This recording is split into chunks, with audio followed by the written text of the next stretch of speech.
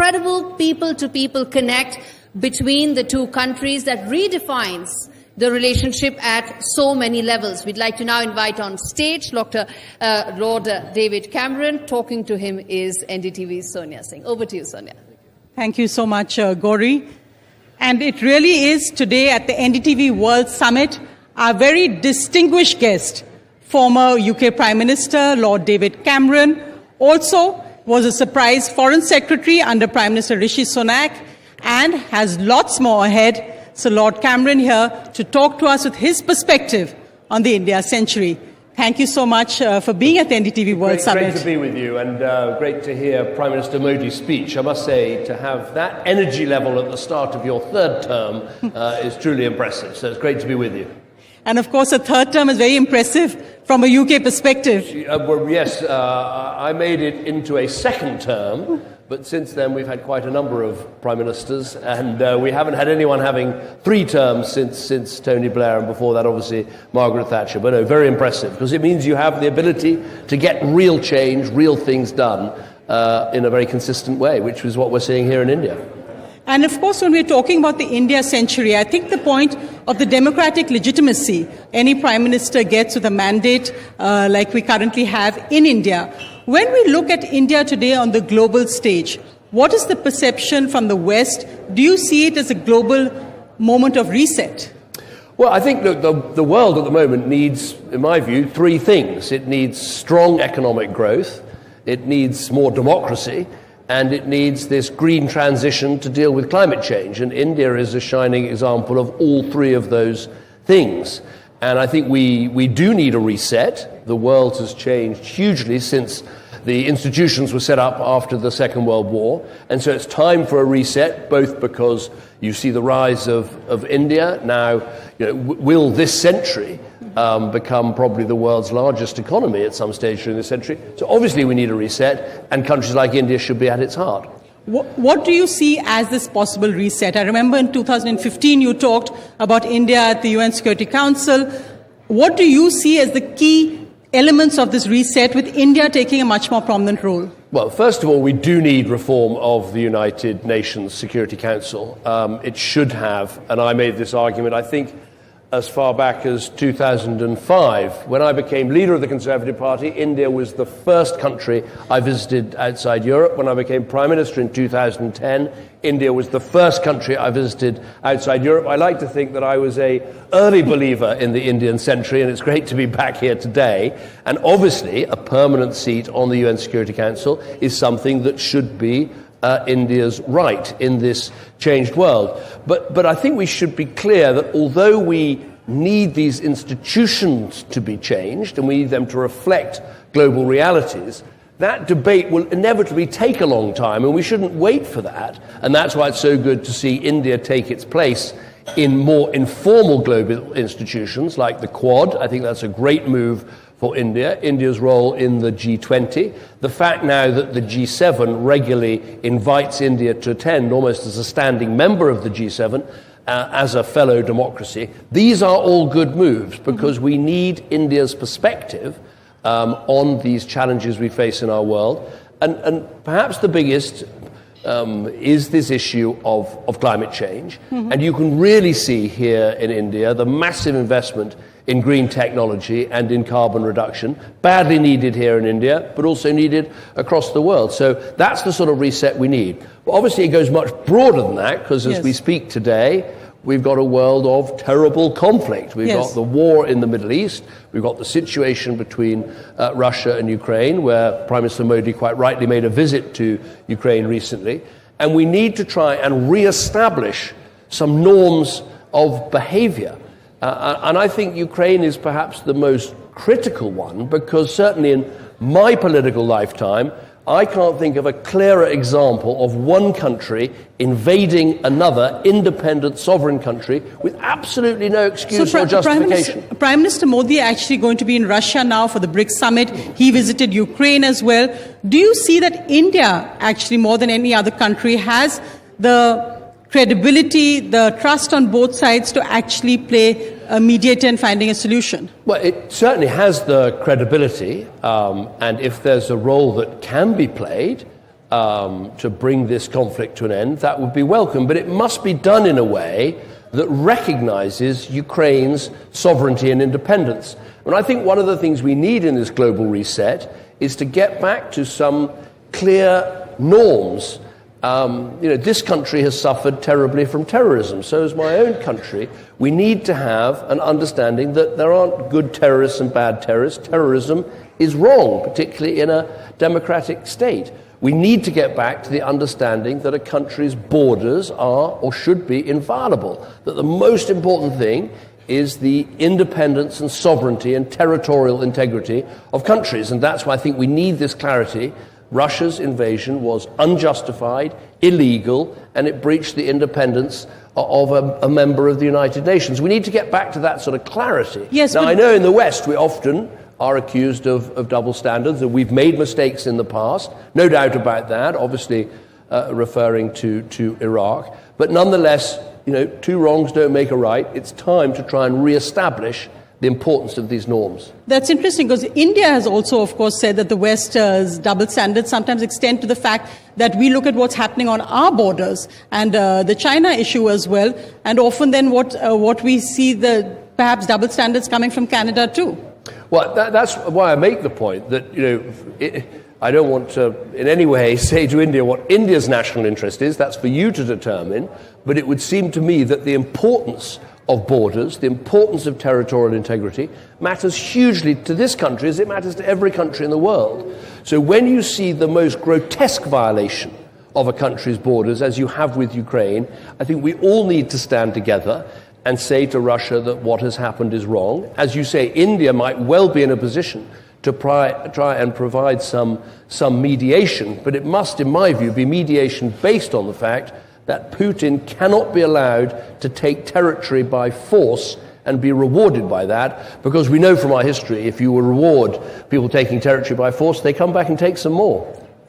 Just to take that point and shift really, that where do you think, and Prime Minister Modi also made this point, that he came to the UK in 2015 and you were with him at that Wembley Rockstar reception.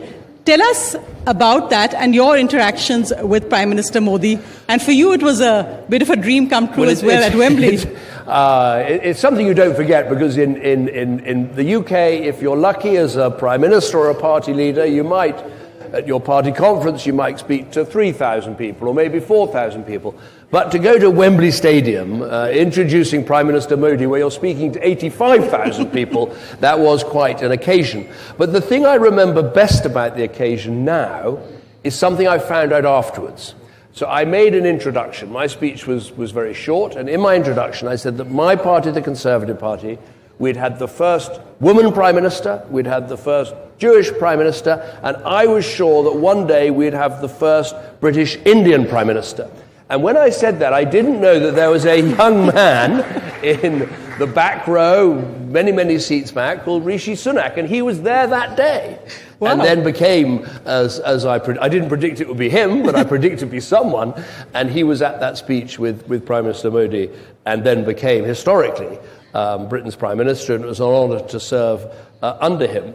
Prime Minister Modi made a very powerful speech. I remember he was talking about the relationship between Britain and India and the importance of our collaboration, and he had this great riff on tea, movies and finance, and it was Brooke Bond, James Bond, Rupee Bond. And I remember that. I thought it was a very snappy soundbite, but it was a great occasion. It was great to welcome him, and I think it really did sort of cement what I've been trying to do since 2005, which is to say that India and the UK should have a special partnership. Obviously, there's a huge amount of history that we have to come to terms with and get over, but the links of language and culture and people and interests, and I think values as well, the world's largest democracy and one of the world's oldest democracies, we do have some very strong common interests, and we should work to expand them. Tell us a little bit about Rishi Sunak, because, of course, in India it was a moment of great interest and pride when somebody who's of Indian origin became Prime Minister. But you made a surprise return as Foreign Secretary. Why did he do that, and what was it like working with Rishi? Well, I admired him. I thought he was a very good Prime Minister. He's extremely hardworking, highly intelligent, very capable, a brilliant chairman, very good at bringing people together. And he asked me to be Foreign Secretary, and I almost surprised myself by saying yes immediately. But it was a time which we still have with the situation in Ukraine, the situation in the Middle East. It seemed to me someone who'd been Prime Minister could play a role in that, and it was an honor to be asked. I think generous of him to ask me, and reflected that he was keen to have experienced people around him. And he was highly capable. He had a very difficult inheritance. We'd had this year of three falling like dominoes. I think the year of three prime ministers was probably impossible to recover from, but Rishi brought stability. He got inflation down from 11% to 2%. He strengthened our relations with Europe through the Windsor Framework. He reached out to countries like India and built strong partnerships. He did a good job in his time, and he should be proud of that. But I think we can be proud of the fact that in Britain, someone whose parents had arrived in Britain from India, that, within 2 generations, he's got the most important job in the country. And I think that reflects well on Britain. And to be fair to Rishi, would always say, the great thing about Britain is how unremarkable it is. Mm-hmm. And I would always say to him, no, it is remarkable. It's a great testament to our country and to your talent that this is possible and that this has happened. And I was proud to serve with him. Absolutely. And who knows, with Kamala Harris, so Indian origin politicians having a bit of a moment. Let's see how that goes. But just to ask on the greater relationship, because of course, Prime Minister Boris Johnson promised there would be an FTA by Diwali. Many Diwalis have come and gone. We've got another Diwali soon. Yes. When do you actually see that happening, and what's holding it up? Well, actually, this is one promise Boris made that I hope... actually, I won't get into that. Is it the only one you agreed with? No. I really agree with it. It is a pity it hasn't happened. I think it hasn't happened for a good reason, which is Britain and India, I think, both understand that you only get one chance to make an FTA. So if you've got to make it, you've got to make it a good one. And that means both sides have to put more on the table. We're only going to do this once. And my plea, which I'll be making to the Foreign Minister this afternoon when I see him, is the deal. Britain is one of the most pro-free trade countries in Europe. When we were in the EU, we were always the ones pushing for the trade deals. So I think there's an opportunity for India. The deal you do with us will be the shining city on the hill, as it were, for what the EU might subsequently do with India. So let's make our deal as good and as big and as generous. Of course, we've got to cover Scotch whisky, we've got to cover IT workers from India. We know what the big wins are, but let's make it big and generous, because we need inward investment into the UK and trade with India, hugely beneficial to us. But also, India needs, whatever, 10, 12, 15 million jobs being created every year, good jobs from good businesses investing and growing in your country. So it's win-win, but we should both put more on the table. We should both take a bit more risk, in my view, and take some political risk, including domestically, because ultimately this will be a win for both countries and a big win for India, because it'll set the standard for your deal with the EU. You talked, of course, of the geopolitical shifts and India's new status really at the high table. But when we look at the moment, perhaps, where the West perception shifted of India, when do you think that actually happened? Was it India's strong insistence on going the India way when Ukraine happened? The UK, the US weren't very happy with that in the beginning. When do you think the perception shifted of India being a global player to reckon with? I think it's a difficult question. There have been so many moments in India's recent history which have woken people up to the potential of this great country. I mean, the opening in 1991, the different approach that was taken. I think the moment when it was clear India's population would overtake China, I think that was a very big moment. Obviously, this huge green transition and green investment, that's important.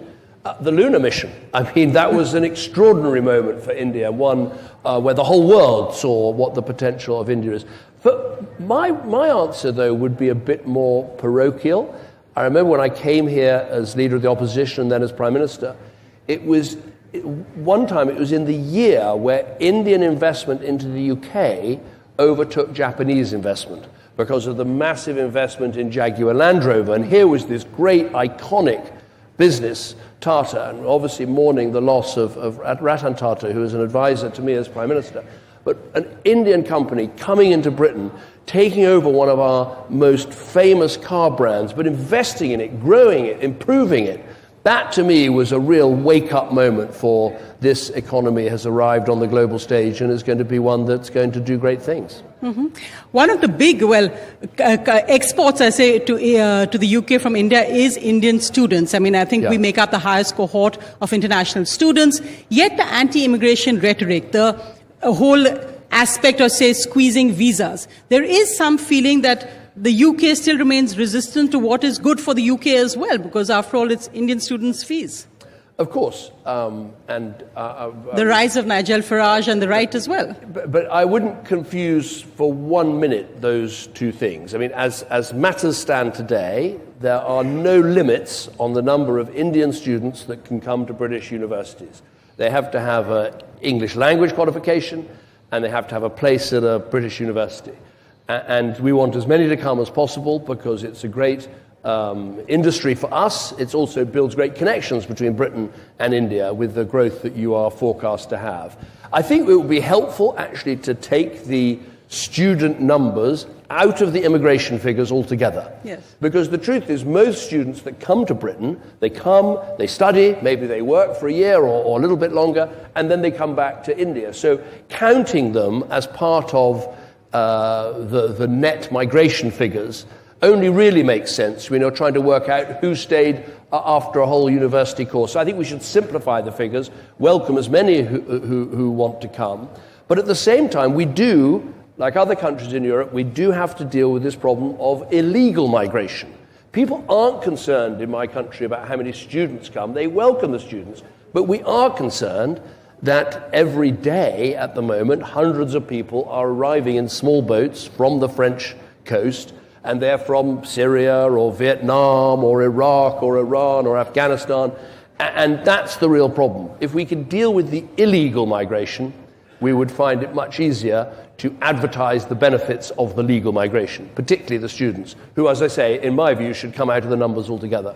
You've been mentioning Ukraine, but just to look at what's currently happening in Israel, the Gaza conflict, you just said recently in an interview that you had actually suggested sanctions on Israeli ministers. Do you stand by that, and do you think I mentioned two specific ministers. In the Israeli government, there are two ministers who, and I've watched what they've been saying, they have been encouraging people to stop aid trucks getting into Gaza, and they've been encouraging violent settlers in the West Bank to continue their attacks on the Palestinians that live there. That is unacceptable. And my argument was that I was looking at that as Foreign Secretary. I didn't quite have time to do it before my time came to an end.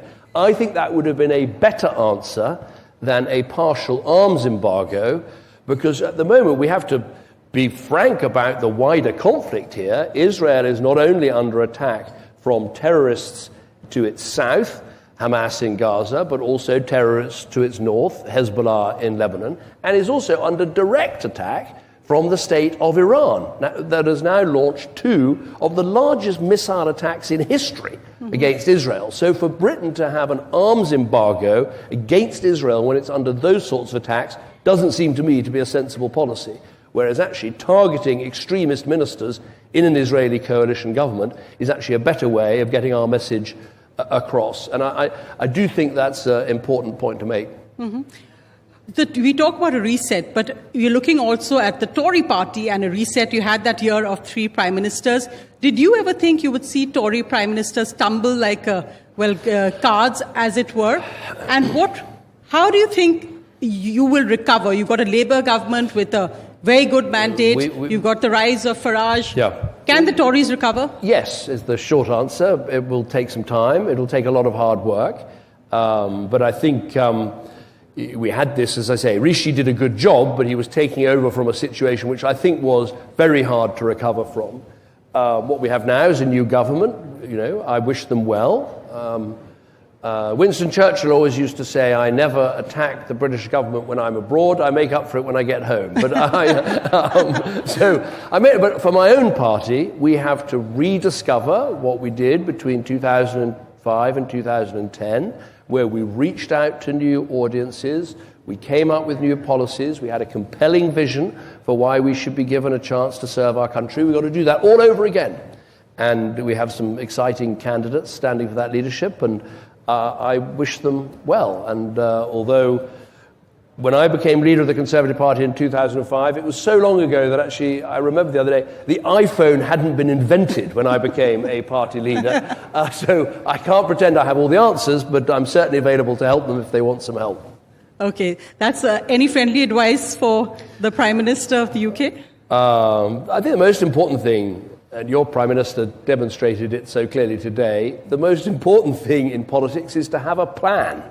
Have a very clear plan for how you're going to grow your economy, how you're going to improve the infrastructure, how you're going to do the green transition. Because what you find in politics is that you become Prime Minister, and then everything hits you at 1,000,000 miles an hour. And if you don't have a very clear plan about what you want to do, you get endlessly distracted by the short-term problems and difficulties. So, and I think what we've seen with Prime Minister Modi is such a clear plan about green India, about clean India, about made in India, about technology and the future of your country. There's a plan. Mm-hmm. And that's what we need in Britain to get our growth rate up, to get our infrastructure better, to get the green transition right, a clear plan, and then stick to it as much as you can. Democracies are noisy and difficult and disputatious, and that's important. That's what we love about them. Mm-hmm. But the more you have the plan, the more you can get back to it as soon as the noise abates. So, Lord Cameron, shifting away from all the geopolitics, soft power, and India's soft power is a huge asset currently. Tell me, who's your favorite Indian cricketer? I know you're a cricket fan, and so from the English side, you may not watch. I'm so old that I grew up watching Bishan Bedi. But I suppose the moments I've watched great cricket players, I watched Rahul Dravid score an amazing century in the UK. I remember that very clearly. I remember sitting with John Major, actually, another Conservative Prime Minister who's even more cricket obsessed than I am. And he said, watch this guy, he's really very, very good. I think in Virat Kohli, you had an extraordinary leader. Mm-hmm. Sometimes you can see, as we have done now with Ben Stokes, our captain, just incredible leadership on the field and inspiration. And I think you had that with Kohli. So lots of great cricket players to watch. And obviously some very good British Indian talent coming through. Yes. You may see in years and decades to come that you'll see more and more British Indian players coming on and taking on India and hopefully winning. A British Indian captain. And we won't mention New Zealand, the test at the moment. I'm going to stay out of that. Have you ever watched a Bollywood movie? I had the great pleasure of meeting Aishwarya Rai when I was Prime Minister. And I like to think the film's actually called Dev Das rather than Dev Das. But I'm a big admirer of hers and that extraordinary Hollywood family. I suppose the most recent film I've watched about India was Hotel Mumbai, which is such a harrowing portrayal of the terrible events that happened there, yes, and a reminder of how your country has suffered from terrorism just as we have done. And I think it's one of the things that should bring us together is recognizing that, yes, we've got a war in Ukraine, we've got wars in the Middle East, but we still have this challenge of defeating extremist Islamist terror, which affects your country, affects my country, and we should never forget about how many lives have been lost from that, certainly in the time when I was Prime Minister, not just in the UK, but around the world. But the problem still exists. Yes, absolutely. And finally, well, I know Indian food is now, British food, but your favorite Indian dish, and do you like it medium spicy or extra hot spicy? Well, one of the things in lockdown, I thought I must do something useful, so I taught myself how to cook curry. And my speciality is a Kerala fish curry. Okay. I had a wonderful holiday in Kerala many, many years ago with my wife, just around the millennium. And I remember the food being amazing, and so I can now do my very own Kerala fish curry, and quite hot. Okay. Lord Cameron, it's been absolutely wonderful to talk with you. And as you say in politics, never say never. We look forward to what's your next avatar in British politics. Thank you very much. It's been great being with you. Thank you very much. Lord Cameron. Thank you, so much.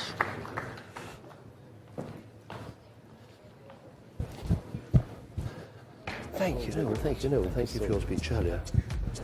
Fantastic. I think we covered some good ground.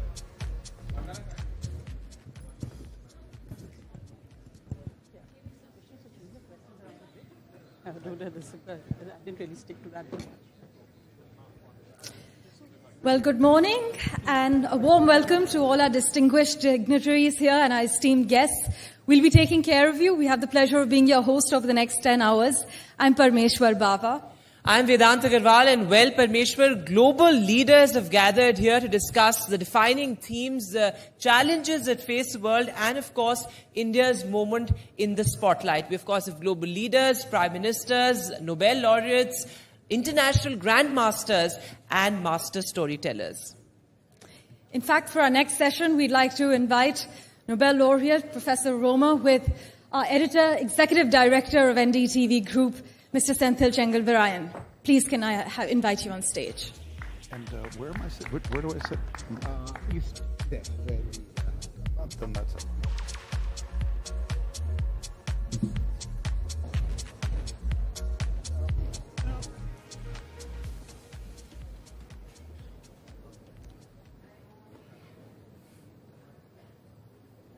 Do I wait for that to be taken off? Okay.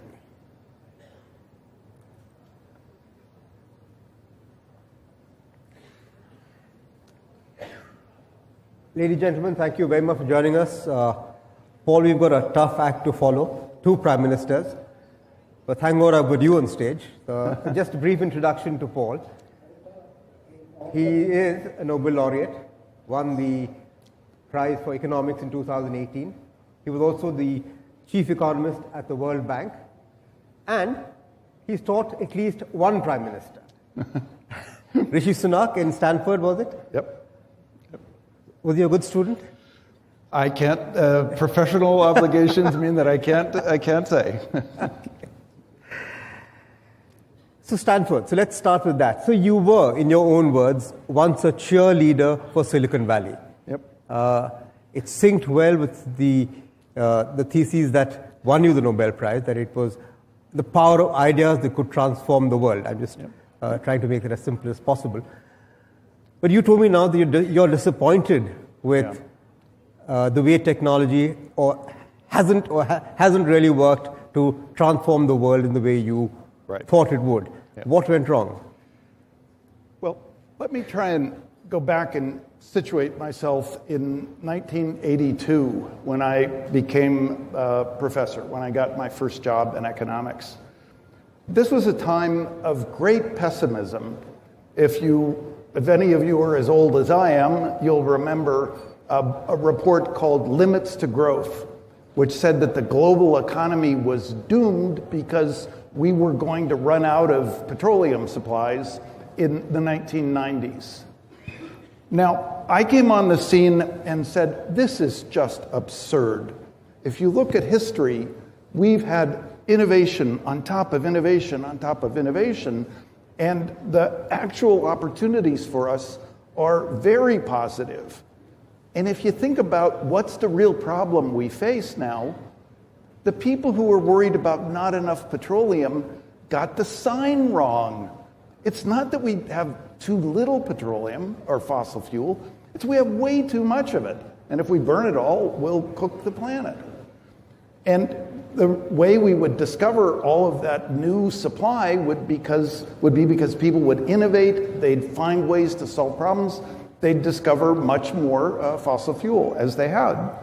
So when I saw Silicon Valley starting to seize the opportunities with digital electronics, I said, the sky is the limit here. We'll have all kinds of things we can do in the future that we couldn't do before. And that optimism about what we can do with the technology is still correct. I still believe that. And I believe it about a problem like climate change. We can decarbonize our electricity supply. We can find ways to still have growth, still have improving standards of living, and protect the planet. We'll discover ways to do that. But what's the disappointment? The question is, if we're given opportunities, what do we decide to do with those? And with the opportunities that we were given in the United States with digital technology, we have wasted, squandered a really phenomenal opportunity. And the way to see what we've lost is to compare the success in India with the way technology has been used in the United States. I think the initiative... Let me just interrupt you here. Yeah. But if you ask the companies in Silicon Valley, they'll say, where is the lost opportunity? We've become the 4 or 5 most powerful companies in the world. The companies who have for the last 15 years dominated the US stock markets, never happened before. Yep. And so no signs of slowing. Okay, well, let me give you my the conversation I have back and forth with them. When I said before that, look, historically, one of the signs of the dramatic improvements in standards of living is steadily increasing life expectancy across countries, across time. And so then I talk to the Silicon Valley types and say, life expectancy has stopped increasing in the United States. It's actually falling. And then they say, oh, well, no, we don't want to use that measure anymore for progress. We want to use something else. And I'm saying, no, if that's the measure that we picked in the beginning, you got to stick with it. And by that measure, something's really gone wrong in the United States. People are not living as long as they did before. So how can it be that we've had a technological revolution and people aren't living as long? It's because that technology has not been used to improve the quality of life. And then you see what Aadhaar has done by not just making it easy for people in this room to make digital payments, but taking hundreds of millions of people who had no existence in the formal state. They had no document, no birth certificate, no driver's license, no official document of any kind. They didn't exist in the eyes of the modern state. Aadhaar made them real, gave them existence by giving them a number. And then all kinds of things have been built on top of that.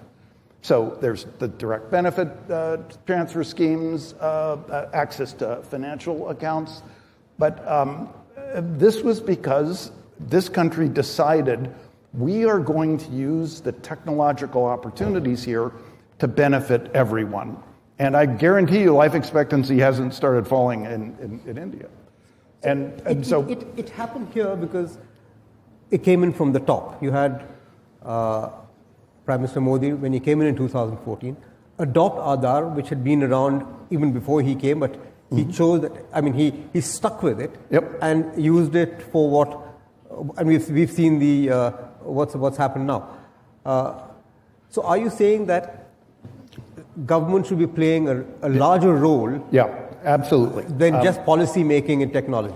I'm saying that, and I think economists have done a huge disservice to the world by just repeating mindless assertions about the government is the problem and the market is the solution. That's just not true. So let's talk about something practical. How am I here? I got here because I could go to the airport, get on an airplane, fly here at minimal disruption and very safely. Why is it possible that I can do that? Well, there are all of these technologies of the jet engine, the GPS navigation system, the aeronautical insights about how to design the wings of an airplane.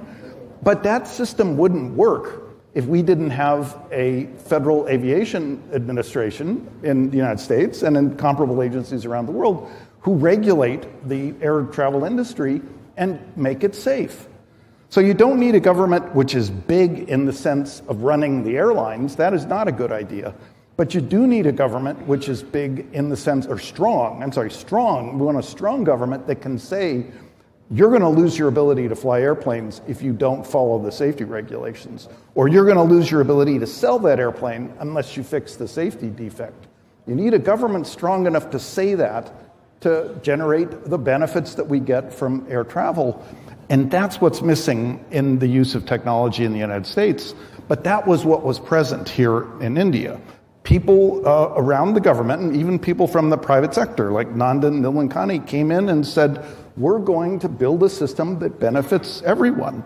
And we're going to follow certain principles. And it was really a kind of a masterpiece of design in the sense of, just like the GPS system, Aadhaar solved only one problem. Present a person to me, and I'll tell you what that person's number is. That's all it did. Just like GPS, all it does is tell you what are your coordinates on the surface of the Earth.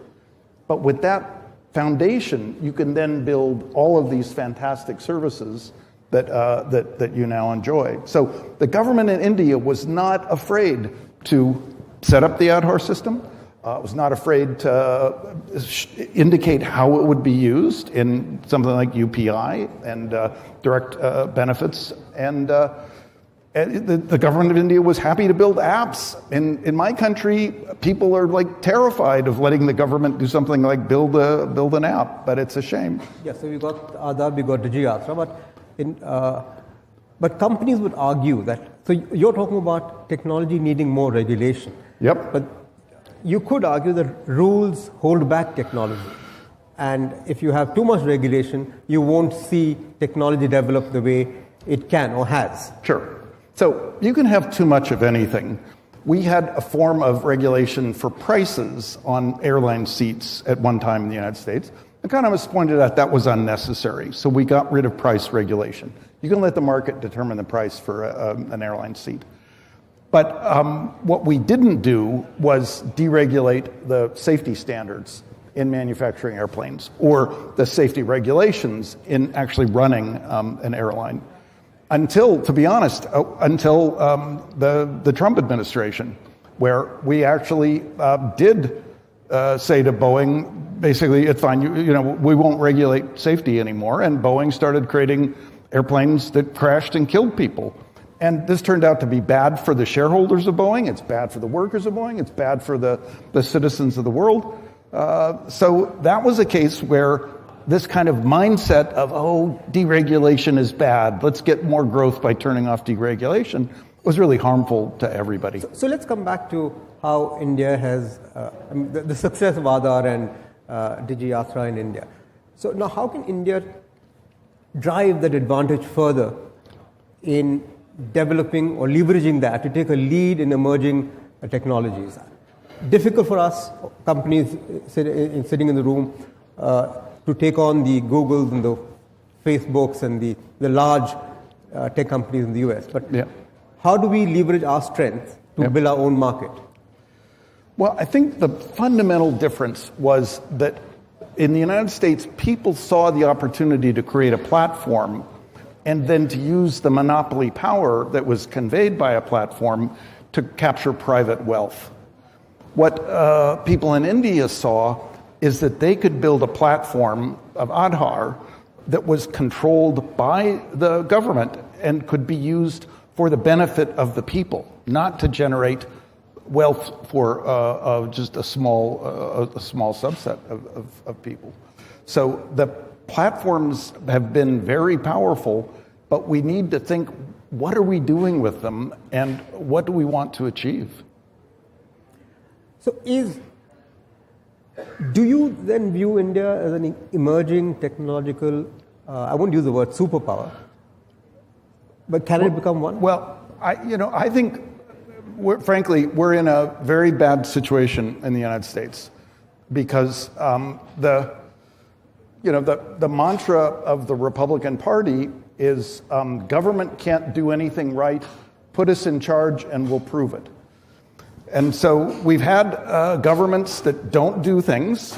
We've had governments that stop doing things like regulating Boeing. And that's led to this perception that the government can't accomplish anything. We've had other trends as well. The judiciary increasingly tries to micromanage everything the government does. And so people feel like the government can't get anything done.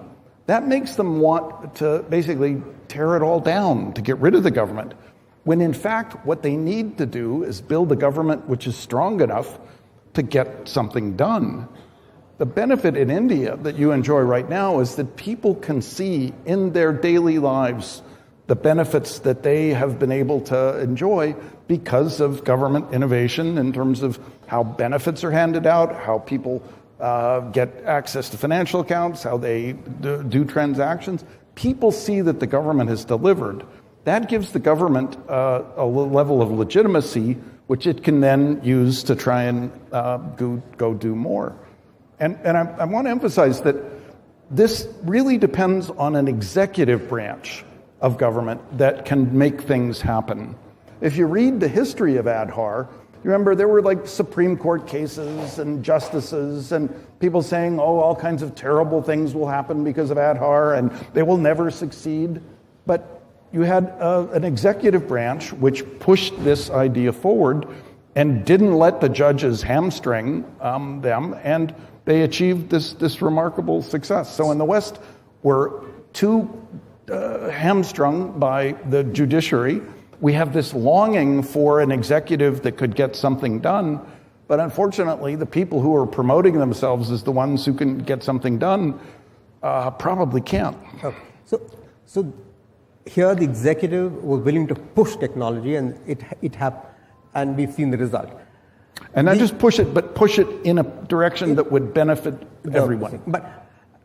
So technology and urbanization, those are your two pet themes, and you've said that urbanization is the fundamental engine of economic growth. It's something is very, very close to you, and that's something when Prime Minister Modi took over in 2014, he spoke about 100 smart cities. So clearly, you were in sync on that. You came and met him in Gujarat when you were Gujarat Chief Minister to talk about urbanization. No, I came. It hasn't taken off the way we would have liked. So, to be honest, I predicted privately that when Prime Minister Modi moved to the national government, he would be disappointed by his inability to continue the kind of successes he had achieved in Gujarat. In the national government, you're too far away from the facts on the ground. What's impressive to me is the other achievements that he has been able to push forward, like in the digital space. But the big question for India right now is how do you get the momentum back on urbanization? How do we do that? And successful urbanization was a very important key to the success in China. India needs to take advantage of the potential there. The challenge with urbanization is land assembly. If you can assemble a large enough parcel of land, you can take that land, which is worth very little, and turn it into land which is phenomenally valuable by creating a modern city there. So by land, I mean something like 1,000 square kilometers, say 30 by 30 kilometers. Not huge by the standards of a nation the size of India, but in a country with a whole history of private ownership rights of land, it's extremely difficult to assemble a parcel of that size and say, okay, we're going to build a city here. I think India needs to get clever about figuring out how to do that. Before we get to the problem, can you just explain to us why you think, or why do you call urbanization as the prime engine of growth, of development? First, if you just measure the location where GDP gets produced in all over the world, it's very much concentrated in urban centers. There are a few things like land, like agriculture and minerals that require the land resources of land, but all of the other value is produced in cities. So absent impediments, all of that activity will move into cities. And this is a reflection of the thing I first studied, which is the power of ideas. When you can share ideas and work with the ideas of others in a connected urban environment, you can produce much more value than if you're off on your own. So the future will be almost entirely urban. 90+% of the population will be in urban centers. But you need to expand the total amount of floor space in urban areas to accommodate all those people. And every country in the world right now is having trouble increasing the supply of urban floor space. So how do you increase that? I mean, will the market ultimately solve that, or would you need regulation? Do you need policy? What we've seen is that the market cannot increase the supply, and so what's happened is as the demand for urban floor space goes up, the price goes up, but the supply doesn't respond. And the reason the supply doesn't respond is because there are many levels of government now which stand in the way of someone who wants to build a new building, increase the height of the building on a particular plot of land, convert some land from agricultural into buildings. So it's the government, frankly, which is in the way of the increase in the supply of urban floor space that everybody in the world needs. But here the government headed by a person who's convinced that urbanization is the way to go. And yet, he finds it difficult to push it. Yep. Well, this it just tells you how difficult the. Yeah. So, what would you advise him to do? Yeah. The dilemma here is that the big gains come from letting millions of people cooperate with each other to produce value in a city. But getting millions of people organized to go in a particular direction is very, very challenging. The thing that I think India should be doing is first trying to make it possible to increase the breadth of urban development in existing cities, increase the height of the buildings in the existing built area, but those two measures enough will not keep up with the demand. So you need to be thinking about entirely new cities that you could build. Now, the economics of this is really interesting. You take 1,000 square kilometers, like let's say the land of Singapore, that was worth essentially nothing when Malaysia gave it away. Lee Kuan Yew built a successful city in Singapore that meant that land was then worth $1 trillion US after a few decades. Just the land. Just the land. Yeah. So there's buildings you had to build, and there's people doing work, but just the land goes from being worth nothing to $1 trillion. With $1 trillion of gain, you can finance a lot of investments to make the city succeed. And Singapore became the first non-oil sovereign wealth fund, the holder of the first non-oil sovereign wealth fund, because it took the gains from the land that the government owned and invested them on behalf of the citizens. So what India needs to do is to figure out how to mobilize the people who own all the pieces of land right now that can't agree on anything, assemble a parcel that's on the scale of, say, 1,000 square kilometers, which could host about 10 million people in a new city, and then offer them, you'll each get a proportional share of the $1 trillion in gain that we can build from just letting a city emerge here. But you all have to stop retaining a veto right over exactly what happens in your parcel. We have to be able to lay out, streets, and we got to put in sewers and provide for the public space. It's a very straightforward process once you assemble the land. Now, I don't think when Lee Kuan Yew took over Singapore, he used eminent domain to just take the land of the whole island. The Prime Minister can't do that. But what he could do is run a contest between the various states of India and say, we, the federal government, will reward the first state that finds a way to get a consensus and assemble a parcel of 1,000 square kilometers and devote it to new urban development. If you started that as a contest, instead of having states resisting an initiative like this, you'd get them running to be the ones that win and become the new Hong Kong, the new Singapore, the new Shenzhen in some part of India. So the economics of this are not hard, but the politics are challenging, and this is where leadership could really make a difference. Moving on, you're credited with the quote that a crisis is a terrible thing to waste, a terrible, horrible thing to waste. Right. What, to your mind, is the biggest crisis facing us today? And what's the opportunity? Yeah. Is it climate change? Is it? So, climate change, to be sure. We could use climate change once again to commit to this notion that if we just create incentives for people to solve a problem, we can solve it, and we can solve it really at no great cost in terms of the quality of life. We need to have a mechanism if we want to, for example, get people to innovate in a way which decarbonizes the energy supply.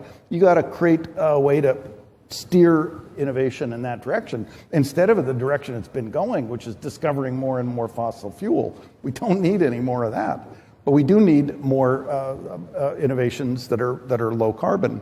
We could commit to innovation will solve this problem. Let's just create the incentives for innovation and go forward with it. And we could get out of this doomsday kind of scenario thinking that where things are hopeless and that there's nothing we can do. It's all in our hands. We can solve that problem. So the opportunity there that we shouldn't waste is to say we can fix this if we just set our minds to it. Now, let me say one other crisis that I think is really kind of looming where India, I think, could be particularly important. China and Russia both want to go back to a world of empires where the sovereign state, if you were listening to David Cameron, he was speaking as if it was obvious that everybody agreed that there's a notion of independent states with sovereign borders. That's not the way that people who want to go back to empire think of things.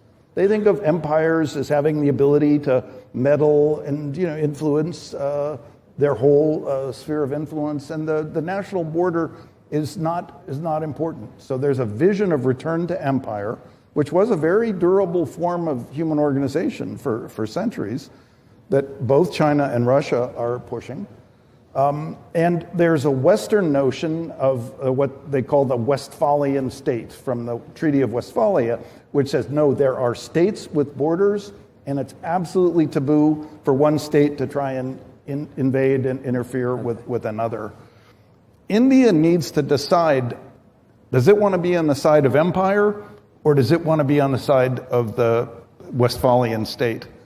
And I think India might be able to stand up and say, we remember what it was like being part of an empire, and we didn't like it. So we want to stand up for the importance of the sovereign state as the organizing principle going forward in the world. If India takes that stand, it could really decisively tip the balance, which might otherwise go in the direction of, okay, well, China will have its imperial sphere and Russia will have its, and they'll just meddle and influence in surrounding countries, and we'll just go back to that kind of world. You really think so? I do. Yeah. So one final question. Frankly, the United States had been a strong supporter of the Westphalian states, but the United States may not be as decisive in decades to come. So the world needs You to... have been fairly pessimistic about the position of the United States. Yeah. What's led to that? And well, as I told you, I just look at the facts, and the facts are that we're trying to decide right now whether the most powerful nation on earth should be led by a former federal prosecutor or a habitual criminal. And for some reason, that seems to be a hard choice for some people. That makes me very worried about the future of my country. Okay, so we have a large market audience here, so what does that mean for the dollar? Excuse me, what? What does that mean for the dollar? Oh. You were chief economist of the World Bank. You are an economist. Oh, I'll tell you, when I was at the World Bank, I didn't ever try to weigh in on forecasts about the dollar or forecasts about GDP, but I did try to weigh in on one thing. If you look on Wikipedia at the article about Aadhaar, within the first paragraph, there's a quote from me as the chief economist saying, Aadhaar is the most important technological system in the world right now. And so that's the kind of thing where I feel like I can make a better judgment. And I saw right from the beginning how powerful Aadhaar was going to be. What happens to the dollar? What happens to the stock market? I'm not the right person to ask about that. So, forecast for us then the U.S. election, and I'll tell you why you're qualified. You are an intelligent man, very intelligent. You come from a political family. Your father was governor of Colorado. Yep. Your brother was state senator. Yep. So you obviously have your finger on that pulse. So who's winning? I think it's very hard to tell right now who will win. It seems to be very close. And the real question is, why is it so hard? And I think to kind of give some credit for this, think about the fact that people are dying younger in the United States. There's some of this is what they call these the diseases of despair, alcoholism, drug addiction.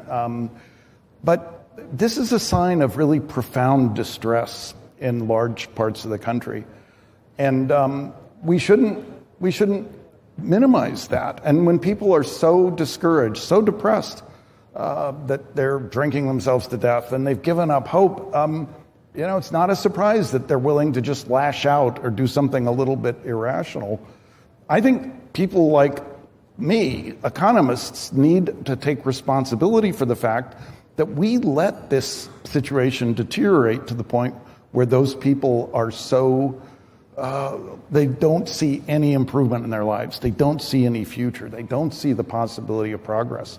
We should have insisted more firmly that growth had to generate benefits that were shared by everyone. We should have developed programs like Aadhaar that did spread the benefits so widely. And we failed to do so, and now we're paying the price. Okay, on that note, Professor Romo, thank you so much for joining us. Thank you. Thank you. Thank you, sir.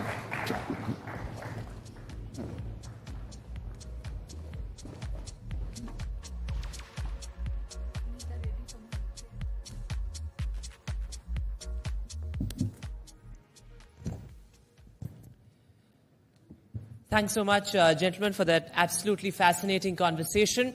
But moving on now, well, along with many other drivers, the India century will be defined by India Inc. as it takes on the world. And who better, Parmeshwar, to articulate this than India's foremost global businessman? Well, for our next session, India Ascends, the India Global Business, I would now like to invite on stage Shri Sunil Bharti Mittal and NDTV's Tamanna Inamdar.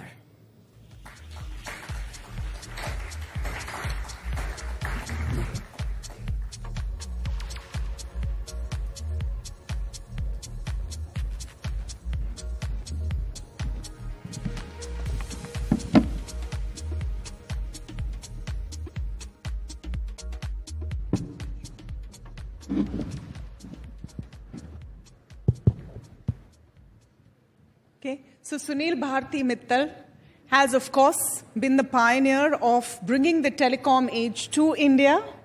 And I think in your latest move, will also save Indians from the biggest pestilence we are facing currently, which is spam calls. So let me start with thanking you for that, Mr. Mittal. Well, thank you. It's a great pleasure for me to be here at the NDTV World Summit. Let's start with this topic. I think most of us have been harassed, if I may use that word, by spam calls, by messages, and it's becoming an increasing nuisance. And in the last year or so, I would say this has really picked up menacing proportions. And to that extent, some solution was much required. And we at Airtel have been working on this for a period of time. And it's hard to, balance the issue of privacy of customers, what they want to receive and what they would like to be blocked. So it's not an easy area to work on. And that's why you needed a lot of machine learning, a lot of AI at work to ensure that we are looking at patterns rather than individuals. And that's how we were able to solve the problem. And it's a completely machine-based, AI-based spam protection setup now we have. Every time you receive a call, first of all, billions of messages and calls are being stopped, which you don't even get to see, which we are 100% certain are coming from wrong places with wrong intentions. But occasionally also still, because we are learning, the machines are learning all the time, there are some suspicion or suspected calls or spam messages which come through, and they are labeled for the customer's benefit, a spam call or a spam message. Yeah. So that is really, to my mind, protecting our customers, and we have received tremendous response, positive response from our large customer base. Okay. Of course, that is just one of the many things Mr. Sunil Bharti Mittal has done. Recipient of India's highest civilian order, a giant in Indian industry. And today, thank you so much, Mr. Mittal, for joining us on the NDTV World Summit. I want to start by asking you about how you look at Indian business and their role globally. For years, India has been seen as the best marketplace, a huge population, a thriving middle class, a country in which every global company wants to come and sell their product and service. But what about Indian businesses going global? Do you think the time of the Indian MNC has now come? Yeah, indeed. I mean, I grew up in the times of severe shortages and restrictions of importing stuff. Very few aspirational consumer products were being manufactured in India. Everything was being looked from outside. If you had some source of affluence, you always wanted, products which were coming from overseas. I think we have seen the transformation of this country, and increasingly so in the last decade or so under our Prime Minister's leadership. India has truly become now a place where you produce locally, you consume locally, and importantly, now you also export globally. It is only natural that given the scope and scale that India is offering, some companies will start to emerge as true global companies or multinational companies. Tatas have always been at the forefront. They took some serious early bets in the European market and a bit in Africa and South Africa mainly. In 2010, we made an audacious move to go into 15 countries in Africa. We added one more later on. We divested two. We are still in 14 sub-Saharan countries. It's perhaps one of the only branded product out of India. So you'll see Airtel in 14 countries in sub-Saharan Africa. You will see it in Sri Lanka. You will see it in Bangladesh. So we are in many countries outside India. But importantly, our latest move of taking a significant stake in two European companies, Eutelsat OneWeb, which is a satellite company. We are the largest shareholder of that company, just under 25%, with the French government and the British government being the other two shareholders. And we have recently made a move on acquiring a significant stake in British Telecom, in which we have acquired 10% and waiting for the permissions to go up to 25%, which we are hopeful should happen pretty soon. So you can see the emergence of Indian companies now on global stage. And the good thing is India's money is welcome. Unlike, I would say, our neighboring country, China's investments, which are being blocked actually, and the money which is coming from the Middle East is being put through a much stronger filter because they are sovereign-backed monies. Western world prefers private sector investment, and India can offer that from here. You are seeing GMR building airports outside. You are seeing Adani now going into Kenya. You are seeing Godrej going overseas, Bajaj going outside, Hero Motors going outside. You are starting to see the emergence of global companies slowly but surely out of India now. Yeah, so the age of the Indian MNC is soon to come. Let me come back to your foray into Africa in 2010. What was the thought behind that, and why did you look at the African continent? Well, you know, Africa has been almost forever a continent of hope. And you keep on, hoping that it'll get better, and you get a setback, you get better. I mean, just to give you a sense, we acquired this company in 2010 when the revenues were about $5 billion. Today, after 14 years, it's still $5 billion in dollar terms. Oh. But had the currencies not gone down, it would have been about $17 billion. So our assessment that there is tremendous amount of growth in Africa held out to be true. So in local currency terms, we have been growing at a rapid pace. Even now, the company is growing at over 20% year on year, which is rare anywhere in the world.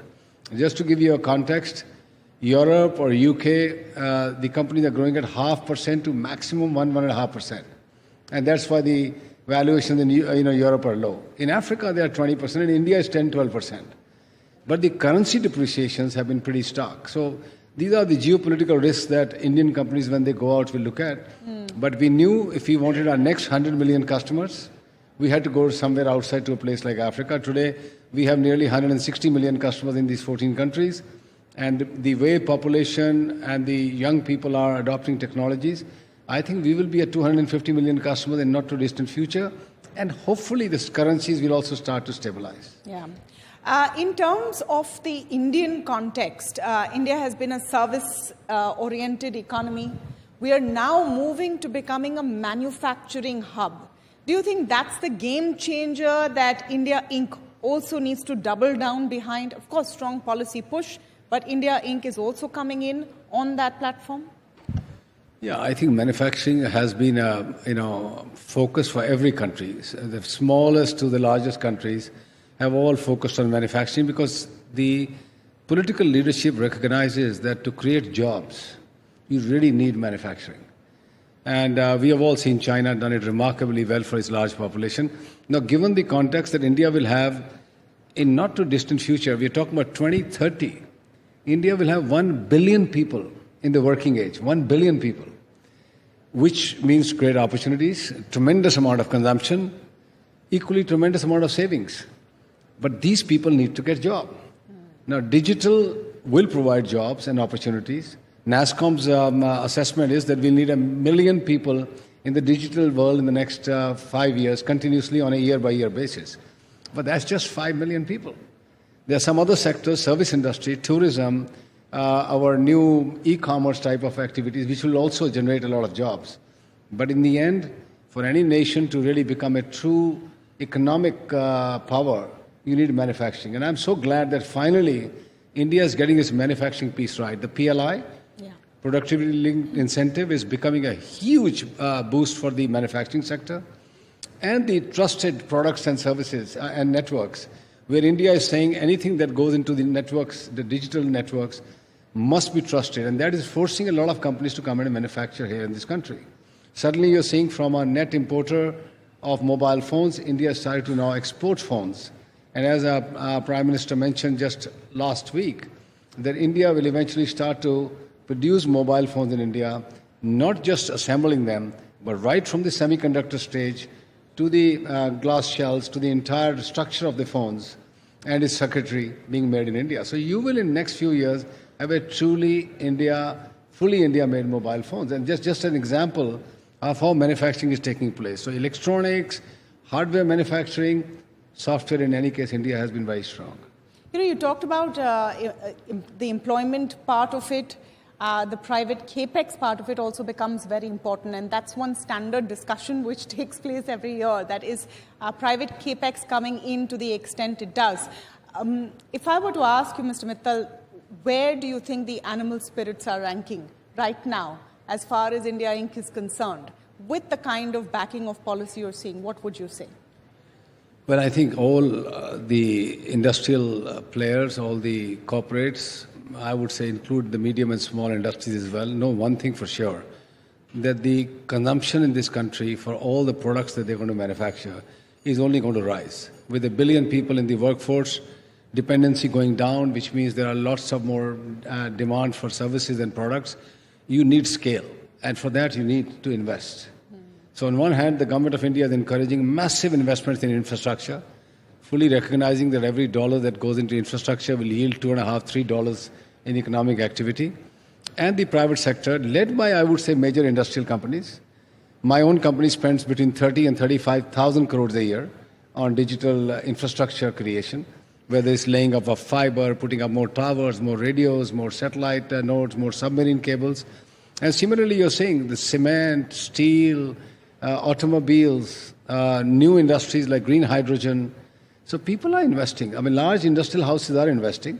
Sometimes I think there's a kind of a feeling that the Indian incorporation or Indian industry is not spending enough to match the government's ambitions or aspirations. Occasionally, sometimes you have overcapacity created and then the prices fall. Right now you're seeing in the steel industry, some dumping is happening from our neighboring countries. So there's a bit of a stress there. But these are cycles which are, to my mind, short in a country like India, which has massive consumption. So I remain very hopeful that you will have very strong supply side investments coming through. So what is the next big investment leg, Mr. Mittal? Is it satellite, enabled digital push for India? Is that the next big dream for you, what you are seeing?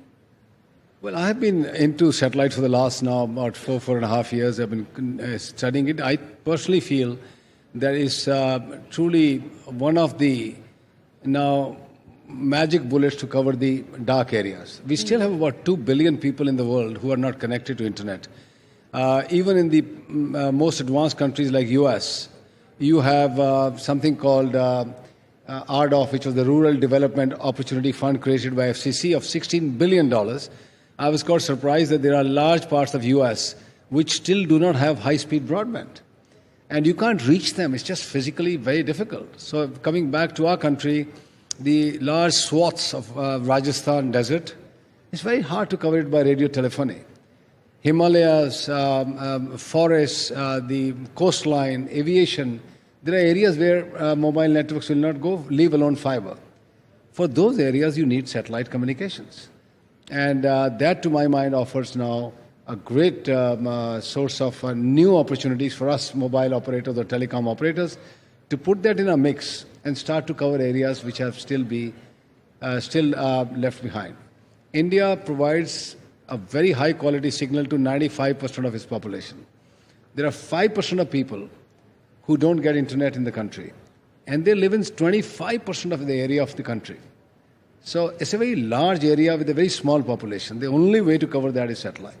Okay, so right now you have roti, kapda, makan, and Wi-Fi have become the needs of the people. You're saying by bringing satellite spectrum into play, you cover this for all of India. Is that the difference that we will see?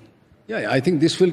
Right now, there's a ground station in Gujarat, in Mehsana, and in Pondicherry. There are 2 ground stations ready to start services. The day government gives us the permission, there will not be a single square inch of this country which will not have a radio coverage. So you just need to raise your hand and be connected. So, I have to ask this question, and it's not about any one company or any one service, but why is it so difficult to have a clear telephone conversation or a mobile phone conversation without being interrupted? While we're talking about 5G, we're talking about satellite, many customers constantly complain about everyone. I'm not just pointing out one, that it's so difficult to make a call. How does that change? Well, honestly, I've not heard this in a long time. There was a period of time that their spectrum was less. Spectrum is now in plentiful. Yes, there are still some issues about siting of towers, especially, I would say Lutyens, Delhi is one classic case where putting up towers is a real problem. For companies that spend tens of billions of dollars on spectrum and spends every year $4 to $5 billion, putting up 2,000 sites in Delhi is a piece of cake. You can do it in 20 days. The problem is siting of towers. Please don't put up on my home or near my place or in my building, but go into somebody else's place. I mean, that's a real problem. Yeah. Thankfully, the new Telecom Act provides for access to buildings or right of way to put fiber in the hands of the mobile operators. Is it working on the ground? Not fully. NDMC, MCD, all have to be sensitized. State governments have to be sensitized. It's just putting in more infrastructure. But the good news is we have some of our friends here from the US. I was just told by our guest who just spoke before me that he pays $100 a month. And I can tell you the US services are significantly poorer than India. And you spend $2.50 a month here, and you get 60 gigabytes a month. You can't use 60 gigabytes a month. There are, I have to say, we are significantly superior than Europe, UK, US, of course, better than African continent. We are behind Japan, Singapore, Dubai. These are 2 city-states, and maybe certainly South Korea. These are, to my mind, are role models where the quality of mobile networks is really superior. Advantage, and I must explain this, siting is not a problem because every building is connected with a fiber. All you need to do is go and put up a street furniture, as we call it, a small little antenna in a building connected to the fiber, and you backhaul it to the radio network. That will take some time here. We just need, as we just heard, urban infrastructure should be a plug and play. I should be able to go and put up on any street lamp a small antenna. Wherever you have a call problem of a call drop or a voice quality, plug it there, put up a small antenna, it's done. It'll take some time. But we are, honestly, I'm telling you, I'm the biggest, or rather the chief complaint officer of my company.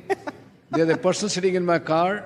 Whenever the call is not going through well, he makes a note. By the evening, we try to resolve it.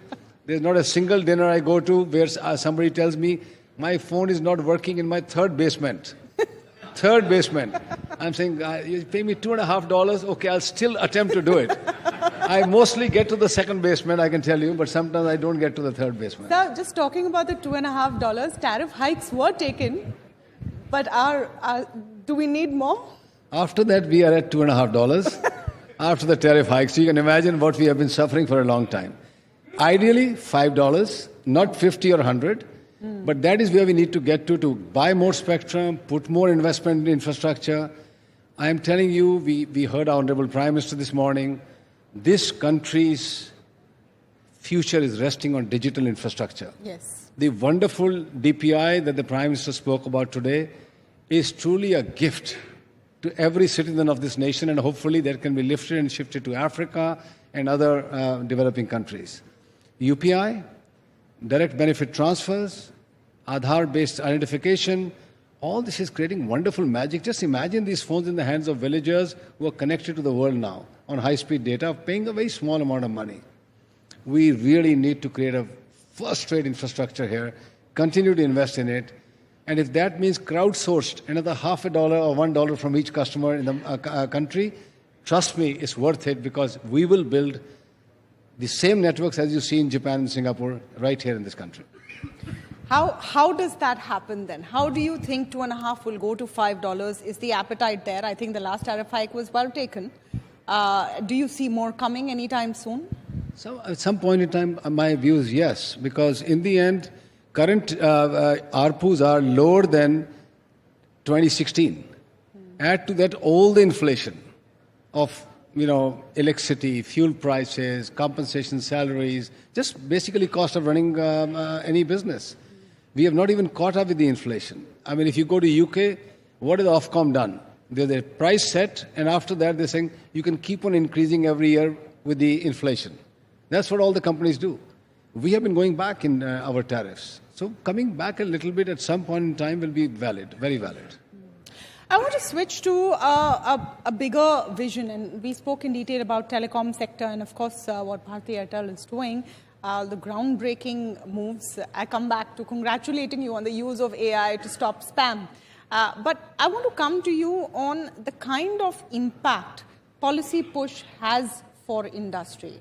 And I ask you from the point of view of something that you have experienced yourself, and you've spoken about this. When in the 80s, suddenly overnight, a business you were in no longer existed because of a change in policy.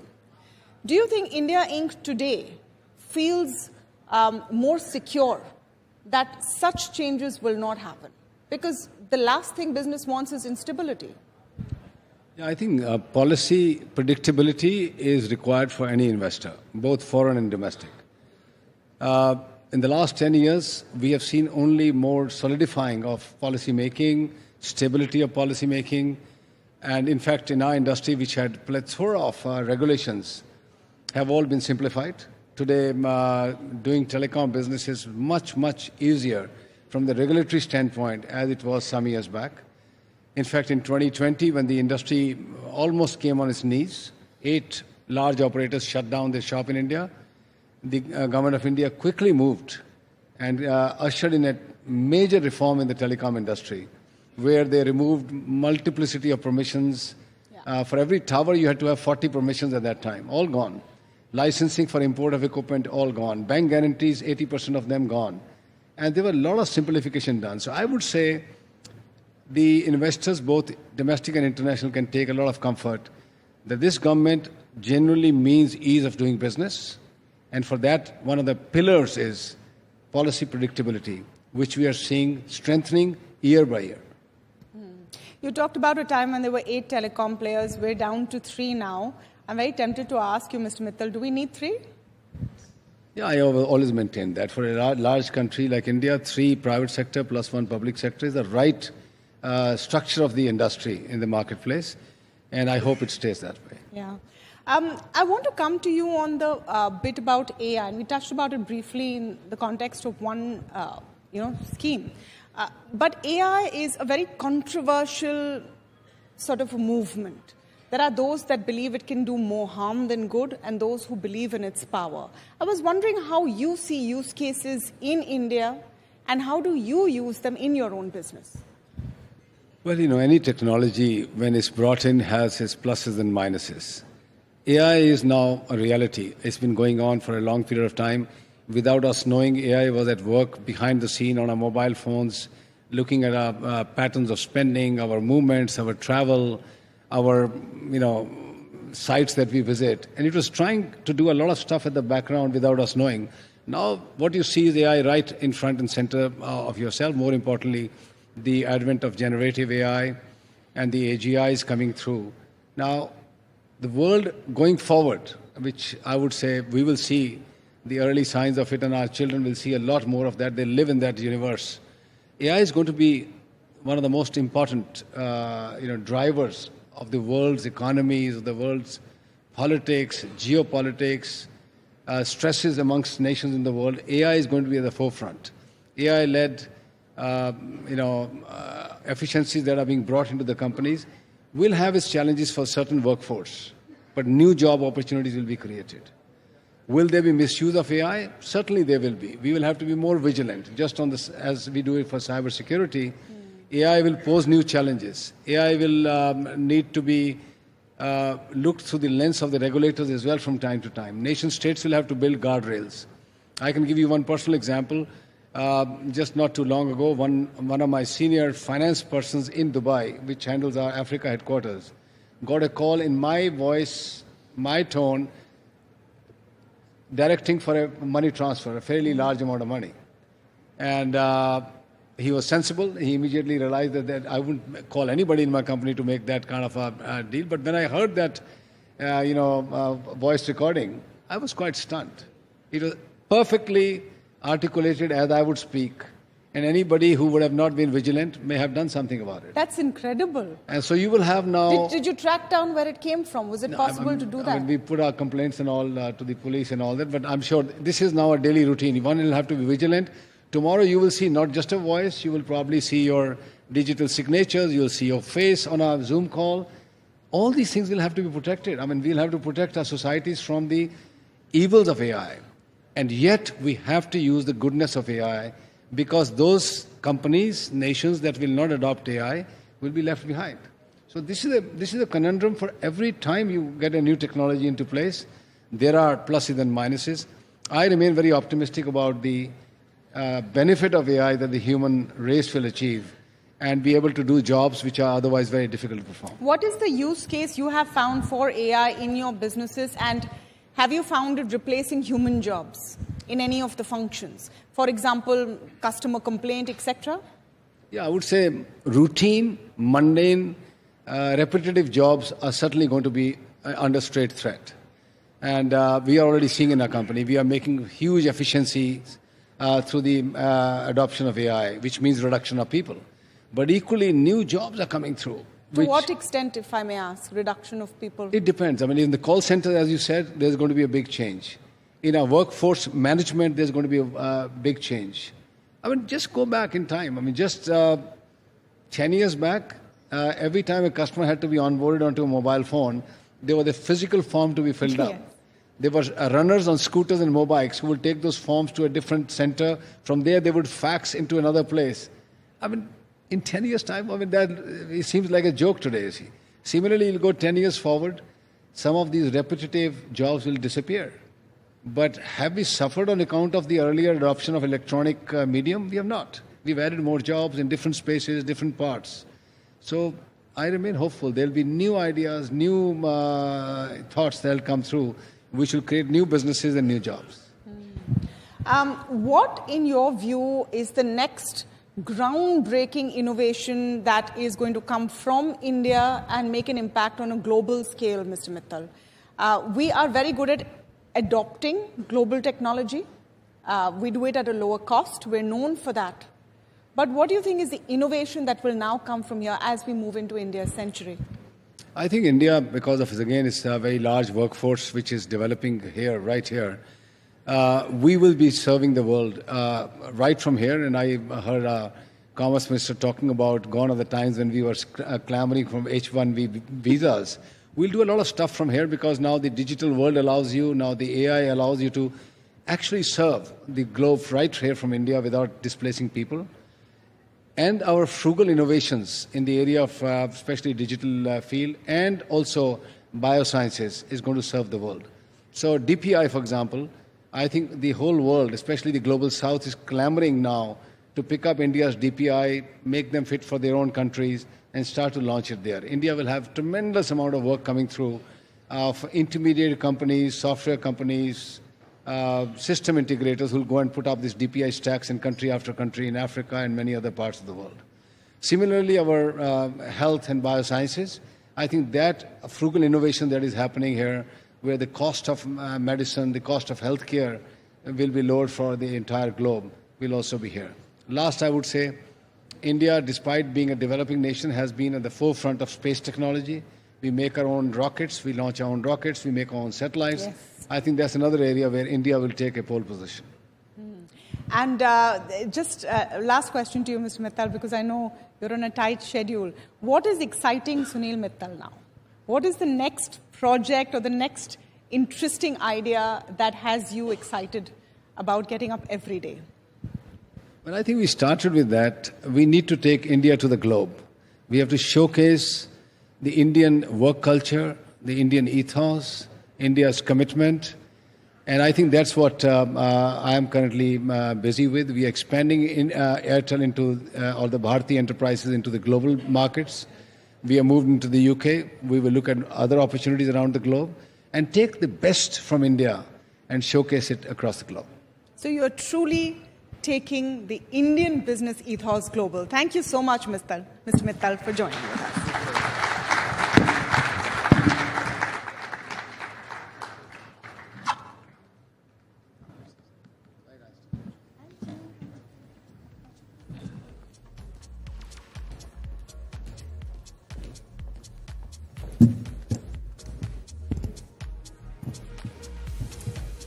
Thank you so much, sir, for that absolutely incredible conversation, how India Inc. is truly taking on the world.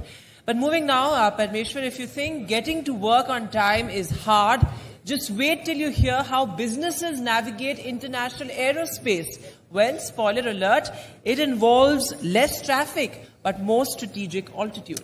Well, to find out more about the opportunities that the Indian aviation sector holds, it's our pleasure to now invite Vikram Rai, CEO of GE Aerospace South Asia, for a keynote address.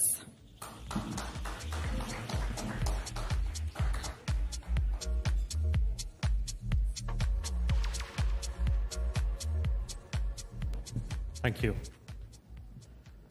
Honorable dignitaries, guests, and my industry colleagues, it is my honor to be speaking here today. As the Honorable Prime Minister said, in a world full of chaos, what is being talked about is India. The India story is being talked about. We are well on track to cross the $5 trillion mark.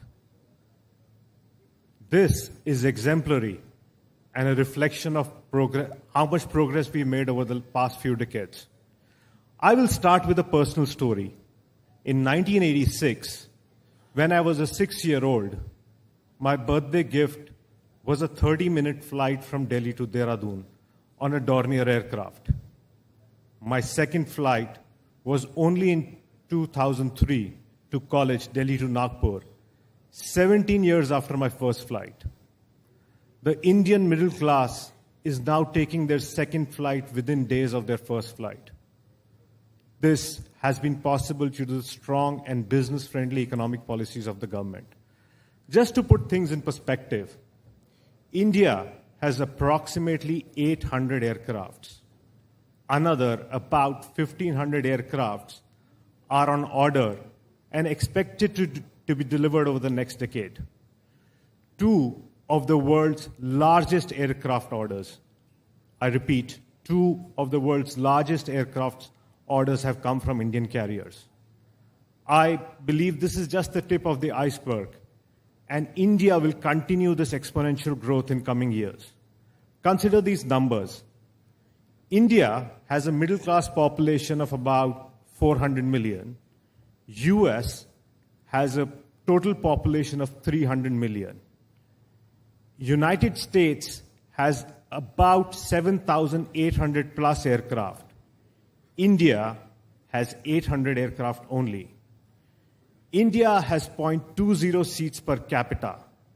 We are fast catching up to mature markets such as China, which is 0.7 seats per capita, and US, which is 4 seats per capita.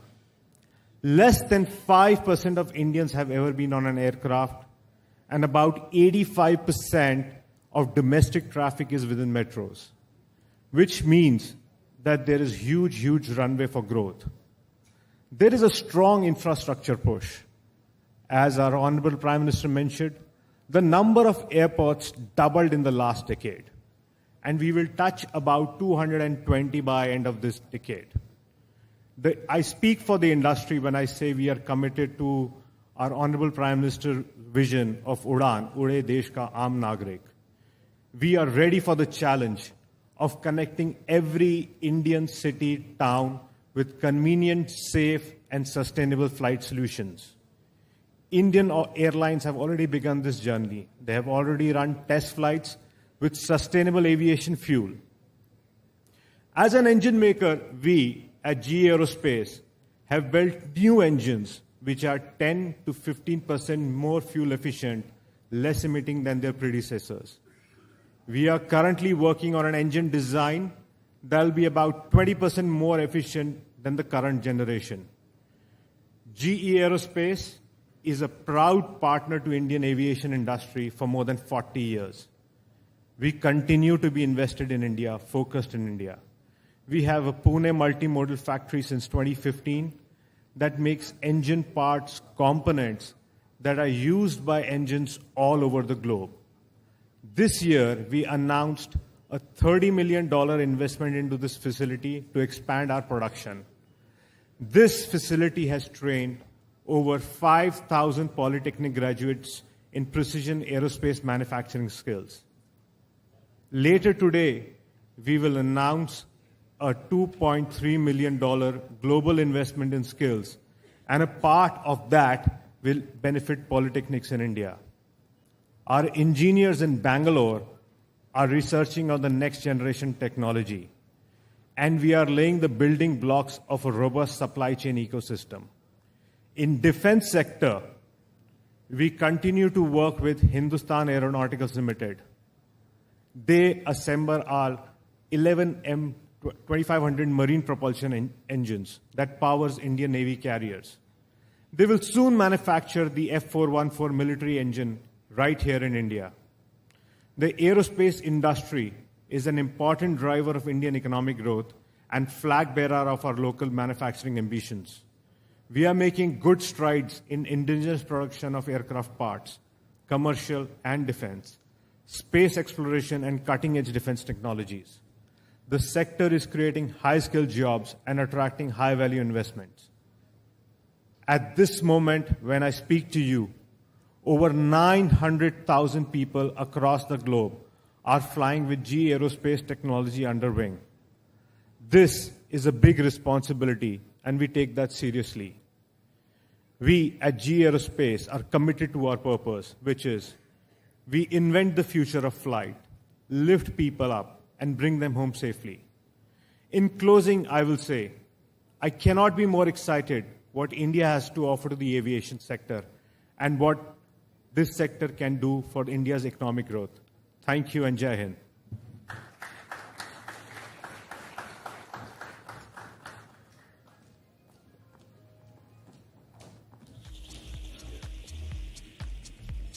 Well, here's to lifting people up in its true sense indeed. Thank you so much, sir, for joining us with that keynote address. And well, as we talk about businesses, big businesses and economic growth and how India Inc. is really propelling the country towards the 5 trillion mark, the race will be marked by disruption and innovation.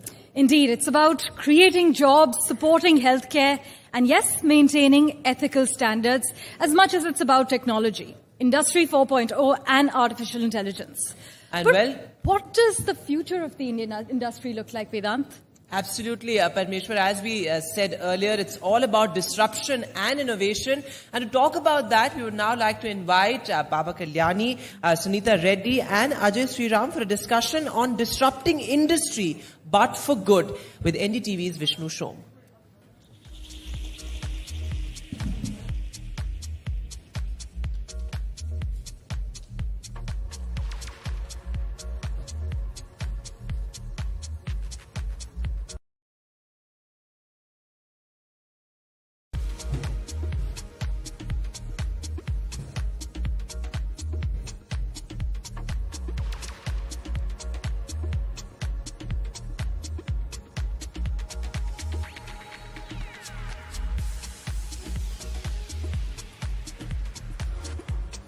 And well, it's going to be an absolutely incredible conversation, Parmeshwar, as innovation, research has become such important pillars of our economic growth as well. The Prime Minister, of course, has also talked a great deal about anusandhan, as it were, or innovation and investing in innovation.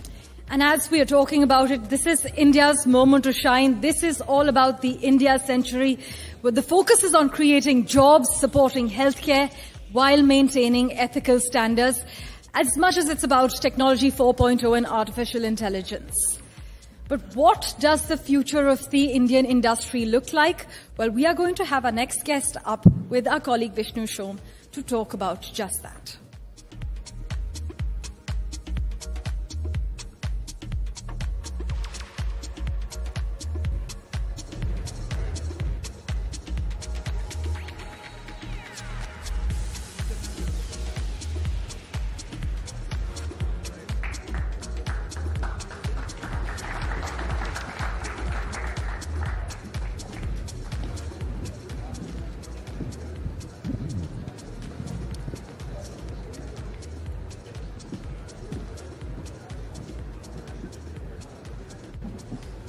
Here you go, ma'am.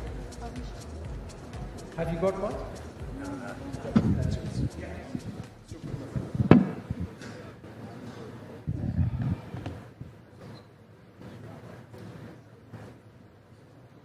Right, shall we start? Okay, so we've got a wonderful panel over here, but let me set a little bit of the context. Now, from the bustling streets of Mumbai to the tech hubs of Bengaluru, India stands on the brink of an industrial renaissance. Today, we look into the crystal ball of manufacturing and healthcare, where innovation meets tradition, not just Indian solutions for an Indian requirement, but also Indian solutions for the world. So imagine a future where Indian industries not only adapt, but lead globally with green technologies, AI-driven solutions, and a workforce brimming with talent. Join us as we explore in this session how India is poised to redefine manufacturing technology, the services sector, healthcare, in becoming hopefully a beacon of sustainable growth and unparalleled ingenuity. The session is called Disrupting Indian Industry for Good, and we've got an absolutely wonderful group of panelists: Baba Kalyani, Chairperson and Managing Director of Bharat Forge; Sunita Reddy, the Managing Director of Apollo Hospitals, the Apollo Hospitals Group; and Ajay Shriram, the CMD of DCM Shriram. Thank you all very much for being with us. Mr. Kalyani, let me come to you first. A couple of years back, whenever one thought about made in India, it was made in India for India, right? That we need to make our own things, whether it's high-tech products, whether it's defense equipment, but look, we are the consumer. I think the paradigm changing for the good, and this being a disruptor, is the fact that in certain areas, not least of all defense manufacturing, we don't just have to manufacture for India. We manufacture to what anybody anywhere in the world wants. We deliver it at a price point, and we manufacture it at a quality with guarantees which are second to none. Would you say that when we use the words disrupting industry in your sector, that's where India is? Yeah, first of all, I'm very happy that this panel has come to discuss manufacturing. Well, it's something that nobody seems to want to discuss. And without manufacturing, I don't think India can achieve its Viksit Bharat objectives that Honorable Prime Minister talks about. So I'm very happy to be part of this panel. First of all, I think what you say is very right. If you take our own business, we've been exporting and manufacturing products for almost every automotive OEM in the world for the last 20 years, and critical components, and manufactured in India and selling it in Europe, in North America, in South America, sometimes in Japan, sometimes even in China.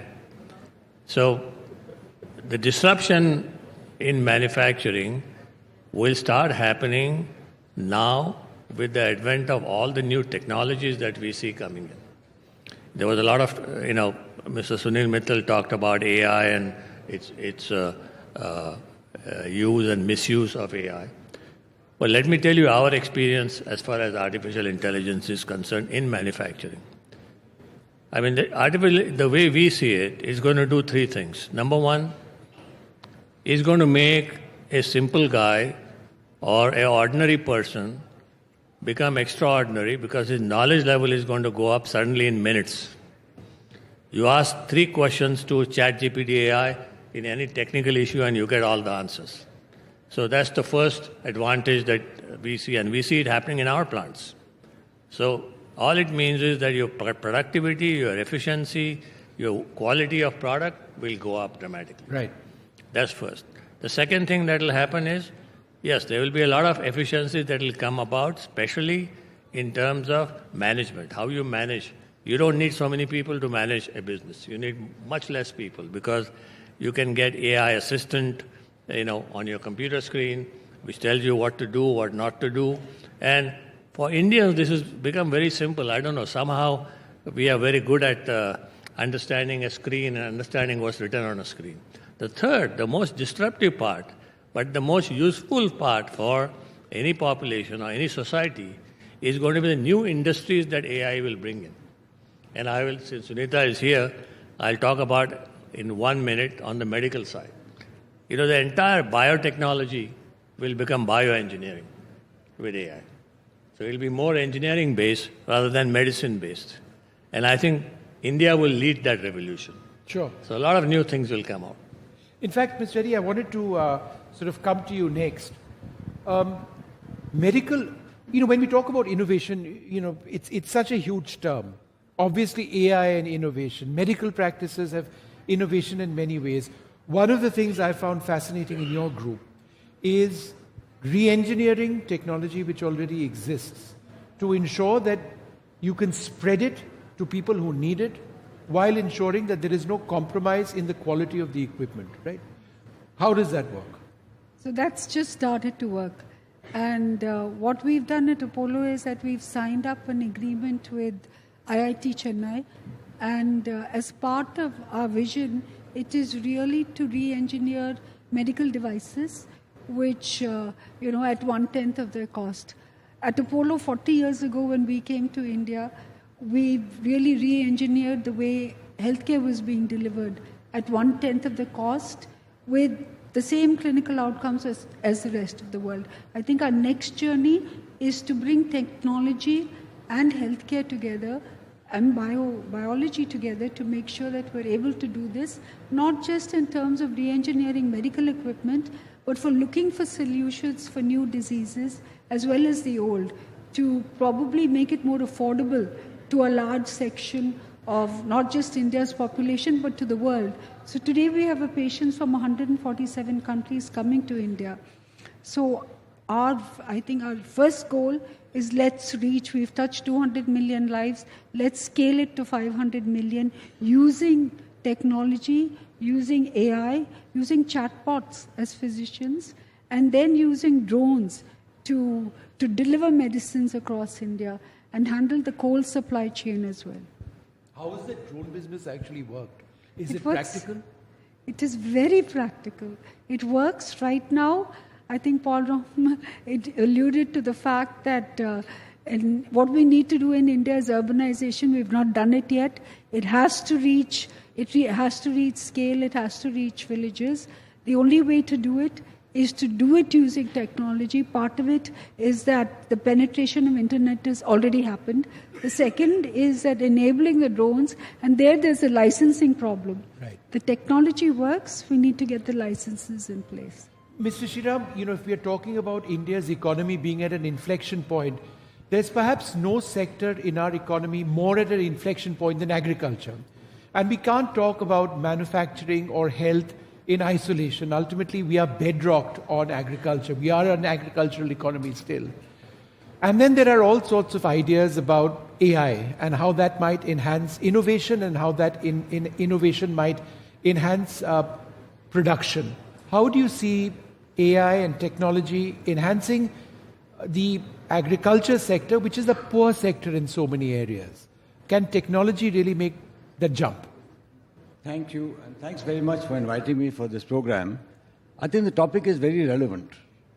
Disrupting industry for growth, for development is absolutely crucial. Mm-hmm. It's happened over the last hundreds of years. And I think in India too, it's moving rapidly, moving well. And I think it's good to see that now this sort of disruption is happening in all aspects of economic activity, not just manufacturing or medical or some of these restricted. In agriculture, if one sees over a period of time, the way developments are happening with the farmer and the knowledge the farmers are gaining now, the sort of exposure they are getting, one is, I think I must compliment the government for moving so aggressively with the JAM Trinity, Right. which they did many years ago, which gave a connect to virtually everyone in the country today. I remember we are in the sugar industry. I remember we used to actually give a written note to each farmer, and we have in our sugar factories 2 lakh farmers who supply us sugarcane. We used to give a written note to each farmer requesting him to give the cane on the second day or the third day at a particular time in the morning, afternoon, evening, etc. Today it's all done by WhatsApp. The connectivity has gone up so dramatically, it's made a world of a difference. And then secondly, I think what's coming up very positively is the transfer of technology to the farmer. Today, I'll give another example if I may. We have, as I mentioned, about 2 lakh farmers who supply us sugarcane. Our plant is in eastern UP, in central east UP. The average yield is about 60 tons, 70 tons per hectare. We have worked with a group of farmers. You will not believe the farmer which got the highest yield and won a national award got 275 tons per hectare. Wow. And made a net profit of 6.22 lakhs in 1 hectare because of this approach towards innovation, openness, doing things the right way. Today, what's even moving very aggressively, not only sugar but agri across the board, is where drones are coming in a very extensive manner, where they are actually now even spreading pesticides and fertilizers. We have technology which actually takes images of the crops and gives an indication of what is the quality of the crop, where is it, what is the stage of growth, how healthy is the crop, what is the expected yield of the crop, which can give a feedback to farmers. Another area which is growing rapidly again from the point of view of innovation and moving, which is moved in urban areas more, less in rural, is e-commerce. Today, a lot of our farmers and others farmers, because we are in the agri-inputs business also, we are seeing many of them are buying products of e-commerce. They don't have to go to a shop. Right. So developments are happening very rapidly. Though there is a long time to go, we have 14 crore farming families in India, and agriculture is a state subject. So each state has to take it up as aggressively as they think right, how they want to push it. But the good thing is that the interest from the farming community is high. They want to get better development, better growth. For, let's say, sugarcane, for instance, is a crop where industry is, we have a contract with the farmer to buy. The contract model, if it develops further for other crops, I think the farmer will gain because they have an assured offtake at an assured price, and they have a connectivity with someone who gives them technology. Sure. So the yields go up. So, it's a win-win across the board. Absolutely. If innovation moves aggressively to disrupt the existing way of working of how farmers are generally working. Mr. Kalyani, when you told engineers in your company, I want a gun, an artillery gun, which outranges every other gun in the world, I want it built at a certain price point, and the Indian Army has the most exacting, bracket the worst, standards of evaluation, almost impossible to achieve. How did they react? And how did you upskill people to actually reach that level of technological prowess? Because people can't just build guns, right? Yeah, you're very right on what you said. But things like defense technology, doing it all yourself, it requires a lot of passion. Risks. And grit, yes. And courage. Right. Because it takes a long time, you're right. The whole testing procedure is long. The process is complex. But not only we were able to do it, we outdid it. And today, India has never ever even dreamt of exporting artillery guns. Today we export artillery guns. We have the largest capacity to make artillery guns in the world. So we have come a long way as a country, and any country that wants to be economically strong, wants to be amongst the top nations in the world, has to also have a strong military capability. If you look at the United States, it was built during World War II based on producing military hardware for Europe, for England and France, on the famous lease and lend scheme that President Roosevelt generated.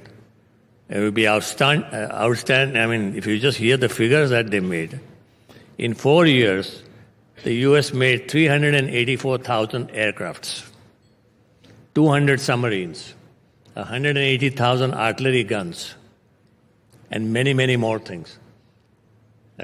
Compared to what we are able to do today, compared to what they did almost 80 years ago. Right. And that's what built the United States manufacturing, became a superpower. That was the beginning of it. There's a beautiful book written on this by Arthur Henman. But India needs to do the same thing. We have a lot of advantages today because a lot of new technological breakthroughs are coming in, AI being just one of them. There are many more. The whole digital technology is coming in. And no manufacturing company can survive without embracing digital, AI, IoT, and everything new that's coming in terms of technology. Second, I think India has to also create innovation in technology. We can't just copy what we get from outside. We now need to make our products which the Western world will copy from us. That's the name of the game for the next 10 years. Sure. If you look at the last 25 years, India's GDP grew by almost 8 times. Last 25 years. But its manufacturing also grew only 8 times. And that will not work going forward.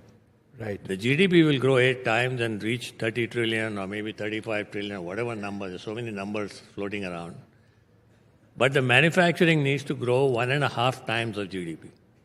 So the manufacturing needs to grow 12 times, 12x. And that's not easy because in many areas of manufacturing, you need to generate strategies to create exponential growth. Linear growth won't work. And that's the challenge in front of us. But at the same time, the feeling one gets today when you meet young people who are entering the manufacturing game, young entrepreneurs, they are like athletic Gavaskars. Young people are like Sunny Gavaskar. Yes, they are like athletic Gavaskar, the opening batsman, with a lot of confidence, wanting to go in and play, and they feel they can make it happen. But it's going to be their game. It's not the game of old guys like me. And I'm very confident that India will get to that game. Ms. Reddy, one of the problems in India, and I think this is true across the board, is a lack of fundamental research at so many levels. Certainly in the healthcare sector, we are wonderful in manufacturing. We are the pharmacy of the world. It's not just a cliche, it's a fact.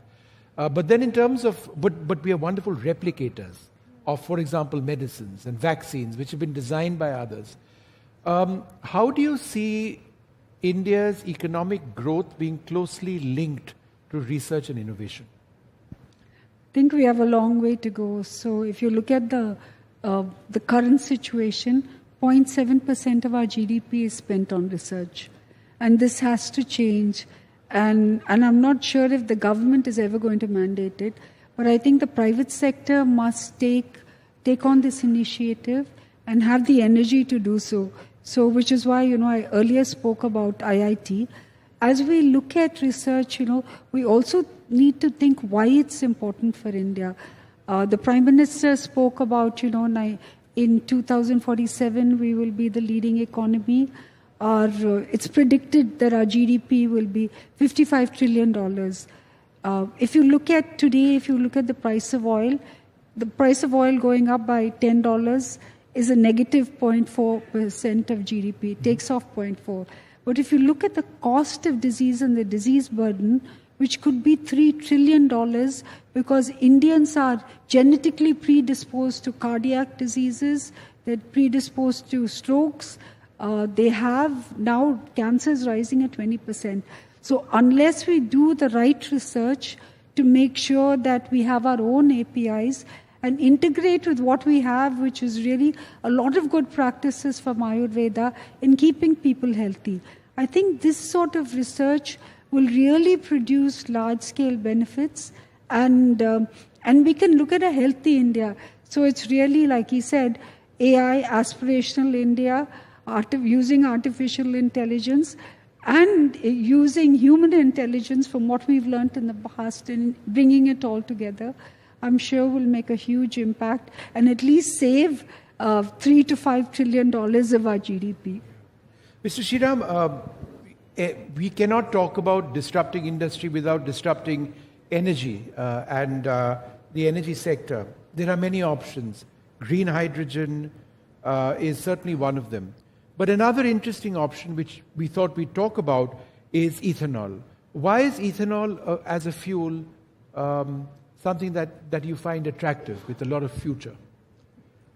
I think ethanol is what they call a green fuel, because it's the energy source for that is the bagasse which comes from the sugarcane crop.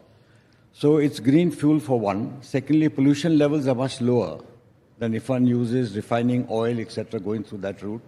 And you can mix that directly with petrol as of now, and government is talking about doing it with diesel also. I think the positive side is that in the last 5 years, the government has moved very proactively in trying to push ethanol blending, which was 5-6 years ago in the range of 1 or 2%.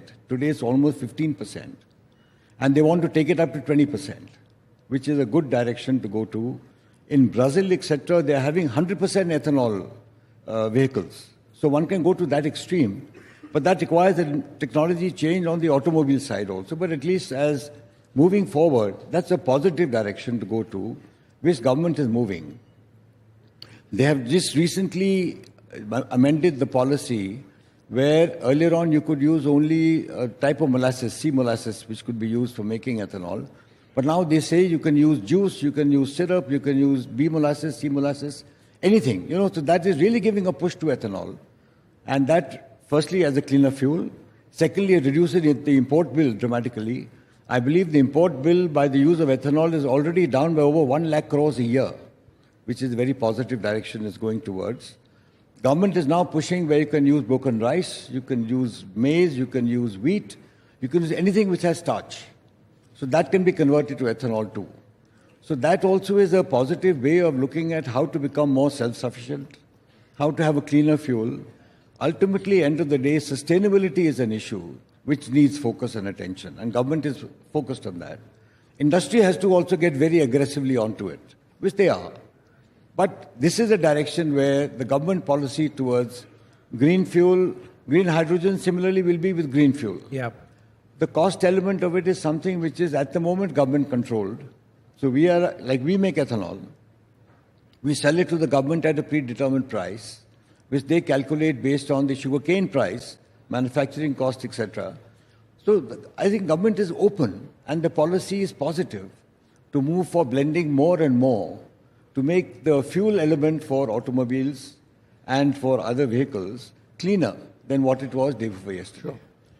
Mr. Kalyani, when you sold your weapons, your gun systems and the like to Armenia, there must have been any number of competitors from the West saying you're buying from who? And how do you deal with that? Because it's a difficult industry. The competition is cutthroat, literally almost sometimes. So therefore, how do you convince people in markets who've never heard of India as being a defense manufacturer? I think there are some prerequisites for this. First prerequisite is that in defense, whatever you produce, you must have the intellectual property for that. Because if you didn't have it, you won't be able to export it. That's the first prerequisite.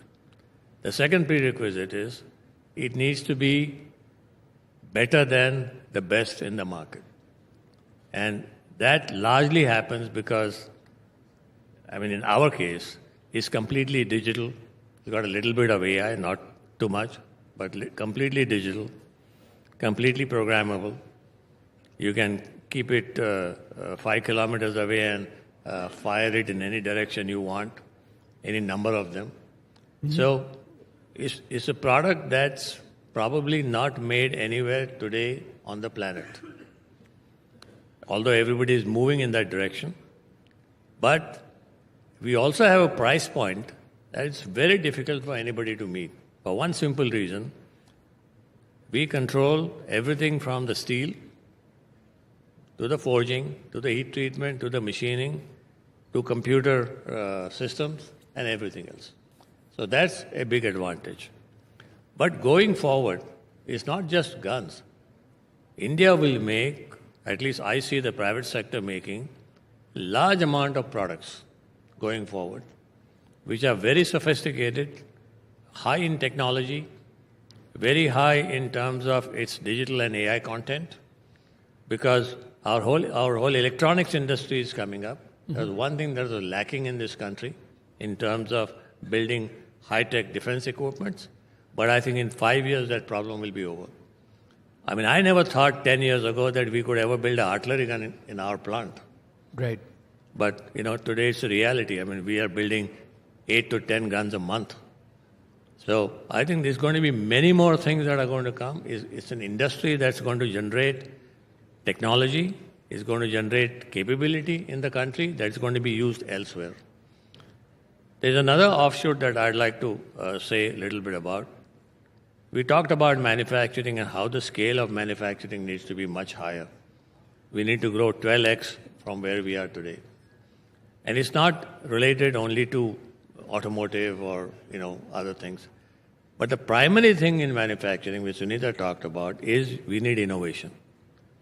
Without innovation, you cannot manufacture products. You take medical equipments. We hardly make medical equipments in this country, which we can truly call our own. So we need to innovate all these things. There are many areas where we don't make anything. Right. We are very happy with the GCGs, the engineering centers set up by multinationals here. But we shouldn't be very happy about it. We are happy about it because it provides jobs. Sure. But it's another form of colonialism. Absolutely. Okay? So I think we better learn to create technology on our own power. No, and that should be the dream of every Indian. Do it yourself. Do it for the country. Think of the country as a whole. That's the name of the game. Ultimately, it's all about being happy, right? Mr. Kalyani is happy if he manufactures at a certain level of precision. You look at happiness from a holistic health standpoint. And when we were talking, I think yesterday or day before, you told me about the importance of setting up blue zones or areas where those who are elderly will be looked after in a more holistic fashion than perhaps exists right now, where spiritual healing would be part of healthcare as well. How is this in Apollo and for you a really big effort, one that stretches to a large percentage of our population? Is it financially viable? You've given all the answers. I have no answers, I'm asking the questions. When you do something good, it's always financially viable. And that's my learning over the past 40 years. When you do something with a purpose, it always results in profits. But let's, for a moment, spend a minute on happiness. Yeah. Happiness is that moment of metacognition when you realize, that what you have is sustainable. It's not like when you eat an ice cream and you're happy. It's about when you're in a state of good health, you are happy because, like they say, first you can't have wealth without health. You can't have happiness without health. So really being in that ideal state of health is important. Understanding that happiness comes from the sustainable things in life. You're happy when you are at a wedding. You're happy at a family wedding. You're happy when you're with your family. So these sustainable events are really important in happiness. And we had the Bhutan Prime Minister here. I'm sure he'll reinforce that. Professor Paul Romner spoke about the state in USA. When people are so pessimistic, life expectancy is going down. It's a state of happiness that's important. And I think by, creating this confluence of spirituality, cultural centers, communities, providing them with good health, most important with nutrition, and then focusing on, and crucial is focusing on preventive healthcare for the young, as well as looking after the elderly. We need to do this. They've done this in Japan, in Okinawa, and there was a study on this. I believe it's time for India to do this because, we always talk about 250,000 Indians leaving India and $40 billion of wealth lost. Right. But this is probably the right time for us to do this not just outside of the urban centers, get 1,000 kilometers of land, set up these blue zones where we look at health, happiness, prevention, because we understand that, your first heart attack comes not when you're 60, but at 30 because you're not prepared for your lifestyle is wrong. Alzheimer's, you see it at 70, but it starts at 40. Therefore, you can control who you want to be at 50 or 60 or 70 if you control how you behave when you're 50 or, when you're 30 or 40. So bringing together preventive healthcare, again, Ayurveda, bringing communities together, looking after our elderly, I think quality of life is very important. And all this contributes to happiness. We've studied this in Apollo. We've not yet rolled it out, hopefully in the next decade. But I'd like to thank all of you very much for being with us. When we're talking about disrupting industry, it has to be, holistic. It cannot be just manufacturing. It cannot just be healthcare, or it cannot just be agriculture. It has to be broad-based, and it has to be based on a vision. And I think the industry leaders that you have on our panel today are all world beaters in their own right, with an idea which may be uniquely Indian, but I think the takeaway for me from this session is that these are all ideas which could be globally applied. Thank you very much for being with us. Thank you.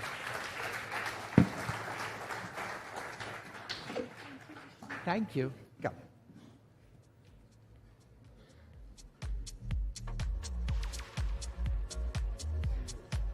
Thank you. Come. Thanks, sir. Come. Well, lots of enriching insights there as far as India's manufacturing and the scope of technology is also concerned. But our next guest is said to be looking for a sweet spot, but in terms of cash flow. That's an interesting choice of words there, Parmeshwar. We'd now like to invite on stage the Zepto co-founder, Adit Palicha, for a discussion on delivering the future with our colleague Vishnu Shom. Please join us again back on stage, Vishnu.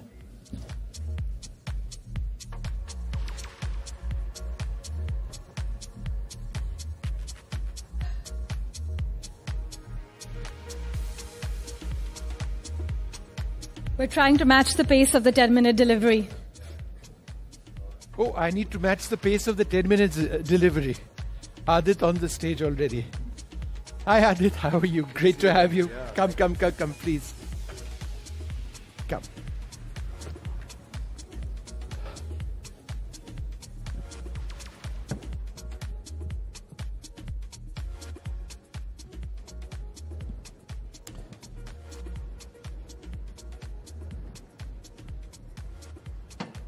Well, this is a session that I've really been wanting to anchor. It's not the first time that Adit and I have had a conversation. Adit and I had a conversation virtually in the height of COVID, when some of the work that Zepto did was absolutely incredible in terms of deliveries to homes, people being unable to get out.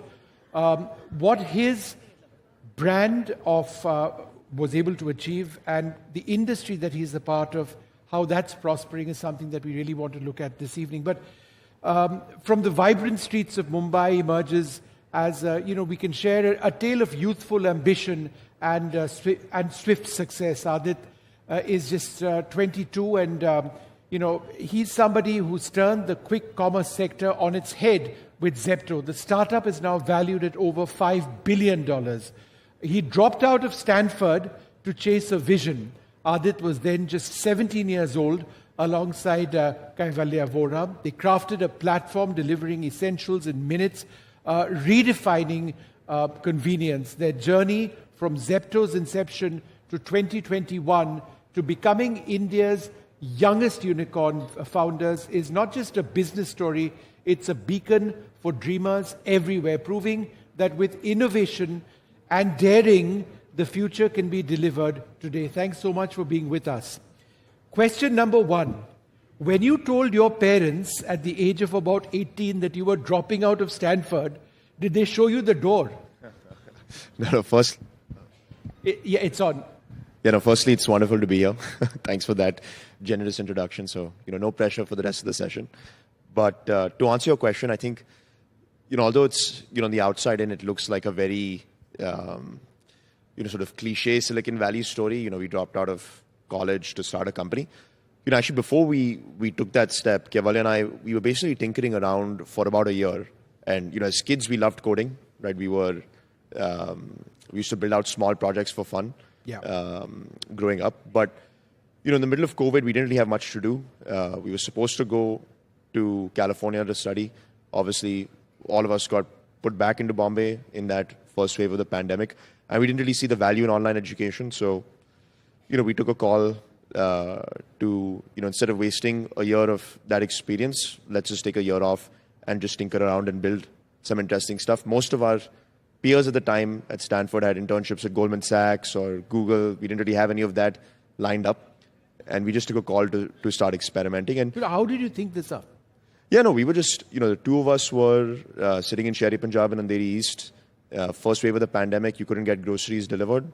The offline options were all usually shut down. The online options at the time were taking 6-7 days to deliver. And so we started with a WhatsApp group. And over the course of a year, we kept tweaking and iterating on the model, kept talking to customers, and started building out the first version of Zepto probably a year after we launched that WhatsApp group, and got to a meaningful scale, which is when we took that call to drop out, right, formally. And I think, with our parents, obviously, it was a shocking moment, right? I remember, Kaivalya's mother burst into tears and said, "What have you done to my son? Right? You've brainwashed him." But, I think we had some real numbers to go back off. We were doing at that time a few $1 million in revenue and growing fast, and we had just raised, or we were about to raise a large amount of capital. So we had some substance behind what we were doing, and there was real customer love.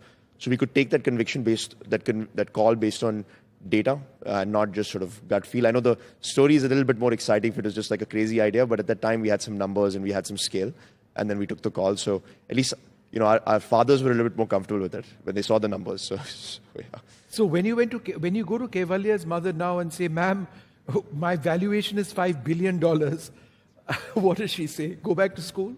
Yeah, pretty much she just says that, yes. She still says, what a beautiful life you've given up on at college, but yeah. I'm just trying to understand, why did you pick 10 minutes as opposed to 15 minutes for delivery or 20 minutes? So, like I mentioned, we took a year just talking to customers. And, at Zepto, we're a customer company, right? That's the way that we call ourselves. And when we were speaking to customers at the time, most grocery in India is bought hyperlocally, right? Most of the people told us that, for them to really order multiple times a week, it had to be, seamless, as easy as going downstairs and picking up, fruits and vegetables or picking up day-to-day packaged foods. And we took it as more of an ambition. Can we sustainably, structurally at scale, do 10-minute delivery? We launched the first, micro warehouse or dark store in Bandra in Mumbai. And that's when we experimented with it. And we realized, after a few months of iteration, that, hey, this is actually possible and scalable. And that's when we took upon ourselves to go to the extreme lengths. Like, we didn't think there was anything more extreme than 10 minutes. And we said that let's push ourselves to actually deliver this for the customer. And like the last panelist said, right, like if you do something good, profits will follow. And that's what we've seen, right? Like, because the retention and customer love is so high, and largely because of that 10-minute delivery promise, we've been able to see some pretty incredible economics and scale in this model very quickly, which is why, people are excited about quick commerce generally. But in India, when it rains, it pours. Gurgaon gets flooded in 5 minutes, Delhi in about 10. And yet you promise 10-minute deliveries. There's obviously some nuance to it, right? Like, obviously, if it's raining heavily, then we don't deliver nearly as fast. And when you open up the app, you see a live ETA. So you might see 6 minutes, you might see 11 minutes, you might see 14 minutes. In a flood, you might see 24 minutes, 25 minutes, or it's in a heavy rain situation, or maybe we can't service it at all if it's heavily flooded. So obviously it fluctuates, but the median today is about 10.6, 10.7, like what we're live tracking towards. So yeah. You know, we don't talk very much about gig workers, do we? And we should. These are the people who, in a sense, are, literally drive the company. I mean, it's a cliche, but they actually are the transporters. It's difficult. It's hot in India. It's cold in India. The conditions are difficult. The traffic is crazy. So how important are the people, the men and the women who are gig workers, who are part of your business? No, absolutely. I mean, our philosophy is to add value to all our stakeholders, right? Customers, the workers that we have across the business, and obviously then shareholders in that order, right? And, we look at adding value to a delivery partner's life as a core part of the value proposition of Zepto. And interestingly enough, the more value you add to those delivery partners, the more retention that you have in that fleet, the lower your costs become, and the better your overall business outcome becomes as well. So we don't just look at, goodwill to delivery partners as a, social initiative. We look at it as actually a business objective, right? And, as a result of that, if you look at the way that we've, built out this delivery fleet, we've basically gone from 0 to 50,000 delivery partners that earn a livelihood on Zepto in 36 months, right? Effectively 50,000, people now have sort of, steady, stable, consistent income very quickly, and that's rapidly expanding. And how have we added, value to their lives? From our perspective, we do things that we are proud of, like, for example, giving them, the ability to do doctor consultations, vehicle repair and insurance on their vehicles, even things like term insurance, right? We go a little bit above and beyond. We're constantly trying to innovate as a team. Like, we've got a dedicated engineering and product team that's just constantly trying to figure out how we can add more value. So, for example, when I speak to delivery partners and when our team speaks to delivery partners, one of the things they talk about is, cash flow, access to capital that's cheap. So we said, okay, instead of paying them every week, can we pay them every day? Mm-hmm. Can we pay them every hour, right? So we're going to to even crazy lengths to solve some of their problems. And if we can't do that, then we partner with, let's say, an NBFC to give them lower cost of capital, and we negotiate on their behalf, right? And so, from our lens, we are always on the lookout to add more value to them. Obviously, there is a marketplace, right? There is, structural forces of demand and supply in the labor market. But we do try, our philosophy at Zepto is how do we unlock more productivity so that we can pay them more or pay them in a stable fashion instead of this race to the bottom where we constantly keep chipping away at their income. We don't think it's productive. We don't think it's sustainable. We think real efficiency unlock, and then, sharing that efficiency is a real way to compound.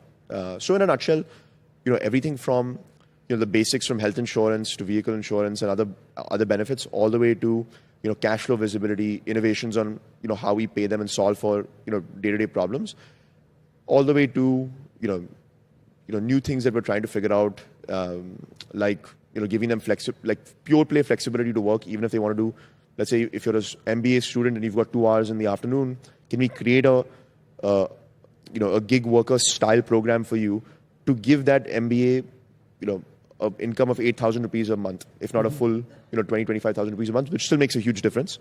We keep trying to do these innovations to add value, and genuinely we're good faith. And the last thing that I'll mention, sorry, is that, even with stakeholders in the government, right, we are always, open to feedback and suggestions. So, we work with state governments, and if they genuinely feel like there's a better way that we can add value, we're obviously open to it with, like I mentioned, the real constraint of demand and supply and labor that we have to all adhere to, right? But yeah. No, so when you look at AI and the way the technology is improving, where do you see, for example, for me as a user, the interface change, let us say 5 years down the road? How would it be easier for me, and how would it possibly be premised on 6G coming into India? That's a great question. So, for us, what's a little bit interesting about our company, and you'll see this with most of the startups, is that we have that Silicon Valley product and tech DNA. So we have like a high-performing, engineering and product team that we've built out pretty methodically in Bangalore to be able to genuinely build like real systems that can add value on data science and artificial intelligence. So, for example, we have an advertising business for, let's say, the Unilevers and Procter & Gamble's of the world to bid on search keywords at Zepto and to get like ad placements live on the platform. And we're making hundreds of crores of revenue of that that's pure bottom line because it's just advertising. And that engine that we built in-house, that we call Jarvis internally, all the, the ranking engine, the bidding and attribution on that ad stack, all of it is powered by data science and machine learning models. And we built all of that in-house, and it's taken us some time to do it, but we built it relatively quickly. Or, for example, to your question, as a user, what's different for the user today that we can actually do with data science and machine learning systems? So search is one of the biggest things that we focus on. So how can I just look at your search history and personalize results for you so that you are getting relevant products, right? If you sit in Defense Colony versus if you sit in West Delhi, there's a difference in what you want to see, right? If you've got an iPhone versus you have an Oppo phone, there's a difference in what you want to see. Et cetera, right? If you've looked at feminine hygiene products, and that means you're probably a female customer, can we push more products that are more relevant to you? So constantly building that relevance to make the user's buying experience better. And then the last thing that I'll mention is there are interesting things that we're even doing on our selection. So how can we predict store by store, micro market by micro market, what a customer would want, looking at the tens of millions of data points that we have historically. And that's actually helping us improve our selection. That's helping us get sourcing leverage to improve our prices. So, everything from the search and recommendations to the advertising business to the supply chain, there's a lot of machine learning that we already use today. And then down the road, as we speak, for example, we're working on a generative AI solution on customer support, right? So instead of waiting for 30 to 45 seconds for a human being to respond to you, why don't you wait 2 seconds and then a generative AI chatbot will respond to you and do a better job, candidly, than even a human could do in that format. So we're working on it, and we think it'll add real value to customers. What's the average age of Zepto? The age of a Zepto customer? Yeah, of your workforce. For workforce, corporate workforce would be around 29 or so. So you're still younger than your average workforce. Very much younger than the interns. I keep getting that. I keep getting that feedback. But yeah. So how do people in the workplace sort of deal with you? They see you as this 22-year-old boss, who's 22 is like old for you. You started when you were much younger. How does that dynamic work? Well, I think the culture that we're building at Zepto is fairly substance-based, right? We're pretty methodical, rigorous supply chain style culture on one hand, and then on the other hand, you've got this technology and engineering culture that's very aggressive and innovative. But it's all rooted in one key thing, which is execution excellence, right? And that's the one thing that we've believed in since day one. And I think it's taken some time, but with the team that we have, and candidly, like you mentioned, most of the people the people that report to me are mostly almost double my age, right? And I'd say are some of the best executives in internet in India today, right? For example, the CFO of Myntra, who's now our CFO, or top tier, tech leaders from the Flipkarts and the Amazons of the world, right, that have joined Zepto. They report to me, and I think it's taken time, but hopefully Keval and I have been able to prove our ability to add value and go deep into the details and actually run tracks rigorously ourselves and execute. And I think there's a mutual respect of that, execution and strategic thinking that comes from the top management team and us. And that's basically what's ended up happening. So, it's substance-based. Hopefully we've shown some substance so far, not all the way there yet. But I think, the team has a little bit of conviction that maybe Adit has some idea of what he's doing. And so they give me that leeway. No, I'm sure they do. Expansion, obviously, key on the cards. Right. And that comes with a whole set of challenges because every market is different. And, markets for you are tiny. I mean, you don't necessarily look at a state as one monolithic form, Right. So how do you actually decide to expand? Absolutely. So I'll give you a little bit of history, right? We've had a pretty interesting journey at Zepto. We've gone from 0 to about 10,000 crores in volume in 2.5 years. So fastest growing internet company of all time in Indian history. And we're very proud of that. And even on that base of over $1 billion in top line, we're growing pretty rapidly even as we speak, expanding into new markets. So for example, in the past 90 days alone, we've launched cities like Nasik, like Chandigarh, like Jaipur, like Lucknow, like Coimbatore. So, we are actually launching new cities as we speak. And, the framework is straightforward, right? We start city by city. What's the descending order of priority? We're looking at e-commerce data. We're looking at food delivery data. We're looking at, all the data that's available out there on population density, et cetera, whatever we can get our hands on that's publicly available. And we've ranked cities, and we've done this exercise a while ago. And then in descending order of priority within the cities, then there's a fairly rigorous process on micro market by micro market, what do we launch? And so we've got a network design team that's just dedicated to that. And we're looking at, again, we have an algorithm that looks at a few data points that we can plug into our model, right? Like, for example, let's say how many restaurants do we see in this micro market as an indicator of consumption, or how many high rises exist here? What's the average flat per society complex that we see, et cetera, and then obviously some subjective data, and then we rank all the micro markets within the city, and then we try to prioritize them. But at this point, we're expanding pretty meaningfully, so wherever we can get our hands on a property, we move fast there. But it's a fairly methodical, boring process that we've built out over time, and so for the past 18 months or so, we've obviously been slow on expansion from a geographic perspective. Obviously, within our existing markets, we've grown pretty rapidly, largely because capital was difficult to come by. 2022, 2023, we were constrained on the ability to invest in capex and launch new stores. But obviously now we've proven the economics to a great extent. We've been able to raise capital, and now we're expanding pretty aggressively geographically. Absolutely incredible story. But before you leave, one last question. How at the age of 22 now do you deal with the fact that you're a phenomenally wealthy human being? You run a company with a market valuation of $5 billion, and that, I believe, is set to go up. Does that affect you, your lifestyle, or do you just keep working and pegging away with ideas? Look, not much, candidly, right? I mean, we started this company without the intent of starting a company. Both Keval and I just were really excited about building interesting things. And, we love what we're building. Like, we work like crazy. The people from my team here that know, the way that we work. But we just are genuinely so excited about what we're building. And I'll tell you what actually motivates us, right? It's not really about, money or personal wealth, because candidly, working like 80, 100 hours a week, we could have probably worked half of that with a lot less stress and still been doing fairly well, right? At a certain point, money becomes inconsequential. But what's exciting to us, and I think what's the theme of this entire summit, is that, if you look at large internet outcomes globally, in the US or in China or in, parts of Southeast Asia or in Latin America, people have really built companies that have gone in the span of a decade or a decade and a half, have gone from 0 to 70, 80, 90 billion. I mentioned that last time we spoke as well, right? Very large outcomes where companies generate hundreds of millions of dollars, if not billions of dollars of cash flow, like world-class companies in internet like Uber or Airbnb or Coupang or Mercado Libre in Latin America, or obviously the Chinese companies Meituan, Pinduoduo.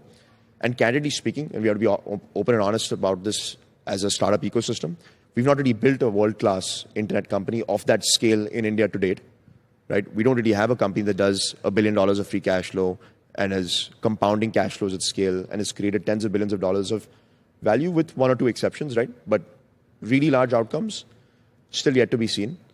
And we think we have a shot at really building out an exciting company. And if we do it, there's a huge amount of value that we'll add, not just to shareholders, capital markets, but to the startup ecosystem at large. Like if Zepto and companies like, for example, Zomato, build very large outcomes, $60, $70 billion outcomes, and are generating thousands of crores of cash and compounding, then the entire startup ecosystem, we think, will 5x, 10x from here. I mean, if you look at, candidly speaking, a city like Shanghai today has a larger startup ecosystem by market cap than the entirety of this country, right?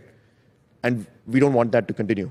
We want to 10x from here, right? We don't want to grow 20% a year from here, right? And that's the excitement and promise of India. And so we think if we set the flag for that, it can be like a Flipkart moment all over again. So that's basically what really keeps us excited and working the way that we're working. So that's you were 19 when Zepto became a unicorn, right? Something like that, right? Something like that. Well, I'd like to thank you very much for being with us. Adit Palicha is the youngest unicorn founder in the country, and that remains the case, not just when he was 19. Zepto has a market valuation of $5 billion, and that's something that's likely to rise. It just goes to show the spirit the courage and the conviction that he had in his ideas, and to chase a 10-minute model, which most of us would say is impossible. And look at where he is as a young person, deciding to take this by dropping out of college, and that also Stanford. But it is absolutely incredible to have you over here today, and thank you so much, and all the very best for the future. My pleasure. Thank you so much. Very kind of you. Thank you. Lovely. Thank you. Come.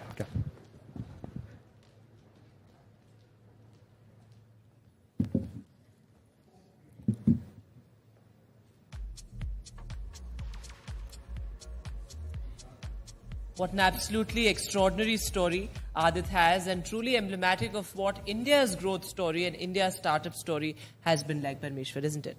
Absolutely. He may not have landed that internship like his peers with Goldman Sachs, but look at where he is now. But ladies and gentlemen, what an exhilarating morning so far. We'd like to now invite you all to join us for lunch in the Shah Jahan Hall. And of course, we have a power-packed afternoon and evening session starting with the Honorable Prime Minister of Bhutan. We look forward to seeing you right here.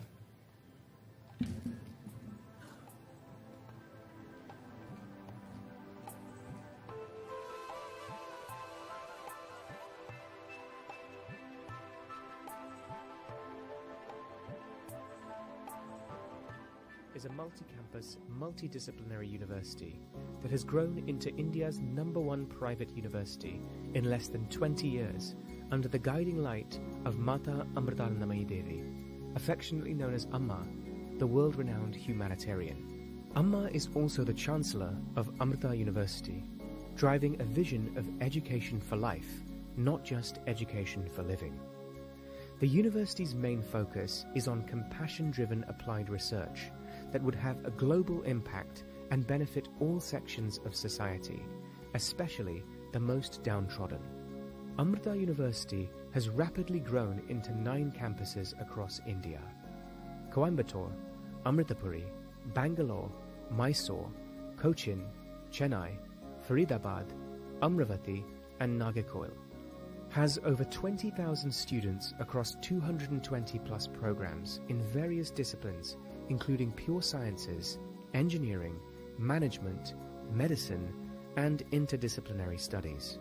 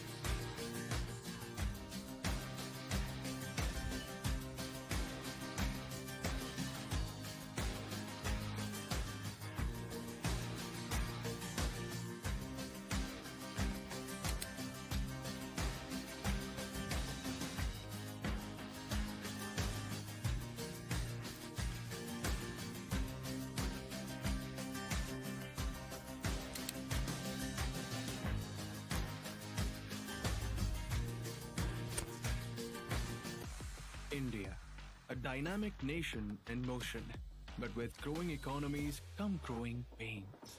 Sustainability is more important now than ever, and FedEx is working to be a part of the solution. Our electric vehicles are in service, a step toward our goal of an all-electric global parcel pickup and delivery fleet by 2040.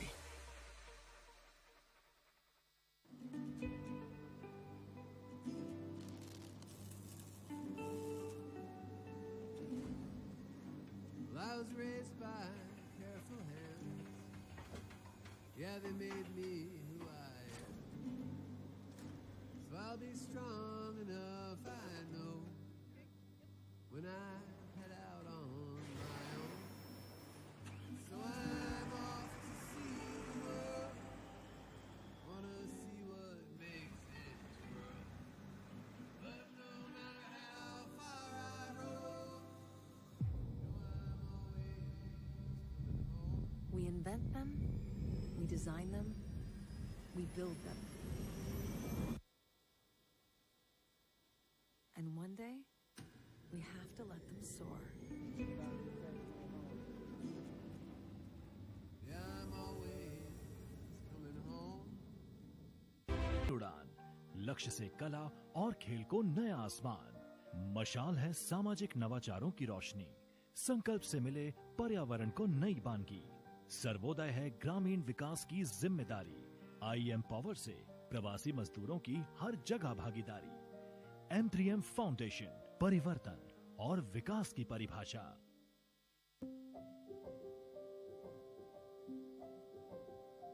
In India's heartland, our farmers endure harsh weather conditions to tend the land that sustains us all.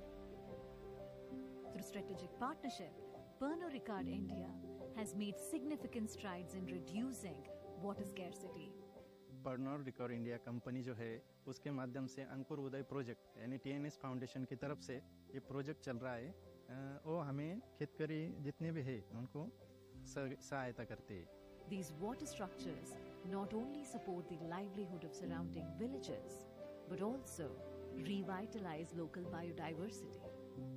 Through the Water Agriculture Livelihood Program, WAL, and Farmer Producer Organization, FPO, farmers gain vital resources, information, and market access, maximizing their farm's potential. Empowering women is the cornerstone of true community development. The WAL program prioritizes empowering female farmers, taking them beyond the four walls and into leadership roles. The improved quality of life for both men and women farmers is a testament to the success of these initiatives.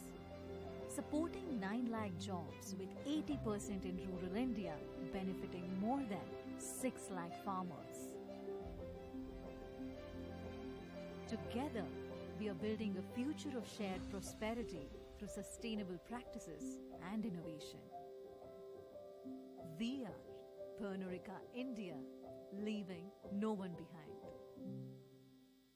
Amrita University, Amrita Vishwa Vidyapeetham, is a multi-campus, multidisciplinary university that has grown into India's #1 private university in less than 20 years under the guiding light of Mata Amritanandamayi Devi, affectionately known as Amma, the world-renowned humanitarian. Amma is also the Chancellor of Amrita University, driving a vision of education for life, not just education for living. The university's main focus is on compassion-driven applied research that would have a global impact and benefit all sections of society, especially the most downtrodden. Amrita University has rapidly grown into 9 campuses across India: Coimbatore, Amritapuri, Bangalore, Mysore, Cochin, Chennai, Faridabad, Amravati and Nagercoil. Has over 20,000 students across 220 plus programs in various disciplines including pure sciences, engineering, management, medicine and interdisciplinary studies.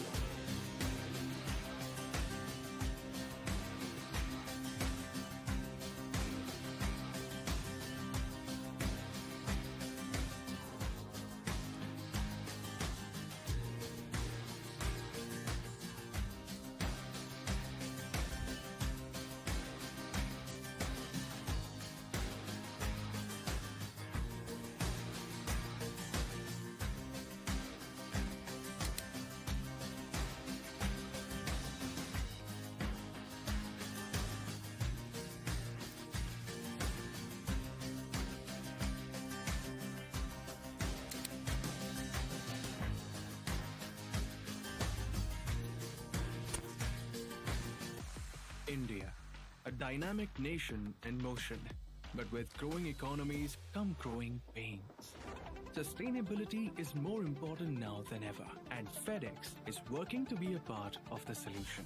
Our electric vehicles are in service, a step toward our goal of an all-electric global parcel pickup and delivery fleet by 2040.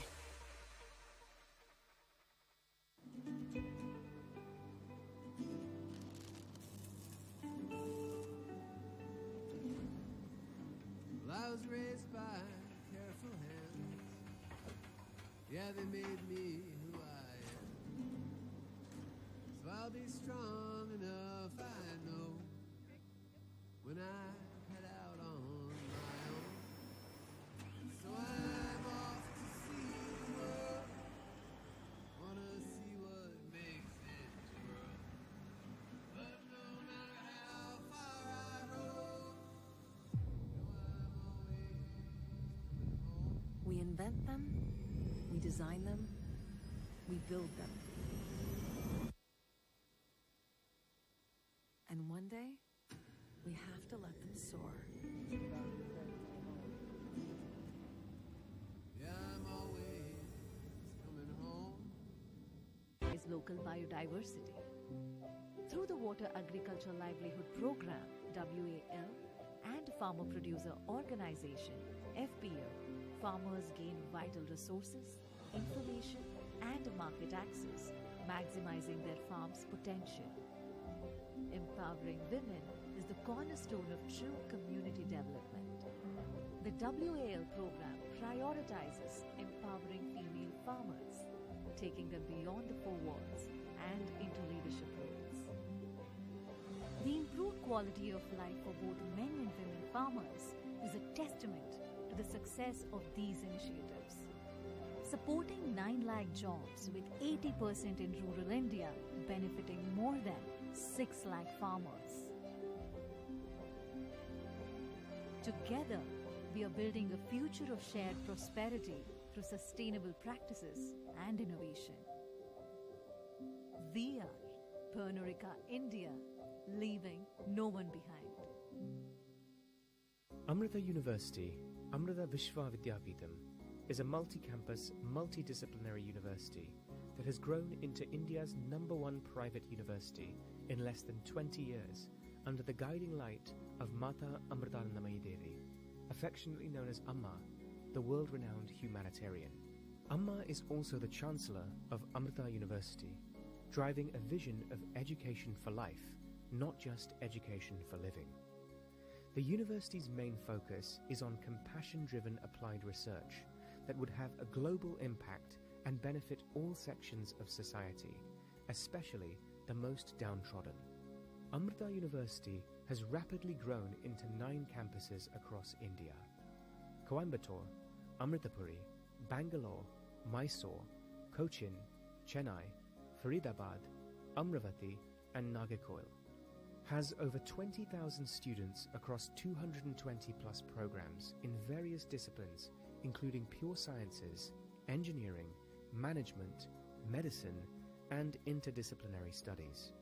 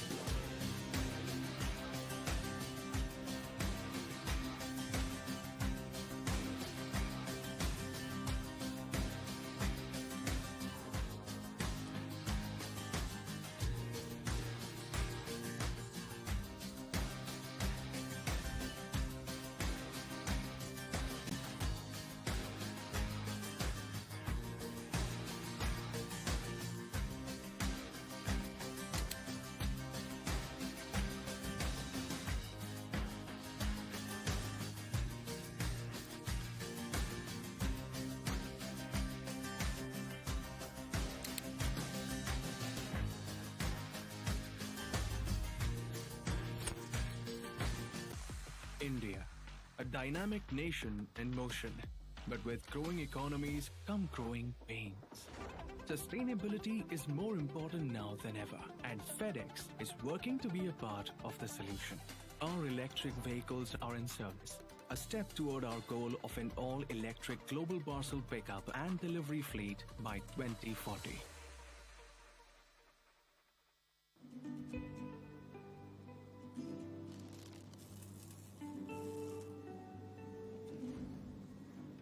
I was raised by careful hands. Yeah, they made me who I am. So I'll be strong enough, I know, when I head out on my own.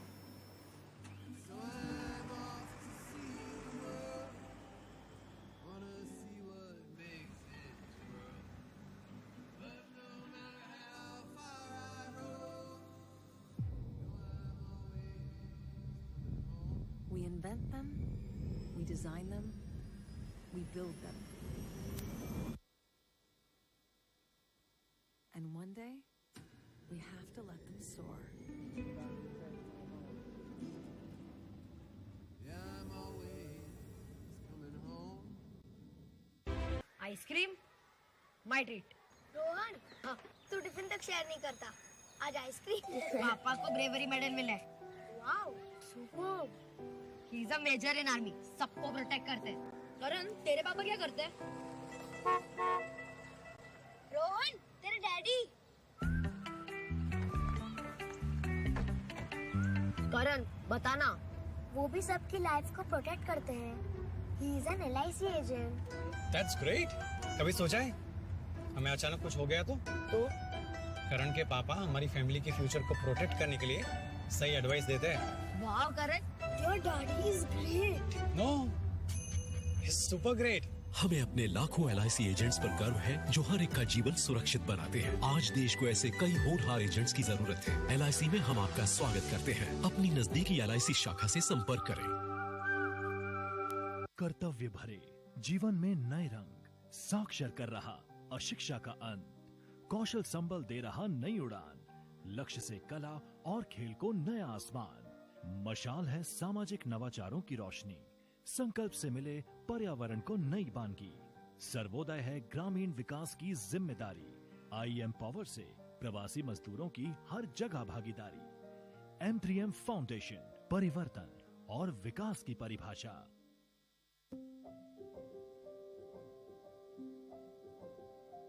In India's heartland, our farmers endure harsh weather conditions to tend the land that sustains us all. Through strategic partnership, Pernod Ricard India has made significant strides in reducing water scarcity. Pernod record India company जो है उसके माध्यम से अंकुर उदय project यानी TNS foundation की तरफ से ये प्रोजेक्ट चल रहा है। वो हमें खेतकरी जितने भी है उनको सहायता करते हैं। These water structures not only support the livelihood of surrounding villages. Amrita University, Amrita Vishwa Vidyapeetham, is a multi-campus, multidisciplinary university that has grown into India's #1 private university in less than 20 years under the guiding light of Mata Amritanandamayi Devi, affectionately known as Amma, the world-renowned humanitarian. Amma is also the Chancellor of Amrita University, driving a vision of education for life, not just education for living. The university's main focus is on compassion-driven applied research that would have a global impact and benefit all sections of society, especially the most downtrodden. Amrita University has rapidly grown into 9 campuses across India: Coimbatore, Amritapuri, Bangalore, Mysore, Cochin, Chennai, Faridabad, Amravati and Nagercoil. Has over 20,000 students across 220 plus programs in various disciplines including pure sciences, engineering, management, medicine and interdisciplinary studies.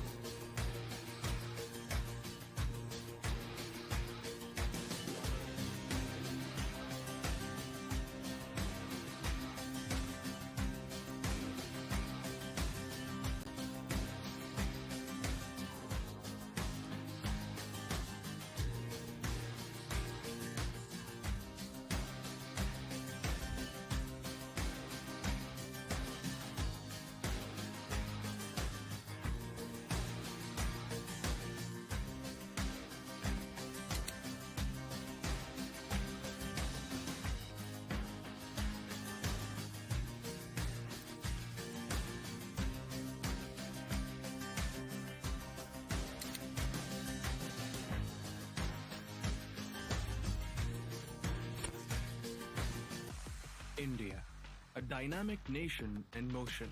But with growing economies come growing pains.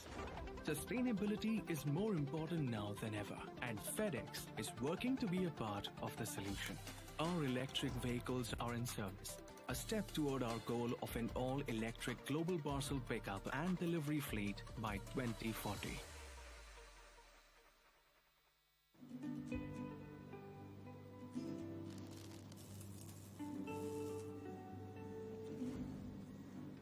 I was raised by careful hands. Yeah, they made me who I am. So I'll be strong enough, I know, when I head out on my own. So I'm off to see the world. Wanna see what makes it twirl. But no matter how far I roam, We invent them, we design them, we build them. And one day, we have to let them soar. yeah, I'm always coming home. Ice cream my treat. Rohan, हाँ, तू tiffin तक share नहीं करता। आज ice cream. पापा को bravery medal मिला है। Wow, superb. He is a major in army, सबको प्रोटेक्ट करते हैं। करण, तेरे पापा क्या करते हैं? रोहन, तेरे डैडी। करण, बताना। वो भी सबकी लाइफ को प्रोटेक्ट करते हैं। He is an LIC agent. That's great. कभी सोचा है हमें अचानक कुछ हो गया तो करण के पापा हमारी फैमिली के फ्यूचर को प्रोटेक्ट करने के लिए सही एडवाइस देते हैं। वाह Karan, your daddy is great. No, he is super great. हमें अपने लाखों LIC एजेंट्स पर गर्व है जो हर एक का जीवन सुरक्षित बनाते हैं। आज देश को ऐसे कई होनहार एजेंट्स की जरूरत है। LIC में हम आपका स्वागत करते हैं। अपनी नजदीकी LIC शाखा से संपर्क करें। कर्तव्य भरे जीवन में नए रंग साक्षर कर रहा अशिक्षा का अंत, कौशल संबल दे रहा नई उड़ान, लक्ष्य से कला और खेल को नया आसमान। मशाल है सामाजिक नवाचारों की रोशनी, संकल्प से मिले पर्यावरण को नई बानगी। सर्वोदय है ग्रामीण विकास की जिम्मेदारी। IEM पावर से प्रवासी मजदूरों की हर जगह भागीदारी। M3M फाउंडेशन, परिवर्तन और विकास की परिभाषा।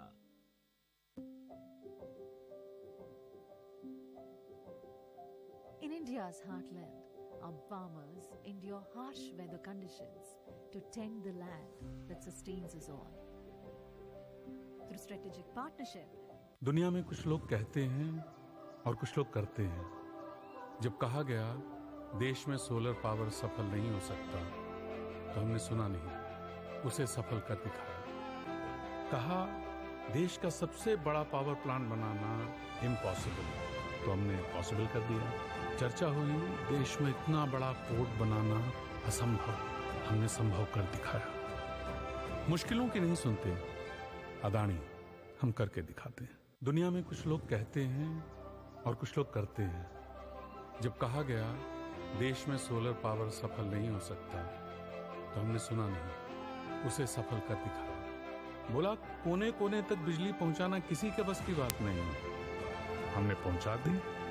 और जब कहा गया देश के एयरपोर्ट्स इंटरनेशनल स्टैंडर्ड्स के नहीं हो सकते, तब भी हमने सुना नहीं, कर दिए। मुश्किलों की नहीं सुनते, अदानी हम करके दिखाते हैं। Amrita University, Amrita Vishwa Vidyapeetham, is a multi-campus, multidisciplinary university that has grown into India's #1 private university in less than 20 years under the guiding light of Mata Amritanandamayi Devi, affectionately known as Amma, the world-renowned humanitarian. Amma is also the Chancellor of Amrita University, driving a vision of education for life, not just education.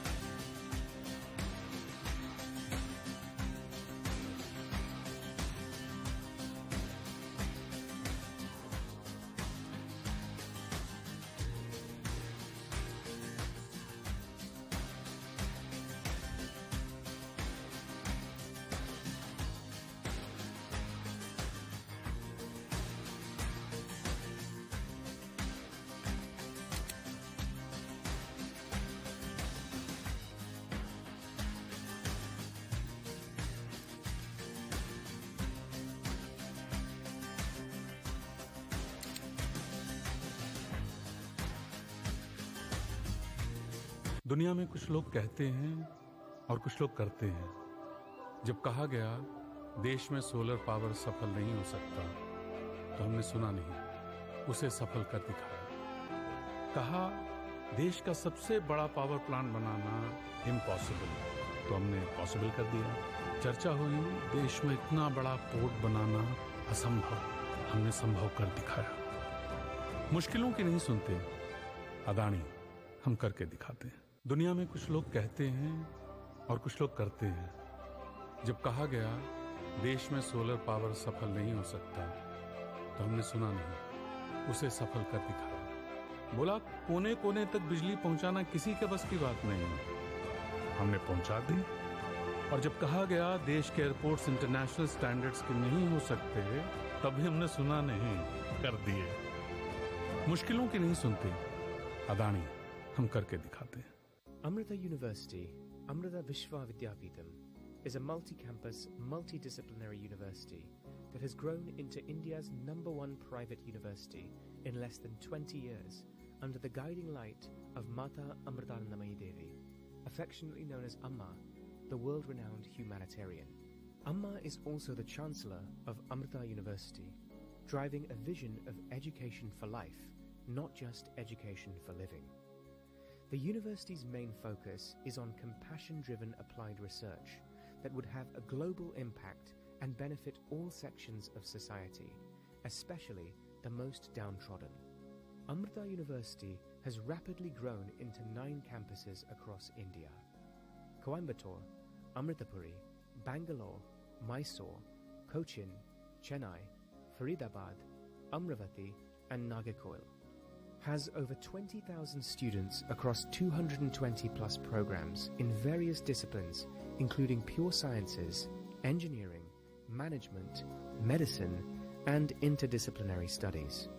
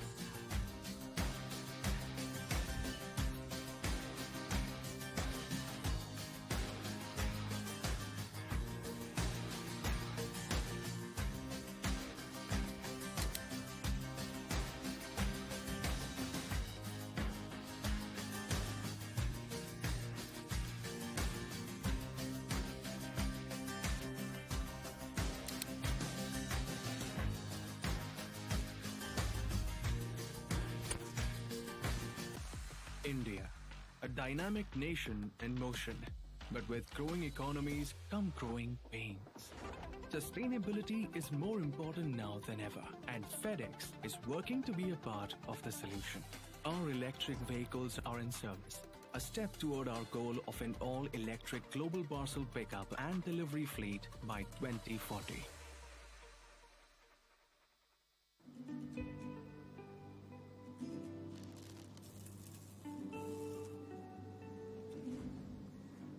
I was raised by careful hands. Yeah, they made me who I am. So I'll be strong enough, I know. When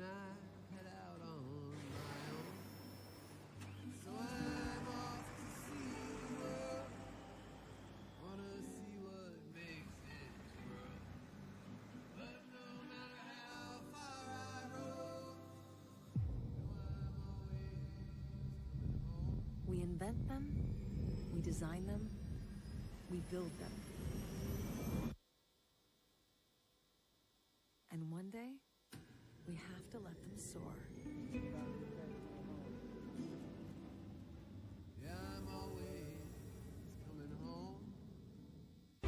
ice cream my treat. Rohan, हाँ, तू tiffin तक share नहीं करता, आज ice cream. पापा को bravery medal मिला है। Wow, superb. He is a major in army, सबको प्रोटेक्ट करते हैं। करण, तेरे पापा क्या करते हैं? रोहन, तेरे डैडी। करण, बताना। वो भी सबकी लाइफ को प्रोटेक्ट करते हैं। He is an LIC agent. That's great. कभी सोचा है हमें अचानक कुछ हो गया तो करण के पापा हमारी फैमिली के फ्यूचर को प्रोटेक्ट करने के लिए सही एडवाइस देते हैं। वाह करण, your daddy is great. No, he's super great. हमें अपने लाखों LIC एजेंट्स पर गर्व है जो हर एक का जीवन सुरक्षित बनाते हैं। आज देश को ऐसे कई होनहार एजेंट्स की जरूरत है। LIC में हम आपका स्वागत करते हैं। अपनी नजदीकी LIC शाखा से संपर्क करें। कर्तव्य भरे जीवन में नए रंग साक्षर कर रहा अशिक्षा का अंत, कौशल संबल दे रहा नई उड़ान, लक्ष्य से कला और खेल को नया आसमान। मशाल है सामाजिक नवाचारों की रोशनी, संकल्प से मिले पर्यावरण को नई बानगी।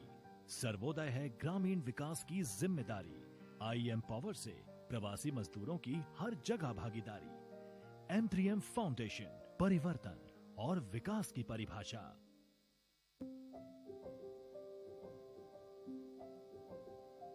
In India's heartland, our farmers endure harsh weather conditions to tend the land that sustains us all.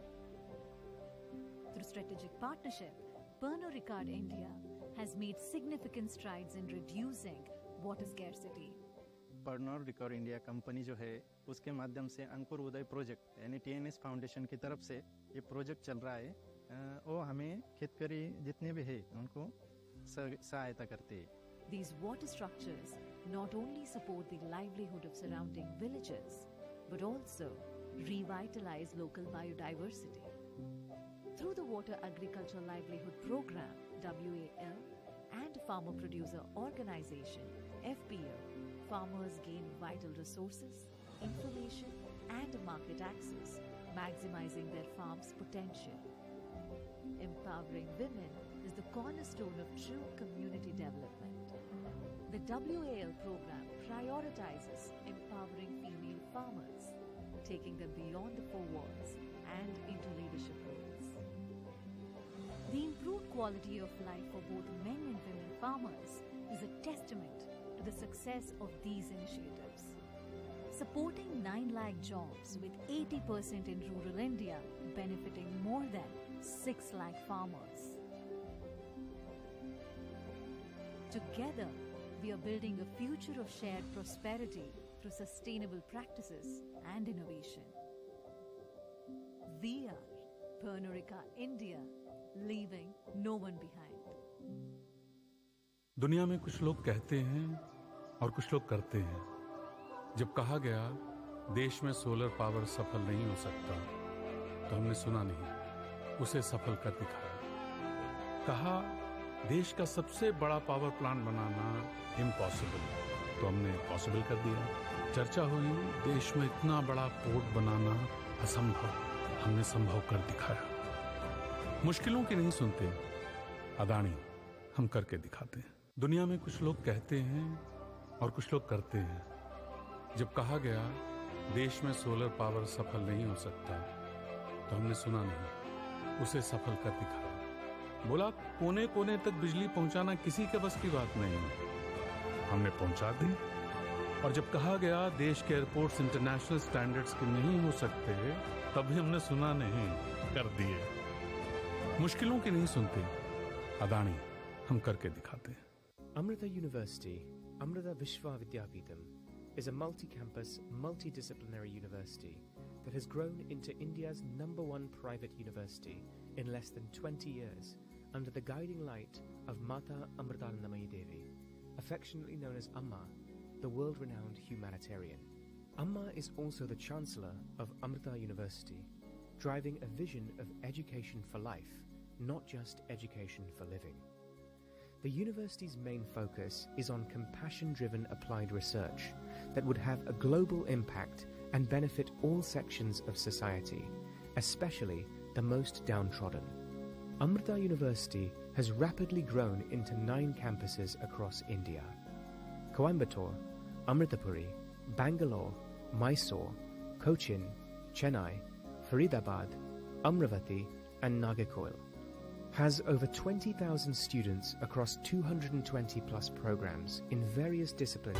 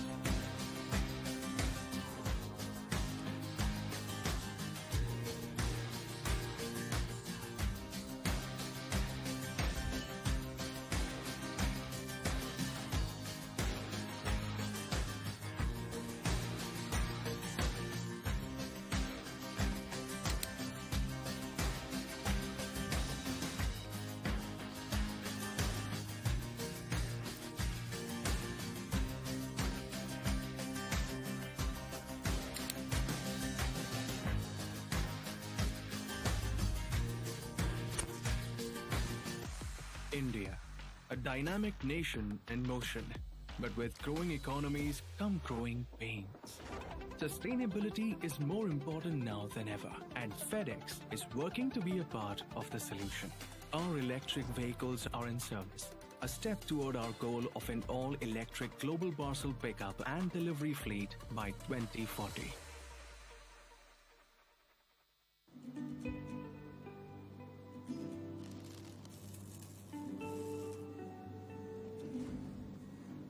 I was raised by careful hands. Yeah, they made me who I am. So I'll be strong enough, I know, when I head out on my own.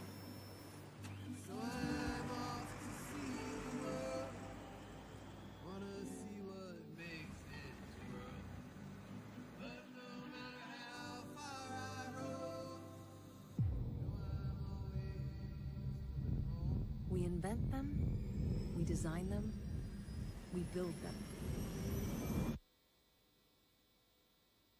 And one day, we have to let them soar. yeah, I'm always coming home. Ice cream my treat. Rohan, हाँ, तू tiffin तक share नहीं करता, आज ice cream. पापा को bravery medal मिला है। Wow, superb.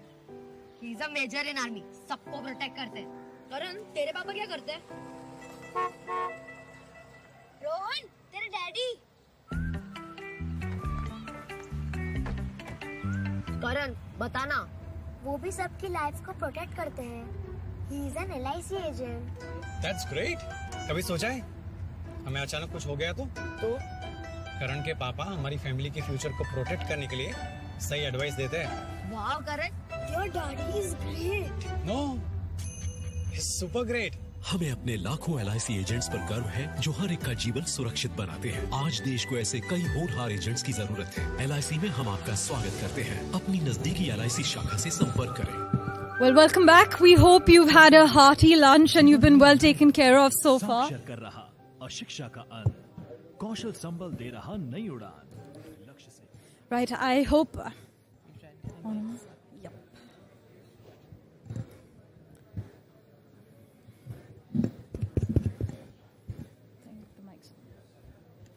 Am I audible? Yes, we are. We hope you've had a hearty lunch and you've been well taken care of so far. We have another 6 hours of enriching discussions lined up for you. Now let's turn our attention to the birthplace of the Gross National Happiness Index, which is a system intended to look after the well-being of citizens and the environment. And now there's a 2.0 version. We are talking about Bhutan, which has historically had an exemplary relation with India based on mutual trust, goodwill, and understanding. Absolutely. It has been a relationship that has been long-standing, a historic one, as Parmeshwar pointed out. And to discuss the next phase of India-Bhutan ties, we'd like to call on stage the Honorable Prime Minister of Bhutan, His Excellency Dasho Shering Tobgay, and Nikunj Garg, our Senior Managing Editor. Prime Minister. Vedant, sit like this? Fine? Yes, please. Okay, thank you. Ladies and gentlemen, His Excellency the Prime Minister of Bhutan, a very happy man from the world's happiest country.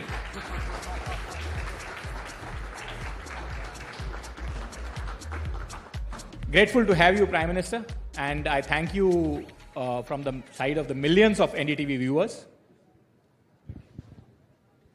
Grateful to have you, Prime Minister. Thank you, Nikunji.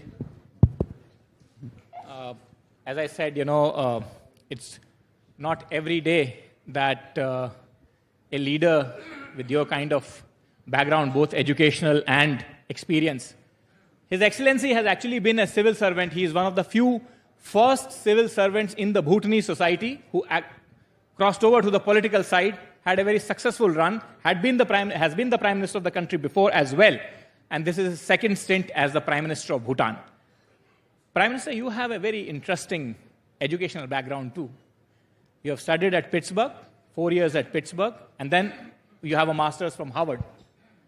A thought came to my mind that how have you used that education, that American exposure, that education at your very young age to help transform the society here or add value to the society here in this country, in Bhutan and otherwise? Thank you, Nikunji. Delighted to be here. And I want to congratulate you and your entire NDTV team for putting together the World Summit. And congratulations on the inaugural summit. Who better than Prime Minister Modi to launch the summit? I am honored also and humbled, deeply humbled, to be included in your inaugural summit. I can see the summit grow from strength to strength. God knows the world needs NDTV and the World Summit. Thank you, Prime Minister. The question you asked about how did the University of Pittsburgh and then the University of Harvard, where I spent a year, how did they mold me to serve my country? Fair question. But the better question would be, how did India mold me to serve my country?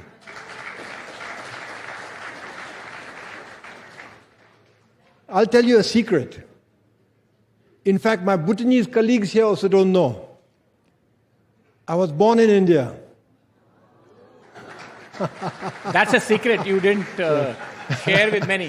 1965, I was born in Kalimpong. My father was serving in Kalimpong when my parents were serving, because I was born there, right?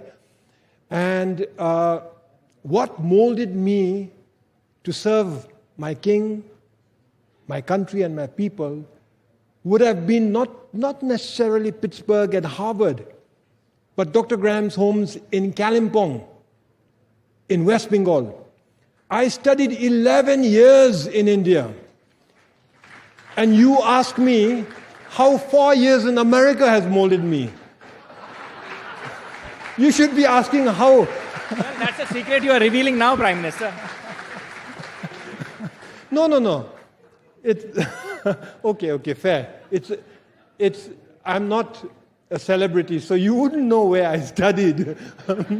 But the fact of the matter is, my formative years, not just my birth, but my formative years was in India. From kindergarten school. Third innings. How do you think, we take off from here, and how do we shape or influence the events that are happening world over? Not only as our own footprint of India's century, but as the Prime Minister said, that world's progressive, peaceful century. The world needs India. And I'm very happy that you've identified this century as India's century. You asked me about Prime Minister Modi and his historic third term. Why do you call it India's century? For many reasons. India has the largest population now in the world, 1.45 billion. It's growing. It's projected to reach something like 1.6 billion. That's right. India has a booming economy. It's crossed $3 trillion US.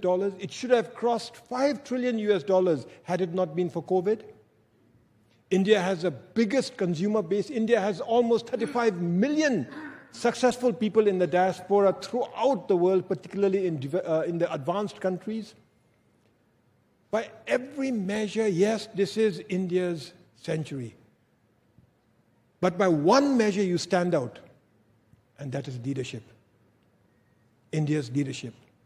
And trust in that leadership. Not just Indians trusting India's leadership, but the global South especially trusting India's leadership. You choose the team, the India century, because of Prime Minister Modi's third term, historic win. Now you know that the last 10 years, the previous 2 terms, will be leveraged as a springboard to take India forward into her century.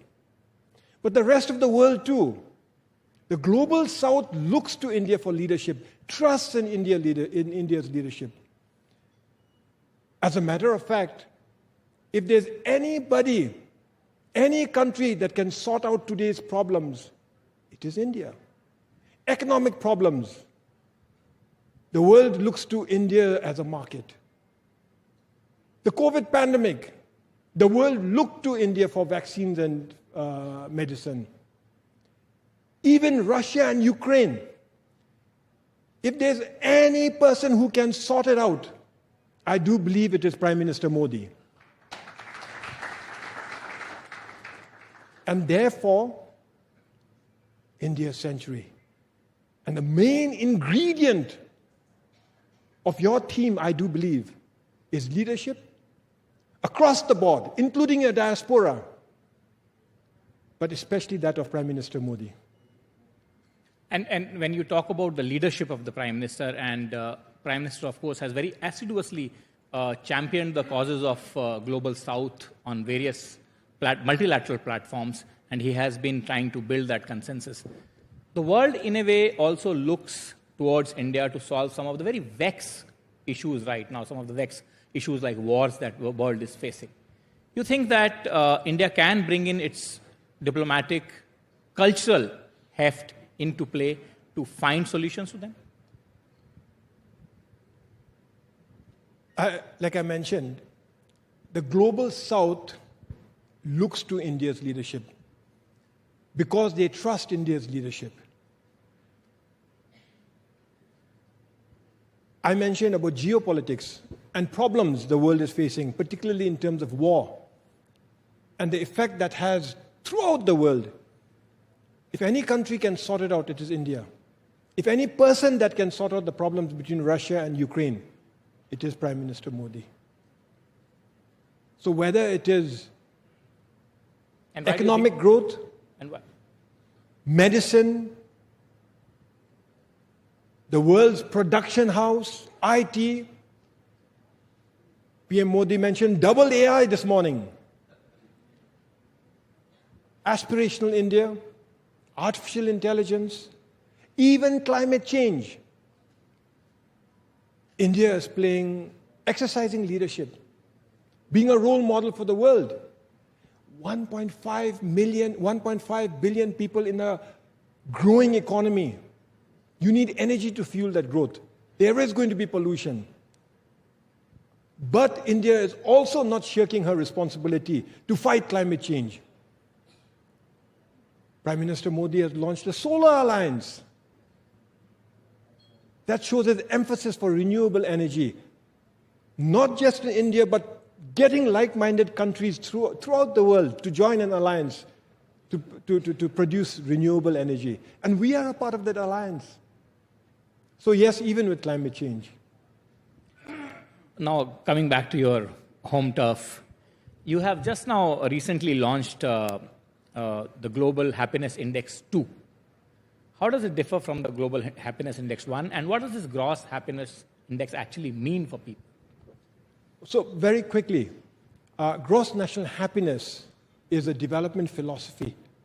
And it was a development philosophy that was envisioned by His Majesty the Fourth King.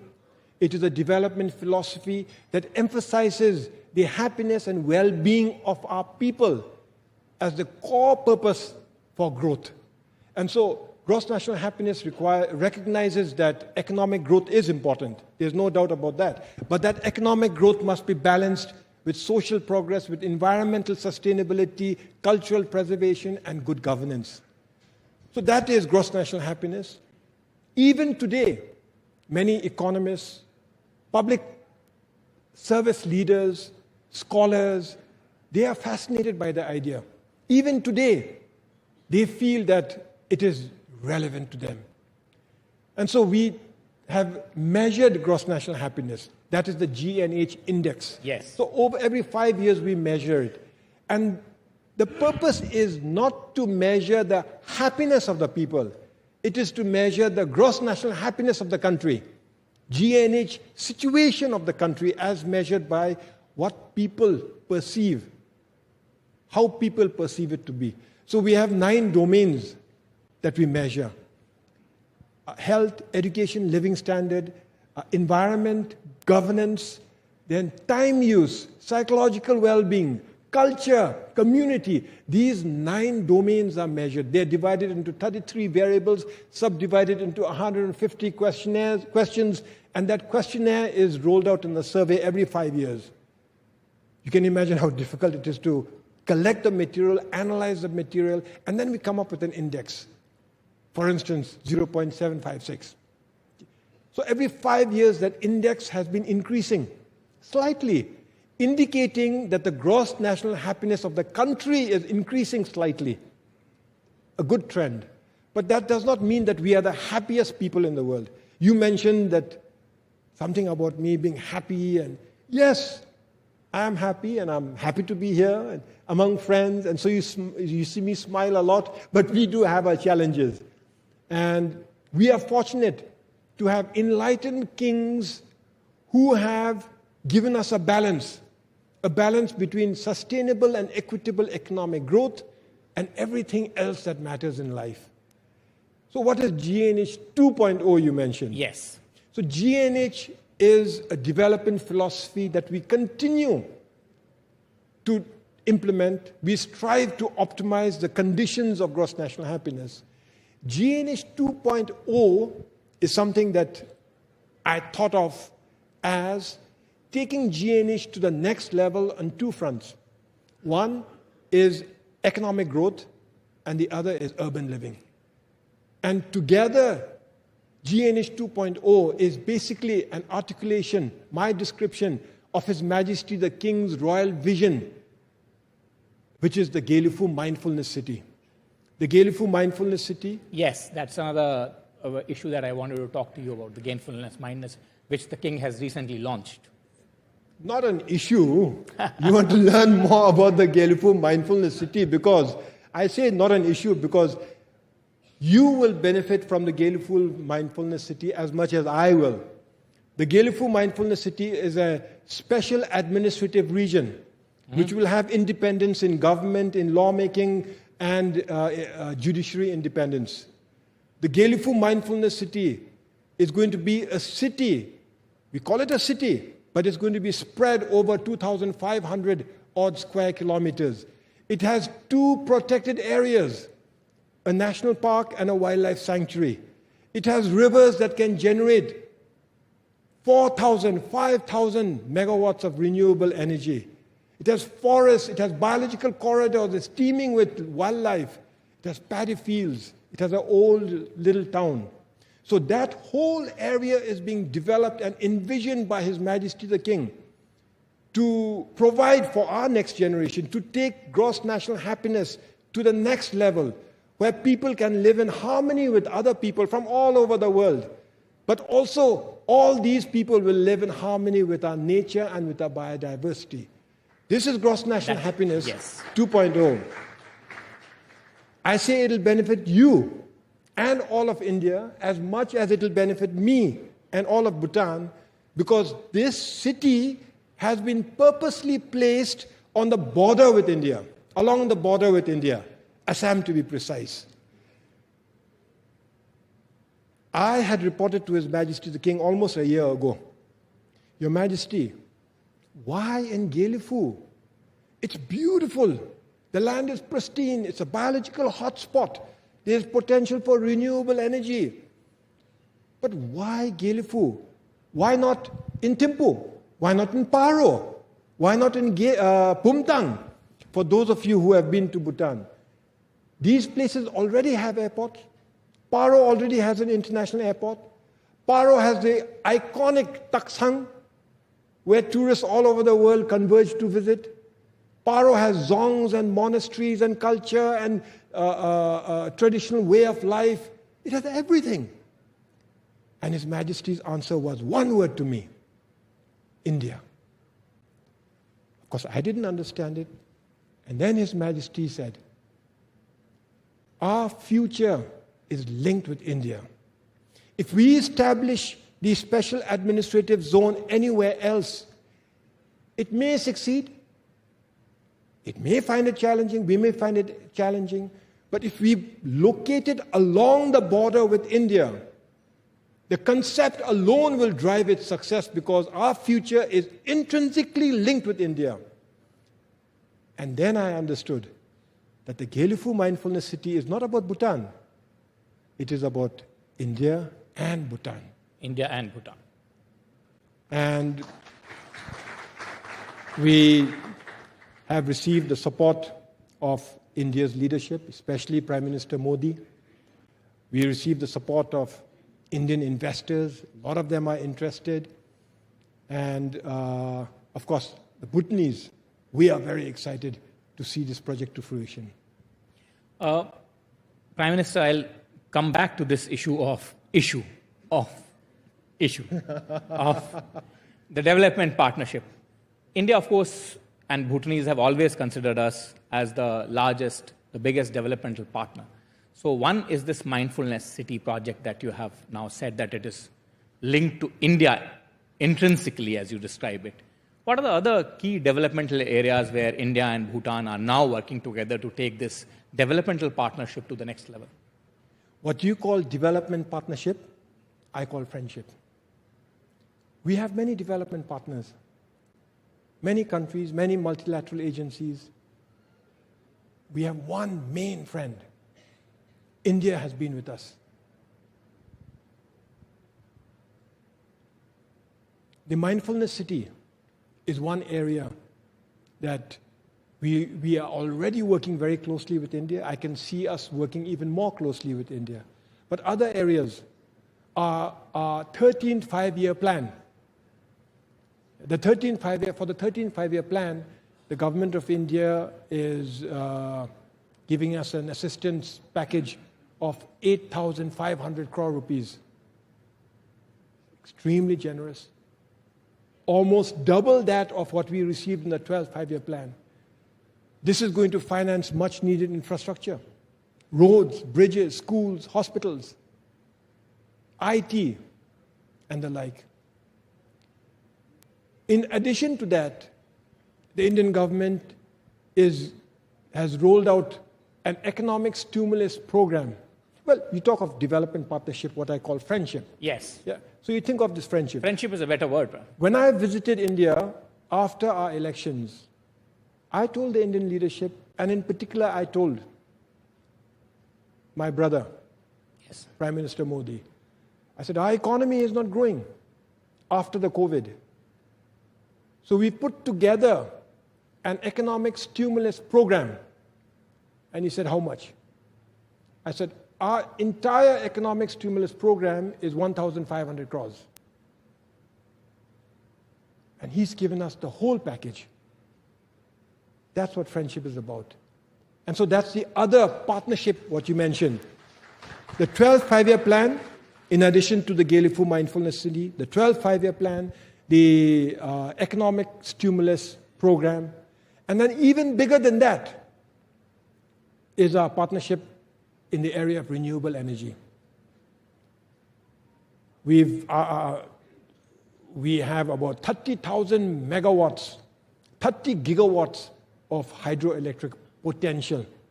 Of that, we've already tapped about 2,500 megawatts. Literally all of them with partnership with India, in partnership with India. This year, we're going to inaugurate another 1,020 megawatts, again in partnership with India. In the next 5 years, we're looking forward to launching almost 2,000 megawatts of new projects, all with the partnership of India. And then going forward, we have many more projects in the pipeline, in partnership with the government of India, but also now in partnership with the private sector of India, which leads me to the next area of partnership, which is partnership between people to people, business to business, and our partnership with the Indian business sector. The final partnership area, you can't call it final, but final big important partnership area is climate change. So from Solar Alliance to protecting our forests and biodiversity, to even looking after the big cats, an alliance of big cats, we work closely with the government of India. And Prime Minister, when you talk of the people-to-people alliance, for any relationship to blossom, flourish, that is probably the most important alliance that finally should take it to the level that a relationship needs to achieve. Yes. I agree. And you think that there's enough people-to-people contact, or there is scope for further bolstering that? Well, we enjoy some of the best people-to-people contact. Like I said, I was born in India. I spent my first 11 years studying in India. And I've been to India many times. And I am not an outlier. There are many Bhutanese, especially even those among my friends who have joined me in Delhi today, who studied in India, who grew up in India, who have many friends in India. When we travel across Bhutan, we don't hesitate to visit neighboring India, the neighboring towns. We don't hesitate to do a little bit of shopping there. So my wife right now is building a home. And she spends half her time in Siliguri, in West Bengal, because that's where she buys most of her stuff from. Shopping. Yes. Shopping. And truth be told, she does not really have to go there too often, because she telephones her friends in Siliguri, and her friends are the shopkeepers, and they send up the stuff. So you talk of people-to-people contact. I mean, it is very, very strong. And India is a country of 140 crores. Can't expect every Indian to know about Bhutan. Bhutan is a country of only 750,000 people. You rest assured, from the days of Lord Buddha, we were aware of India. And we reached out to India, those days for pilgrimage and spirituality. Today, we continue to go on many pilgrimages to India, but also now to see our economy grow. And my final question to you, Prime Minister, is that, after this, I'm told you are city hopping and, you're going to visit various places. What is it that you have in your mind that you wish to probably focus on, see, watch, the way the city is evolving, the national capital? Well, I looked out from my room and I see this park. It's like a forest. And every time I see it, I'm amazed that in one of the most congested cities of the world, so-called polluted cities of the world, you see a forest in the center of the city. And I can't get enough of this. The greenery, especially in New Delhi, I enjoy seeing this. But what you are referring to is my bus ride that I'm going to go on immediately after this. We are going to go on a bus that's driven by hydrogen fuel. And I'm really, really excited because this is the new, not just the new future, but the new India. To use renewable fuels to even drive transport. And not just to drive transport, but to be the world's leader in this cutting edge of technology. So I know that when I get on this bus, it's just going to be like any other bus. And therein lies the beauty of it. Because hydrogen fuel, not diesel, not petrol, not even electricity, is driving. Hydrogen is what's driving this bus. And the more ordinary it is, the more amazing I'm going to feel. What's its link to Bhutan? The less pollution there is in India, the less pollution we have to endure. Because most of our air, in fact all of it, comes through India, from the Indian subcontinent into Bhutan. And yes, we do bear the brunt of not just climate change, but also of pollution. And I am in a hurry to see India become an advanced nation. I am in a hurry for many reasons, not least of which is because you are my friends, but also because when you become advanced, automatically the air pollution is going to drop and we will enjoy even cleaner air.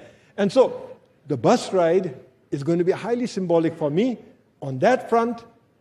But equally important, we hope to be able to manufacture green, renewable hydrogen for India using our hydropower energy, using green electricity from our hydropower. So no matter how you look at it, this may be India's century, but you can't avoid us. We are in it together. We are in this ride together. Thank you very much, Your Excellency. Thank you very much for sparing the time. And again, thanks a lot from the millions of NDTV viewers. Thank you. Thank you very much. Thank you. Thank you. Thank you, everybody. Thank you.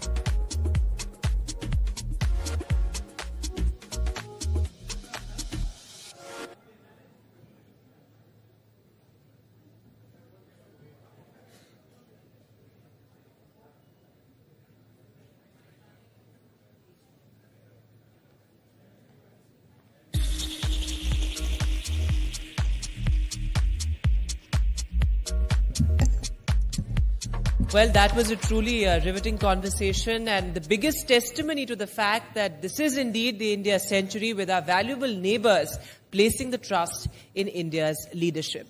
But let's also look at, Parmeshwar, the challenges. Well, let's delve deeper into the challenges of disruptions to geopolitical power balances or global political systems.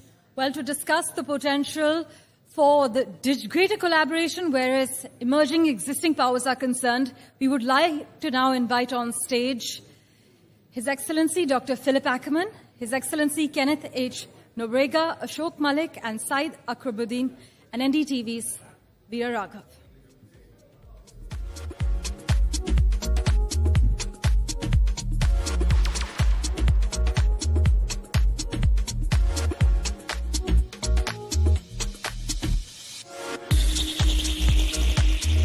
And well, Parmeshwar, as we've been discussing, there truly has been the birth of a new geopolitical reality, with India really at the center of what is being called the New World Order. And that is something that we will be discussing in this session, the challenges to this new geopolitical reality.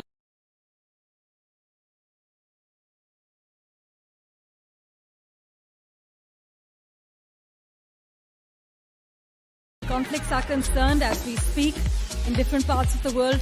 India is up and front, always advocating that dialogue in diplomacy is the only way forward and is the only solution. All right, it's over to you, Veera.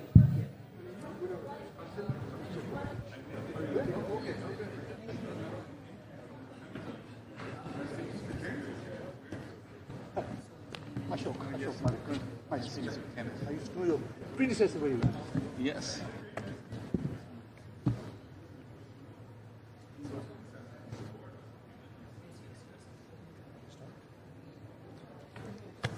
Hello and welcome to this special panel to discuss the challenges of disruptions to global political power balance or the global political systems. As the Prime Minister this morning emphasized, aspirational India.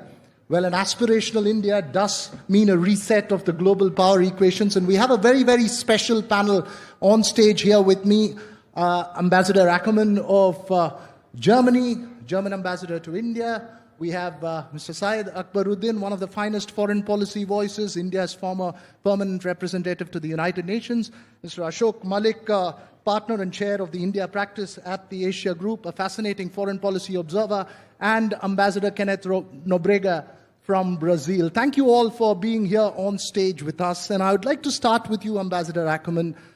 When the Prime Minister emphasizes on aspirational India, we talk of a recognition of equal status in the international high table. Is there, from a European point of view, is there a genuine appreciation that the old global power equations perhaps have to change? And number two, that possibly the old systems haven't been equitable to emerging economies?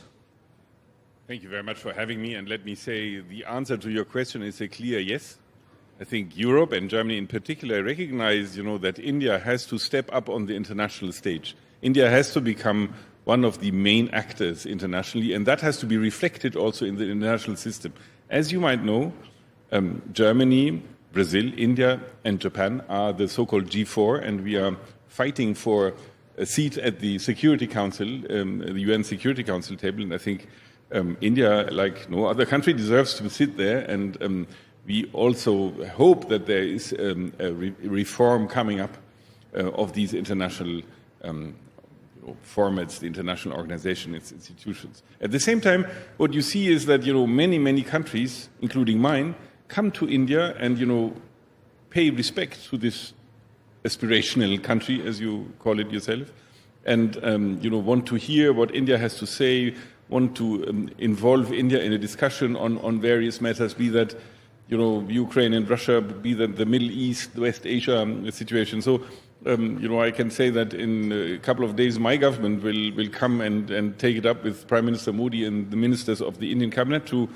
discuss these actions, because we feel that India is a very important part of the world equation, so to speak, and should be recognized for it. And India's role under the leadership of Prime Minister Modi, I'd like to put that to both you and to Ambassador Nobrega. Quickly, if you can weigh in on that before I get to the Indian voices.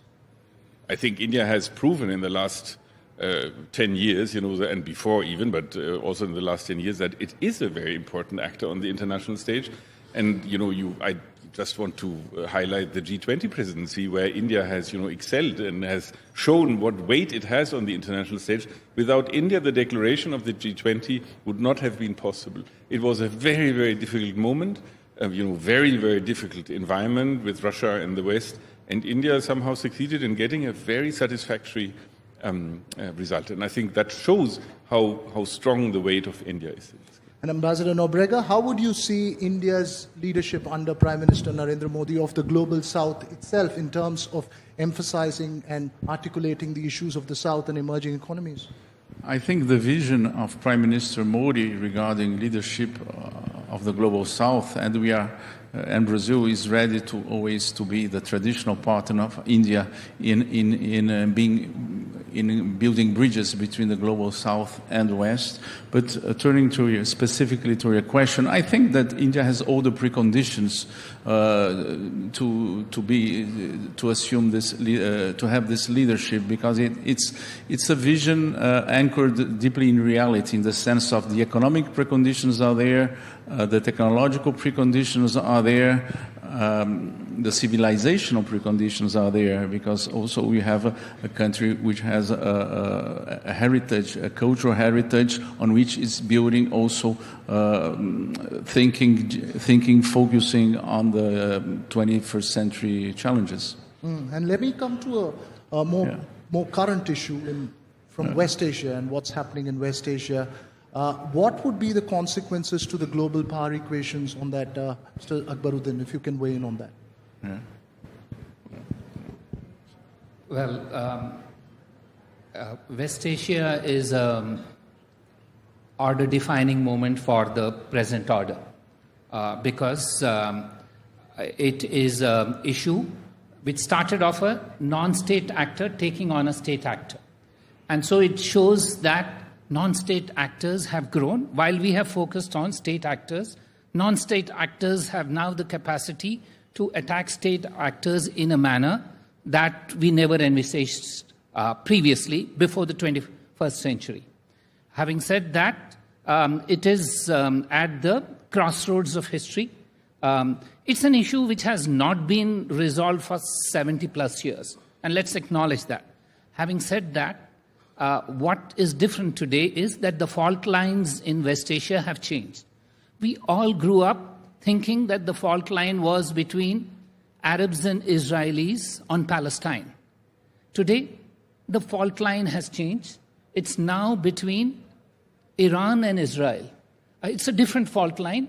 It's a fault line which is going to have tremendous repercussions, not only for the region, but beyond that. So it is something that we all need to watch for. They say sometimes for decades nothing happens, and then in days decades happen. These are those times, clearly, for West Asia and for the world. In days decades happen. Ashok Malik, what would be the learnings for an emerging power from the current events that's playing out? The principal learning is that if you are an emerging economy and a fast globalizing economy, like India is, no problem is a distant problem. In 1991, when we began to open up our economy, our foreign trade was, $40 billion, which is very little. Today, it's close to $2 trillion. And there is a consequence to that, which means a problem in West Asia is our problem. A problem even in South America is our problem, because we have economic interest, we have political interest, we have a diaspora, we have energy prices to worry about. India has been watching the events in the Middle East or West Asia since October last year very carefully. It began with an outrageous terrorist attack. There was expected to be a strong Israeli response. There has been one. It's probably gone on longer than a lot of people anticipated. And there doesn't look to be an end date in sight, because the focus has expanded. I would only add to what Ambassador Akbaruddin said, in that spaces are opening up as Iranian proxies get pushed back, whether in Gaza, maybe even in Lebanon. Okay? We should be planning for the day after. Israel should be, the Arab world should be, frankly, India as a stakeholder should also be, because India has interest in that part of the world. In a post-conflict Gaza, a post-conflict Lebanon, India could play a role. And in terms of crucial factors in preparing for that day after, what would you believe are the crucial, most important factors as India prepares for the day after? You know, the fact is, what happened on October 7th last year was, as I said, a terrible terrorist attack, but it also brought back the Palestinian question to the front burner, and it had disappeared for some years, for many reasons. We need to acknowledge that it's back, and we need to address it in some sort of manner. We cannot simply forget about it for the next 20 years, because there are underlying issues there that have been neglected, and we need to work on those, while being completely alive and sympathetic to Israel's legitimate security interest. And, you know, when you talk about DPI, you talk about UPI, you talk about, you know, India possibly gaining its soft power through digital public infrastructure, some would argue or at least propose. As we move forward, you know, what would be the crucial challenges in dealing with the existing political system in terms of, you know, if there is a reset? This morning you had Lord David Cameron also agreeing that there has to be a reset. But is that just on paper? Or do you sense that there is a genuine in-spirit acceptance that there needs to be a reset of the global order? Yeah. So I don't think there's a doubt that there needs to be a reset of the existing order. The challenge actually is how to reset it, not that it should be reset. I don't see challenges of a state-centric nature. The challenges are of a transboundary nature. So, for example, the challenges that we will face is that how do we, I started by saying non-state actors of the unsavory kind in West Asia, but there are non-state actors of who we all think are doing well, but they pose challenges to states. So let me give you an example. During the last 2 years, Elon Musk and StarX have launched more satellites than every country together, and more than that. So before you know, you're going to have perhaps what some people euphemistically call the sovereign republic of Elon Musk in space. We need to look at how we will address those sort of challenges. Similarly, artificial intelligence, again, is what is right now in the sphere of non-state actors. You can name the companies, but they're all non-state in nature. There is no regulation of that sort. So the challenges that we will face are not only from states. I think from an Indian perspective, India is sui generis. It is unique for many reasons. We heard the Bhutanese Prime Minister just speak of them. But another reason could be that in the history of mankind, or in the history of humanity, there's never been a case where a country of 1 billion plus has pursued a democratic process. It's never happened before. It's a pioneering effort. So I think the world acknowledges that, and we see that there is an understanding of it. Having said that, the challenges will be in climate, in artificial intelligence, in space, etc., which are by definition transboundary, and states will have to work towards finding solutions from that, finding solutions for that, and those solutions will come only through partnerships. They will not come through lone rangers. We have seen lone rangers do well sometimes, but the big issues of the time require partnerships and not lone rangers venturing by themselves. It's a very important point that you make. And climate change, when you talk about space, well, the immediate challenge is climate change. And in that, the role that India needs to play, or what is expected of it, and what it wants without disrupting its economic process, is extremely important. Is there a recognition of that from a European standpoint? Of course there is. without India, any fight against climate change is useless. It's senseless. This is the most populous country in the world. It is, without India, this equation will not work. So Germany has now, together with India, we have set up this partnership for green and sustainable development, where we join hands through common projects to fight climate change. And I must say that India is always extremely interesting in many, many levels. But one of the most interesting facts in India is that when it comes to climate change, outside the government is happening a lot. When you look at what Indian private sector does in renewables, for renewables, with renewables, is remarkable. So when we have visitors coming, I make a point of exposing them, letting them meet private sector people from India, because they can basically show us the way in many ways for the private business to invest more in renewables.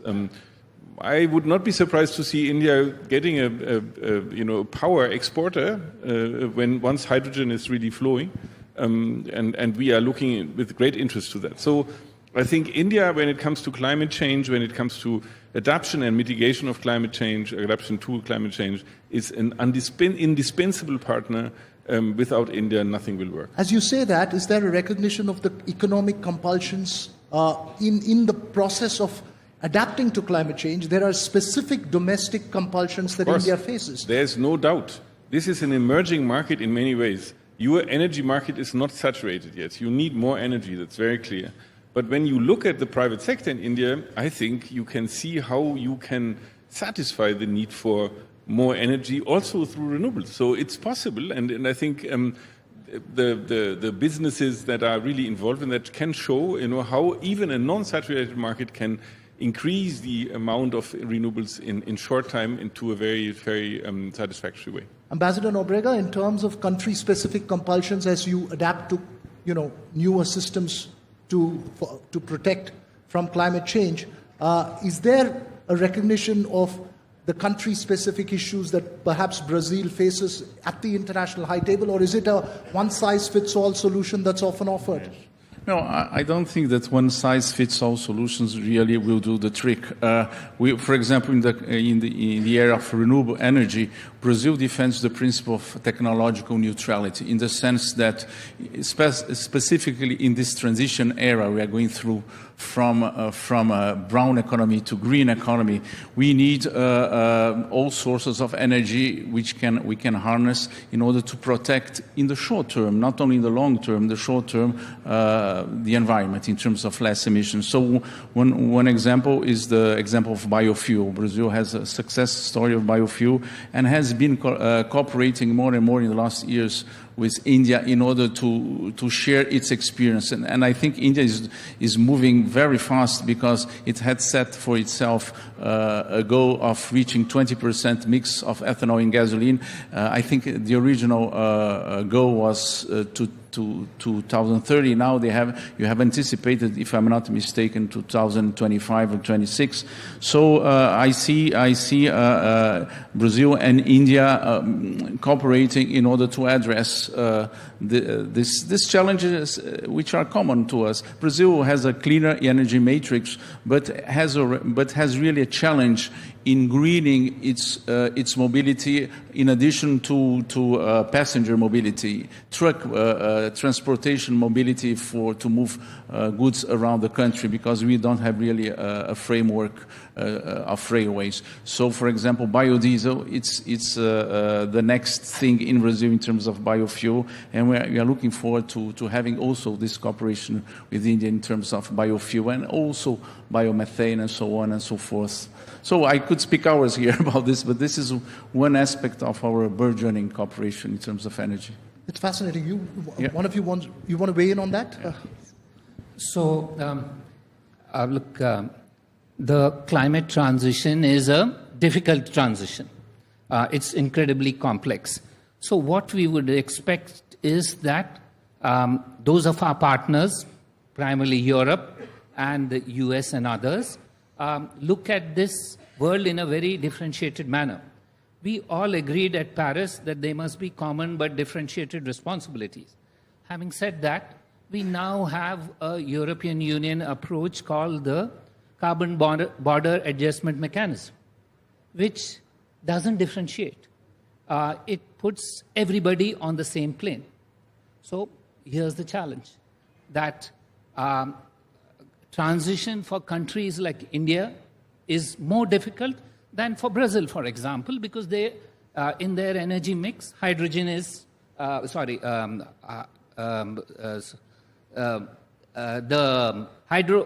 don't use as many hydrocarbons as us. But let's take another case, anti-forestry legislation, which Brazil has a challenge with in terms of exports of forest produce. There are other countries in the global south, if I may say, who have challenges. Indonesia, for example. If you say geotagging is essential to export forest produces to Europe, Indonesia says, well, this is against our national legislation.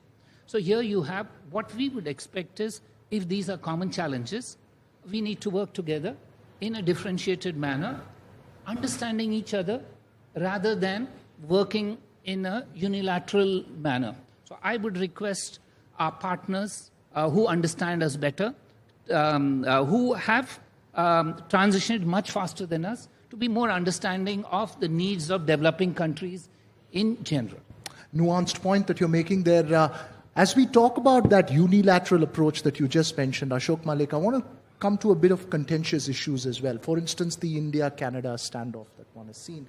What's perhaps the lesson for an emerging power? I mean, even when it comes to dealing with Russia, India needs to tread her path in international diplomacy. How delicate is it, and is the path getting more and more delicate, or is it getting clearer for India?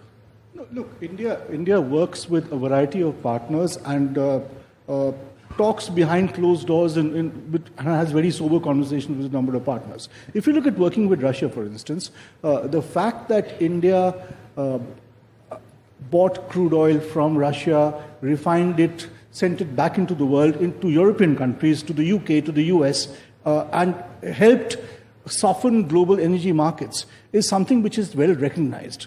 And which was done with the conjunction and understanding of a number of European and of course the US government. I mean, the think tanks and the commentators may not have understood it, but the governments did. So these conversations are had behind closed doors by diplomats, by ministers in a sober manner. If the Prime Minister of Canada has certain problems with alleged actions from India or by people who live in India or originate in India, he has a right to those concerns. But there is a manner in which they have to be put forward. If there has been a murder on his soil, it needs to be investigated. When does a murder merit a prime ministerial press conference? You know, there's a process of doing it. If he's pushed it to that level, he will face a response which is commensurate. That is unfortunate. I mean, other countries which have had similar concerns have raised these issues in a sober manner. So, Ambassador Ackerman, how does that view resonate with you? I think it is a very complicated issue between countries that are very close to each other. You should not forget, I mean, Canada and India have a long standing relation, and there is a lot of Indian people or people of Indian origin living in Canada. So it's a very unfortunate development, I would say, and I trust that, you know, this, I'm not privileged to any additional knowledge of this, but I trust that there will be a way, you know, that the two countries find again to a sort of more constructive, and I'm sure that they will happen at one stage. Ambassador Nobrega, this morning the Prime Minister, one of the message from the key message from the Prime Minister's speech was to be treated as equals. To be treated as equals in the international fora. That was the emphasis, saying the days during Industrial Revolution, India lost out because it was occupied at that time. And now, of course, this is India's century. How does that view resonate in a country like Brazil? I think in our domestic discussion, domestic debate regarding the position of Brazil in the world, I think this issue also comes up. Now, we need to be recognized that we have a rightful place in the international context, which is commensurate to our potential. And to our population, to our contribution to civilization, so to speak. So I think you have also this debate in Brazil. But as I think Ambassador Ackerman mentioned, for example, G4 as a group of 4 countries from the West, 2 countries from the West and 2 countries from the emerging world, aspiring together to a permanent seat in the Security Council, I think is a proof that there is more and more recognition of the position, the rightful place that the big emerging countries should have in the world. Do you want to add on to that? Yes. So, you see, this aspiration for being treated equally in a changing world is just an extension of our independence movement. Because we gained political independence, we are economically self-sufficient now, and we hope that we are treated equally on a table where our voice is not heard. For example, the world system today, there are some system-defining powers. India and Brazil at best, or even Germany, are maybe system-influencing powers or system-affecting powers. So, with 75 years gone, I think there is a belief that it's time to reset the game. Having said that, and having worked on this reform with G4, etc., for several years, I consider myself from a generation of diplomats who have the lost generation. I started following this issue in 1990s, and I retired, and it was still on the table because we're doing business as usual. Business as usual will not lead to where it is. So we will have to change the format of engagement and move. We are in a digital age where all of us take our phone, we update, press it, and it's updated within no time. Of course, we're not saying that the international system should be that fast, but it's time for the international system to change, and I hope the next generation of Indian diplomats will benefit from the efforts of all of us. You've sown the seeds, yes? Can I say something? Because I think never give up hope, you know, this is very important. It's maybe not in our lifetime, but it will come at some stage. But you have to admit that the P5, the ones who, you know, run the Security Council, everybody says it should be bigger and it should be enlarged, but frankly, it's all lip service. They don't have any intention to do so. I mean, very frankly, I mean, maybe the European countries more than the others, but there is no really willingness, no preparedness to open up. And I think mainly with China and Russia, they might openly say that they are for enlargement of the Security Council. The fact is that they are basically not, because they are very comfortable in their little club of 5, you know. And I think India and Brazil and Germany and Japan belong to this table. So I think we have to keep on fighting. But my point is here, it is certainly true that India has not the role it should have in the international fora, but bilaterally, when you see what happens in India, who comes to India, and who basically reaches out to India, India has gained a level on the international stage that is so high that you should not, ask the question of equal footing or, being treated as equal. That's happening for a long time, you know. It is true that it is not happening in New York, but, the American president comes, the German chancellor comes, they seek the Prime Minister's wisdom and they seek the Prime Minister's ideas, and they feel that India is a very important partner of the international stage. So I think basically it is treated as an equal partner since a long time already. Well, equal is subjective, so perhaps more equal than what was equal. But as we speak of geopolitics and diplomacy, I'm going to sidestep a bit. You've got a German and a Brazilian sitting here, on either side of 2 Indians here. We in India follow German football and Brazilian football quite a bit, from Pelé to Beckenbauer, we followed. Have you picked up any of Indian cricket's legendary names? Can you tell me who your favorite cricketer is? So I have to admit that my cricket is not a game I understand. Let's be very honest. I've been trying. Yeah, let me be honest with you. But secret is football is way easier to understand than cricket. But okay, you can see Kohli is a very famous cricketer. Yeah, Virat Kohli, a very famous cricketer. But I want to say that everybody is so excited about cricket. There's one other Indian sport which is very, very strong and where India is one of the leading powers, which is hockey. Yeah. And I'm very happy to say that next Thursday, India and Germany are playing hockey against each other here in Delhi, a friendships game. And India, the World Cup in Odisha was good for us because we won the World Cup in Odisha. So let's hope that this luck will pertain also. Ambassador Nobrega, any cricket for you?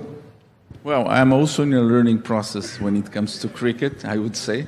But I think I can recall Sachin Tendulkar. Yeah. Fantastic. Yes. And anyone else? Dhoni. Oh, well done. Yeah, yes. Well done. It doesn't. I think we should moot for a cricket match between the Brazilian mission here and the German mission here. That would be fun. We are better playing football against each other. Yeah. No. We have some trauma when it comes to German soccer, as you know. 2014. That's all time we have for sport. Requires a level playing field, so does diplomacy and geopolitics. Hopefully that's what we will aim and aspire towards. Thank you all for joining us here on stage this evening.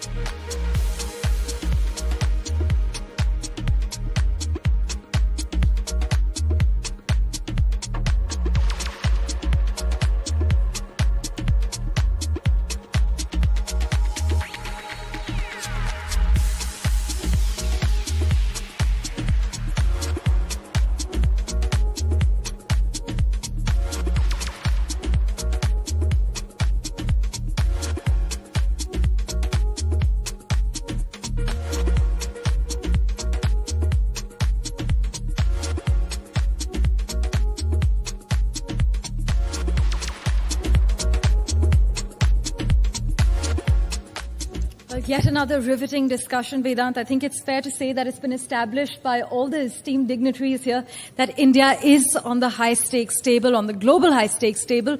But what exactly makes India so attractive?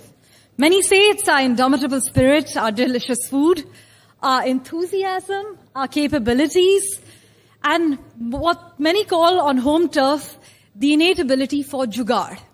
Well, Parmeshwar, you missed out the most important thing, and that is hospitality or khatirdari, as it were. And well, how can hospitality really be tapped into as a soft power? Well, to talk more about that, we have with us Prasanna Mohile from Pernod Ricard India to talk about building a global brand, but with Indian roots. Our senior managing editor, Nikunj Garg, will take forward this conversation.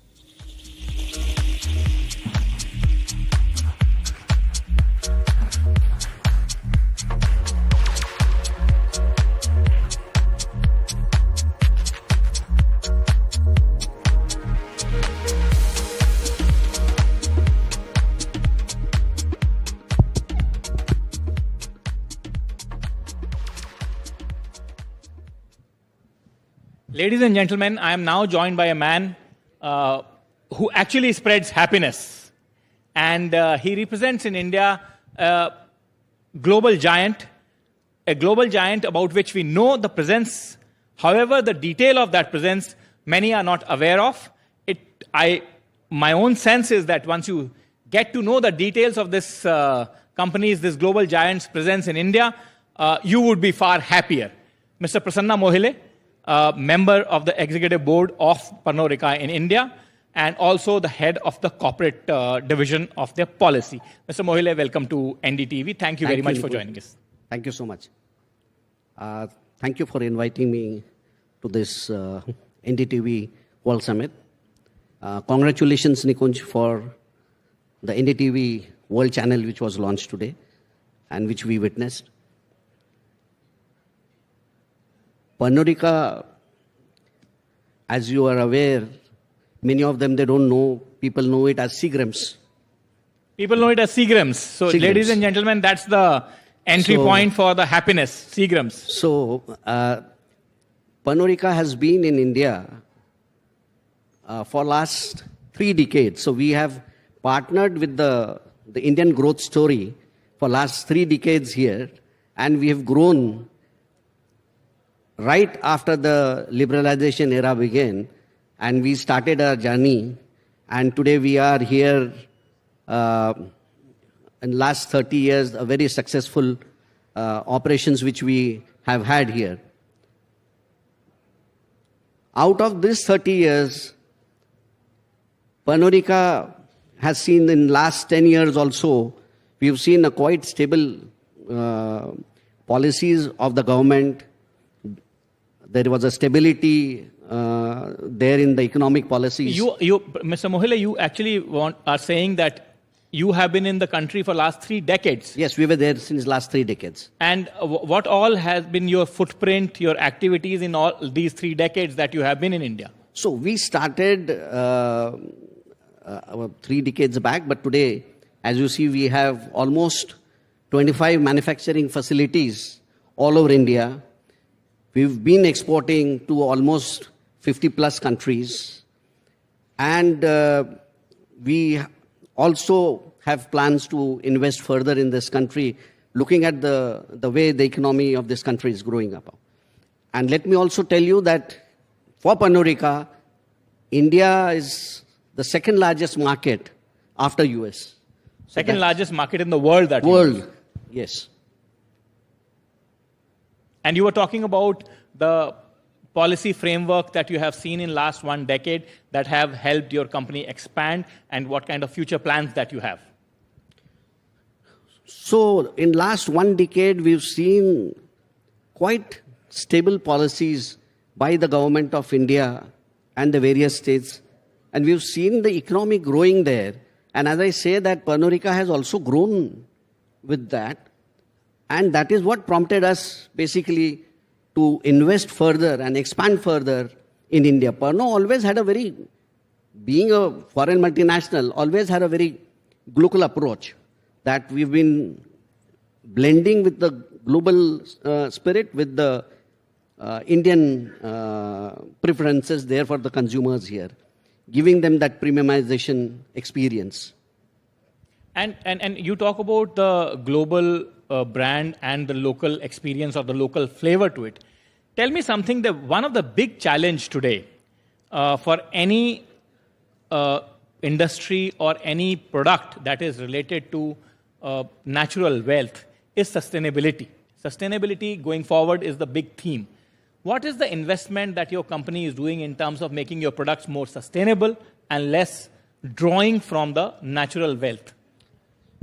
So, Nikunj, basically sustainability is in the core of our operations, our values.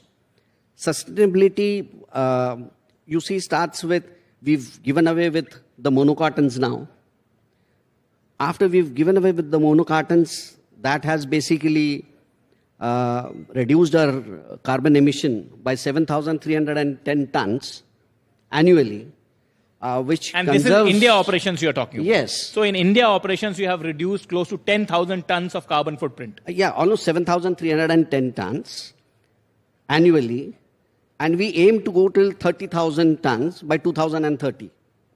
So that is what basically the sustainability for us means.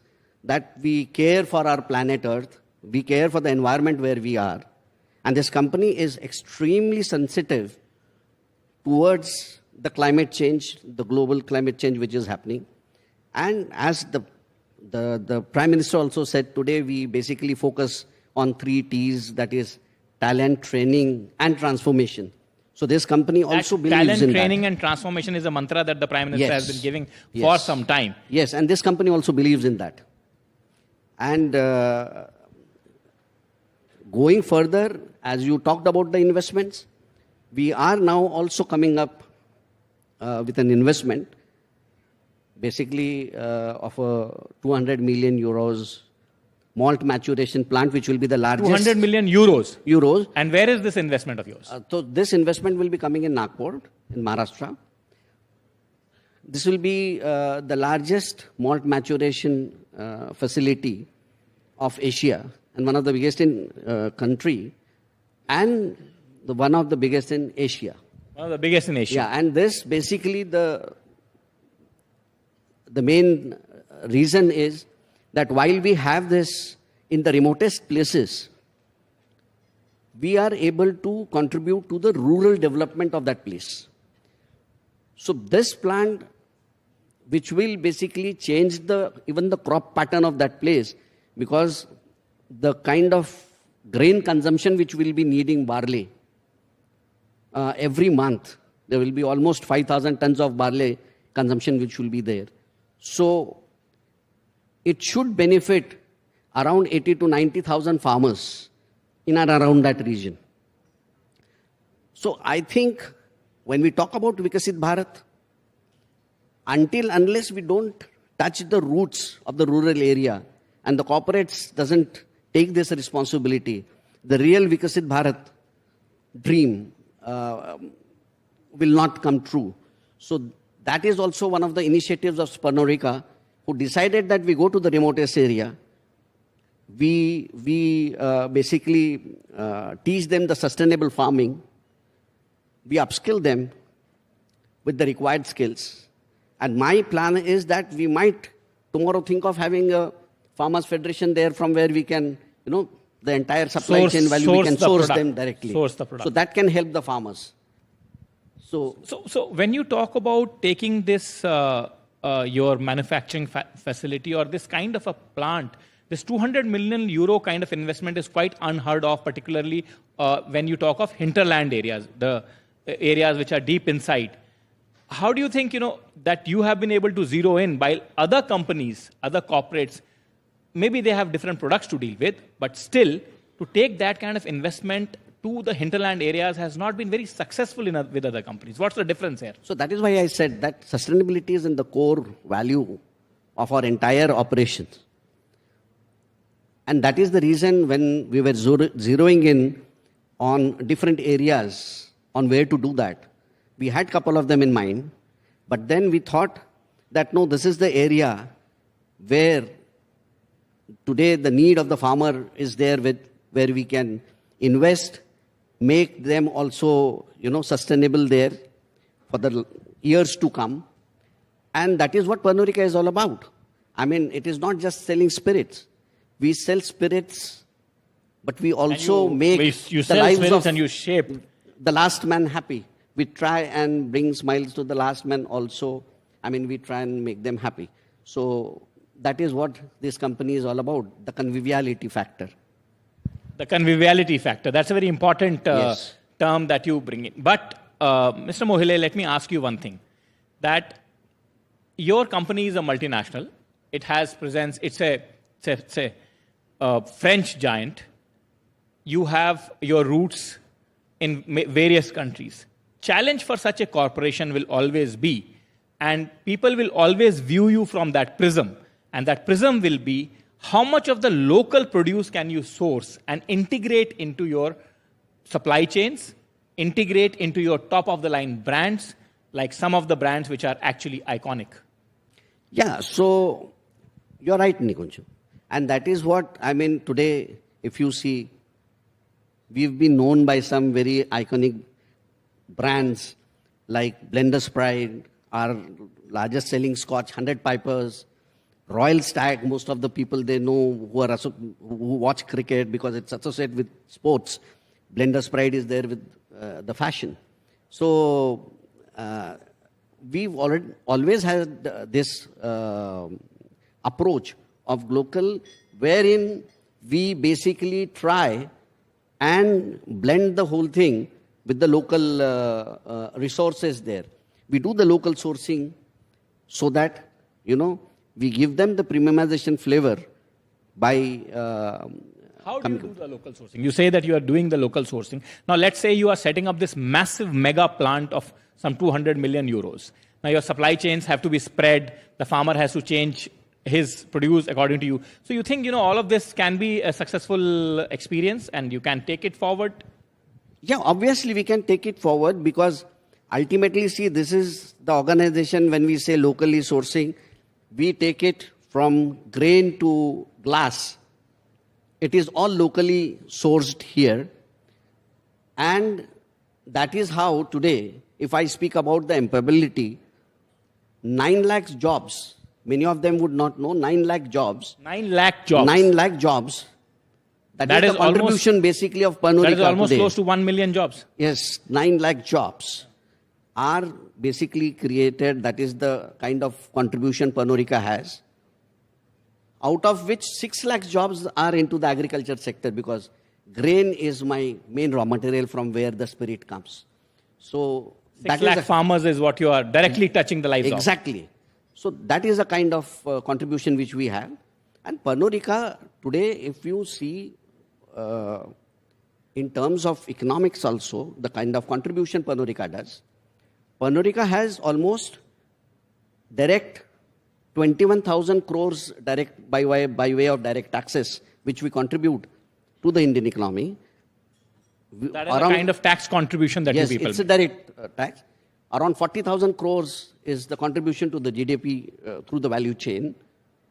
So we have a very sizable contribution to the Indian economy there, and we are growing. We believe today in the economic policies of this government, and that is why we are going ahead with all our expansions and investment plans here in the country. And that is how today India has become the second largest market after US.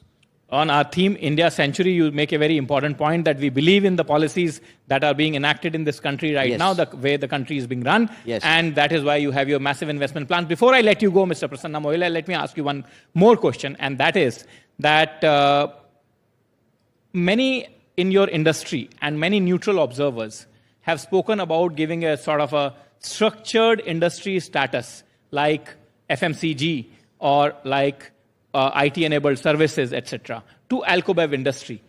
What do you think, are the challenges in it, and how do you think the industry itself can benefit and then in turn benefit the country's economy? Good question, Nikunj. I mean, we were also figuring this out, that even after contributing so much, our only small request always has been that if we come into the mainstream sector, then probably, there will be more investments and more employability in this particular sector. And we can also leverage whatever the government programs are, government schemes are. So I think if we need this kind of a little status there as an industry tomorrow, so that we also get the benefits like what others get.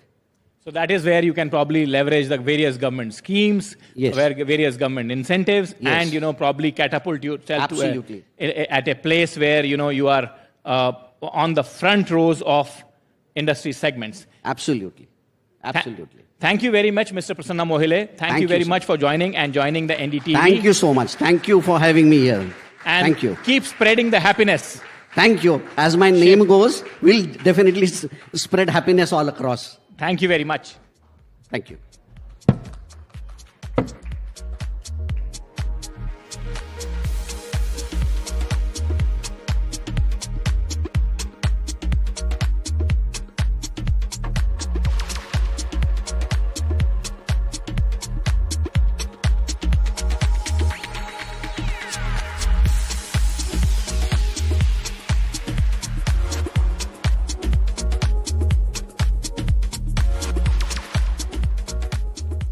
Well, it's close to 4 p.m. and here's hoping the spirits are indeed high. But do you lately sit and wonder or analyze whether India's robust bull market is likely to continue for the foreseeable future? If you do, then this next conversation is the one for you.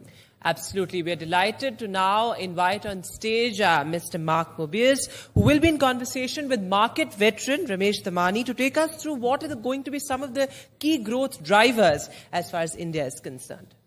Please, sir.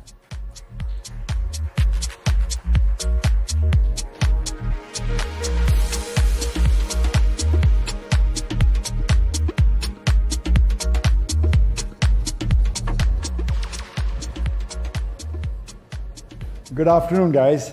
We've heard a lot of catchphrases today, the Indian century, Viksit Bharat, DPI, but the phrase that resonates most with market men is what his boss used to say, that the 4 most dangerous words in the English language, or the 4 most expensive words in the English language are, this time it's different. Is it different? To cut through the cacophony of clutch phrases that we've heard today, I'm joined by Mark Mobius. Just to introduce him, he is considered the Indiana Jones of emerging markets.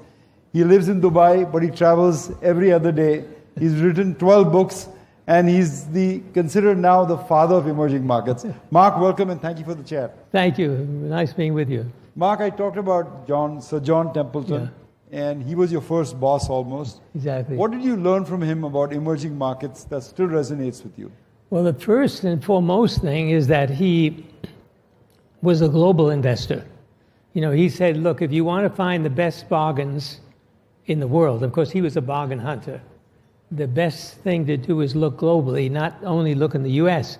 And you must remember, when he started, that was in the late 30s, 40s, Americans thinking of investing overseas was a very strange thing.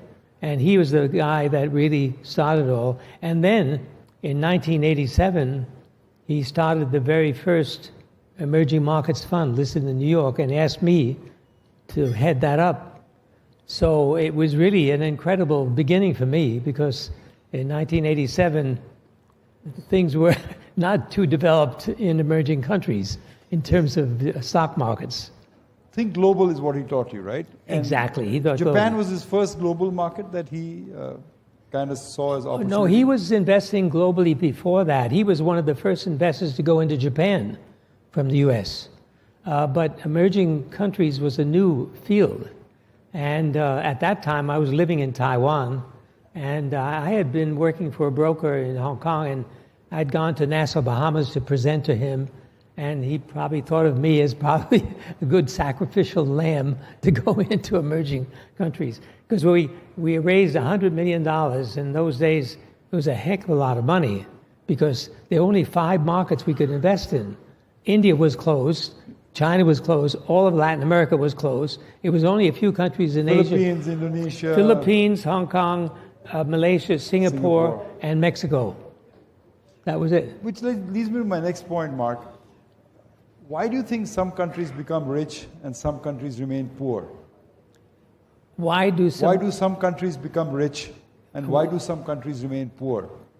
Well, it's really, this is one of the reasons why emerging countries and emerging market concept was so important, because the World Bank and the IFC, these international organizations, began to finally realize that if you want to create wealth, you've got to create a market economy. In other words, you've got to have free enterprise. You've got to have entrepreneurs, free of government interference. That was a critical decision by these organizations, because, I studied economics at MIT. Yes. And all the economists were racking their brains. How do you make countries rich? In those days, they were called the Third World, the poor, the underdeveloped, and so forth and so on. And after all this research, they finally came to the realization that, yes, you had to have good regulation by the government as sort of an umpire, but you had to have a market economy. And with a market economy, you need stock markets to raise capital. So that was really a big turning point for me and I think for the rest of the world. So China became rich or richer despite having a political system that wasn't free, but a market economy that was free? Exactly. If you remember Deng Xiaoping, what he said, I don't care if the cat is black or white, as long as he catches the mice. Yeah. And another quote that he made was that to become rich is glorious. I mean, that was a revolutionary statement for a communist to make. And that's, I think that's the reason why China has become what it is today. But you follow companies and you follow countries for a living. When you follow companies, Mark, give me a financial metric that you look at. Is it P ratio the most important thing you look at, or the other financial metrics you look at? I don't look at PE the way I used to. In the past, everybody was looking at PE. And I found that this was not a very good metric because the E of the P, the E was always backward looking. You know, they of course, they tried to make projections of the E, but they really didn't do it very well, and it was not very accurate. So the metric that I look at now is return on capital, return on equity. This metric is very, very important. Because interestingly enough, the other metric we look at is debt equity. And if you have a high return on capital, you usually have a very low return on equity. Because, you know, you're generating cash. So I look at that, and I also look, of course, at earnings growth. But probably the most important element in all this is the quality of the management. What kind of people are you dealing with? Which is why I travel a lot, and to meet managements, to see who they are, what they look like. Of course, you can be misled, but I have to ask you this. You're 88, you look 68, and while you find long-term stocks, what is the key to your long-term health? By the way, I love being 88. You know why? No, why? I can go to a ticket counter and say, I'm 88, give me a discount. Senior citizens so, discount. So, you know, every place I go, I'm getting discounts. It's wonderful. And the other wonderful thing is, at least in the Middle East, and also here in India, very often I'm on a train standing up and people give me their seat. Yes. Which is kind of embarrassing for me to say, do I look that old? I mean, come on. But anyway, it's nice to be 88. Well, I'm constantly learning. One of the things that I found out was that in order to remain healthy, you have to exercise every day. So every morning I'll get up. This morning I got up at 7 o'clock. I went down to the gym, got on the bicycle for a half hour. So that's the first thing. The second thing is, as I say, I'm constantly learning. And I recently read a book called Grain Brain, which I recommend to everyone here. The brain drain. Grain Brain. Grain Okay. Brain. Grain brain, okay. And basically, the author says, look, get rid of bread. Get rid of grains, because it's not good for the brain. Right. But the other interesting thing he mentions is that curcumin. Say that again, please. Curcumin. Curcumin, okay. That you have in Indian food is very good for the brain, which is why I think there's so many intelligent Indians. I think it's your diet. All your spices are helping your brain. And curcumin is one of the top ones. But there are a lot of things that I'm learning as I read health books. One other very interesting thing about this book is he said, don't worry about high cholesterol. You know, everybody worries about high cholesterol. I've had high cholesterol all my life. I had very high cholesterol. Every time I go to the doctor for a checkup, he said, okay, you got to take statins. And I was always suspicious. And I said, I don't like the idea of statins, the side effects and so forth. Sure enough, this book says statins are no good for you, and don't worry about high cholesterol. What you should worry about is what's the general health of your body, because cholesterol is essential for your brain. Your brain is made up of cholesterol. So I'm constantly learning these things, and of course every day I take vitamins. And another thing I've been taking recently, which I recommend to everyone, I'm not a doctor, I better not make a recommendation, but one of them is metformin. For diabetes. Metformin, because I've met a few doctors who treat diabetes patients, and they said that they found out that the patients taking metformin live longer. And you're proof of that. No, but I don't know whether that's the effect, but that's helping. But you talked about long-term longevity. But for the last 10 years, the Dow and the S&P 500 have outperformed emerging markets. So is emerging markets still a place to be? Actually, if you look closely, you'll find that India has outperformed the U.S. market, yes. S&P.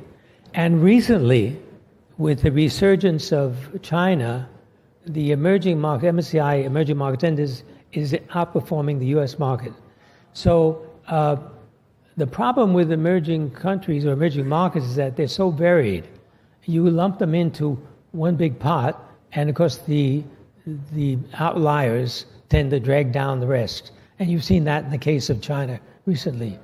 But the bottom line is that emerging countries are still, on average, growing at double the rate of the developed countries.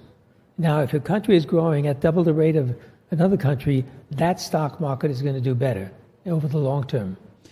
Mark, though, in your experience, do you feel there's a relationship between GDP growth and the stock market? Do they always move in the same direction?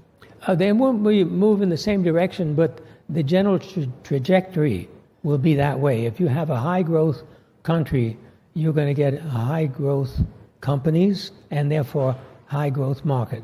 But can it be priced in at some point? Can the valuations, can the market GDP growth continue, say like in China, but the market not perform? Well, you must remember, in the case of China, the GDP has gone down. They've had a big downturn in the market, and of course in the GDP, and that's been reflected in the stock market as well. But one other important point, and by the way, our previous speaker made a very interesting, shocking comment. He said that the second largest market in the world for them, Bernard Richard, is India. Now think about that. Now here's a company that's not listed in India, I don't think, is it? French. It's listed in maybe the US or Europe. So what we're doing now is thinking, let's not just focus on emerging market stock markets. Let's look at the US market. Let's look at the European market, because a lot of these companies are making money in emerging countries. You know, it's very... Warren Buffett was asked the same question in '87, the year you started, and he said, "My exposure to emerging markets is through Coke, because Coke sells in 100 countries of the world." Let me bring you back to India since you started on the topic. It's been the third term of Prime Minister Modi's government. The stock market is saluting him. What are the reforms that you think he got right? What he got right was trying to be all-encompassing to all the people of India through digitization. The first thing is digitization? That, I think, was a revolutionary idea and concept that included everybody. He was inclusive, and it accelerated what was happening in the market. I never forget, it was 5 years ago when they were starting the program with the card, the magnetic card. I went into this little village. There were no roads. You know, the houses, a very poor village. They were doing the ID. The Aadhaar ID. They were taking the eye picture, and of course some people didn't have fingerprints. So to me, I thought to myself, this is revolutionary. Because after these people got their card, they went around the corner to a representative of the bank and opened a bank account. And now you can transfer money seamlessly. Exactly. UPI payment. Exactly. This is revolutionary. Digital infrastructure, of course, everyone has complimented India head and shoulders thanks to Modi's leadership. What other things did he get right? I think the other thing he did right was to open up more and more because I always think of India as the United States of India. Because they're different states. Different states. I mean, it's mind-boggling when you think about it. Here, you're one nation, but you're all speaking different languages. And it's not only spoken languages, written languages are different. So, what did he do? The first thing he did was unify the tax system, the cross-border taxes. GST. This is an incredible accomplishment. Incredible change, yes. This is something that, probably would have taken a century. Politically impossible to do, and yet that went that through he did Parliament. that. It's an amazing accomplishment. So that set the stage for more communication between the states. I remember one time we were driving from one state, it was in the south, I can't remember what state it was. We were going from one state to another, and we stopped. The car stopped. I said, wait, what's happening? He said, we have to get permission to cross. Right, even for tourist car, rental car, buses. So, what he's done is begun the unification of a country, which is quite remarkable. But at the same time, what is really remarkable, I think, which is a great strength of India, is the incredible diversity. The fact that you have these different cultures, different languages, which results in incredible creativity. You must remember, at the end of the day, future is with creative people who are creative. The intellectually property owners. That's what's going to create wealth going forward. Mark, you've publicly said that you're very bullish on the Indian real estate sector, the Indian semiconductor sector. What's the case there? I think in the case of real estate is that standard of living is going up and people want homes. And you got to meet the supply. And you can't manufacture land. And you got to go for it. You got to either build up, or you've got to go into other remote areas. So I think this is going to be a very, very big growth area. And don't forget, you've got a young population, and they're going to want more and more. More nuclear families happening. Yeah. But I have a quibble about the semiconductor sector. India is not going to be a fab power. I just can't see India. Maybe design, maybe usage, but fab power, you think India will do well in fab? I definitely think India is going to become a leader or the leader in semiconductor production in the future. And the reason why I say that is, first of all, the demand. You've got a market here that's one of the biggest in the world, number one. Secondly, it's a relatively open economy. So you're going to be able to take technology from China, from Taiwan, from the US, wherever. Thirdly, you've got an incredible software industry already. You're the largest exporter of software in the world. And if you look closely, you'll find that many of the very large IT or tech companies, particularly semiconductor companies, are already doing software in India. The software, yeah. But Intel, with all its manufacturing prowess, is at a 20-year low. Intel, what gives you the faith in the Indian fab business? The fabs will come here. Why? Because you've got the population, you've got the labor force. And I remember a few years ago, I was meeting an Indian friend of mine, and we were talking about this. And I said, I think India's going to become a big semiconductor manufacturer. And he said, oh no, Indians are not as patient and not so good with their small things like the Chinese are. I said, have you ever visited the places where they're polishing these tiny diamonds in India? Come on. Yeah. They'll be able to do a very good job here, no question about it. But it requires huge amounts of capital. Capital, power, clean water. That's going to be coming. That's good. Okay, Mark, you interviewed Barron's a few years ago, maybe during COVID time, the newspaper Barron's, in which you actually recommended 3 Indian stocks. You recommended APL Apollo Tubes, Persistence Systems, and Metropolis Labs. Yes.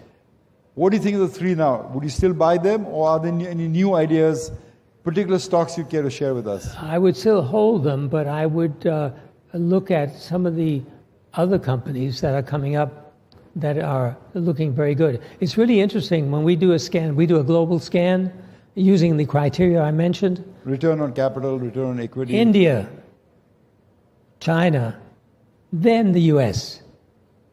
So you can see where the value is. Even now, with a lot of people say, oh, the stock prices have gone too high. And I say, yeah, you're looking at it in terms of PE, but you're not looking at it in terms of growth. So I think there are still plenty of opportunities. Great. The last bit of advice before I get a rapid fire round with you. What is the investment advice you'd give to your younger self?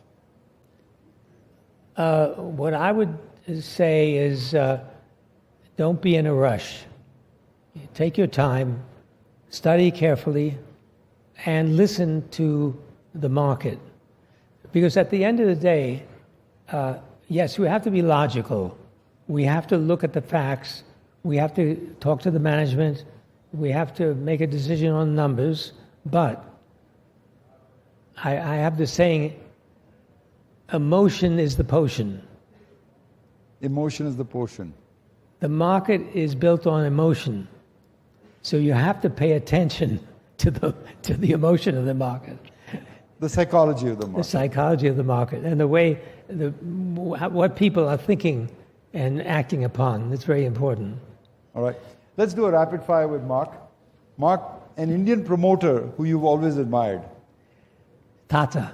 The Tata Group, of course. Yeah, I mean, I remember meeting him many years ago, and he was a guy who was a titan of Indian industry, but he was the most humble and the most honest guy. He was terrific. Very nice guy. And the legacy still shines through. Mark, you wrote your PhD thesis on communication satellites, yes, I believe. Yeah. What do you think of Elon Musk? Well, it's really interesting. Now, here's the idea and the reason why creativity is so important.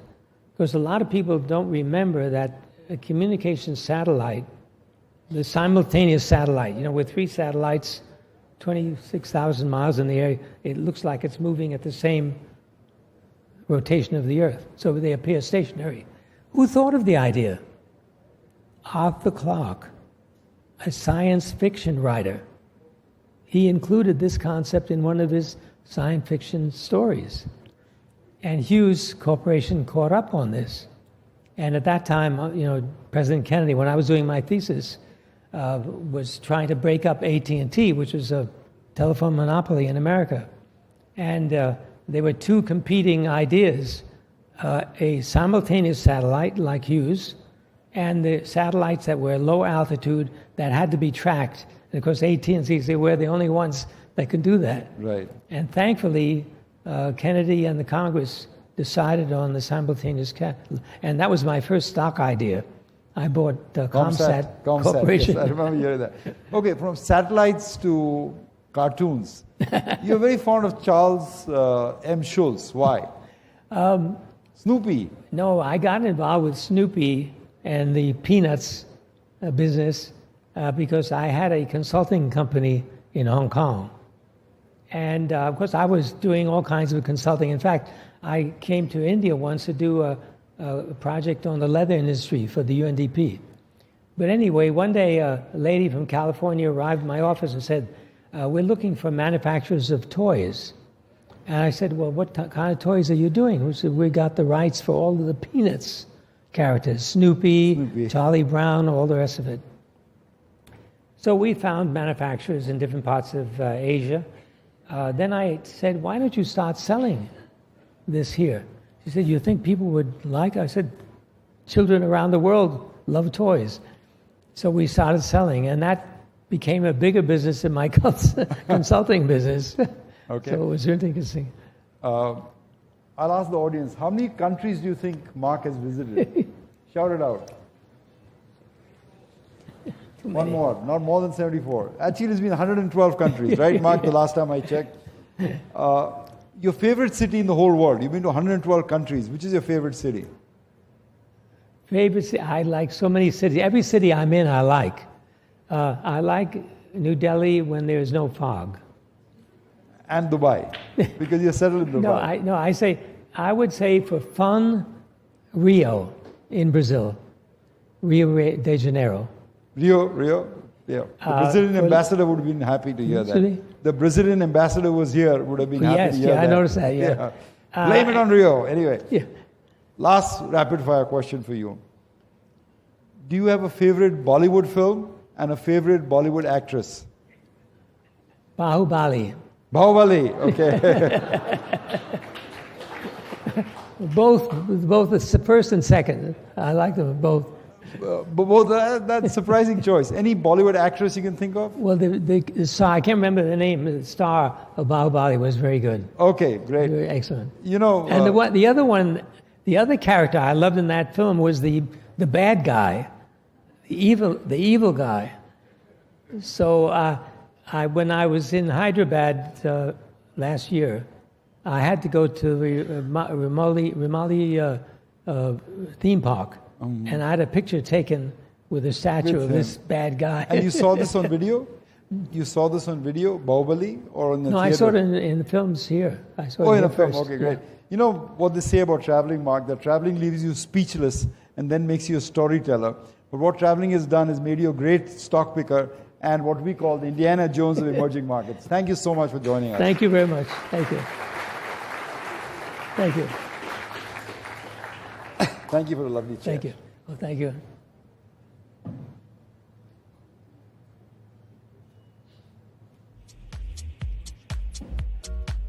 Thank you.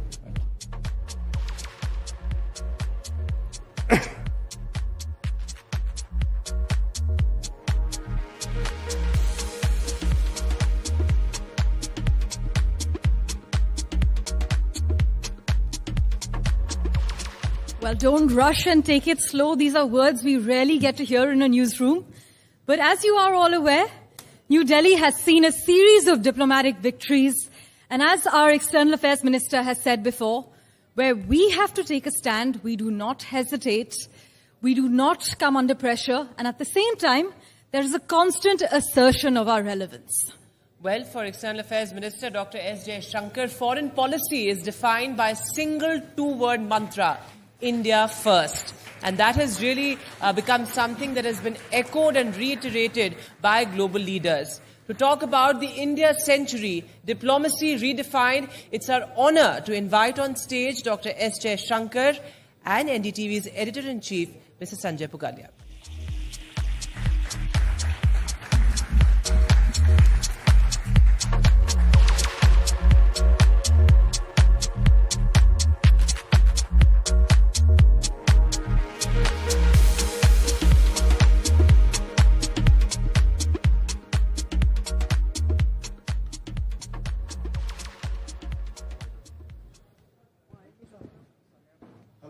Welcome to NDTV World Summit 2024. The theme is the India Century. You heard Prime Minister Narendra Modi this morning how he describes the India Century. Now we should understand and break it down how the whole thing will actually unfold looking at the global uncertainties. Here, Dr. Jaishankar is the best person to talk today. And just now a big news has broken. We will talk about it later. Thank you, External Affairs Minister Shri Jaishankar ji, for sparing time for us. Let's start with equations, how it works globally. We all know that current global order is being challenged majorly by various forces. How do we see ourselves, our West, which itself is now in a very difficult situation vis-a-vis India?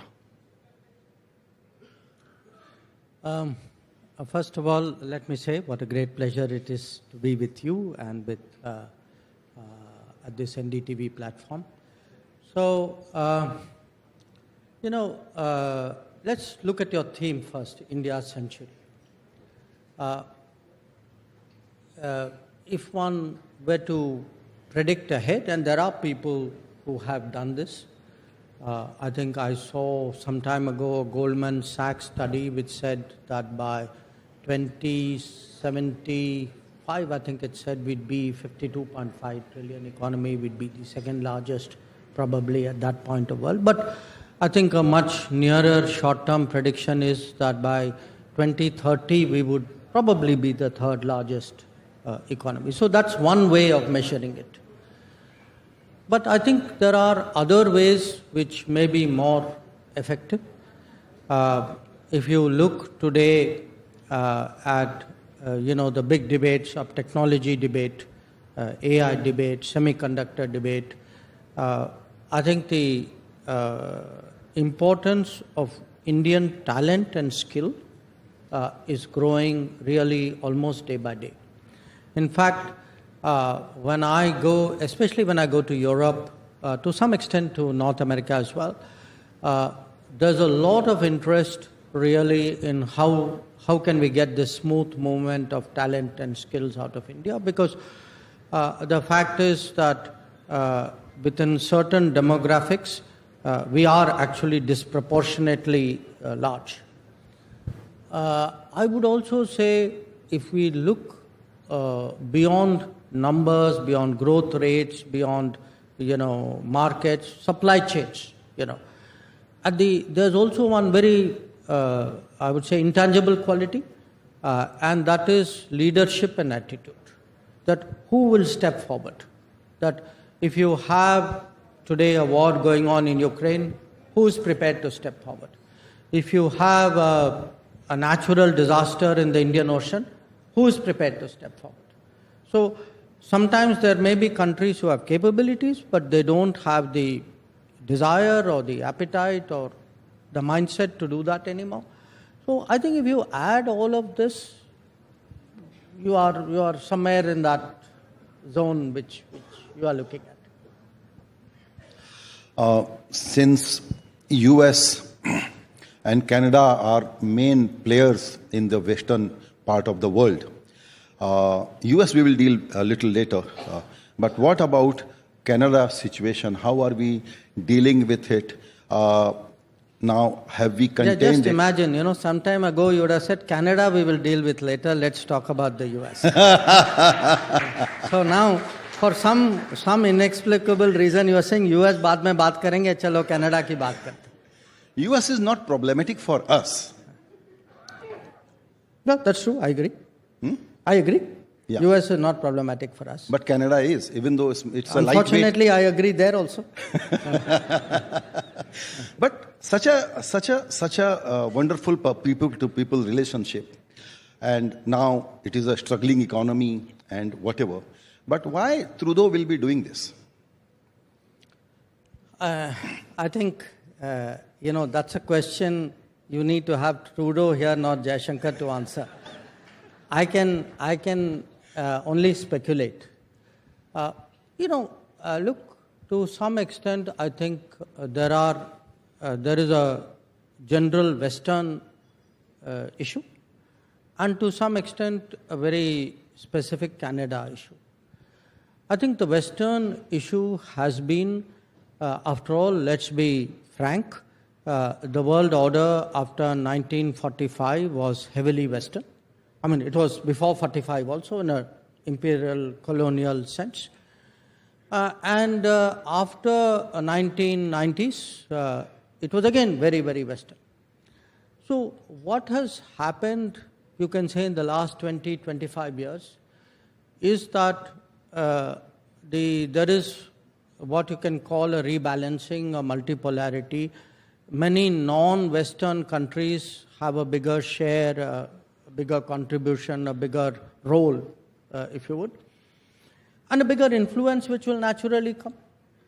So the equations, in a way, between the West and the non-West, I think is changing. And it's not easy to adjust to that. If you've been dominant and you are less dominant, if there was a time when, in the conversation you were looking up and I was looking down, and now the conversation is no longer like that. It takes a little bit of getting used to. So I would say, in a broad way, on multiple subjects, today when the natural diversity of the world has started to express itself, when many more countries, and particularly many more large countries like India or China, have points of view and positions to take, there will be contestations, there will be frictions, there will be arguments. So it won't be so smooth. That's a larger picture. Where Canada is concerned, I think there are some very specific issues. I think a lot of people know that. You are right. If you look at the people to people, if you look at the business relationship, it's very, very strong. And for a lot of people, it is very difficult to imagine that we could reach the state of relations that we have today. So why has this happened? I would say definitely there is some history, for the non-Indians in the room, I should remind you that in the 1980s, Indian Air India plane was blown up flying out of Canada, and in many ways that's a kind of a overhang, because it wasn't just an incident, it was a reflection of something which was going on there. But at a time when many people felt that, look, that's all behind us, I think developments in the politics went in a different direction. And we are seeing to some degree the consequences of that. So again, I give you the first observation that, the broad attitude versus the specific. And I'll give you 2-3 examples of it. Canada has just, they asked us to subject our High Commissioner to a police inquiry, you can say, and we chose to withdraw the High Commissioner and diplomats. Now, look at it. They seem to have a problem if Indian diplomats are even trying to make efforts to find out what is happening in Canada on matters which directly pertain to their welfare and security. But look what happens in India. Canadian diplomats have no problem going around collecting information on our military, on our police, profiling people, targeting people to be stopped in Canada. So apparently the license that they give themselves is totally different from the kind of restrictions that they impose on diplomats in Canada. Or even take the press. I'm at a press event.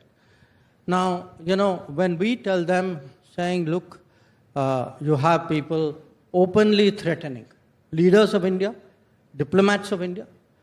Sometimes the threat is not just verbal, it's physical. So their answer is freedom of speech. Okay? Now, when Indian journalists make social media comments, if you threaten the Indian High Commissioner, he is supposed to accept it as freedom of speech. But if an Indian journalist says the Canadian High Commissioner walked out of South Block looking very grumpy, it is apparently foreign interference. Now, how, look at the, this is not even, double standards are a very mild word for it. So, look, there is this thing that we will do it differently at home, we will do it differently abroad, we will do it our way, but that doesn't apply to you. So I think these are the larger, I would say, adjustments which have to happen in this changing world. West को थोड़ा सा ये समझने की ज़रूरत है कि क्या चेंज हुआ है. अगर वो एक्नॉलेजमेंट नहीं आएगा तो वो प्रॉब्लम सॉल्व नहीं होगी. तो जो अमेरिका या वेस्ट लेड ग्लोबल ऑर्डर चल रहा था, now it is collapsing. There is a major challenge to that framework. मैं तो नहीं कहूंगा कि it is collapsing, but challenges are there. Look at the biggest or best democracy and institutions in America are in difficult situation. Let's not go into that. But the question is, अगर America ये realise नहीं करेगा कि India या वो देश जो बहुत कल्चरल कॉन्फिडेंस के साथ आते हैं, उनको इक्वल पार्टनर के रूप में और कहीं कहीं उनको प्राइमेसी देते हुए वो दुनिया में अपना कोई रोल प्ले करने की कोशिश करे और सोचे कि नहीं अभी भी दुनिया हम चला रहे हैं, तो ये एक बहुत बड़ी गलती होगी, लेट होगा और दुनिया उतना अच्छा नहीं बन पाएगी जितना अच्छा हम बनाना चाहते हैं. नहीं, देखिए ऐसा है, मैं पूरे वेस्ट की मैं बात तो करूंगा क्योंकि सिविलाइजेशनली आप कह सकते हैं, कल्चरली वो जुड़े हुए, बट मैं ये नहीं कहूँगा कि all of them are on the same page या सब लोगों को वो समझ नहीं है. इनफैक्ट आपने अमेरिका का जिक्र किया, मैं तो उल्टा कहूँगा कि अमेरिका में वो समझ है। इसीलिए अगर आप ये क्वाड जो 2017 में जो बनी थी क्वाड, आप ये क्वाड देखिए, तब तक अमेरिका कहता था कि अगर आप ट्रीटी अलाइन नहीं हैं तो मैं आपके साथ beyond a point I am not prepare to work with you, उसकी लिमिटेशंस होंगे। Now they've evolved, they have changed. Today आप पिछले 7 साल में देखेंगे how much Quad has actually grown. So I would say this, when I go to Europe, when I go to definitely US, North America, there are countries which have understood this. There are countries today who say there is a value to working with India. There are countries who say, okay, this is our interest, this is India's interest, let us find a meeting point. Now, the unfortunate thing is that didn't get through in Canada, or maybe the political compulsions overtook that. I mean, as I said, I can only speculate on the reason. So I would not say, पूरे waste को समझ नहीं है कि जो उनकी order जो है वो चल नहीं पाएगी हमारे बिना. You see, we will all come to understandings. We will, world is a very practical place. तो वो समझते हैं, बहुत लोग एडजस्ट भी करते हैं, कोई कम करते हैं, कोई ज़्यादा करते हैं, कोई कुछ सब्जेक्ट में करते हैं, दूसरे में नहीं करते. So all of that will happen. But it is just in this spectrum, मैं कहूँगा Canada is way behind. Right. अब चलते हैं चाइना की तरफ, जहां आज एक बड़ा डेवलपमेंट हुआ है. फॉरेन सेक्रेटरी ने ब्रिक्स मीटिंग के ठीक पहले ही has announced that some agreement has been reached for disengagement and patrolling. So I will be very keen to know some details how it will work. नहीं, well, I think what Foreign Secretary has said is what I can also say, that for those who have not heard that we reached an agreement on patrolling, and with that, the disengagement, we have gone back to where the situation was in 2020, and we can say with that the disengagement process with China, you can say has been completed.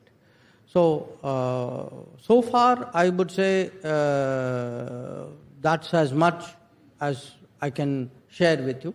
I'm sure in due course iske details वगैरह निकलेंगे. So will now India be able to patrol in the areas of Galwan, Dipsang? No, you see, there are areas which for various reasons after 2020, because they had blocked us, so we had blocked them. So दो तरफा था, Bob. So what has happened is we have reached an understanding which will allow the patrolling. For example, you spoke about Depsang. That's not the only place. There are other places also. So I think the understanding, to my knowledge, is that we will be able to do the patrolling which we were doing in 2020. Right. So what does this disengagement will finally mean, and how do we now see India-China relation going forward? I think it's a good development. It's a positive development, and I would say it's a product of very patient and very persevering diplomacy.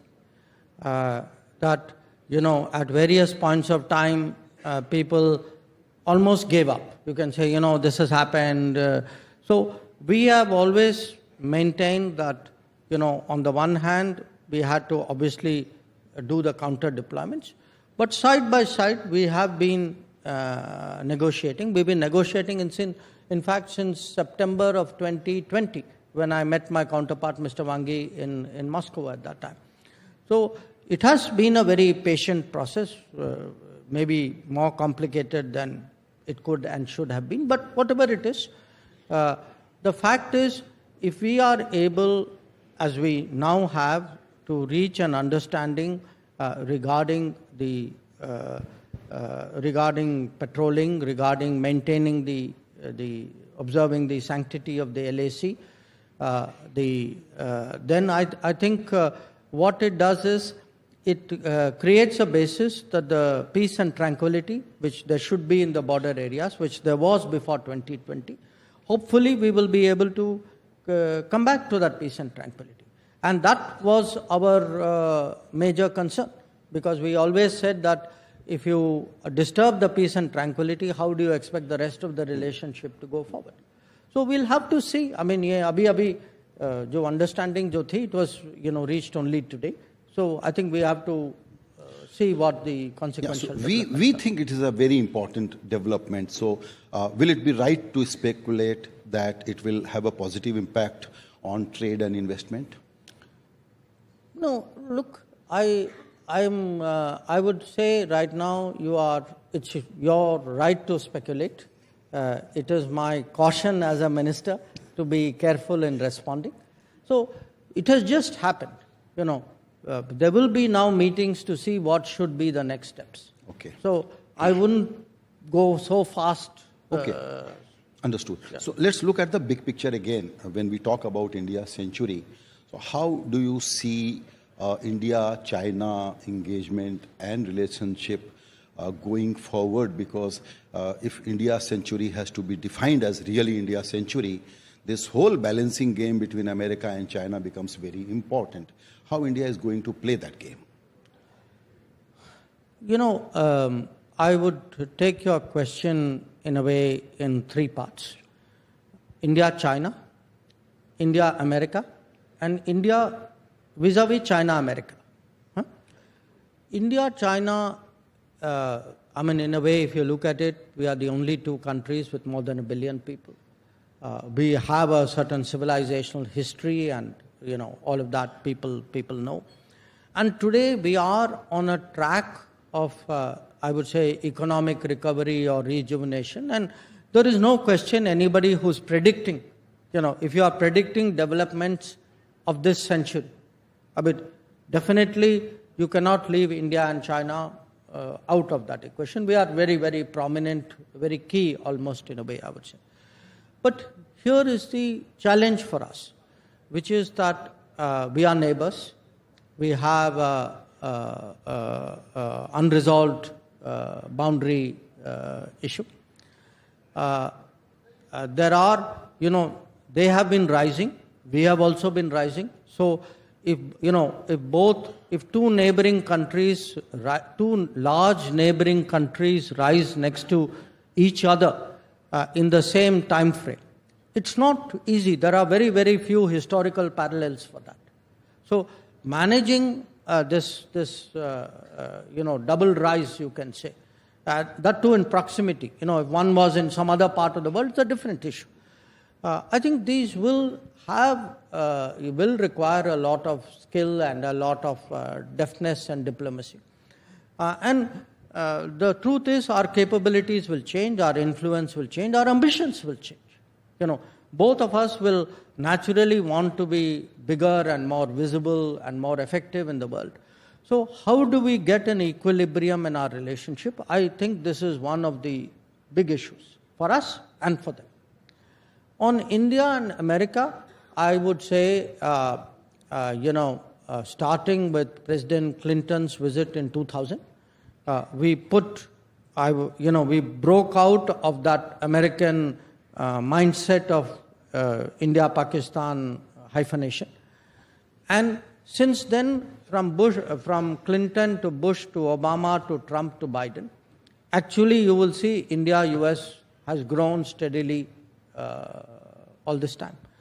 I would particularly, as someone, I've been dealing with this relationship for more than 40 years, I would particularly say last 10 years, and I'm not saying it because I'm politically part of the government now, but the last 10 years, see, a lot of the ideological hang-ups that we had vis-a-vis US, we were able to put that behind and forge ahead much more confidently.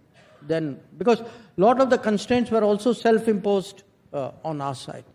So I do think today that there is a very, very strong convergence between India and US. It is strategic, it is political, it is very deeply technology driven. When I look at the future of technology and what it means for global balances of power. I think it's certainly an area, a domain which will be very important. If you look at the people-to-people relationship, the size of the community out there, that has changed. So I'm very confident that that relationship will do very well. It won't be automatic. I mean, बीच में कुछ problems हो सकती, but I am confident we will always be able to deal with those issues. Now you have US, China. Clearly there's a very sharp rivalry between them today. So these are calculations that they have made about each other. I think where we are concerned, we have to make calculations from our interest point of view. That we have to look at the world situation and say, okay, what are the decisions, what are the choices, or what are the issues on which, taking this step will help me in what manner. And I think that's really what we would like to do. That at the end of the day, if we are looking at a foreign policy which has a very sharp sense of what is our national interest, but also a sense of what is global interest, I would definitely say we would make those calculations and take those decisions and create, the right partnerships which will serve our interests. Right. अभी दूसरा जो century में ये देखना होगा कि Russia के साथ कैसे हम इंगेज हो रहे हैं और क्या होने वाला है दोनों के बीच. उसके पहले चूंकि आपने टेक्नोलॉजी का जिक्र किया, तो एक सवाल मैं पूछना चाहता हूं आपसे. बहुत लोग इस सवाल को बहुत सिनिकल सवाल कह सकते हैं, लेकिन गवर्नमेंट के पास जो टेक्नोलॉजी, कंपनीज के पास defence strategy, this will work out well, no problem. Pharma, etc., it will work out all well.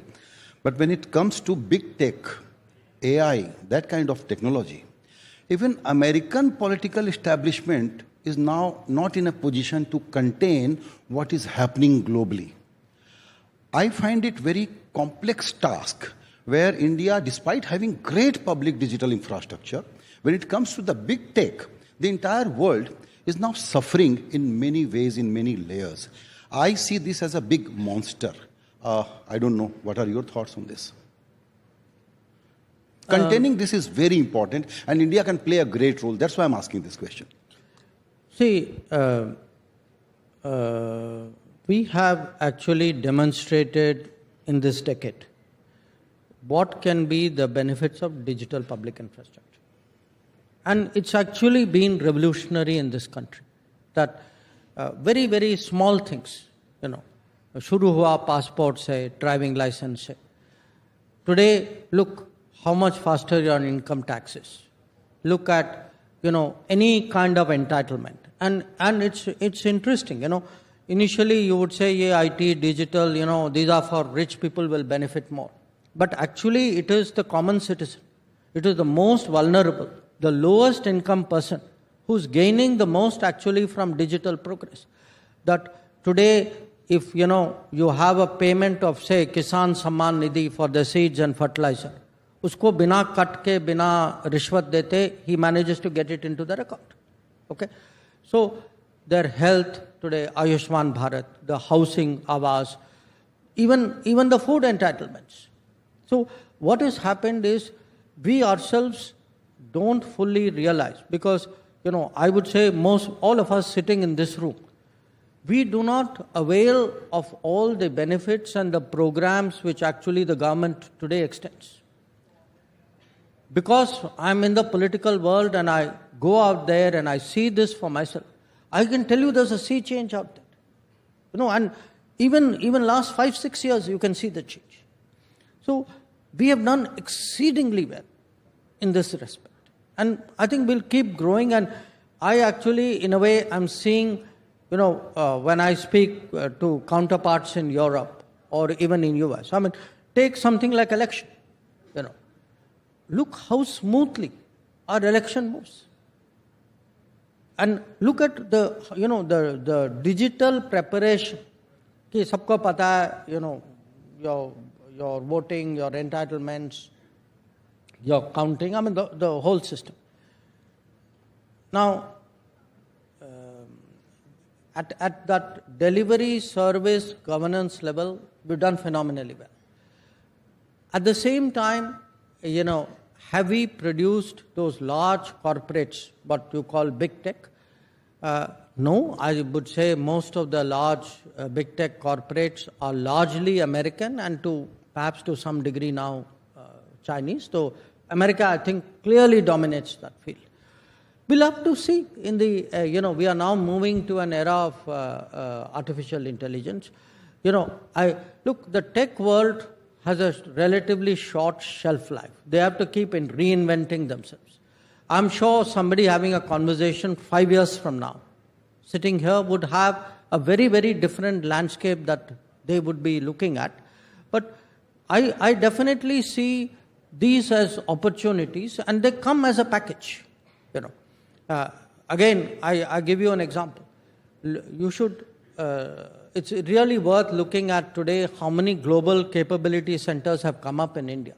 Yeah. And how much work they're actually generating. That I think their share of exports, I read a report and which was quite dated. I think at that time was 120 or 130 billion dollars. Now that's one example. Look at semiconductors. Again, we missed the bus. We had one establishment in Chandigarh which was 40 years old, and we actually had done virtually nothing in the semiconductor field. Till last year, we started the semiconductor mission and started pushing. Now, you can't be the fifth largest economy or at the end of the decade, third largest economy and say something as important as chips.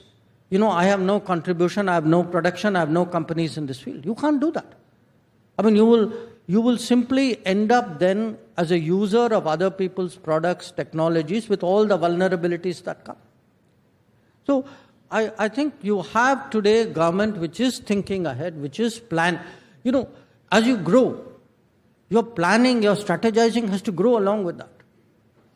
So if you look today at semiconductor technology, or you look today at railway technology, you look today at the fact that we are trying to make an airplane in this country. I mean, we have made a fighter, we are now making a transport aircraft. So a country like us, if this is your century, there must be a manufacturing backbone to it. There must be a technology, emanating from it. All this comes as part of its being your century. You cannot do an India century based on service. You cannot end up as a good market for other people's products. That cannot be our fate. Sir, you have some time constraints, so we have to wrap up and take some questions before we let you go.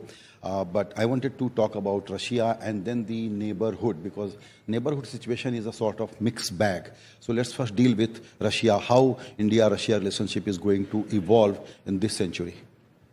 By the way, we're going to Russia. Prime Minister is going to Russia tomorrow. So timely question, thank you. Look, I put it to you very simply.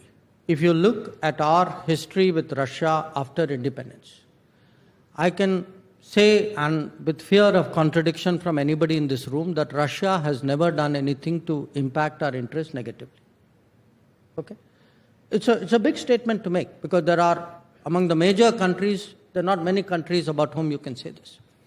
Now, today, Russia's situation is different. I think Russia's relationship with the West has obviously broken down. So you have a Russia which is turning much more towards Asia.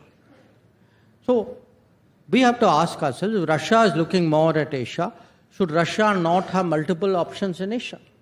Should we, as an Asian country, not take, what is good for us in national interest? And clearly, Russia, as a major natural resources power, has a complementarity with India at this stage of development when we are big resource consumers. So, people talk about Russian oil, but it isn't just Russian oil. It could be oil, it could be fertilizers, it could be metals, it could be coal. So there is a whole economic logic to it. There is also a basic strategic logic that if you look at the Eurasian landmass, there are 3 big countries. It's like 101 in international relations. You always keep your You always keep a balance. You will always keep a relationship with the further away country in very, very good state. So there is a logic, strategic logic, there is an economic fit, and I think the relationship, the history is a positive asset in that relationship, and that's how I see it. और neighbourhood के बारे में थोड़ा बताइए, एक एक देश को अगर आप स्पेसिफिक बताना चाहें. मालदीव्स के प्रेसिडेंट अभी आके गए, लेकिन बांग्लादेश के साथ एक नई सिचुएशन है. श्रीलंका में पॉलिटिकल चेंज है. भूटान के हमारे दोस्त यहाँ पर मौजूद हैं. तो नेबरहुड को आप कैसे डील करते हुए देखते हैं आने वाले दिनों में? देखिए, नेबरहुड में हमें ये भी मानना चाहिए कि आज जो है हमारा नेबरहुड ज़्यादातर डेमोक्रेटिक है, जिसका मतलब है कि वहाँ पॉलिटिकल चेंजेस होती रहेंगी, जो पहले की सिचुएशन नहीं थी. तो आज जो है we have to build a strategy which says okay there could be changes of government, and because of the history, because of our size, because also many common things we have, we will often be the subject of their politics, even if you don't want to be. Okay? So we have to accept that and factor it into our policy. So there will be ups and downs. So 10 years ago, 11 years ago, when Prime Minister Modi came to office, in fact, one of the early discussions we had was, how do we prepare for a neighborhood where there will be changes, where there will be controversies? And the answer is, if we can create a record, not just an image, a record of being the country which is a reliable friend, that, कोई भी संकट आए, भूकंप आए नेपाल में, मालदीव्स में water crisis था, श्रीलंका में मडस्लाइड था, या कोविड के समय में पीपल नीडेड वैक्सीन, और during when the Ukraine war started there was a fertiliser problem.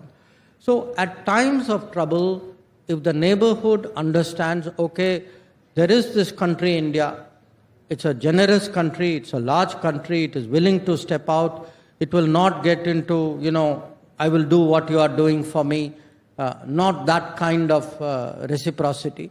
I think if we create that kind of record, which I believe we have, and to me the sharpest example is Sri Lanka. When Sri Lanka got into trouble, within a matter of weeks, we stepped forward, and we stepped forward without subjecting Sri Lanka to, I would say, political, economic, and other conditionalities. So today in Sri Lanka, we have seen a very, very big political change in Sri Lanka. Okay, a party which has never formed a government on its own is today in power. But when I went and met the president of the party and the foreign minister of the party, for them, they actually said that, look, for us, every Sri Lankan in our minds, India was the country which stood by us at that time when the rest of the world was debating or looking away or negotiating. So with each of these countries, we will have, you cannot have this many countries and have their own politics and not expect problems. Now, there is also an issue in India that every time something happens, somebody will stand up and say, see, your policy has failed, you have a problem. So that is the time for me to keep my mouth shut and wait for the cycle to turn, and then, look very pleased with myself when things go our way. So, it's part of our debate. I know right now people are saying many things about Bangladesh, but I urge you to look at the reality of our relationship with Bangladesh. Look at the economic relationship, look at the trade relationship. We issue 1.6 million visas a year in Bangladesh, of which I think 30% is for medical purposes. So, the more we invest in our neighborhood, if today this neighborhood is, a country somewhere is producing electricity, another is buying it. One is refining petroleum, another is purchasing it. If a waterway runs from here to there, I use your port, you use my port. If, your tourists come to me and my tourists go to you, this is how you build a region. And I would say, the country which has set an example for the region is Bhutan. Because if you look at it, Bhutan started, it was actually Bhutan which had the wisdom to say, okay, let's collaborate, we will generate electricity out of Bhutan, and, you commit to buy it. So there is a lesson which all of us have to learn. And sometimes, जब मैंने पहली बार आपका interview किया था तो मैंने कहा हमारी पूरी बातचीत हो गई, पाकिस्तान का नाम ही नहीं लिया। चलिए, अच्छा था ना? नहीं, लेकिन अब मैं इसलिए ले रहा हूं क्योंकि आप जाके आए हैं और स्पेकुलेशन अगेन हमारा काम है करना कि नवाज शरीफ फिर बुलाएंगे प्राइम मिनिस्टर को। सॉरी, स्पेकुलेशन क्या? नवाज शरीफ फिर बुलाएंगे प्राइम मिनिस्टर को। मैं उनसे तो नहीं मिला था और मैं गया था वहाँ SCO की मीटिंग के लिए, और जैसे मैंने पहले से बहुत स्पष्ट रूप से कहा था, I am going there for a SCO मीटिंग, I am a good SCO member, I will be very supportive, and it was a Pakistani presidency of SCO, we were very supportive of it, all of us had an interest कि SCO की proceedings जो है बहुत smoothly चले। तो गए वहाँ, मिले सबसे, हाथ मिलाया, हैड अ गुड मीटिंग और आ गए वापस। चलिए ठीक है। तो इंडिया सेंचुरी के जो बड़े बड़े कंपोनेंट हैं, दुनिया के देशों के साथ रिश्ता कैसा रहेगा इस सेंचुरी को डिफाइन करने के लिए इंडिया के नज़रिए से, उसमें फिफ्थ सबसे इंपॉर्टेंट फैक्टर है हमारी इंटरनल सिचुएशन, इंटरनल डायनेमिक्स, हमारे एस्पिरेशन, वो कैसे पैन आउट होंगे? देखिए, मुझे अगर आई एम बीइंग अगेन, आपको लगेगा कि यह पॉलिटिकल स्टेटमेंट है, but I am actually political science student, तो कभी कभी मैं I look at it slightly academically. See, if one looks from 1950s, there were actually, you can say, many lost decades of this country. If you look, maybe 1960s and 70s, हम लोग जो हैं socialism की दिशा में ज़्यादा गए, बहुत ज़्यादा स्टेट कंट्रोल कर लिया, we killed business entrepreneurship in this country. 80s में अगर आप देखें, instability, the lot of the opportunities. So today we are talking manufacturing. Manufacturing globalization started in the 80s. Manufacturing globalization started in 80s and 90s. We missed the bus. In fact, 80s and all through till late 90s, because of political instability, because of, I would say, ideology, because of policies of various kinds, we actually did not do as well as we could have. We fell behind, particularly if you were to do a comparison with China at that time. So, for me, when I look ahead, I would say political stability is absolutely crucial. That just look, अब 100 दिन हुए, थोड़ा 100 से थोड़ा ज़्यादा हुआ है, maybe now 130 days, 140 days. But you look today at even in this short period, the decisions which have come out, 12 industrial zones in the country, new infrastructure projects in this country, big skilling internship issues in this country, support for our agriculture in this country. अगर मान लीजिए तीसरे कार्यकाल की सरकार नहीं होती, you could not have got after this faster. True. So, to me, political stability, political continuity is very crucial, number one. Number two, you need leadership. You need people who can look ahead and take big decisions confidently. If you say, if you have a leader who says, look, in this decade, chips will be very important. My country cannot be left out. Or if you say, rail is the backbone of transportation of this country, I cannot continue with a 1950s, 60s railway technology. I have to upgrade it to something else. So, if you say, an Indian citizen must find air travel affordable. It should not be a privilege of a few people in metropolitan cities. True. So then you have, saying double the number of airports, which is what we have done in the last decade. So I would say we need vision, we need leadership, we need political stability. We need to motivate young people, give them that kind of opportunities. And that, in a sense, today in the government, when we look, in the cabinet, when we look, in groups of ministers, that's the kind of vision and motivation with which we are working. We are not working for a 5-year term. We also in the government, in the cabinet, we have Indian century in mind. That is what is driving us today. Right. आपने अभी vision और leadership की बात कही और आपने ये भी कहा कि ऑफ कोर्स इंडिया अपना इंटरेस्ट पहले देखेगा, वो तो गिवन है, और फिर आपने ये भी कहा कि ग्लोबल इंटरेस्ट के लिए भी काम गिवन नहीं है, एक समय था हम दूसरों का देखते थे. राइट. और ग्लोबल इंटरेस्ट तो देखना ही चाहिए. मेरा एक सवाल आपसे ये है कि जो प्राइम मिनिस्टर मोदी का डिप्लोमेटिक स्किल, जो डेफ्टनेस हमने देखा है, अब ग्लोबली बहुत सारे पॉलिसी एलिट्स ये कहने लग गए हैं कि एक्चुअली मोदी लेड इंडिया के लिए एक बड़ी अपॉर्चुनिटी है नए ग्लोबल ऑर्डर को शेप करने की. उस रोल को आप लोग कितना अंडरस्टेटेड ढंग से प्ले कर रहे हैं या कितना फ्रंट फुट पर खेलने वाले हैं? देखिए, हम दोनों कर रहे हैं क्योंकि कभी कभी समय, अवसर, मौका ऐसा होता है, you have to be front foot. जैसे हमें लगा कि ग्लोबल साउथ की आवाज़ जो है बिल्कुल दब गई.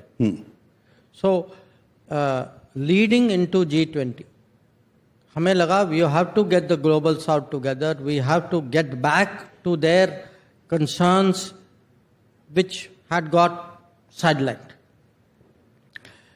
That's occasion where you are, as you say, on front foot. But there are occasions where you have to be more deft. अब जैसे अब प्रधानमंत्री जी, he went to Russia, he met President Putin, then he went to Kiev. Okay. So now certain things, अब इसको आप public में broadcast, मैं तो आपको तो नहीं बताऊंगा what is happening. So some things you have to do from little bit more discreetly, deftly. But I would say this, just look over the last 10 years. Right now, there is a war going on in Ukraine. How many countries, how many prime ministers, how many leaders have the ability to go to Moscow, talk frankly, go to Kiev, talk frankly, go back to Moscow and go back to Kiev? Similarly, there's another war going on in the Middle East. Now, not many people know that even in the last year, the number of times where actually we've had conversations with Iran and conversation with Israel, that's also there. True. We are today in the global south seen very much, okay, people trust us to stand for their interests. But please also see, at the same time, G7 is very keen ki bhai aap aiye, please join our conference. You are a big democratic market economy and influential player.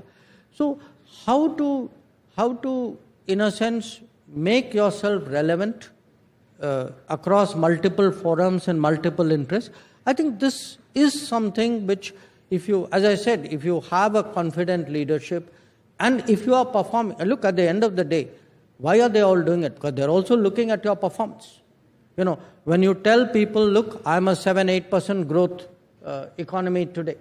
And if you tell politically people that I am a third-term government, believe me, there's a lot of respect for that. So it's partly respect is earned. Right. Sir, my time is up, as producer tells me. But if you have another 5-7 minutes, we can take some questions. I will go by your... All right, very good. Okay, fine. Okay, quickly. Yeah, some audience questions, actually limited to 2 or 3. Mike? Can I? Hello? Hello?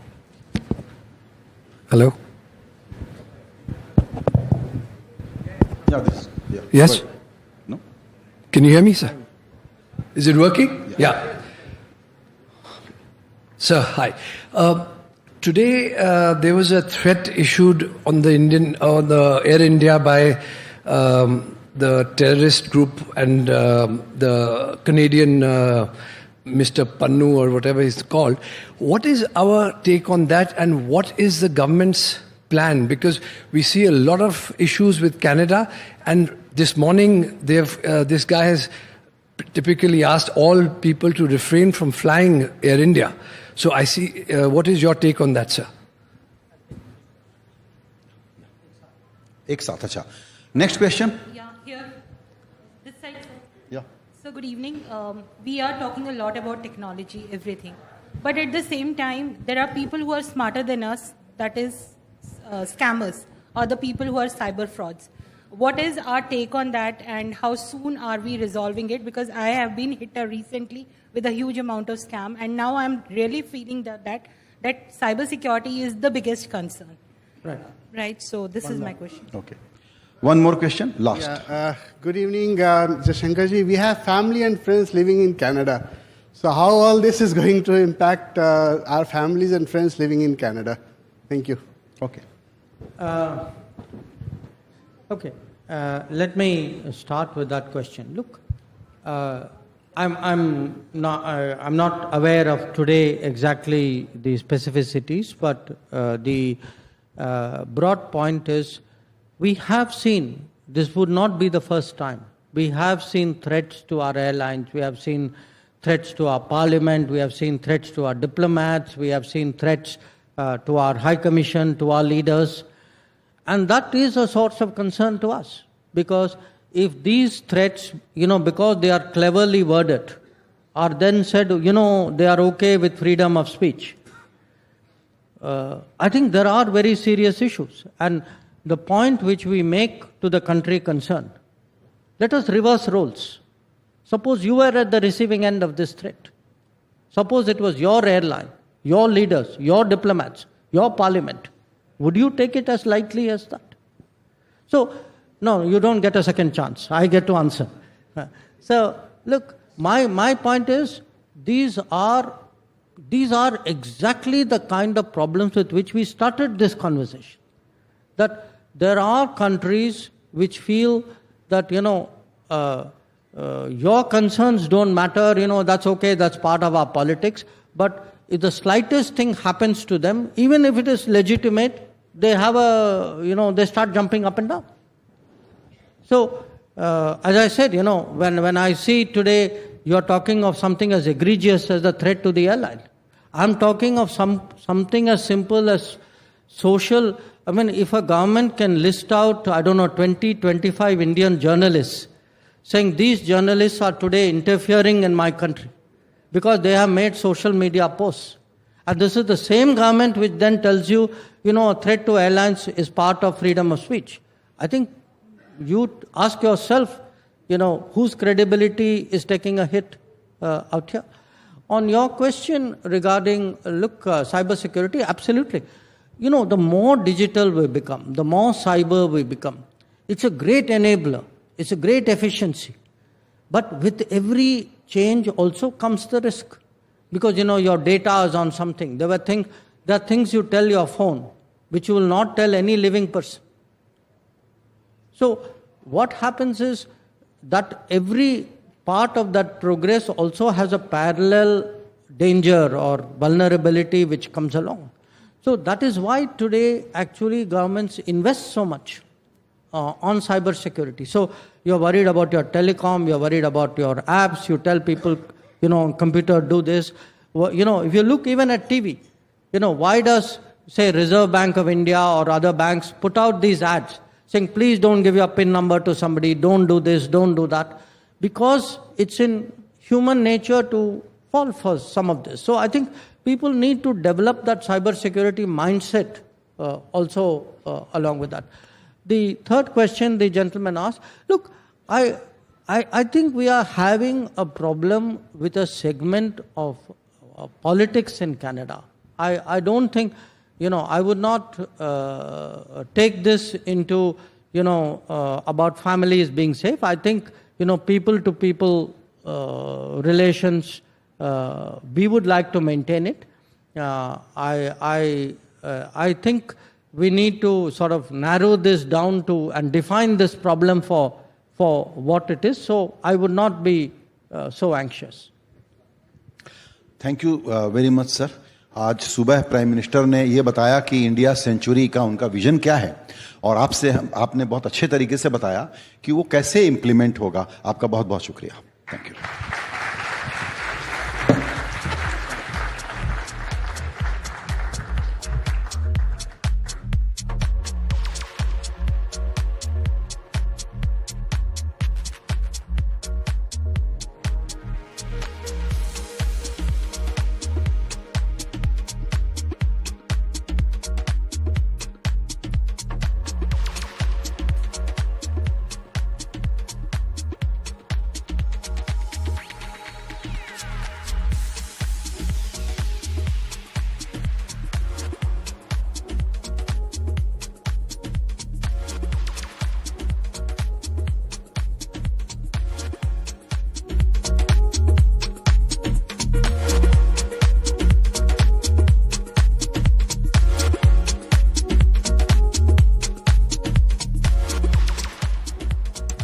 Well, a riveting discussion with Dr. Jaishankar. We are so grateful for his presence here.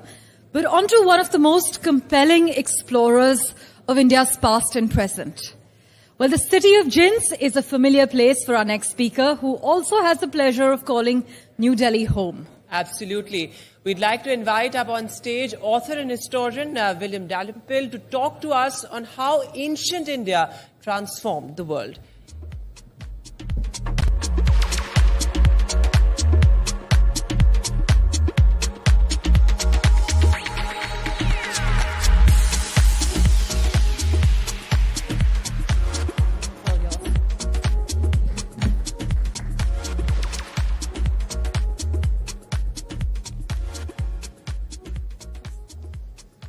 We'd like to also call upon Vasudha Venugopal right after Sir's done with his session.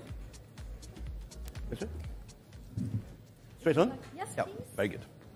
Wherever you're more comfortable. I can stand. The Golden Road. So this is not about the Indian century. It's about the Indian millennium, stretching from around 250 BC to 1200 AD, when India was the center of the world. Think, first of all, look at this extraordinary image which just turned up in an archaeological excavation in Egypt. You can see very clearly that it's the Buddha's head. But everything else about this extraordinary sculpture is surprising.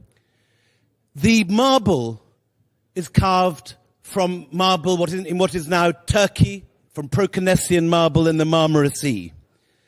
It was constructed, we can tell, from the drills in Alexandria on the Mediterranean shore of Egypt. And it was found in an Isis temple on the shores of the Red Sea, at the port, Berenike, where generations of Indian sailors and entire fleets of Indian merchants used to land to bring their goods to the Roman Empire. It seems extraordinary that a Buddha would turn up in Egypt, but it should not be so when you consider that just as the Buddha's head is found in Egypt 6,000 miles to the west of India, so Angkor Wat, 5,000 miles to the east of India, is entirely an Indian planned project. In the galleries of Angkor Wat, you see the Battle of Kurukshetra, the Battle of Lanka, images of Krishna and his gopis, inspired by stories first told in the area here around Delhi. Why is this not better known? Why is it a surprise that India dominated Asia for as much as 1,000 years? Partly the story is clearly about colonialism, about the way that Macaulay and others like him said that a single shelf of good English books was worth the entire native literature of India and Arabia. But I think there are other factors too. Look here at this map, which people continue to reproduce in map after map, book after book, of what is said to be the Silk Road. we are told that the principal trade east-west in ancient times was this single line which ran from the Mediterranean to the South China Sea. Even its modern edition, which is called the Maritime Silk Road, which is the dotted line which runs down from Guangzhou through the Malacca Straits, bypasses India. The line just dots around the peninsula. It's the contention in this book I've just written, The Golden Road, that this is an entirely false premise. Memorize for a moment this map and the route it takes, and compare it with the actual shape of Roman trade with India, which is revealed by a new map put out by Oxford University this year. Here is a map of Roman coin hoards discovered by archaeologists. As you'd imagine, the center is Gaul, Spain, Greece, Italy, southern England, tapering off as you go northwards into Scandinavia and Germany. There's a lot of coins around the Mediterranean, a little tail down the Nile, a couple in Yemen, and a scattering in what's now Afghanistan. But look at India in the bottom right-hand corner. India is dotted with Roman coin hoards. In fact, it's now clear that India was the principal trading partner of India. India and Rome were the principal trading partners of each other in the early millennia BC. This book takes three big Indian ideas which traveled around the world. And the first, and in many ways the most successful export of ideas which India oversaw, was the spread of Buddhism. Out of the Gangetic Plains, in the mid-5th century BCE, then projected even further by the soft power of Ashoka. Ashoka in 250 BC converts to Buddhism, and in his reign you see missionaries being sent out far afield, as far as Cyrene, which is modern Libya. You also see Buddhism spreading southwards. It's at this period that you see the first Buddhist monasteries in the Deccan, the famous and utterly beautiful Padmapani from Ajanta.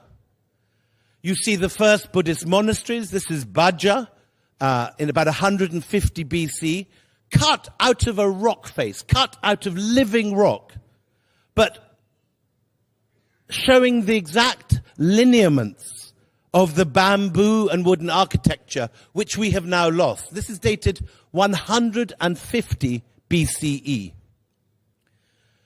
Then Ashoka sends his son Mahinda to Sri Lanka, and after preaching outside Anuradhapura for a week, the great stupas of Anuradhapura begin to be constructed, and we have recently discovered on the hilltop of Rajagala in central Sri Lanka the original stupa of Mahinda, with his name in Brahmi script on this very crude, very, very early stupa, one of the very first outside India, if not the first. In time, Sri Lanka becomes the center of Buddhist activity, and you see the projection of Indian ideas through Buddhism out across the oceans, out to Burma, to Thailand, to Malaysia. And by 100 AD, India is locked with Rome in a very regular trading relationship. The geographer Strabo talks about a fleet of 250 trading vessels waiting in the Red Sea at Myas Hormuz, at the top of the Red Sea. You can see the place here, waiting to sail to Sri Lanka. Pliny, the historian, talks about the astonishing drain of gold from Roman pockets into those of India. And in the periplus of the Erythraean Sea, which is like the Lonely Planet or the rough guide of these centuries, there is a great intimacy the Romans know every port on the west coast of India. They're particularly focused on Muziris in what's now Kerala, on Barigaza in what is now Gujarat, and on the mouth of the Indus. And it's not just the Romans and the Indians who are training. There are Ethiopians. Here are images from Amaravati of these extraordinary, handsome Ethiopian envoys turning up with gifts at the court of some Indian ruler. And we know the figures. The Muziris papyrus, which is a new discovery, gives the detail of one cargo. It's a shipping invoice taken out by a shipper in Alexandria about a single container that he was going to place in 150 AD for a ruler for a merchant in Alexandria. He was going to send 10 tons of ivory, pepper, spices, a thing called nard, which was used in perfume. And what's extraordinary about this document is it reveals the actual values of these objects. It shows that how much the Romans were prepared to pay for ivory and for pepper and for the other great exports of India. In fact, the figures are so enormous that scholars now believe that maybe as much as 1/3 of the total Roman imperial budget was paid for by the customs take at Berenike when these goods entered the Roman Empire. And so you have this figure of India being the principal trading partner of the Roman Empire, not China. And these are the goods that were traded from India. This mosaic is probably from the villa of a merchant who engaged in trade with India. And he has this figure, this personification of India in the center, taken from an image of a yakshi. She's got expensive silk around her knees. She's got pepper on a tree behind her. She's holding ivory, which is probably the single most lucrative export to Rome. Circus animals, tigers and elephants, rather like the rhinoceros we're apparently going to see in Gladiator 2 next month. And behind the tiger is something called malabathrum, which is used in perfumery. So these were expensive luxury items. And the Romans couldn't get enough of these Indian products. And this is what the sort of figure we're talking about. The yakshi holding onto a tree. This is the same figure that we get in that wonderful mosaic in Sicily. And if you look in excavations now, you're finding increasing numbers of expensive luxury Indian goods, such as this ivory yakshi, turning up in excavations in Europe. This is a yakshi from Pompeii. But you also find Roman objects shipping to India. So these are Egyptian glass beakers, the Pharos lighthouse in the center, the grape harvest, the Gladiator. This was found under the American Air Force base in Bagram, brought by a Roman Egyptian ship to the mouth of the Indus, punted up the Indus and the Kabul River. And so that's why you see amazing parallels between the art of Central Asia and the art of Egypt. An image of the Buddha and his disciples at the top from Miran, now in the National Museum here, and a Coptic papyrus below. And it is from the Roman world that we get the figure of the Buddha, first changing from a symbol, like a pair of feet or an empty turban, into this figure on the Bimaran reliquary. And it is these very Roman faces that owe so much to the art of Rome that we see the drapery of the bodhisattvas in Gandharan art. So India was not in any way peripheral to the made trade networks in ancient Asia. This myth of the Silk Road has made India seem more peripheral than it actually was. In reality, we now know from solid scholarship and from archaeology that India lay at the heart of the ancient world. And Indian ideas were soon being transmitted through Afghanistan, through Bamiyan, to China, where by the 2nd and 3rd century we find the Buddha taking on the physiognomy of China. Originally, Buddhism is just a religion brought by traders into China. But by the 5th and 6th century, you find Gupta sculptures being copied by the Chinese all over Gansu and beginning to head further eastwards into the heartlands of China. These extraordinary, very Indian-looking deities and apsaras and Gandharvas floating over the Buddhist temples of China tell a story of Indian art having more and more influence, Indian ideas heading closer and closer to the Chinese court until it actually reaches Chang'an, and Buddhism becomes a minority religion alongside Taoism and alongside Confucianism. But the big breakthrough happens when this man on the right, Xuanzang, the Chinese traveling monk, leaves his monastery in eastern China, travels the length of the deserts of the Gobi and the Taklamakan, crosses the Pamirs, and comes to Nalanda University.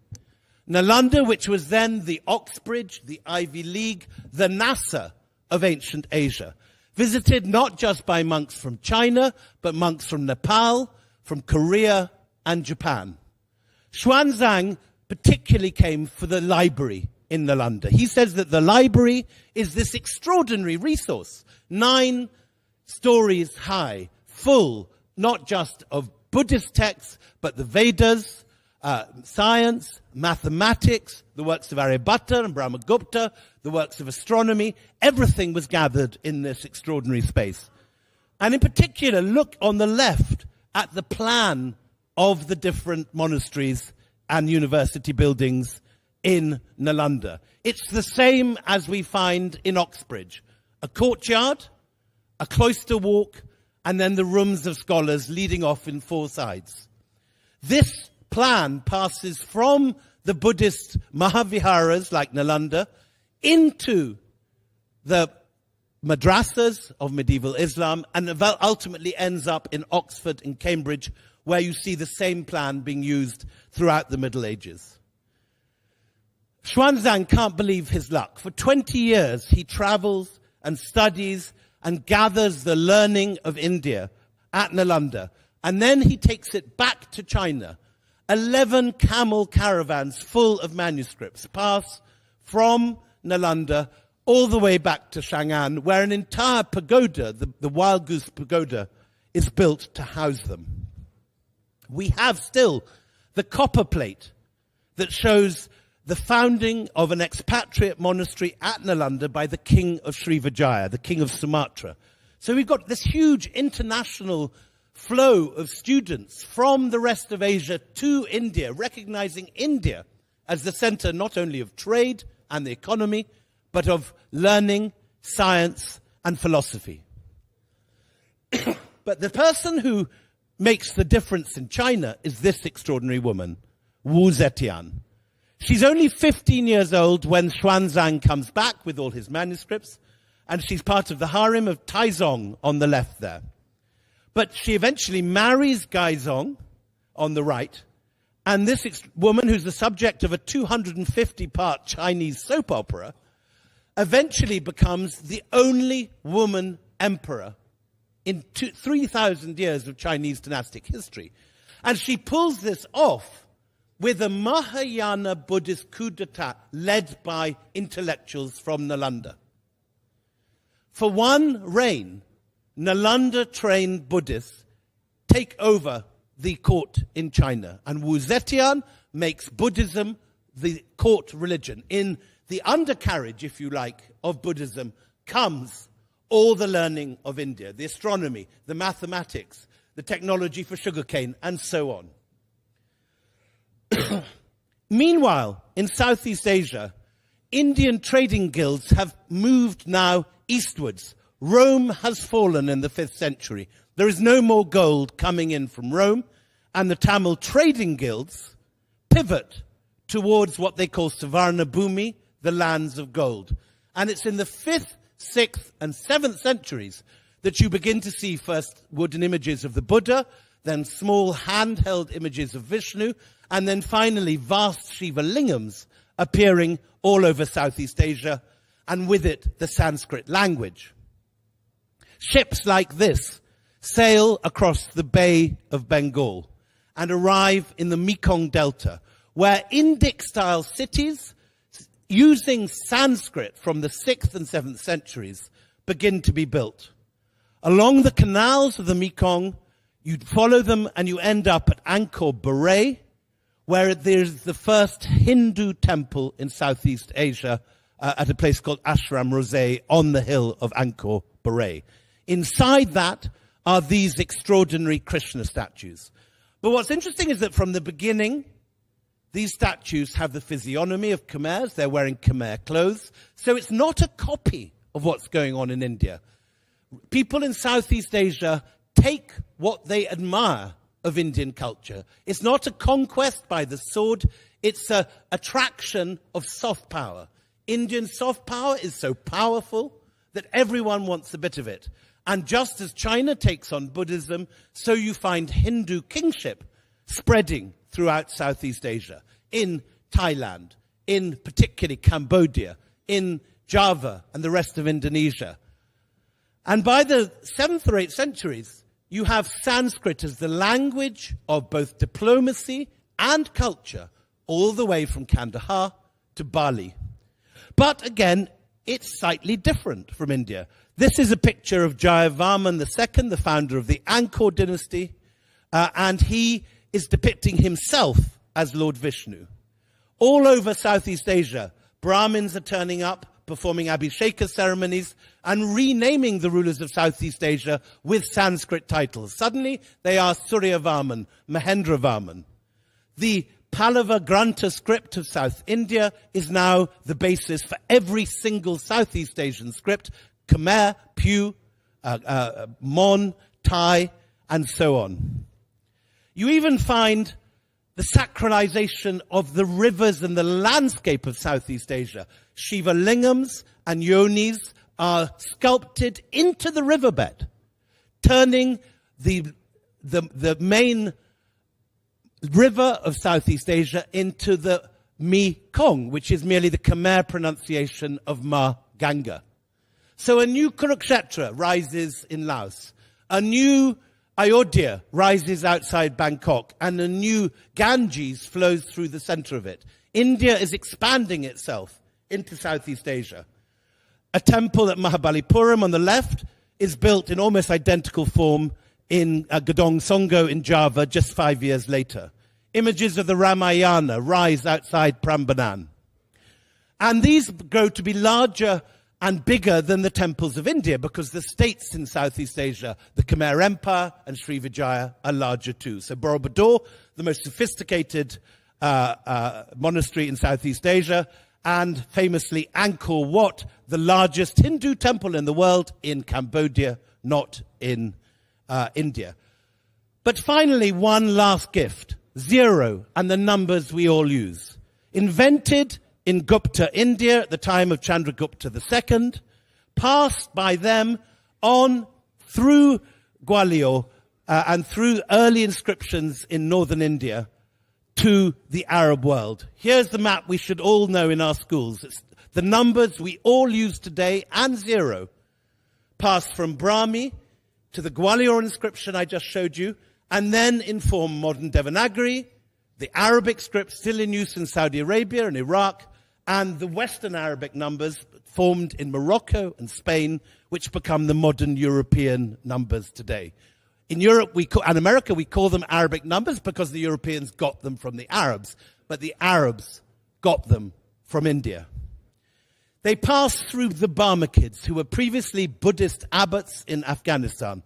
They convert to Islam, take over as viziers in Baghdad, and then they send to India for the works of Brahmagupta and Aryabhatta, which turn up in the 770s.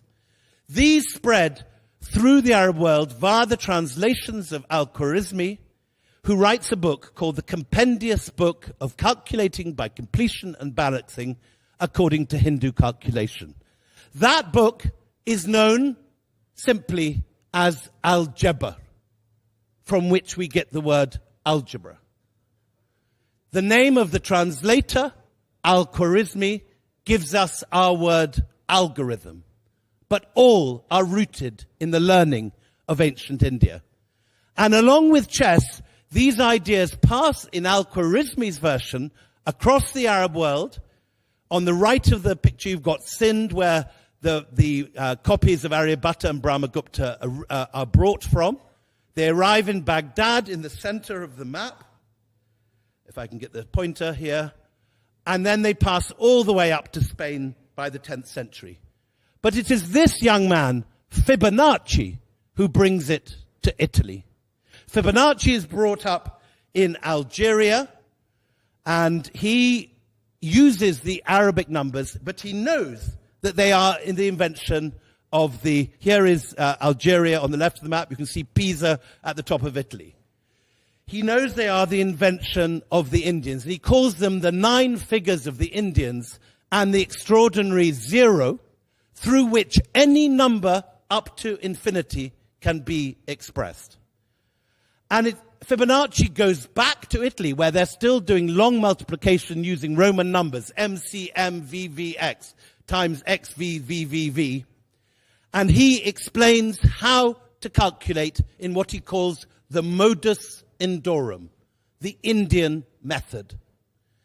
And it's through Fibonacci's fame and the Liber Abaci that he writes that these numbers are taken up by the Emperor Frederick II, and a second edition is produced, which includes money lending, usury, the interest rates, the Indian method of accounting, and these different forms of Indian learning pass through Italy, inspiring the rise of the Medici banks, and ultimately the rise of European finance and companies such as the East India Company. So you can argue that the East India Company is using Indian weapons, Indian innovations against India. But the East India Company is another story for another day. Thank you very much for that quick canter.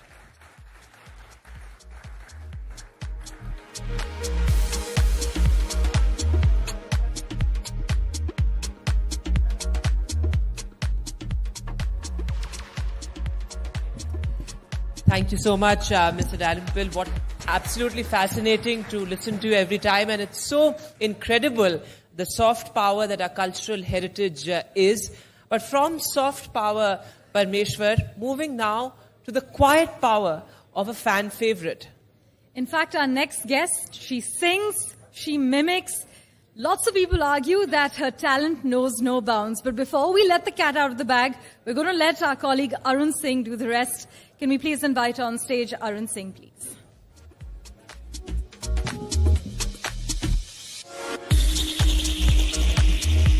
Good evening, ladies and gentlemen. My name is Arun Singh. And from making us all fall in ashiki to haunting her haters with 3-2, she is a blockbuster in every sense. On screen, online, and in our hearts. She's one of those rare stars who just connects with people both on and off the screen. She's got the Kapoor ka talent, the shraddha of millions, and the charm that makes us say, okay, Janu. Let's give it up for the incredible Shraddha Kapoor, a talent who keeps winning hearts and setting new benchmarks with every project. Zordar talia, guys. We need a bigger applause than that. Give it up for Shraddha Kapoor. A very warm welcome, Shraddha. Please have a seat. Haha, how are you? I'm very well. Good evening, everyone. How are you all? Khana wana khaya? Everybody is charged with their lunch. नहीं तो ऐसे होता ना खाने के बाद की good, you know, you नहीं, want but I'm sure एक आधे घंटे की झपकी. Sorry, you had your chai also. यार मेरे बिना चाय पी लिया. We'll get her elaichi wali chai, Delhi special. Shraddha? हाँ जी.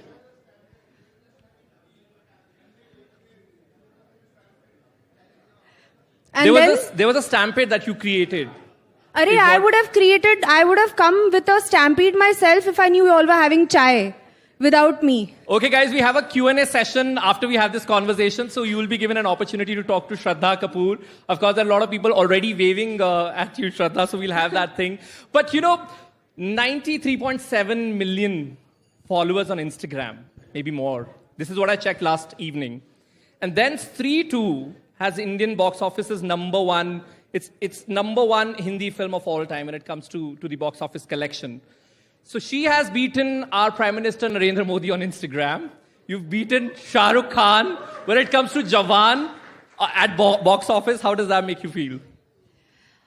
See, first of all, the two gentlemen you're speaking about are phenomenal in their own fields. Give it up for them as well. They have been idols in their own right.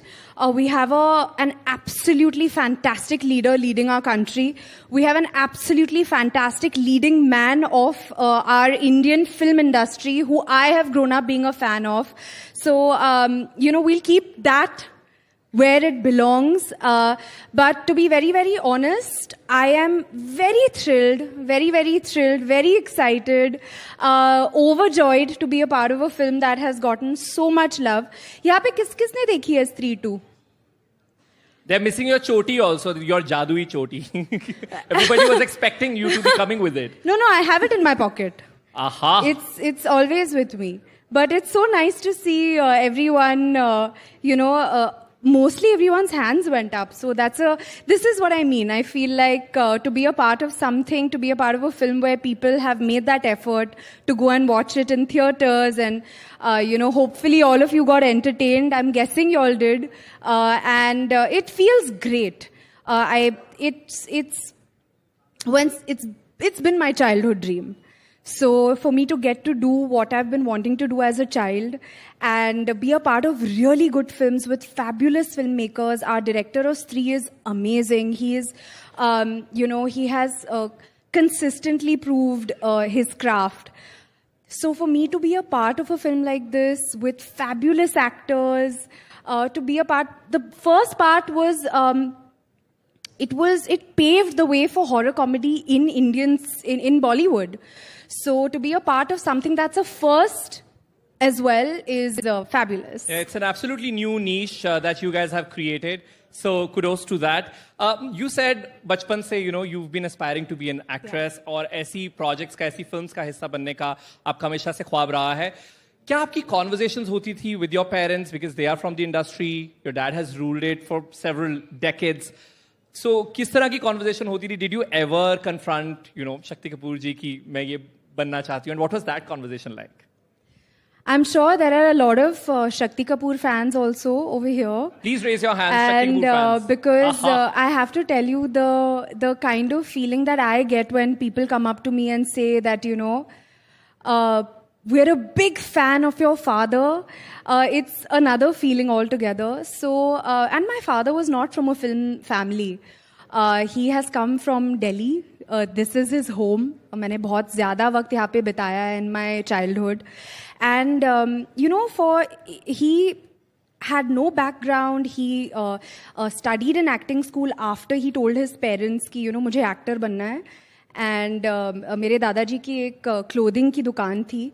And my Dadaji had also told him कि, you work in a travel agency or something. And my dad was like, मुझे वो नहीं करना. And he pursued his dream. So he really, from time to time, he is sitting me down and inquiring, asking me, how are things going? How was shoot? Even when I'm thinking about signing a film, I go to him, I speak to him. I have tremendous respect for him because he is someone who has really, really made it from scratch. And his stories are very, very inspiring. So yes, I always turn to him. My Masi also, Padmini Kulhapure, she's been a fabulous actor herself. So of course, whenever I get that chance to sit and talk to them, turn to them for advice, they always give it to me. Yeah, give it up for Shakti Kapoor sir as well. And imagine him saying, "Aankhein nikal ke gotiya khelunga" as a travel agent. I would have been intimidated for sure. So thank God he didn't choose that path. But Sri too. I have to, if I have to add, because his stories are so inspiring, genuinely Please tell us. so inspiring. He would talk about how if he really wanted to work with a specific director, he would land up at that director's house, even though the security guard would not let him go up. He used to be like, मुझे उस director के साथ काम करना ही था. So he would reach that director's house in the get-up of the role that he wants to play and try and convince that director to cast him. And that's how he has also been cast. So to hear these kind of stories in my own house, really, really motivates me to keep my head down and really be very grateful for the opportunities that I get. Right अब sequels के साथ ये भी होता है कि risk थोड़ा ज्यादा बढ़ जाता है, लेकिन आपके साथ वो केस नहीं हुआ. स्त्री बहुत बड़ी हिट थी, स्त्री 2 उससे भी बड़ी हिट हुई. देन आशिकी के साथ ऑफ कोर्स कितने लोगों की कई यादें जुड़ी हैं. अगर उसके सीक्वल की बात करें, lot of fans are also waiting for Aashiqui 3. Do you think that's around the corner? Not that I know of, but because I'm sure if the makers thought of a sequel, they would think of something very, very interesting. And of course, Aashiki 2 garnered so much love, so much appreciation. The story, that's why that's the film where everything changed for me. But you'll have to ask the makers that, if they have that in their minds. Okay, but if they give you an opportunity, you'll take it up. Very honestly, I'm sure that if they do come up with something, it would be really, really awesome. And, if I feel like it is something challenging for me as an actor, something different for me to do, I would be open to it. Right. You're good at so many things, acting, dancing, singing. Tell us one thing you're bad at. Is there anything? Or let's say not bad, but you think, okay, I need improvement there. Because I was just thinking about all the things that you do. And I was like, oh, she does it does everything. See, now, if you're going to tell me something that I haven't learned, obviously, if I try it, I'll be really bad at it. One thing that I am really, really bad at would probably be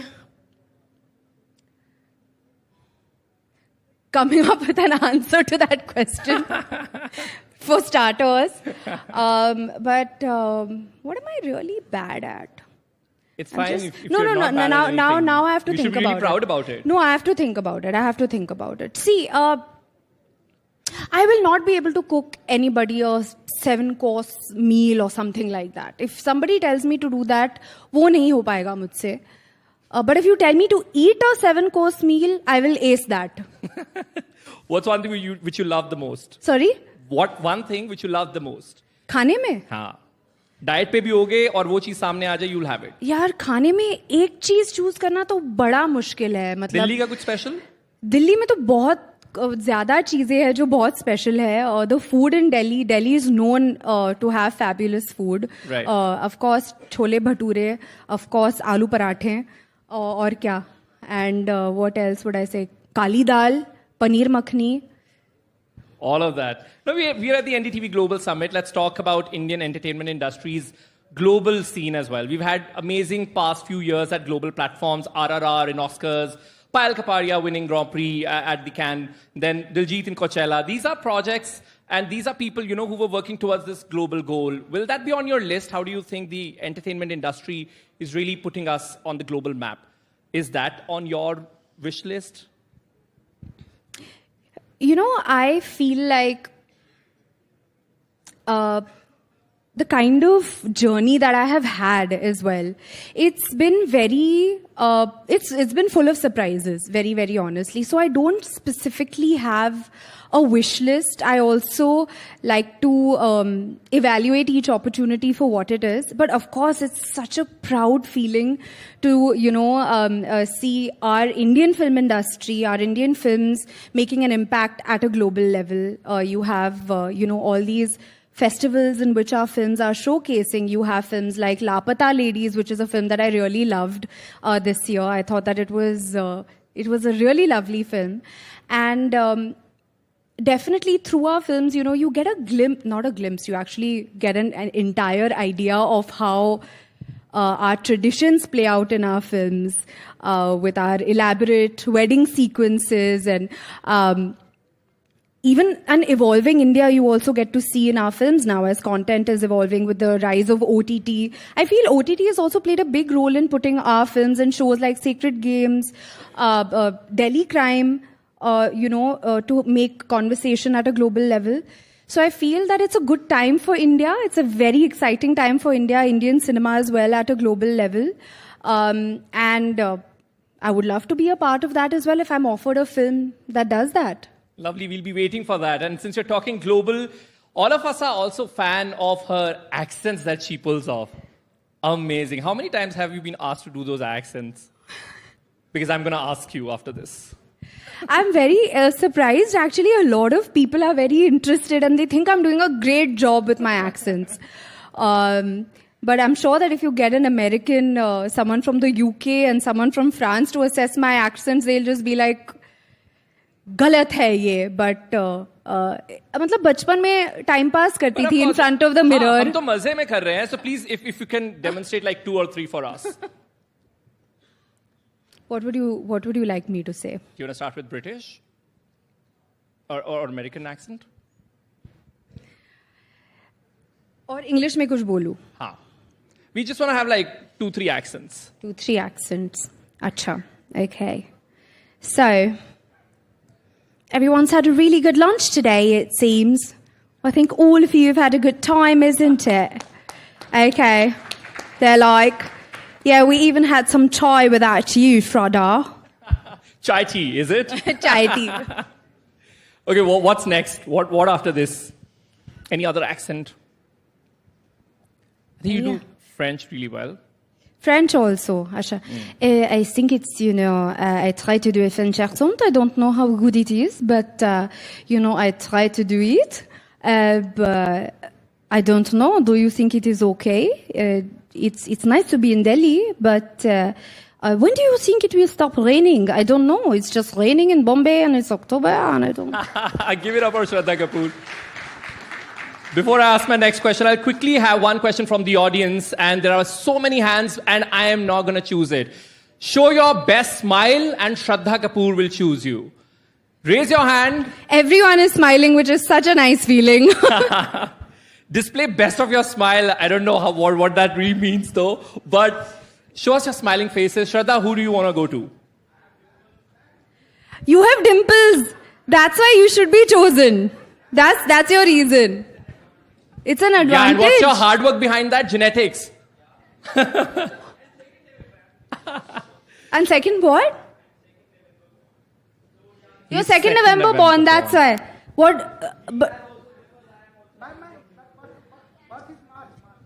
Okay, guys. You're 7th March. Let's quickly choose one, Shraddha. Because you're in the same birthday month. That's why you're saying. You didn't know na my birthday was in March. Huh? Why don't we get both of them to ask? Sure. Guys, if you can get them the mic. Hello ma'am, first of all मैं ये कहना चाहूँगा कि आपकी ASCII to आने से पहले उस टाइम आई थिंक 15 साल का था, रोमांटिक गाने 1% पसंद नहीं थे, लेकिन जब से आपकी आस्की टू आई ना, I am a big fan of romantic song, मैंने सुनना बहुत पसंद किया. तो सबसे पहले थैंक्स आपको इस चीज़ के लिए कि आपने वो मूवी लाई, और ये ड्रीम था मैम, फर्स्ट बॉलीवुड क्रश आप ही हो. How sweet. Thank you so much. अच्छा तो कोई सवाल नहीं है. सवाल है. बस इन्हें यही कहना था, ये फर्स्ट क्रश है. अरे अच्छा, मतलब इन्हें बस he just wanted to make me feel nice. So that's also. पहले ये बताइए फर्स्ट है, but अभी भी है, right? No. Why did you say first crush?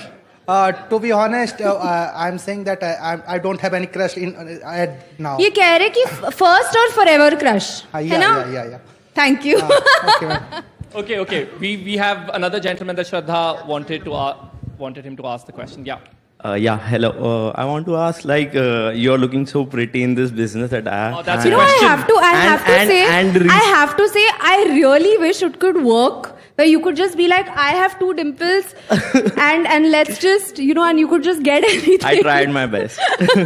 So I want to ask, recently you started a jewelry brand, and what was that idea, and what's the goal according to, you want to take it globally, and what it contributes to Indian century? Oh, I mean, absolutely. If I can take my jewelry brand Palmonas to a global level, I will try my best to. And that is, the endeavor. It's demi-fine jewelry. बहुत ही interesting category है, which, since he's asked this question, I will answer it. क्या है ना कि all of us, I mean, I don't know if all of you relate, but it's a lot of people find it very difficult to buy real gold jewelry because, of course, it's very, very expensive. And, of course, we all don't like our jewelry to sit in the lockers for most of the times. So we want to wear something that is, has quality finish to it. At the same time, it doesn't pinch your pockets. But we don't want to wear imitation jewelry, जो मतलब एक दो बारी आप पहन लेते हो तो वो खराब हो जाता है, टूट जाता है, आपको शायद rashes आ जाते हैं. So my jewelry brand is in the category of demi-fine jewelry, which is right in the middle, which is it's 18 karat thick gold plating on premium base metals. It's hypoallergenic. It is tarnish free. It is waterproof. We give you lifetime warranty. So my brand is offering some really fabulous things. We also have jewelry for men and accessories for men and women also. Shraddha's fans get a special discount coupon. So Maybe I am getting one. Absolutely. Yes. And what do you say? So my vision and my co-founder Pallavi's vision is that, we wanted to solve this issue where all these, Gen Zs and millennials and all of you over here are like, we don't want to pay so much for jewelry, but हमें एक अच्छी quality की jewelry piece चाहिए या many jewelry pieces. So definitely our vision is, to solve this issue and give really trendy, really good quality jewelry options to everybody out there. One more question from this side and then... I'm wearing Palmonas earrings. That's also. why I asked. Lovely, not so subtle plug-in. Please, one question from here. Yes. Hello. कैसे हो आप? मैं एकदम मस्त हूँ, हमेशा मस्त हूँ. आप कैसे हो? मैं भी बहुत अच्छी हूँ. I am your biggest fan. Thank you so much. One thing, my mama loves your Chum Chum song. Okay. Thank you. That's very sweet. You have a question, ma'am? Yeah. You have a question? One thing, आपके भी आधार card पे वैसी वाली photos होती है. आपकी बहुत अच्छी फोटो है. यार मैं नहीं दिखा सकती आधार वाली फोटो किसी को. नहीं दिखा सकती, बिल्कुल नहीं. आप देखोगे तो आपको मतलब आप बोलोगे कि ठीक है, मतलब दिखाना नहीं चाहिए था. मैंने इन पर्सन देख लिया, आमने सामने देख लिया, तो आई थिंक ये सही है, इतना सही. Let's meet. After this we will meet. After this you want to see my photo, Aadhaar card photo? I can't show you, but No. We'll meet, but I'll not show you the photo. Yeah, sure. Thank you. Thank you, ma'am. You have a question? Yeah. Shraddha ji, मैली, और बहुत ही जैसे भाई ने कहा था कि आपकी वो फिल्म थी कि तेरी गलियां, जिस तरीके से बहुत ही एक तरीके से जो यूथ है वो ज़्यादातर बहुत अटैच हो जाता है, क्योंकि हर एक इंसान जब सोचता है कि हर एक एक्टर में होता है कि उसकी स्माइल बहुत अच्छी है, वो जब एक तरीके से डांस करती है, लेकिन आपके अंदर ही जब आप रोते हैं ना, और तो आपको अच्छा लगता है वो रोना जो आपका वो ऐसा रियल वाला रोना है. एक बार क्लैप कर दे एक बार जरा. तो वो जो रोने की जो आपने ये स्माइल है, ये बहुत ही बेहतरीन वाली, जो जिसे जब आप रोती है ना मुझे क्लैप करने का मन करता है. तो बस ये मैं कहना चाहता हूँ कि ये क्या नेचुरली होता है या आप बिल्कुल सच में बहुत दर्द भरा है मुझ में. आप ग्लिसरीन यूज करते हैं? मैं मजाक कर रही हूँ. That's essentially the question. But I mean, no, honestly, it's my job. It's a part of my job. So, जो भी सीन होता है, if you have to cry, उसमें हंसना होता है या रोना होता है, वो करना पड़ता है. तो it's a part of my job. बहुत अच्छा. हमेशा Thank you. आपके ऐसे मूवी बनते रहे और हम देखते रहे. बहुत बहुत शुक्रिया. Thank Hi, you. Shraddha. I'm Dr. Adrita. The reason I can get to ask you a question because I'm a dentist and I'm a smile designer. So, like you were saying, you were looking at the smiles. So my question to you is... So then you can also judge my smile, right? Absolutely. Lovely it is. How much would you rate it? 9 on 10 maybe. Oh God, why did you put one mark, ma'am? So I have to work on that one. What is the one? Being a dentist, I'll have to look at your internal oral cavity properly. Oh no, वो मत देखना. Ma'am is straight. नहीं, वो मत देखना. मैं अभी से I admit, मैं confess करती हूँ, मेरे पास 2 cavities है. See, I got you. So I'm the zonal head. मीठा बहुत पसंद है. Okay, ठीक है, ले लीजिए आप 1 point. What's the question, ma'am? Yeah, the question is, like growing up, were you scared of scare movies? scary movies. Yeah, and how was your experience actually taking part in one? Because now, as of now, I don't have the courage ever to watch a scary movie. So I haven't seen Stree 2. So how was your experience seeing that or working in it? You know, a lot of people, even after Stree, the first part, people were, little kids would come up and ask me that, are you really a ghost? Should we be scared of you or no? And it's interesting that people had this kind of a reaction because I am very scared of watching horror movies myself. And I have watched Stree with my hands on my face, myself. So Stree 1 mein jab mera chehra badalta hai, I was scared of seeing myself transforming. So I am very scared of watching horror movies. And I have been as a, little kid, since I was a little kid. So I'm petrified of horror films. Okay. Since you're talking about Stree 2, आप लोगों ने real locations पे भी कई जगह पे shoot किया है. कोई ऐसी भूतिया location थी या because रात को भी जब shoot कर रहे हो, कुछ ऐसी situation थी where you guys felt scared? या आप में से किसी ने कोई prank कर दिया and then it was difficult for everybody else because at the end you are in that kind of situation where horror situations are being shot. In the first film, in the first part, there was actually an incident on set, which, we spoke about. By incident, you mean like somebody एक experienced था something? कुछ मतलब paranormal सा incident हुआ था set पे विच मैं directly मैंने एक्सपीरियंस नहीं किया था but Raj and my other co actors we had heard about it that unfortunately a light man felt somebody pushed him from a height. He was okay at the end of it, but there was nobody there. So, of course, this is what happened on the first film. But in the second film, ऐसा कुछ नहीं हुआ because, I had my choti also na with me. So I think the bhoot must have got scared. लेकिन अभी इसके पास ये चोटी है तो पंगा नहीं लेते हम. मतलब चोटी ने तो ऐसा कमाल किया जैसे चोटी बढ़ती जाती है वैसे ही अब earnings जो है वो भी बढ़ती जाती हैं. Did you expect that kind of earnings? I mean, beating Jawan at the box office?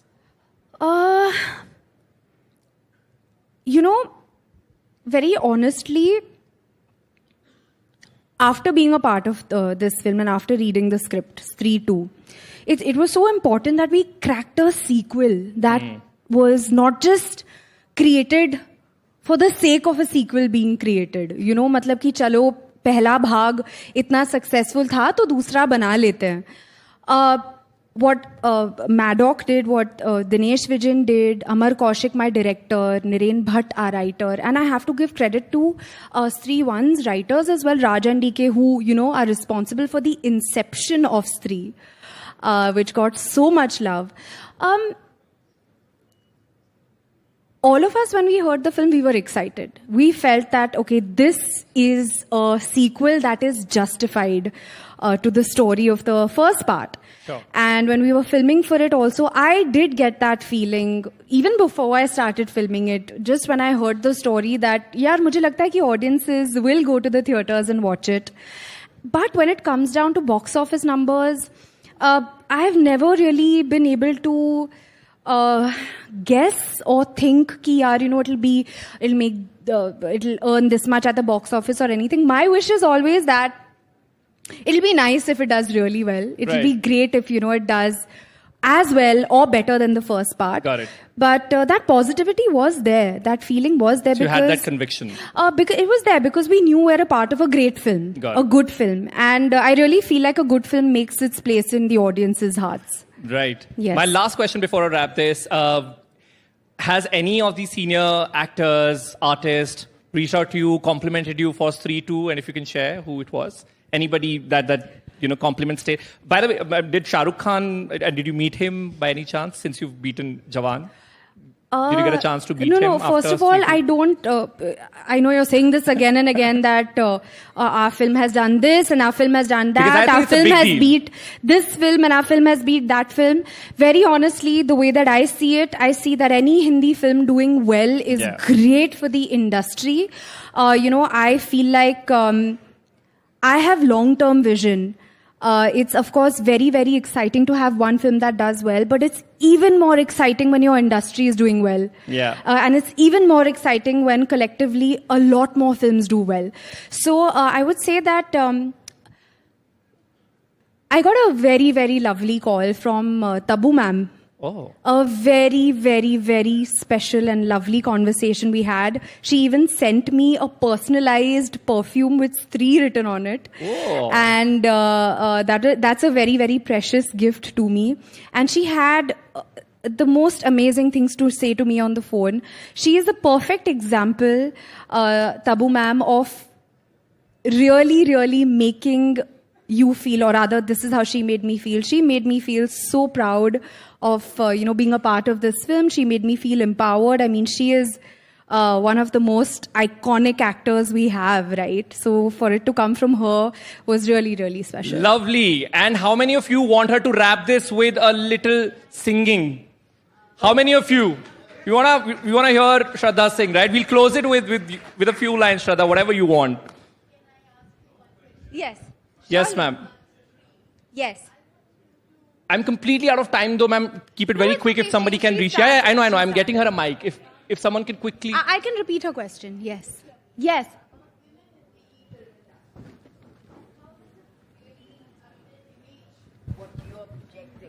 Because you talked about Stree, it came to me. Thank you.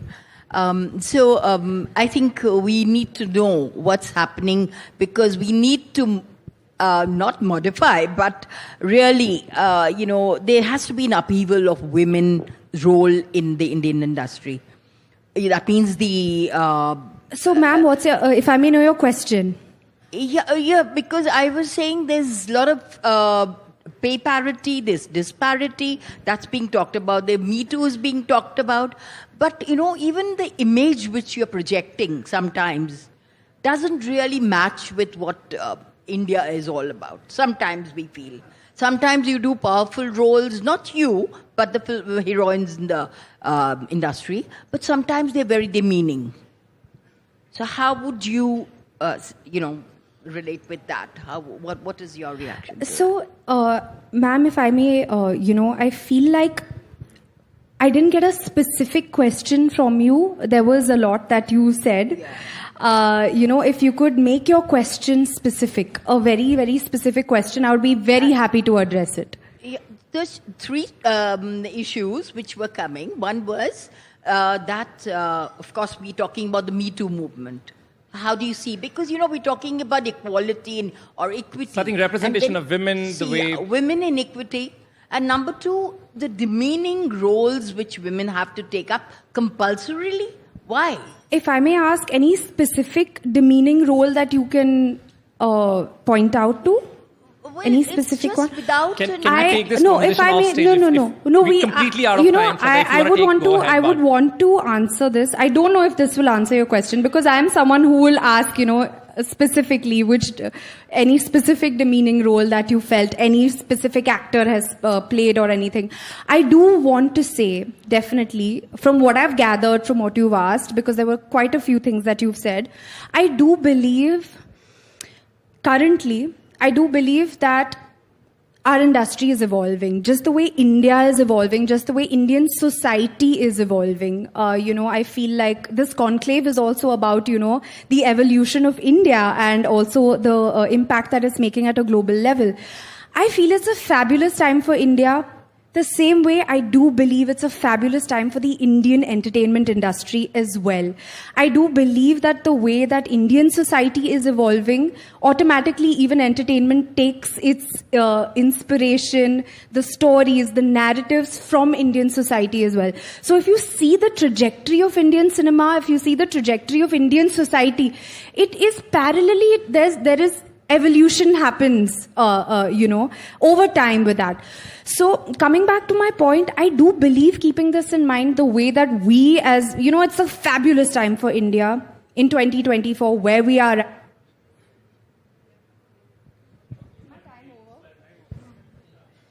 Is it getting too intense for everybody? Wasn't intense. Because I think someone from sound feels like it's a little too intense.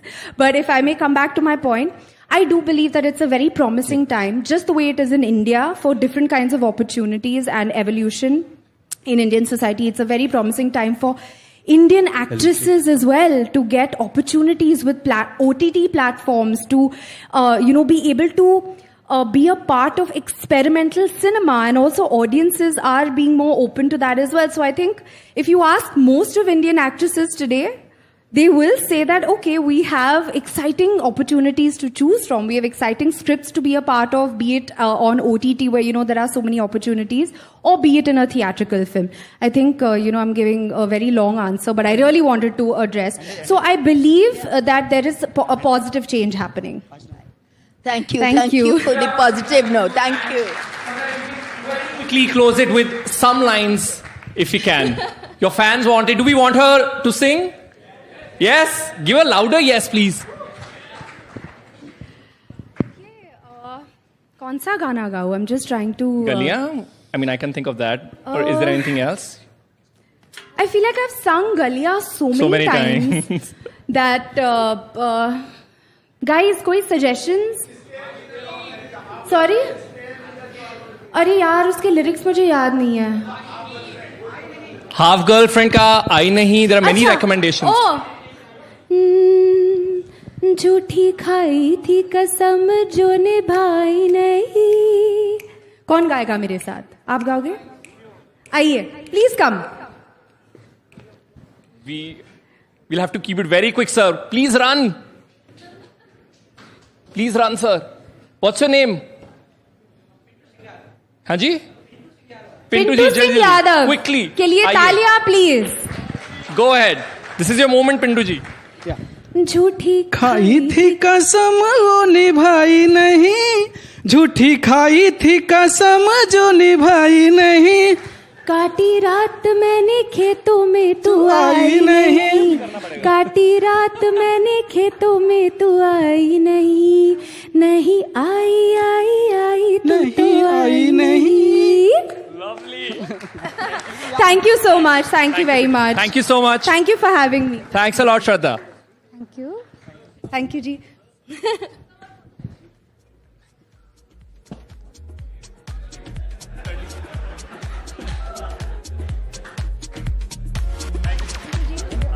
Thank you so much, sir. Thank you, Pintu ji. बहुत बहुत शुक्रिया. मस्त photo आया है. मस्त photo. Go. Okay, sure. Sir, we'll take it up, sir. I think इनका अगला session शुरू होने वाला है, sir. We'll take it up, sir. We'll take it up. I promise, sir. We'll take it up, sir. You've got any pictures?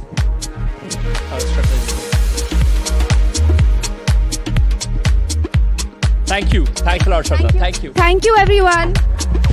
Thanks a lot, guys. Thank you, everyone. Thank you so much. Thank you.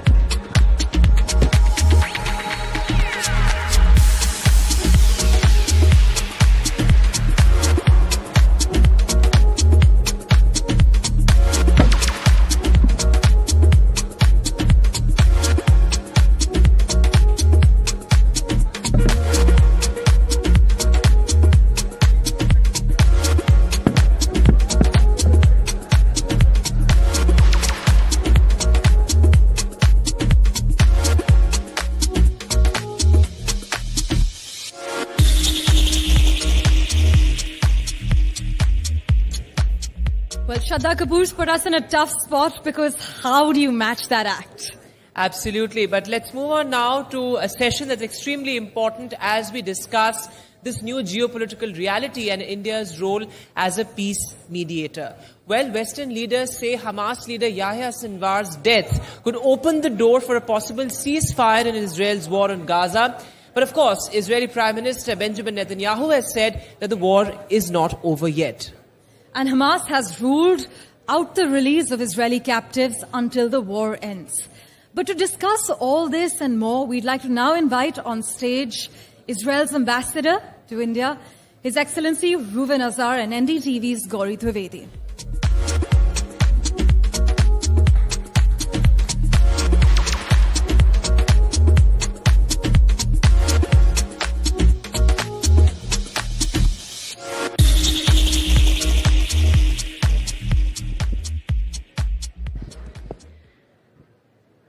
Good evening, everyone. And I think this is going to be a challenging session simply because after that session where you had a very popular Bollywood actress, we are now talking some very serious stuff about very serious challenges that the world is facing. We'll try and make it pacey. And thank you so much, Excellency, for patiently waiting. I won't be singing the answers. Okay. As we start this, these are questions, Ambassador, that I had sent you about a week back. And how fluid the situation is, that none of them seem relevant now. They look dated. That's how fluid the situation is in West Asia right now. But let me start by asking, the attack that took place on Prime Minister Netanyahu's residence, how do you think that has altered the course of an ongoing conflict where the world is seeking a solution? Is it becoming even more evasive and far-fetched now? Well, I'm not sure it became more evasive. I think that the fact that we have begun to do the job in terms of neutralizing the threats, first of all in the south and now in the north, is going to take us sooner than later to the de-escalation of the conflict. We have to remember that this is not a regular conflict. This is a conflict not about territory. It's a conflict about the existence of Israel.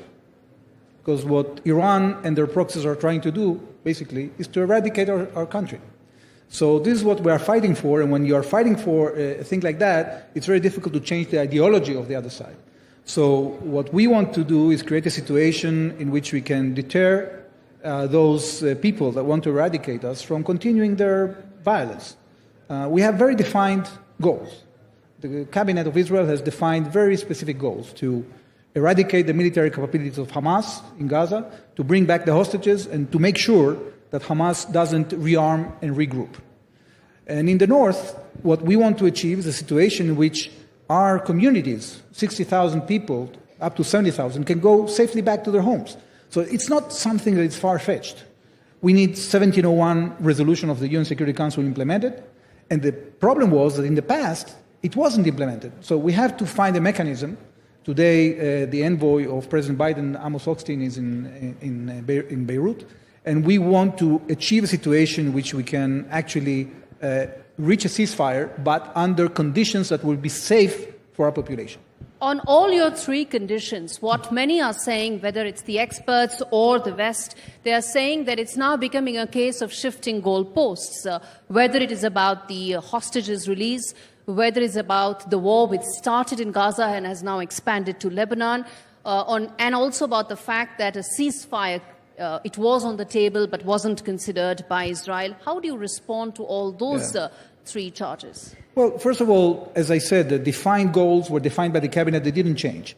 We aspired to get into a situation in which we can only concentrate in neutralizing the Hamas threat in the south. What happened was that on the 8th of October, in completely unprovoked way, Hezbollah started shooting at Israel. So after 11 months of trying to use diplomacy in order to solve the situation and reach the implementation of UN Security Council Resolution 1701, we had basically no choice but to use force in order to convince the other side to start moving in the direction that is desirable. So our goals have stayed completely unchanged. What has happened is that Iran has decided to escalate by expanding this conflict from Gaza to Lebanon, to Yemen, to Syria, to Iraq, and then, of course, by directly attacking Israel with a barrage of ballistic missiles that is unprecedented in the history of warfare. Reports say that Israel hasn't responded to that attack, that 1st of October attack by Iran, those 200 missiles. And some reports seem to suggest that that retaliation may happen soon, and the window that Israel may like to use is now till November 5th, when American leadership is predominantly occupied by an election. Is that a correct assessment? Well, the elections in the United States are not a factor here. What is a factor is that we have not only the right, but also a duty to retaliate, Gori, because actually imagine a situation in which a country like Iran is capable of threatening any country in the region with their military capabilities without any repercussions. This is completely unacceptable. So we have to, if we want to promote stability and prosperity in our region, and we are doing that with a lot of our neighbors. We have peace agreements with Egypt, with Jordan, We have done the Abraham Accords with the UAE, with Bahrain, with Morocco, with Sudan. We have advanced informal dialogue with Saudi Arabia and many other Arab countries. If we want to promote stability, we need to build the building blocks that are necessary. A security building block that is being done with the help of the United States through CENTCOM, and we have proved now, following this attack from Iran, that we are capable of defending the skies of the Middle East from this Iranian threat. But we cannot be in a situation in which the Iranians will feel free to attack us at any point. And that's why that security building block has to be complemented by our retaliation. And if we have a security parameter, a security building block, then we can have political stability, and then on those building blocks we can build the economic stability. So it depends on whether we succeed in our military operation to deter these aggressors from ever attacking us again. And if that succeeds, then not only the countries of the region, but also India and other countries in the world will feel more comfortable to invest in our region. Because imagine that any investment is hindered or is menaced by these unprovoked attacks that are coming from Iran and their proxies. That's completely unacceptable. Two questions I want to ask on that. One, you mentioned about neighbors. There are now many experts who feel that the present situation and the ongoing conflict has opened doors for Iran to build some connects with some of the other states, and traditional rivalries between the Saudis and Iranians in the past, some of them could be probably ironed out, if not completely, then enough to ensure that there could be an anti-Israel united front. How do you respond to that? Well, I think it's not realistic, and I'll tell you why. Because many countries in the region see in Iran a threat. They are not feeling threatened by Israel. On the contrary, many countries in the region see in Israel an opportunity to build this security regime and to acquire the capabilities that they need in order to create a prosperous and stable society. So there is a conflict between Sunnis and Shiites in West Asia. There is a situation that following the Arab Spring, so-called in 2010, the Arab state system collapsed partially, and into that vacuum, all the radical movements, including Iran, have penetrated. And that's how they've been able to control today 4 Arab capitals, Beirut, Damascus, Baghdad, and Sana'a. And in this way, they are undermining the existence of Sunni Arab countries. So if we do not show resolve, if the Western powers do not show resolve in countering this aggression, of course, many countries will have no choice but to court the Iranians, because they will be afraid from an Iranian attack. So they will, try to impede that, not because they feel friendship to Iran, but because they are afraid of it. Okay? So do we want such an environment to develop in our region? I think that the answer is no. So the answer is that we need to actually deal with the aggressors if we want to achieve peace and prosperity in our region. The fact that after the elimination of the Hamas leadership, successive leaders have been eliminated by Israeli forces in the last couple of weeks, they've been able to recoup, they've been able to continue attacks, some small, some big, but the fact that they have an ability to recoup, many say that defeats the present form in which Israel is responding to these terror outfits. How do you comment on that? Well, I think that people are forgetting what is happening on the ground. What we have managed to achieve in the Gaza Strip right now is that we have defeated the terrorist army of Hamas, in a way that they cannot pose a threat, a missile threat to Israel. So we have neutralized that threat. We have destroyed their missile factories. We have sealed the border between the Gaza Strip and the Sinai, so it will be much more difficult for them to rearm. Okay? And yes, we have a partial result when it comes to 2 issues. First of all, we have only brought back 150 out of the 250 hostages. We still have 101 hostages left.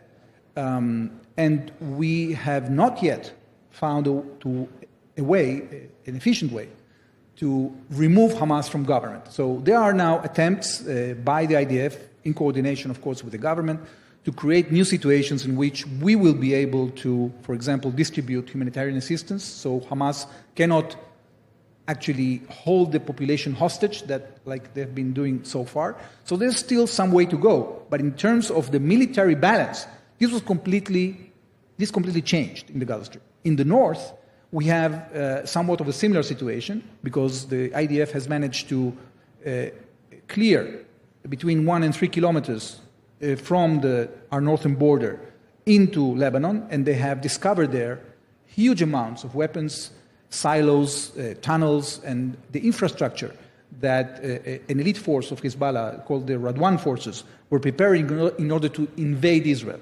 So this is very clear, and that's, of course, on top of many other things we've done in Lebanon. So right now, the balance, I think, is changing in Israel's favor. We have to find a way to continue our operation in order to achieve the goals and achieve, possibly, political and diplomatic arrangements that will make sure I that was this coming threat... to just that, Okay, sir, please. which is that, one, that it's been a year in terms of the collective punishment approach that Israel has been following, right? It's largely What do you mean a by collective punishment? in the fact that, there's also a large civilian toll for But Gaza. that's not collective punishment. People sometimes are confusing between two things. Okay. The fact that, unfortunately, in wars, there is collateral damage, and especially in situations in which you have terrorist organizations that are, breaking any rule in the book, are hiding behind civilians and firing at civilians. They are using ambulances to transfer terrorists. They are using hospitals as military bases. When you have terrorist organizations that operate in such an immoral way, the civilian toll will be bigger. Is bound to be high. But what I was coming to was that a year after this approach, there have been fantastic military successes, tactical successes that Israel has seen. Whether you take the pagers for the Hezbollah fighters, or whether you take some of the others, they've been, you've been able to eliminate several top leadership of Hamas. But how do these tactical victories translate into long-term political outcomes that can create the stability that the region needs? Well, that's a very good question. I think that we will need cooperation from international stakeholders, and we will need a situation in which the military success is so decisive that the other side actually, out of fear for the survival, will want actually to achieve a diplomatic outcome. That's very difficult to achieve, especially in our region, because you are not dealing here in diplomatic negotiations between two countries. Like, for example, Foreign Minister Jaishankar was talking before about an advancement in negotiations between India and China. This is not a regular situation in which you deal in diplomacy between two countries. You are dealing with radical forces, terrorist groups that are led by an agenda of elimination. So it's not that easy. That's why your question is very good and it's very important. This is a question we have to ask ourselves all the time. And we are seeking cooperation from our American friends and from other countries that are willing to step up to the plate in order to help us stabilize the situation for the long term. But many Western countries are now asking for an arms embargo as far as Israel is concerned. So in that, where do you fit in the political outcomes that Israel aspires for in terms of a long-term solution, even as it wishes to continue these military strategies? It's a bit confusing, the situation. I think that many of those countries that have stated statements like that, first of all, are not in the first place selling us any weapons, and if they do, it's pretty minor. And at the end of the day, they have political constraints within their own countries when it comes to different minorities. But it's not really, at this point, undermining whatsoever our military effort. So I don't think that this is going to be substantive in terms of how this war is conducted or ends. I have two questions to ask, Ambassador. You've been very candid. And the one question is that everybody's saying that when is that day after going to come? When you talk from a, you talk from a human point of view, when you talk from a, civilian point of view, you talk from the fact that the war expanded. It didn't start with Lebanon, it expanded. So when is that, day after going to come? Or has the Israeli political leadership decided to postpone that decision due to several of its own domestic constraints? That's something that many are asking. I have to revert the question back to you, because the question is what kind of day after you want.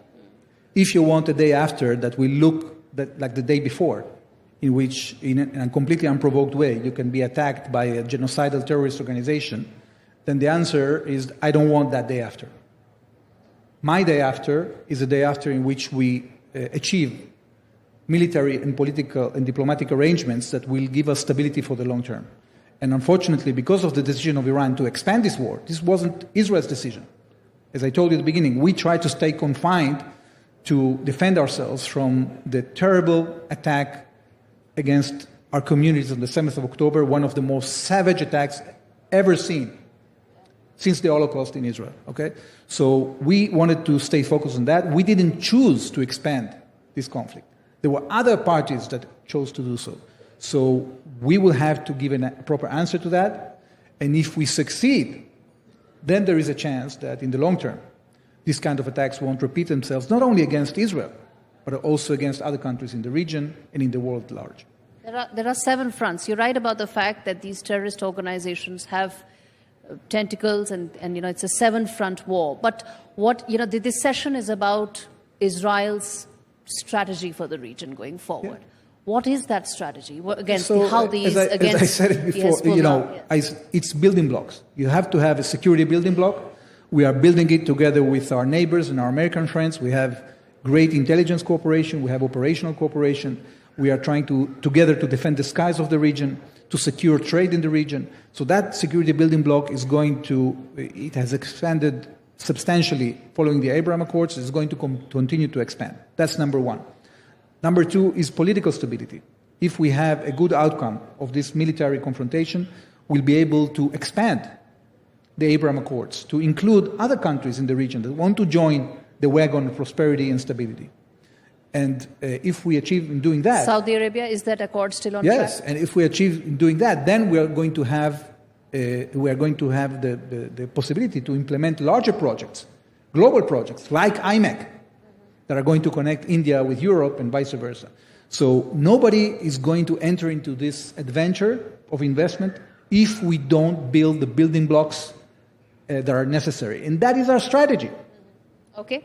Then this conclave, this summit, it talks about the India century. And I must ask you this, Excellency, that in a conflict where many developed countries seem to have said that at this stage, political outcomes look not very much feasible on the table for them. Some have even said that maybe countries like India or India can be at the forefront of possibly bringing stakeholders on the table.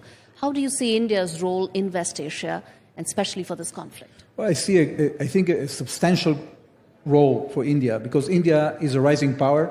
I was looking yesterday at the data. I saw that in the next year, when India grows by 7%, it's going to grow by $260 billion.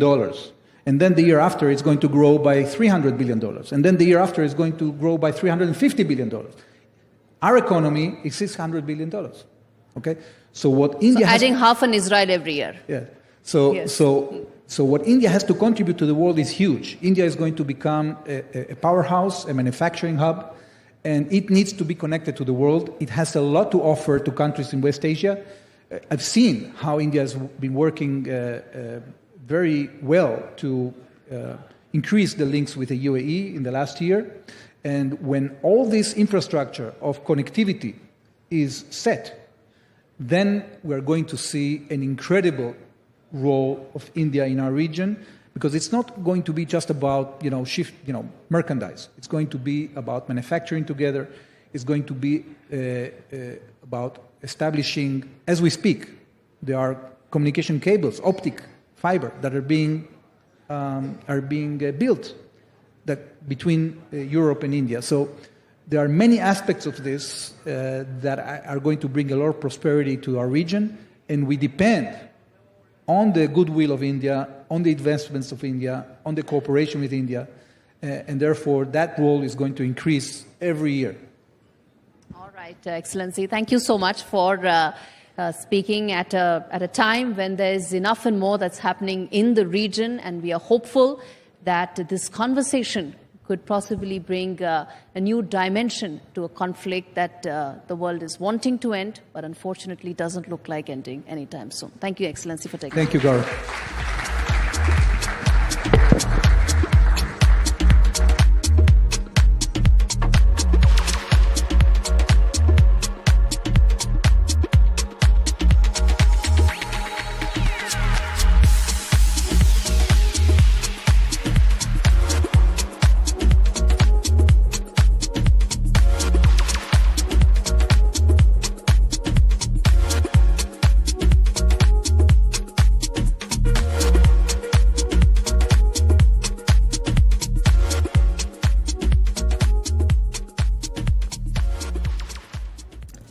Thanks very much for that very important conversation, of course, highlighting India's role as the mediator in the two raging wars, perhaps. But moving now to a very special session, Parmeshwar. Well, for India to excel as a nation, I think we've all established that every single citizen needs to be empowered to fulfill their potential. But how do you prioritize the needs and voices of the communities you work with? Well, to tell us more about this, we are delighted to call on stage Dr. Payal Kanodia. She will be in conversation with NDTV's Vasudha Venugopal.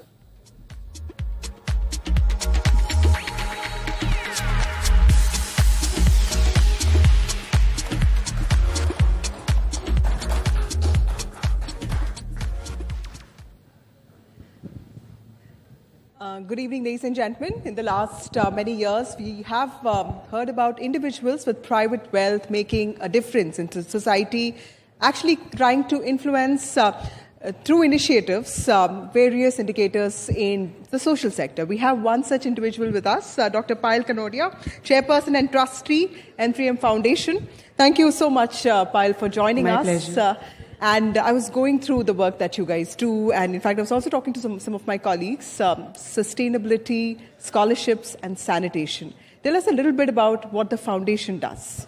So basically, NDTV Foundation, it works on holistic development of the underprivileged children and their families and, their living conditions. So we have multiple projects around different initiatives. Like one of our projects is called Sarvodaya.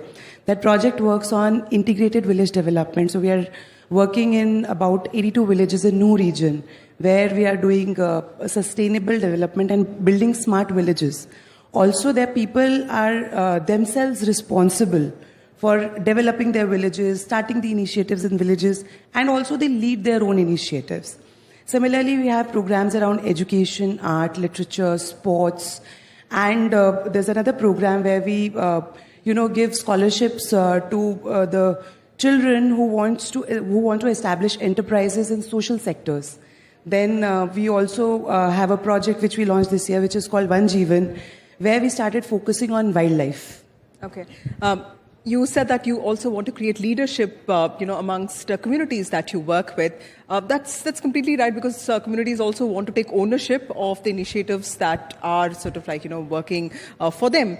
How has that work been? In fact, this outreach to communities and giving them a sense of ownership of these welfare activities. So, honestly, when we entered these rural areas of our country, and Nu being one of the aspirational districts of PM Modi, so the best thing that we learned and the learning that came across during doing our ground studies with my team was that when you enter a community, you have to become a part of the community and not impose what you want to do just for your benefits and profits. So we became a part of the community, we became their voice, we understood what they need, and which helped us designing the projects that communities were happy to own, happy to lead. And today, when we sit down and see the results of those projects, the women are entrepreneurs, they're more independent, they are running their village panchayats, they are running community kitchens in their villages. They also have, we call it Sankalp Vatika, so they grow their own vegetables. And to my joy, I learned it last week only that a group of women has actually gone ahead and purchased a small farm of their own where they are cultivating oyster mushroom and many more vegetables, and now they go and sell it in the market.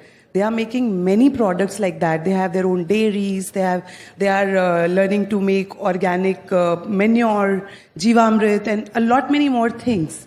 So this is one beauty of it. When you work with the community, with their consent and involve them, they take the ownership beautifully. Absolutely. Also, Payal, one of the interesting things that you do is One Jeevan. Wildlife is an area which has a lot of regulation, so it's not easy to work there as even for NGOs.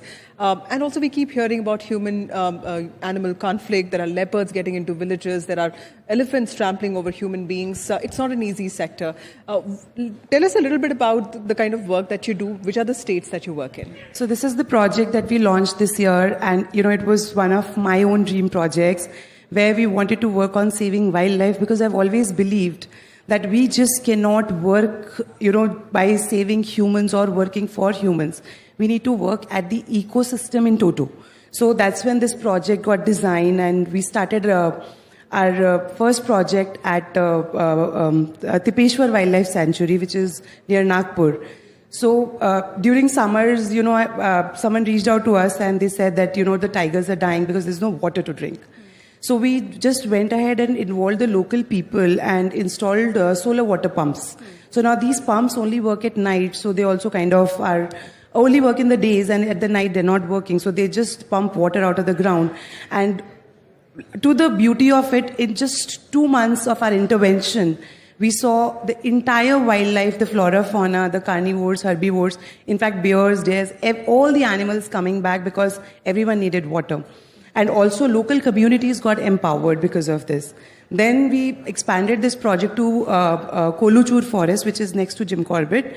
Again, similar interventions where, we just made ecosystem more friendly for wildlife, and now we are expanding it to Pilibhit, where there is a lot of poaching that happens, illegal poaching that happens to Nepal for the tigers.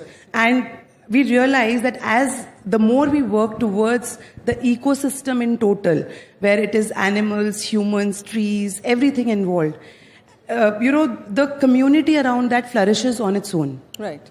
Also, Payal, you are a sports person yourself, and you've invested a lot in training young girls in sporting activities. Tell us a little bit about that.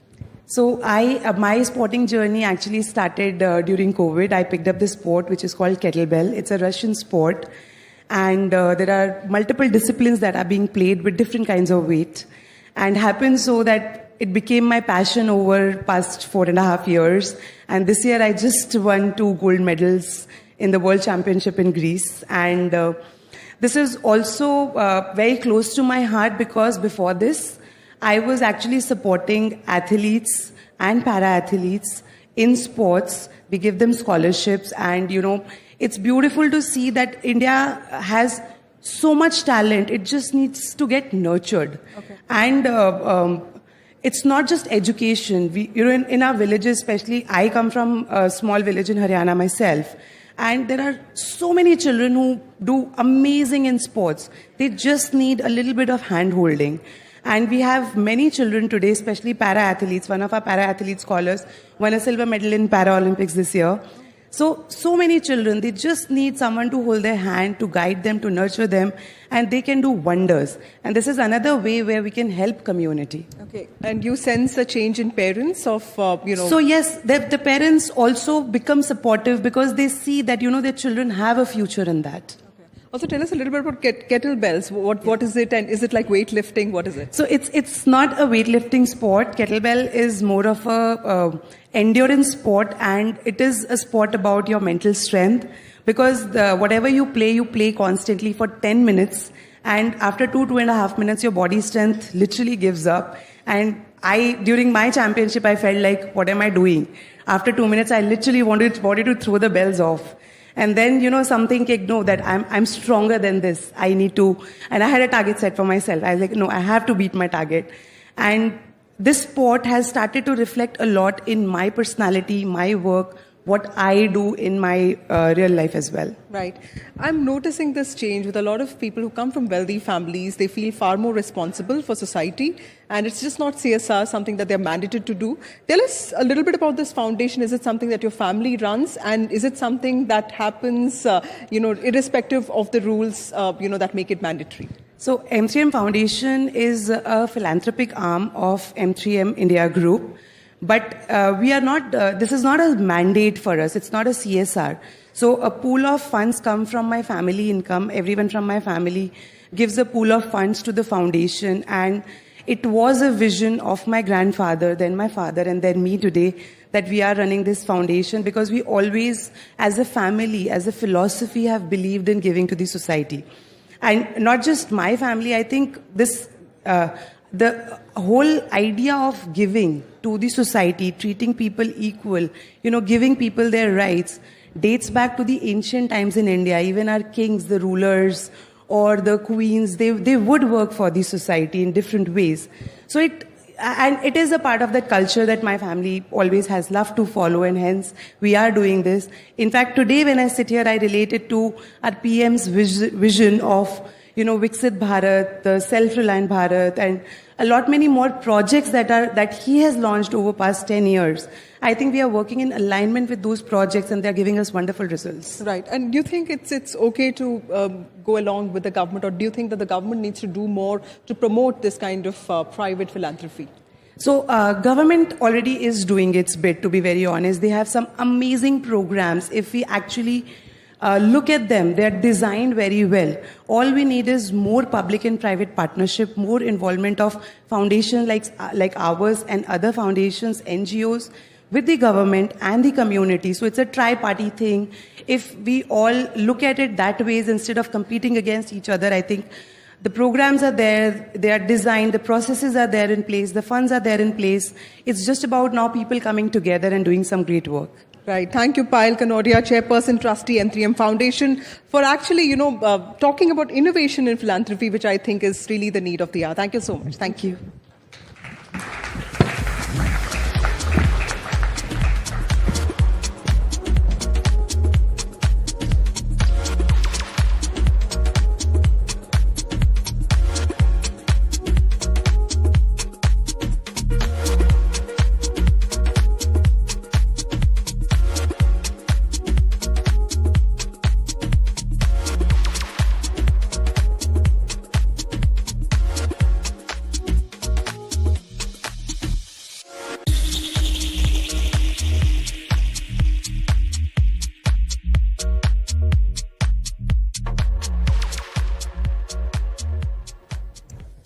Well, by 2030, you can anticipate a revolution on Indian roads where actually 8 crore electric vehicles hum quietly, powered by a robust network of 39 lakh charging stations. Absolutely. India's EV journey promises not only to redefine mobility, but to lead by example as well. And to tell us more about this, let's call on stage Kartikeya Haryani and our colleague Vishnu Shom.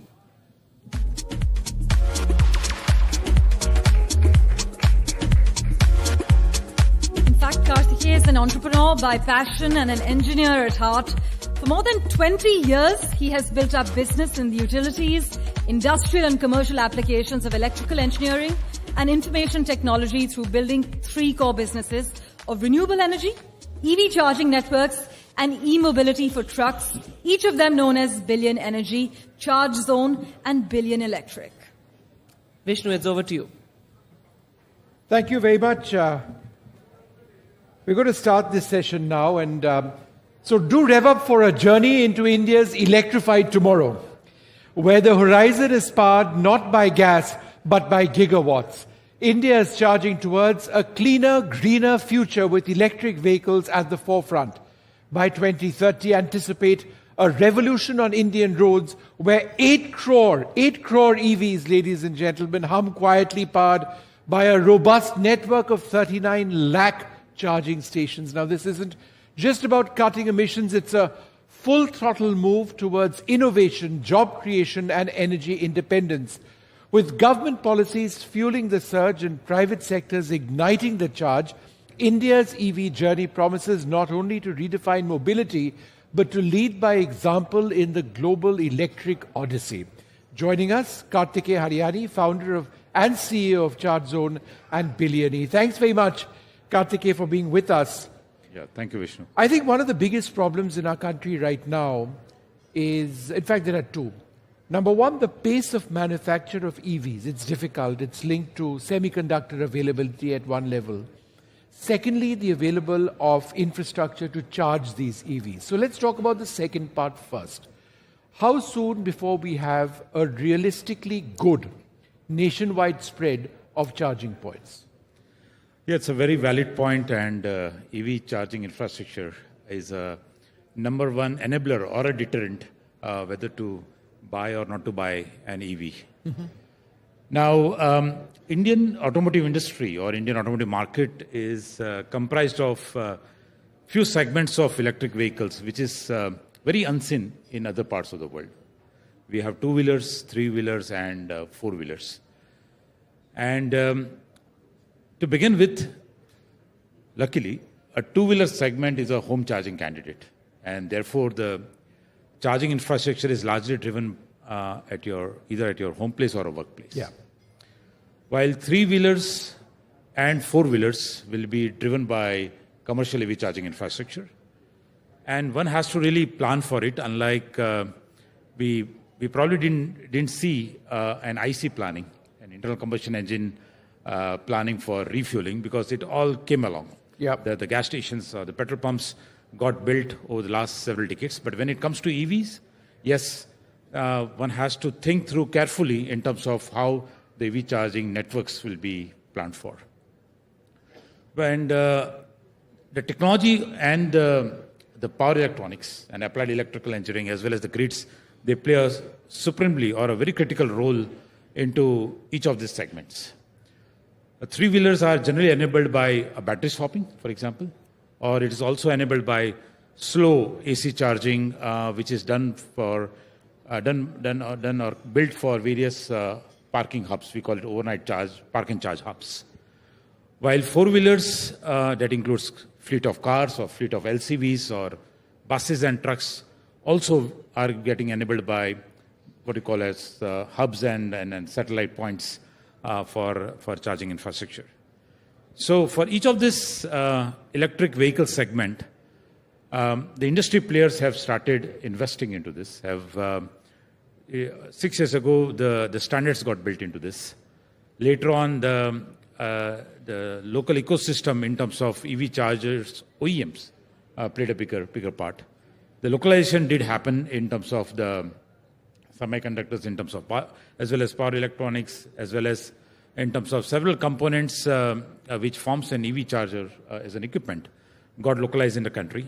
And today, fortunately, as a market, as a country, we are ready with chargers localized both for three-wheelers as well as four-wheelers. Sure. One of the big concerns that a lot of people have when it comes to buying an EV car, for example, for themselves is, look, great, I can contribute to the environment, I can buy an EV car. But if you look at our road conditions and the temperatures, right, it's extremely hot. That means there's a high use of air conditioning. If there's a high use of air conditioning, there's a lot of pressure on the battery. Start and stop traffic means that, again, you're not getting very much efficiency out of the battery as well. And all of this has an impact on the life of the battery. In the case of EV cars, the cost of the car is largely the battery itself. What's the way around this? Is there any? Well, I think it's a very, very good question, but more very pertinent point when it comes to adoption of an electric car, let's say. Yeah. However, in India, the market of electric cars or cars per se has been personal mobility. Yeah. And personal mobility is a micro-mobility in our country. If I ask you, Vishnu, that do you drive more than 51 kilometers a day? Maybe answer is not. The answer is actually yes, of late. We moved to a new office. Absolutely. So, which means actually that an EV transition for me makes sense. Absolutely. Yeah. So, 80% of the mobility requirement for an Indian consumer is less than 51 kilometers a day. Now, with this stat, EV becomes not only a natural choice for adoption, but it is also a question whether the cost makes sense. So we call it total cost of ownership, right? And lesser the utilization, then as an individual consumer, you'll say, well, I don't need an EV, or the payback or the ROI is not really attractive. Well, sans the benefits of of going green or contributing to the environment. But well, there are good news around. Two developments have happened in the industry so far. Over the last 2 quarters, the cost of the battery has come down by half. Now, this was largely what we call as $200 per kilowatt hour for a very long time. We have seen the numbers around $120, $130 per kilowatt hour. The second good news is some of the OEMs have initiated battery as a service, which means, coming to your second part of the question, whether the life of the battery, temperatures, potholes, traffic, acceleration, decelerations, and so on, and it will consume the life of the battery sooner than the warranty period. But well, the good news are that some of the OEMs, and I can see that most of the OEMs will follow this cue, is in terms of bringing battery as a service. Right. In other words, battery and charging effectively becomes your fueling system. And what you are actually going to buy is a car without the battery cost, right, which means equivalent to a cost of a petrol car, for example, and then you pay for battery and charging as a rupee per kilometer. Yeah. So, what about fast charging technology? Because that's another area which is a concern. People are impatient, and perhaps rightly so. Who has time to get 100% charge by charging for a period of 12 hours plus? But in the case of cars, I do know that fast chargers are available, but is the cost of a fast charger considerably more, and is its efficiency lower? So, Vishnu, it's clear that fast charging is a key for adoption of an EV. And it's not about just cars, but also buses and trucks. Now, good news is for a charging company like ours, as ChargeZone, when we started off in 2019, there were green sprouts around electric cars coming into the market. Then electric buses started coming into the market post-COVID. And today we see the launch of electric trucks as well. So as a charging infra player, I'm agnostic to any of these four-wheelers. Now, as a priority, I will be rather enabling intercity e-mobility. In other words, the charging infra on highways has become our priority number one. Apart from roughly 450 plus locations we have in the country across 22 states already, we have also electrified 30,000 kilometers of highways in India. And effectively, you can drive from Amritsar to Chennai using our network, right, without any range anxiety, whether it's for your car, for example, or even for a truck for that matter. So, fast charging is a cornerstone, it's clear. But if I am going to invest onto a fast charging only for cars, well, I don't think I'm going to even make money during even my lifetime. Having said that, intercity buses and intercity trucks are going to be the biggest enabler for e-mobility ecosystem as India enters into a new phase of energy transition. And also we heard Prime Minister Modi early this morning was our net zero targets. India as a developed country, 2047 is one vision, but by 2070, though it's a 50-year... But let me jump in and ask you one thing, since you raised it. Yeah. Why is the cost of an EV more than a petrol vehicle if, as you say, the cost of the battery has come down by half? Yeah, right.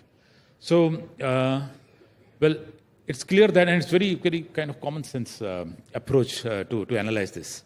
When you move from a diesel car to a electric car, you are taking out the engine, you are taking out the powertrain. What you're bringing are the motor controllers. You're bringing the motor, e-axle, for example, which is the next big thing, and the batteries. However, battery has played an important role as far as the cost of EVs are concerned. Now, there is still a gap in terms of roughly 50% now between a cost of a diesel car on road versus an EV car. Well, the TCO, the total cost of ownership in case of a car, if you are at 1.5x, which is the case today, in this quarter you'll see that you'll see a lot of new launches, or come Bharat Mobility in January 25. You'll see new launches, a slew of launches by various OEMs, where the cost of EV will be 40 to 50% higher than let's say a petrol or diesel car for that matter. But a TCO for a consumer will matter if he's driving roughly, let's say, 100 kilometers a day. Yeah, so that's where the TCO becomes very, very attractive at par what is going to pay for petrol or diesel. Well, but if you, but at the same time, when we speak about car, let us talk about commercial EVs as well. Sure. Buses and trucks. And fundamentally, in both the cases, we have seen the cost dwindling down thanks to the cost of batteries and thanks to the volume uptick, because the other factor apart from the cost of battery is also the volume production as an opportunity by the OEMs, which also brings the cost of components down. Otherwise, it will stay higher. But in case of, just like in case of cars, I mentioned 1.5x, we have figured out as a platform billionaire that if an electric truck or electric bus is 2x the cost of the current diesel truck or a diesel bus, your TCO will be equivalent to a diesel cost, because thanks to the arbitrage of the cost per kilometer on a diesel versus cost of per kilometer for an electric. Yeah. Just to give a context in terms of numbers, a bus or a truck, for example, will be 25 to 30 rupees per kilometer, while for an electric bus or electric truck, it is less than 15 rupees per kilometer. That's amazing. Look, I'd like to thank you very much for chatting with us. And, we hope to have many more conversations with you, doing perhaps a deep dive into where we are with battery technology, because that's fascinating. And it's an area that needs to really, really improve and be widely disseminated for all of this to actually work out in the future with 2070 in mind. Thank you so much for being with us, and thank you so much for being a part of the NDTV World Thank you, Summit. Vishnu. Thank you.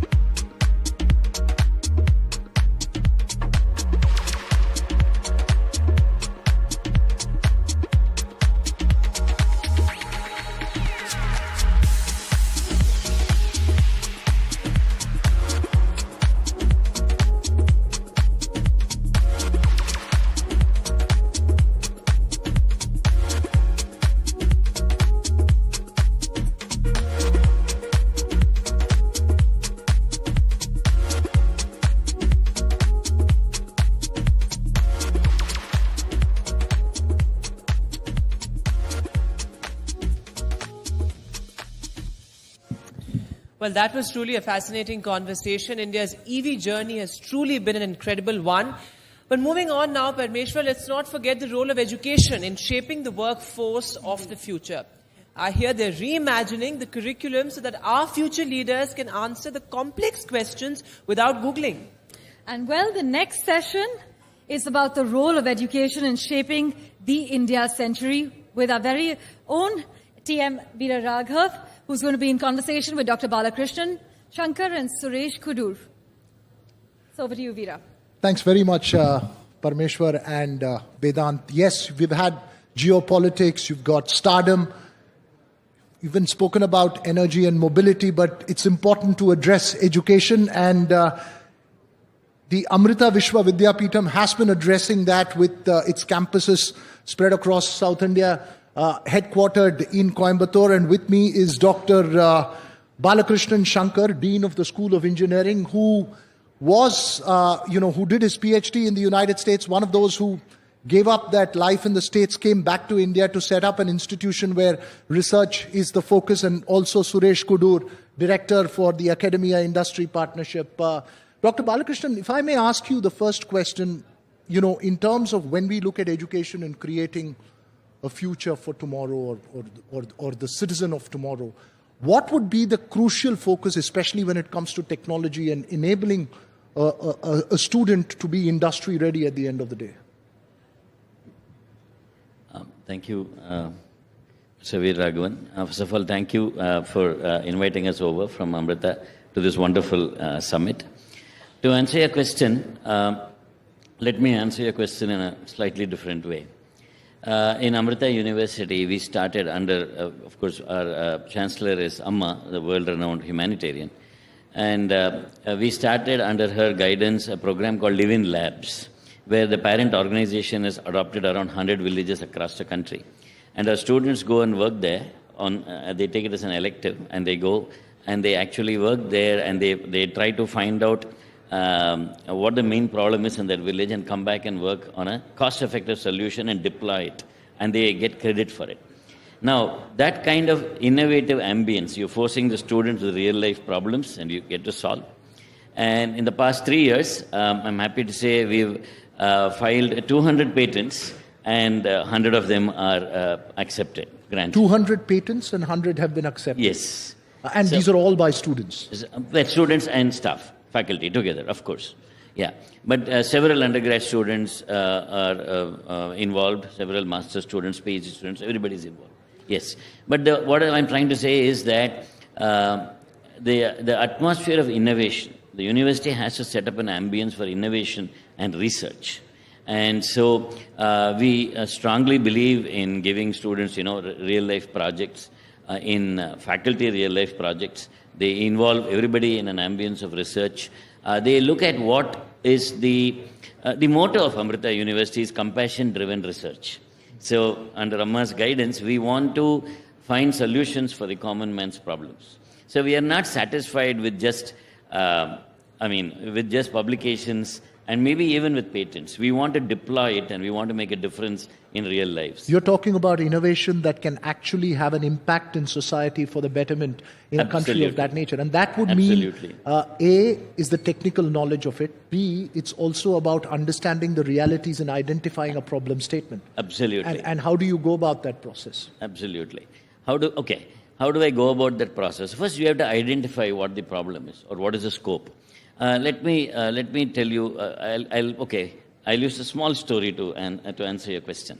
When we were first setting up the wireless center, a center for detecting landslides, for wireless network for landslide detection, the director of the labs and the vice chancellor, we got the first funding from the European Commission. That was the first funding that Amrita got. This was in 2006, international funding.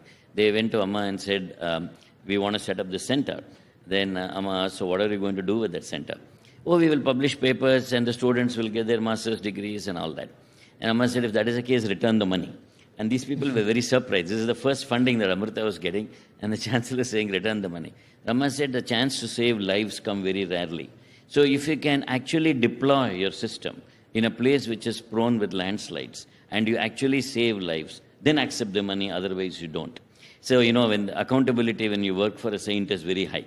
So that's exactly what we did. We identified a village in Munnar, which is North Kerala, Middle Kerala, and which is susceptible to landslides, and we deployed sensors there, and we were able to predict landslides, and we've already evacuated the villages twice, and we've saved lives. And now the wireless center there is known as a world center of excellence in landslide detection. And recently, because of the Wayanad landslides, the parent organization is now putting in 15 crores worth of work to go and deploy it there. So the goal is, to answer your question, you set the goal very high. How do I actually solve this problem? And you have to have an interdisciplinary team. The key is interdisciplinary. So we should stop thinking about this department or that department. The key is interdisciplinary, bringing skill sets from various sides. Use AI, use the tools that you can, predict and solve. And it's not just about interdisciplinary in terms of departments, but it's about bringing together, let's say, the industry, the society, the government all together. And that's where your role comes in. Yeah, just is that on?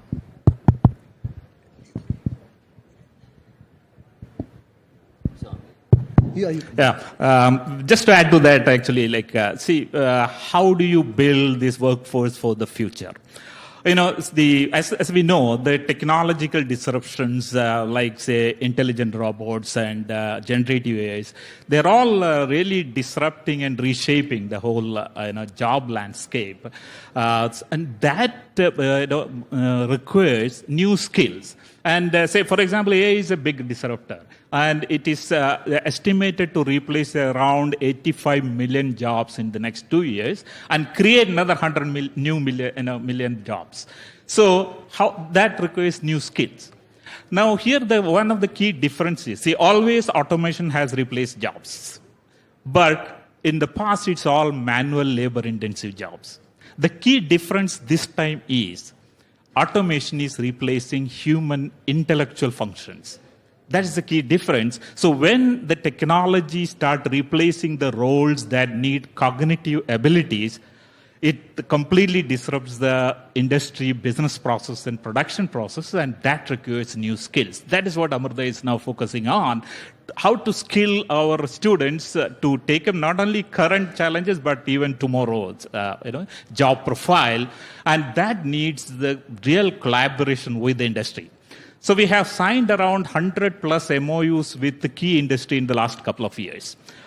Across verticals, automotive, energy, IT, construction industry, all of those. And we are doing some of the key research projects with the industry. That makes students exposed to what is currently going on in the industry. They work directly with the industry projects. They go to the industry as interns and work there.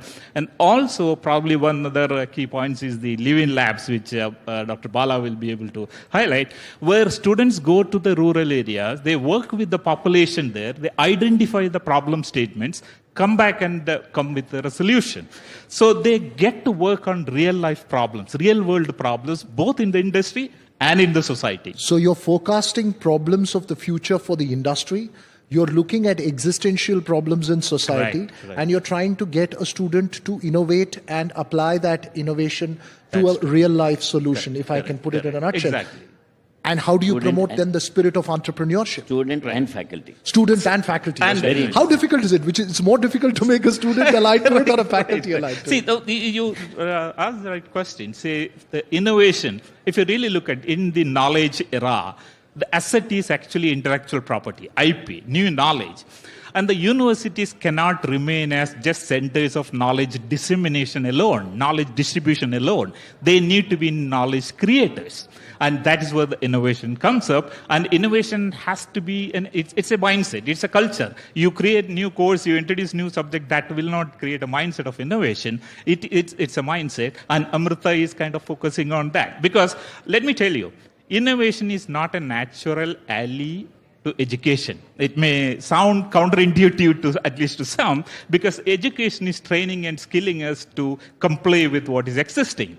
Now, if you want to disrupt, to change, you need to build that innovation culture, and that's what. And entrepreneurs is the drivers who will take that innovation out there, into the world. Like they are the drivers who take the knowledge as the fuel, use technology as the vehicle, and drive the innovation, road of innovation. I'm just going to go off script a bit and just ask you both this question. How do you inspire that entrepreneurial spirit?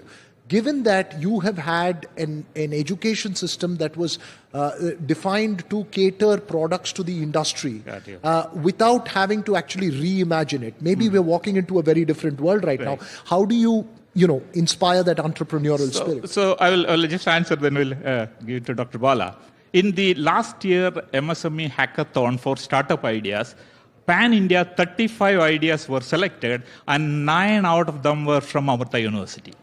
So that's a great achievement in terms of how you encourage the students to start. We have a Amrita Center for Entrepreneurship where we encourage the faculty and the students to start their own.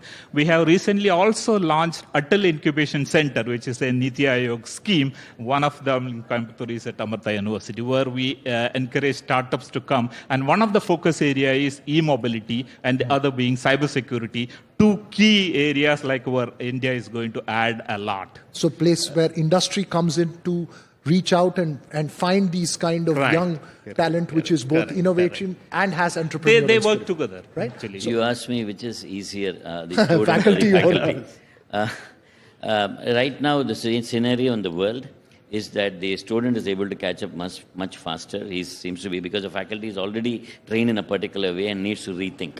So it's more difficult for the faculty now, because they've already come with some baggage. The student is fresh, literally fresh. And But heavy that's- baggage some faculty come with.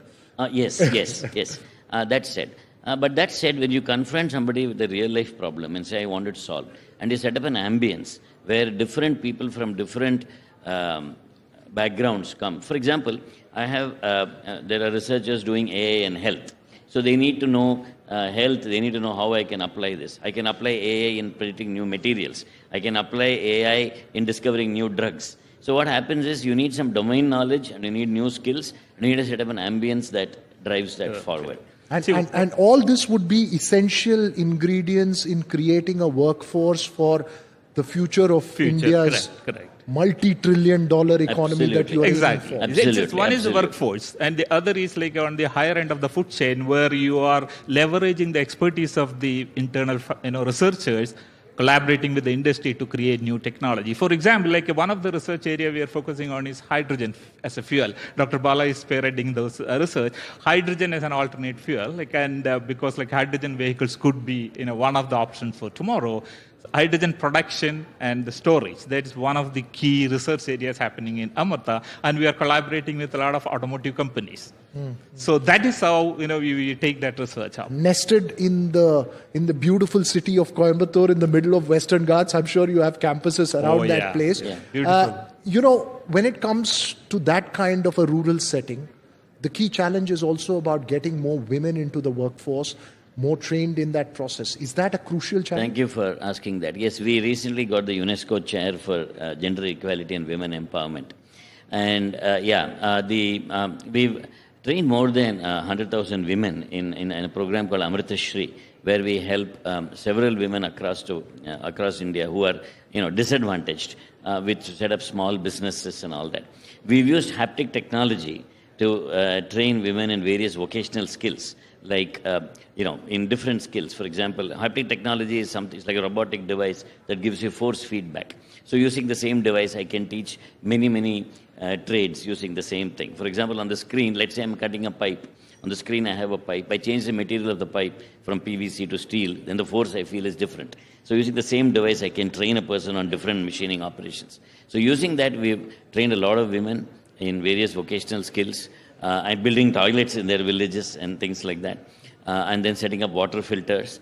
So that has led to a UNESCO chair in gender equality and women empowerment that Amrita has got. And we strongly believe that because deep in the villages, there is still a lot of bias, gender bias when it comes to education. The son is sent to the better school, the daughter is not necessarily sent. We want to address that issue. And in terms of instilling the desire, for instance, where one of the big problems that India has often faced and spoken about is brain drain, where you have top educational institution people going, like you went to IIT, did a PhD in the US, most stay back, you came back.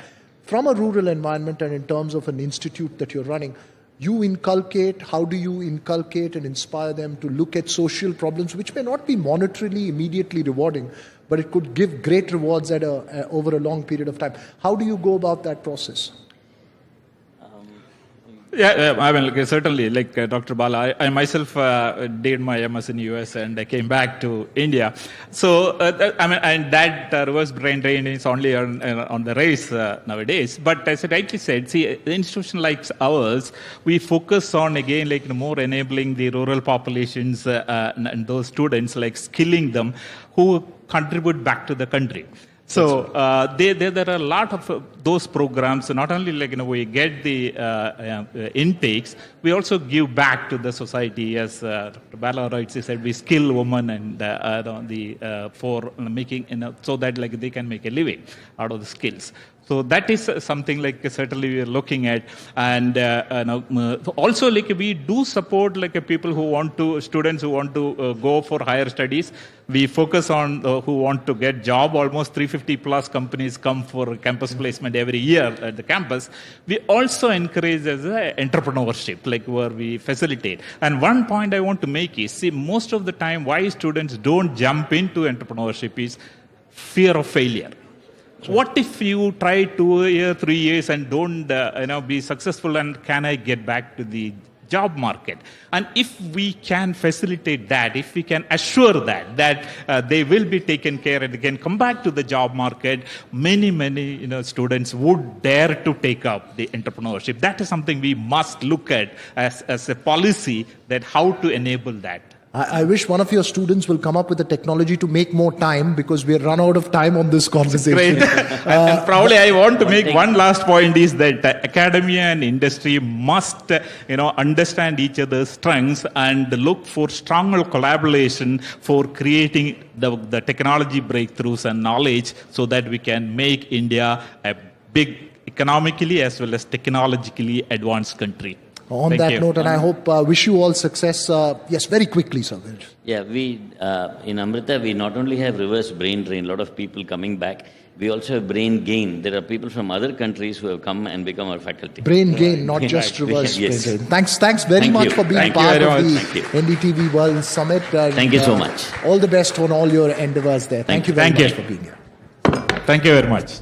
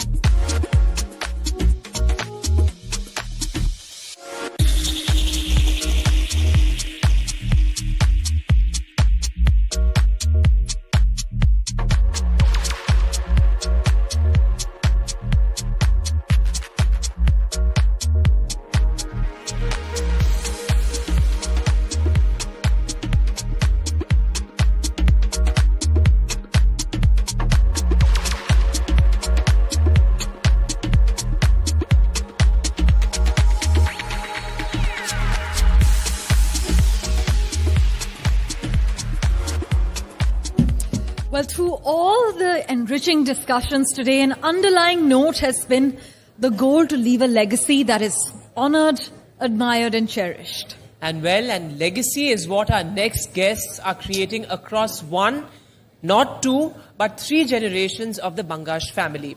For the strings that bind generations, we would now like to invite on stage Ustad Amjad Ali Khan Saab and his sons Ayan and Aman Ali Bangash. They're in conversation with NDTV's Maria Shakil.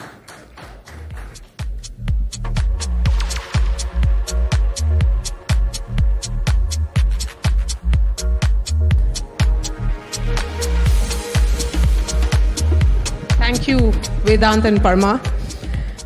Ladies and gentlemen, put your hands together for the royal family of Indian classical music.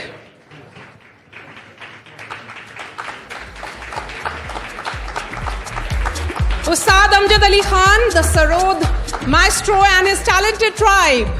Aman Ali Bangash, Ayan Ali Bangash, and we'll be joined by Abir and Zuhan in just a bit. Welcome to the stage, sir. From the timeless traditions of Indian classical to innovative global fusions, the Khans have enchanted, educated, and entertained us for years. Ustad Amjad Ali Khan and the family, sir, your music is India's gift to the world. Tonight we are honored to receive you. Please. We are very happy and honored to be here and grateful to NDTV for this opportunity.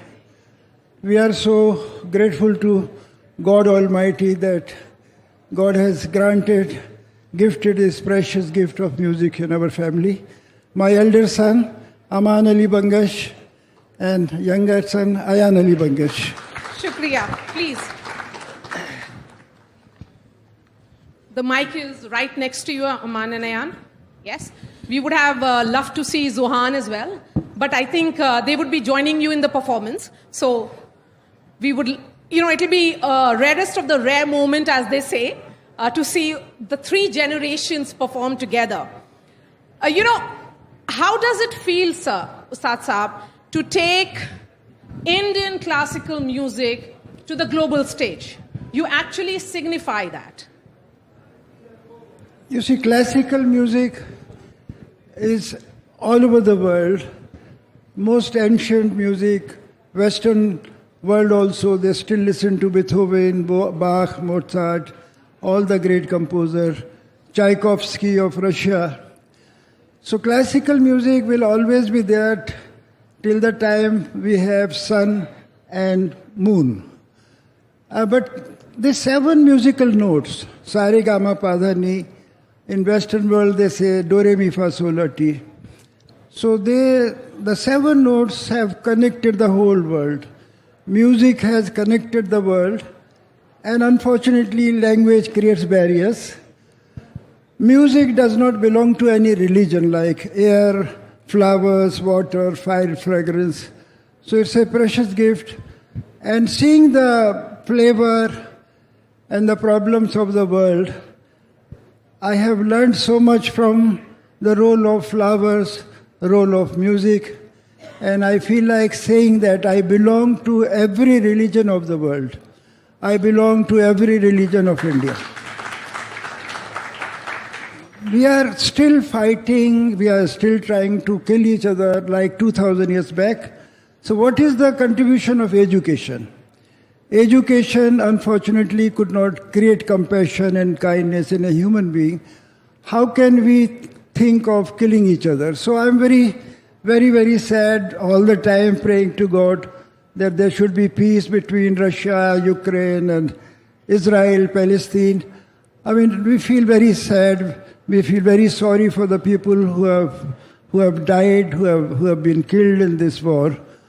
So I think the young maestro will contribute better than me. So let me go to the next generation now, and this is a question to both of you.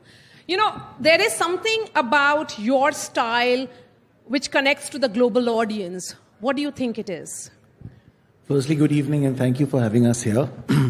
I think, one should not be aware of one's style, to be honest. For me and my brother, Ayan Bhai, we try to follow our guru, our teacher, and all the other great maestros that we have always had in this world.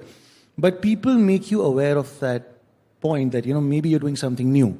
For Ayan Bhai and me, it was very important because in our generation, there were a lot of friends of ours from school and college never knew music, sarod. So we wanted to get sarod into that whole electronic space, apart from being Indian classical sarod players. So somewhere we, I think, have achieved just 10% of that. We're doing a lot of corporate music. We're doing a lot of albums. So we've done a lot of work together. So what is the next 90% going to be, Ayan? Well, I think it's a very long journey. Again, to start with, thank you for your very kind words of introduction. Extremely overwhelming. So I think, in this field, especially when you talk about music, you're a student till the last day you walk this planet. You're constantly learning. The journey called life is making you evolve. It's making you absorb. And that is constantly doing something to your creativity and to your music as well. So that's why I think, to answer your question, I think it's all about vibrations. I think there's a very larger message when we do collaborations, when we do experimental projects, because we are conveying something at a very larger level that we're all connected in a true sense. And today, healing is used for so many kind of ailments, and healing or spirituality, which is always a part of our music anyway. So, it's all about the language of vibrations. We talk about vibes, Gen Z talks about vibes and everything. So it's all part of who we are. And I think that is the larger message and the larger picture when we are creating. How do you connect with your grandsons? What is the message or the lessons that you give them regularly? Yes, all the hard work to make them learn music is their parents. Ayan has twin boys, Abir and Zohan, and Ayan has given so much time, and I'm sure Ayan will talk better about that. But credit goes to Ayan and his wife Nima Sharma. So they spend a lot of time with Abir and Zohan. But it was difficult for I was worried that spending so much time in school, how can they play music? Because school takes maximum time. But they come back and they have to do homework, and then Ayan make them perform and practice for 2 hours. So I'm very happy and I'm grateful to God that both of them They look forward to share the stage with us and perform. Last year we performed in New York on the 15th of August. And 5 of us, when we play, English में वो sarod quintet हो जाता है. Sarod quintet. So there is a lot of demand for Sarod quintet. So they are excited. Generation बहुत ही खूबसूरती से मिल जाते हैं. बस वो कैप्शन भी कई जगह ऐसा होता है कि 3 generation and 1 nation. So all the legacy, all the continuation with the blessings of God Almighty. And in the life of Aman and Ayan, their mother's role is very important. Subbalakshmi Barua from Assam, she herself as an artist. So she spent a lot of time with them, and all the credit goes to their mother, whatever they are today. And so let's take that thought forward. You know, this is about incorporating global influences into traditional Indian music. And then taking it and making it about 3 generations and 1 nation. Well, I think I would like to say कि इस काबिल है नहीं, दोनों बच्चे अभी बैठे हैं, बस for आशीर्वाद they are sitting. They need good wishes and blessings, and they're so blessed to be sharing the stage with my father. Aman bhai and I equally blessed as well, of course. But for them, just to share these moments on stage, because Indian classical music is not a written score; everything happens on stage. So that's why it's just we don't know better, for us as a family, it's just a way of life. It's not really a profession. So that's why I'm just, whatever I know, I'm teaching them. And of course, my brother also sits with them. My father's, of course, teaching them as well. So it's a long journey. What they'll eventually do in between their Messi, Ronaldo, and their video games and Sarod practice, I don't know. It's a long journey. So. And lots of international concerts happening in India. Are they interested in watching it as well, Aman? I mean, they're very keen on it, and especially with me, they're like friends to me. So if there's any concert where I go all out there playing a bit of fast music, they just say, Amanta, don't show off. So they're like, they're very honest, they keep us in check, and I think they're 2 beautiful souls, and I think they're very lucky to have him as their grandfather, and I'm sure they'll realize one day that what the grandfather means to them. So what is a family moment when all of you are together, 5 of you? A lot of noise. A lot of noise, or is it a jam session? Well, it's a little bit of both. It's a lot of fun because, they started when they were 10.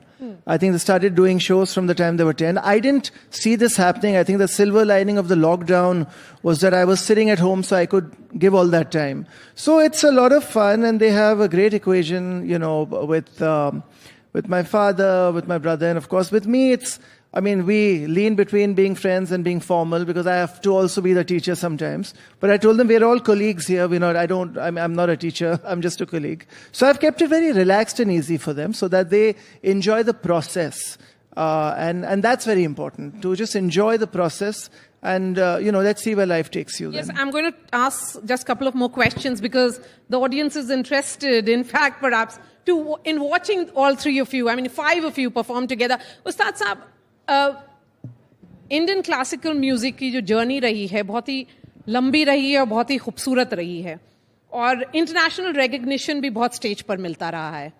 आप जब अपने खुद के सफर को देखते हैं तो कोई ऐसा लम्हा जो आपको लगता है बहुत याद आता है जब आप इंटरनेशनल स्टेज पे आपने परफॉर्म किया और उस वक्त everybody was saying that he is an Indian who is making this mark.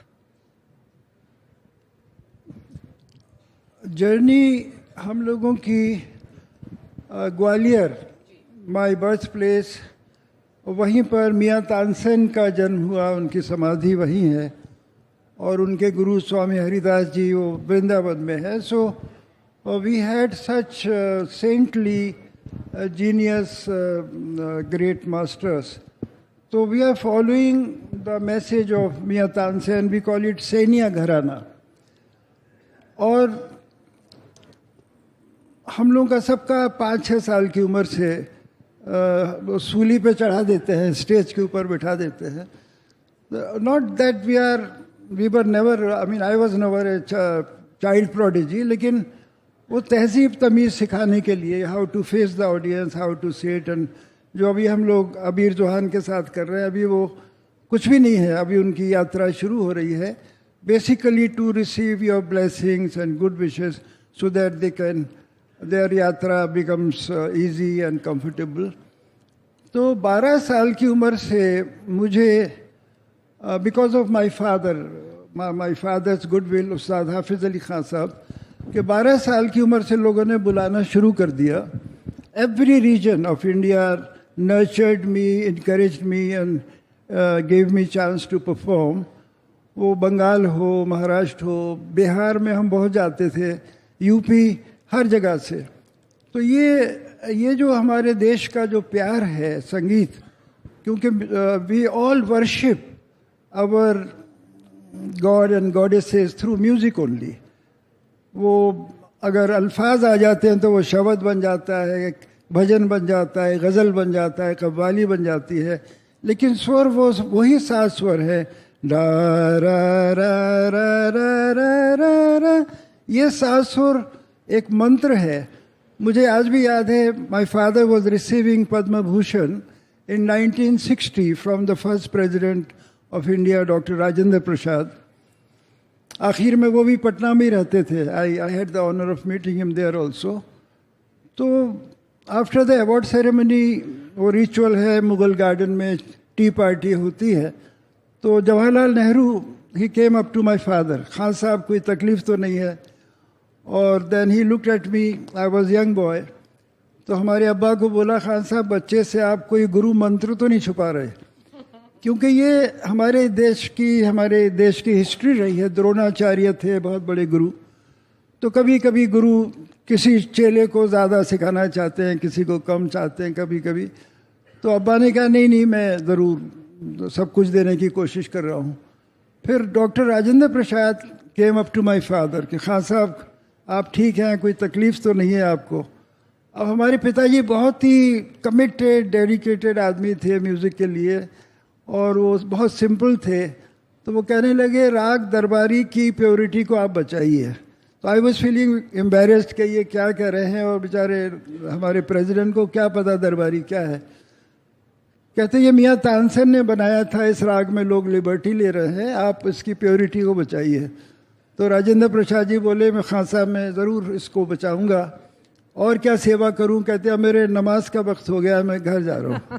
वो वहाँ से निकल पड़े, और घर आके हमारी माता जी को उन्होंने पद्म भूषण की खुशी नहीं बताई. कहते हैं राजेंद्र बाबू ने वायदा करा है कि दरबारी की प्योरिटी बची रहेगी. तो ऐसे लोग इस प्लेनेट में आए, ऐसे कमिटेड लोग, ऐसे डेडिकेटेड लोग. So I'm so grateful to God that my guru, I had my father like Ustad Hafiz Ali Khan Sahab. और यही मुझे फिक्र थी कि because I could not see my father as a young musician. तो जब ये लोग मेरी लाइफ में आए, अमान, उसके 2 साल बाद अयान आए, तो मेरी यही ख्वाहिश थी कि I wish I can perform with them as a young musician.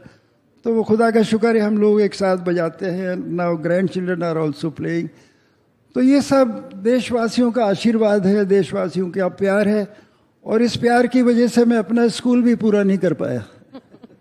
और अयान, इसी थॉट से हम ये कॉन्वर्सेशन एंड करते हैं, उसके बाद आपका परफॉर्मेंस शुरू होगा. कि this is a summit where we are celebrating the India century. We are talking about how India is the country to watch out for. And Indian music is the music to watch out for?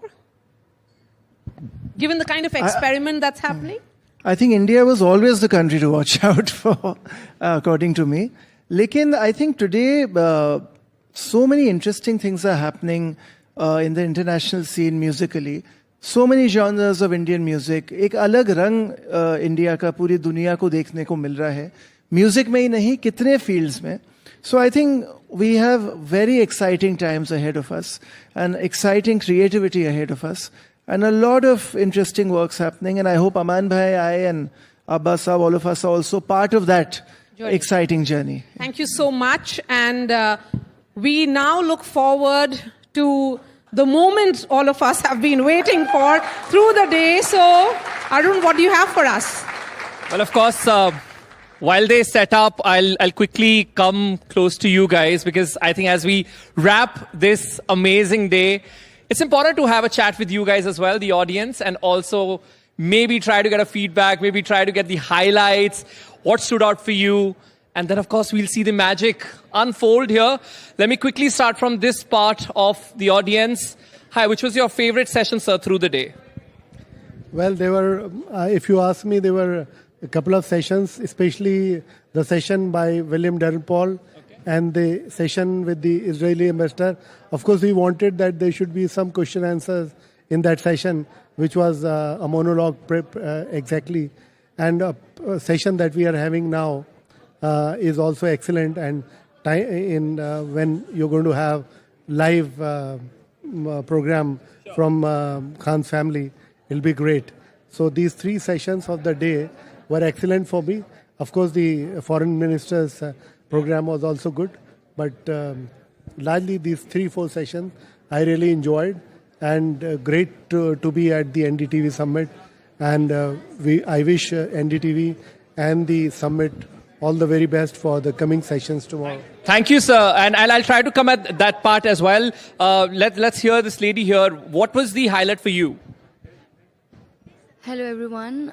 My name is Yashvi Sadika Zaidi, and a student of conflict analysis and peace building from Jamia Millia Islamia, from Nelson Mandela Center for Peace and Conflict. Which is your favorite session of the day, ma'am? I think this World Summit was extraordinary experience, which was, of course, surrounded by, influential people of our time, from Shraddha Kapoor to Amjad Ali Khan. And what I liked the most was Shraddha Kapoor's insights into culture, how deeply she connects with it, the exchange of ideas, especially, was truly inspiring. And I got that. So you really like Shraddha Kapoor's. Yes, ma'am. We had a chat with you in that session, so I'll try to give others an opportunity. What's your name, ma'am? My name is Sunanda, and I'm from Career Beacon. What I really liked is the session by External Minister, and that was actually an eye-opening thing, complementing what Narendra Modi has said. The second thing was the charging zone one, because I come from the mobility background. And finally, I made a note of all the 3 generations are going to perform. I'm eager for that. Thank you. Same. I'm absolutely thrilled to see this. I'll come to this gentleman here. So please start with your name and which session stood out for you. Yeah. My name is Raj Kapoor. Whatever the sessions has been conducted so far by NDTV World Summit are amazing. And primarily I have been very excited by Mr. Jayashankar's session. That was very interesting. Okay. Dr. S. Jayashankar has a huge fan following here, clearly. Anybody here who wants to share their thoughts on what the day was like, sir? Hi, what's your name, sir? My name is Sumit Tandon. Okay. And the session that I liked most was our External Affairs Minister's session. Dr. Clearly his favorite, yeah. Outstanding, riveting, everything that he speaks about, it's very gripping. So, apart from the other sessions, that was the most amazing session. Yeah. Right. And there's also then, these conversations which stay with us. Yes, there were great sessions as a whole, but any conversation, any point by some expert, by our guest, and if you can stand up also, I want everybody to see you. What's your name, sir? I'm Rohit Kumar. Rohit. Okay. So, Rohit, which session first stood out for you? And second, what stayed with you? Yeah.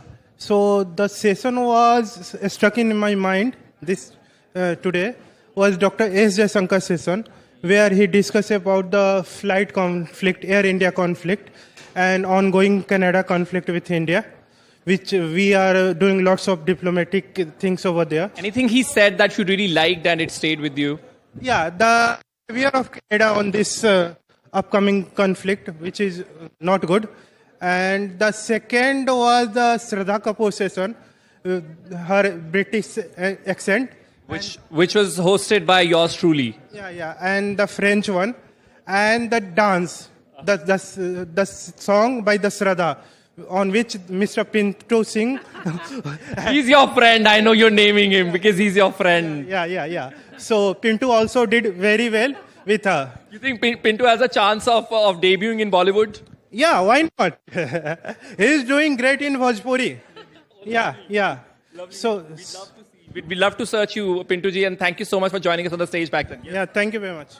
Yes, I'll come to you, sir. Yes. Hi, I like the William Dalrymple sessions, I think, the most, because Jaishankar ji and others are obvious choices and favorites.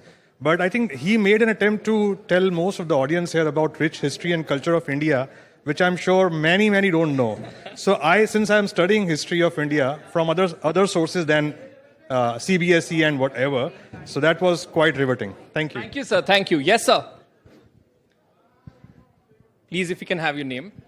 Hi, so my name is Mandeep Singh. I'm just trying to answer the question you asked the other gentleman about what was catchy about Mr. Jaishankar's, speech. Yeah, what stood out for me, the whole strategy, where he said, the countries whose borders surround you, you befriend the countries who are on the other side of their border, right? So that's why if China is surrounding our border, then having friendship with Russia. I mean, innocently, as a civilian, I thought it just happened by chance, but now I know there's a strategy behind it. So I think that's what caught my attention. Thank you. Yeah, that was quite a smart point. Can we also hear it from the ladies? Anybody who has anything to add up? Yes, sir, I'll come to you. Anybody from the ladies? Okay, so before we hear it from a lady, sir, yes, what's your name? Sandeep Marwa. Okay. I am from real estate. Okay. Each session was fantastic. Jabardast session the. Even I like the Damani, Ramesh Damani session.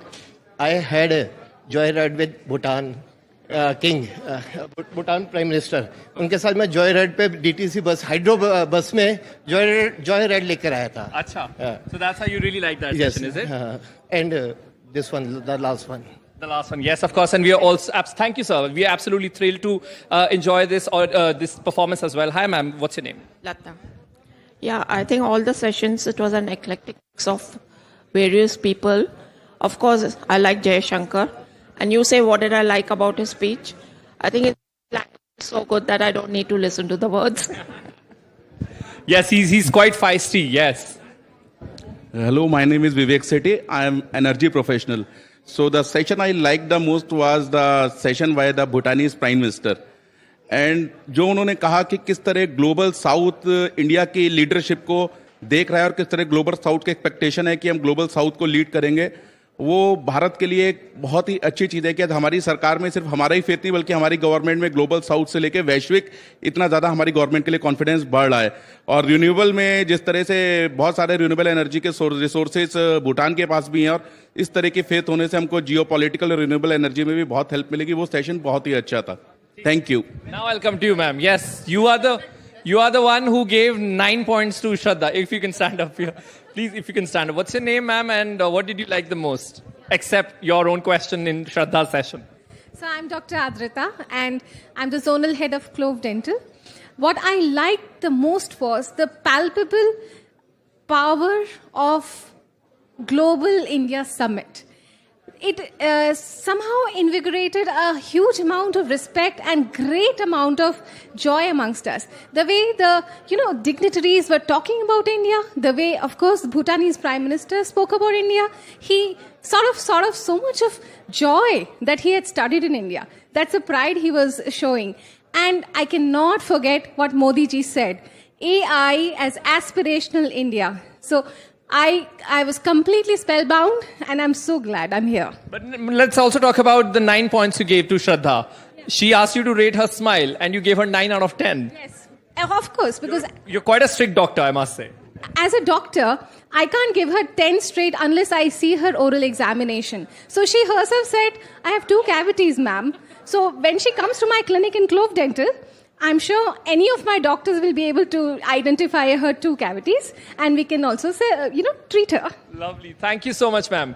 Anybody else who would love to share their thoughts? We'll quickly go there. I'm asked to move a bit slowly, so I'll be on my snail speed and then go to this gentleman. Hi, what's your name? My name is Pratik Pandey. जैसे कि मैं as a equity dealer काम करता हूँ financial market में, और मैंने UPSC की तैयारी भी की है, तो मेरा फेवरेट सेशन रहेगा जो जयशंकर सर का रहेगा, ऑलवेज भी स्पेशल। और स्पेशल ये था श्रद्धा कपूर से मैम से क्वेश्चन भी पूछने को मिला। आपने क्या सवाल पूछा था श्रद्धा कपूर से? सवाल नहीं, बेसिकली जो थॉट्स थे अपने बताया था उनको बेसिकली। या आपने वो क्रश वाली बात कही? यस यस यस, आप ही हैं वो? Yes yes sir. Oh nice nice nice, but thank you so very much. Any line that stayed with you किसी, क्योंकि देखिए जो गेस्ट हैं, ये जो डिग्निटरीज हमारे साथ आज आए, वो जिंदगी में बहुत कुछ अचीव कर चुके हैं, बड़े बड़े ओहदे पर हैं।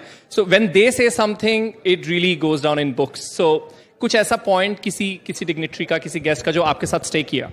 व्हेन एवर टॉक किसी भी चीज़ पे अगर नोटिस किया जाए तो बेसिक नोट इसमें जो चल रहा है फॉरेन मिनिस्ट्री से जो रिलेटेड था, कि जो साइबर क्राइम पे सर ने बात की, वो बेसिकली बहुत ही एक बड़ा मुद्दा है। और आज के समय में जिस तरह से सोशल मीडिया पे लोगों की एक्टिविटी ज़्यादा बढ़ रही है, तो देखा जाए इन फ्यूचर के लिए, आज के लिए cyber crime is a very big threat for everyone.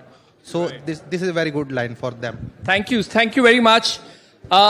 Last few feedback sessions here, if I can have somebody. Is there a Gen Z here? Anybody from that generation? Both of you? How old are you? I am 22. 22. So we have a Gen Z also here. So I thought it's good to have that diversity. It's good to have that representation.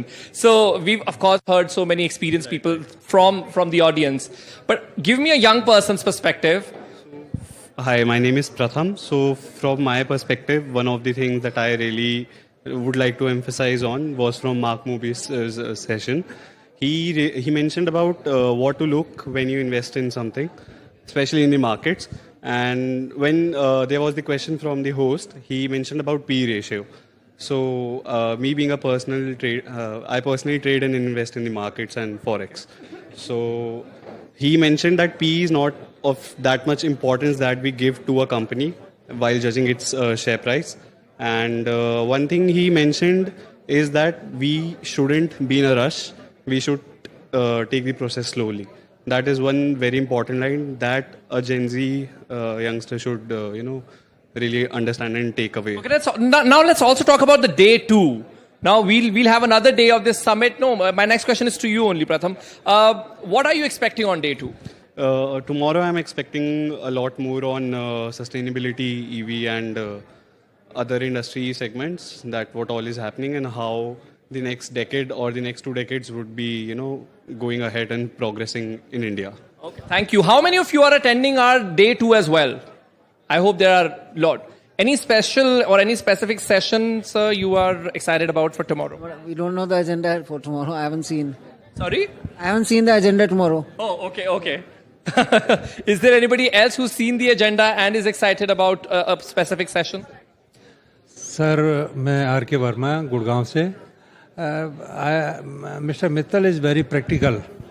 He told before 10 years and he told after 10 years.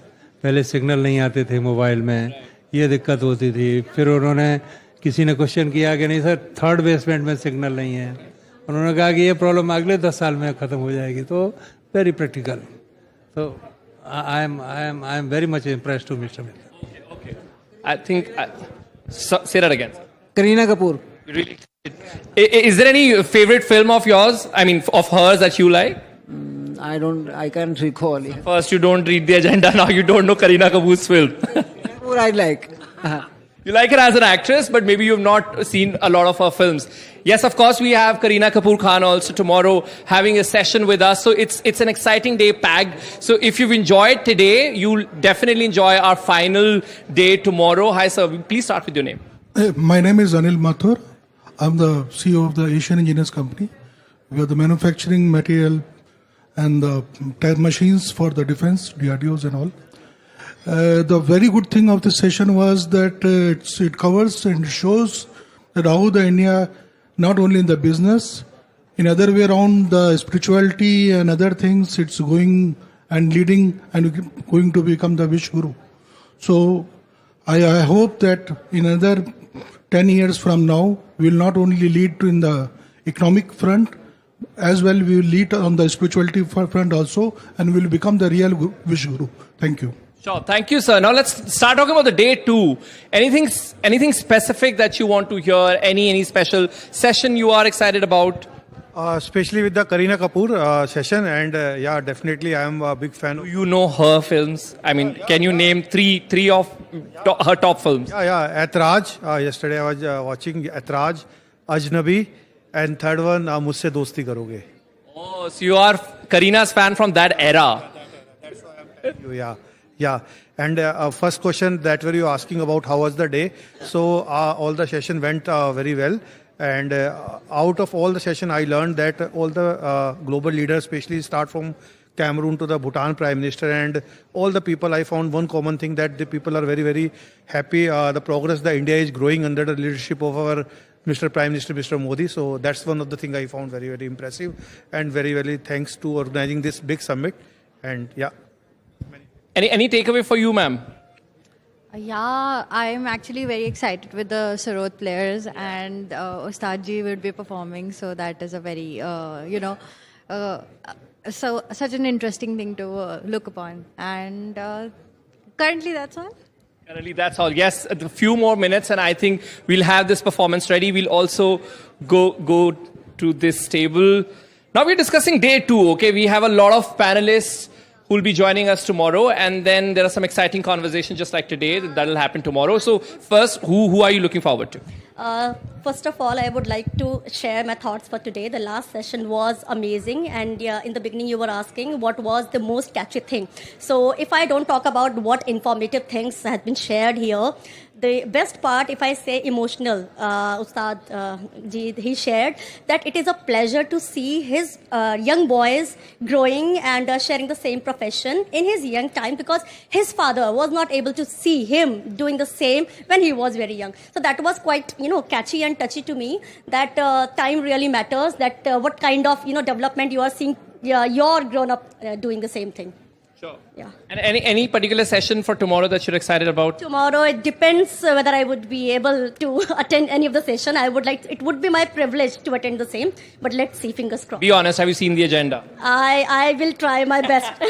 You haven't? Okay. A last few voices. Yes, sir. Yeah, I'll go to Mrinal as well. Yes. Yeah, my name is Arun Gaggar. I'm a mechanical engineer by profession. Tomorrow I'll be coming specifically for Mr. Amitabh Kant. Had he been present here today, I would have given a miss tomorrow. But since his session is tomorrow, I'll have to specifically come for him. And today's session also, I would like to say the Israel ambassador, I was not aware of this. It will happen. I found it very interesting. I was completely focused on that. एक बार भी mobile उठा के देखा नहीं उसमें. Thank you. Lovely. Sir, are you also addicted to phone? Because usually people say, it's a younger generation who's addicted to the phone. Everybody is addicted. Is, right? They should stop blaming all of these young ones. Yeah, true. You have a great name, sir. My name is also Arun, by the way. Thanks. Mrinal, our in-house champ.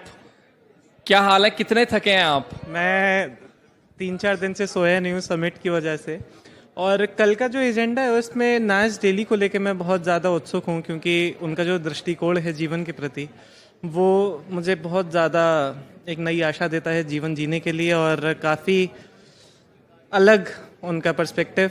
So I'm very happy to meet him tomorrow. Yes, lovely. Thank you so much, Mrinal. So it was a great conversation, guys. Thanks a lot. With this, I would want to wrap this as we're running short of time, and I also want to give some silence, some peace before we have this magic unwind here.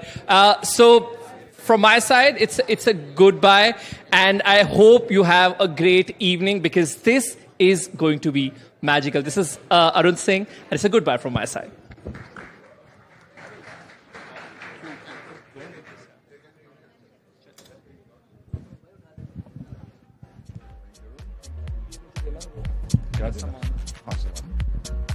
लीजिए आपका सामान.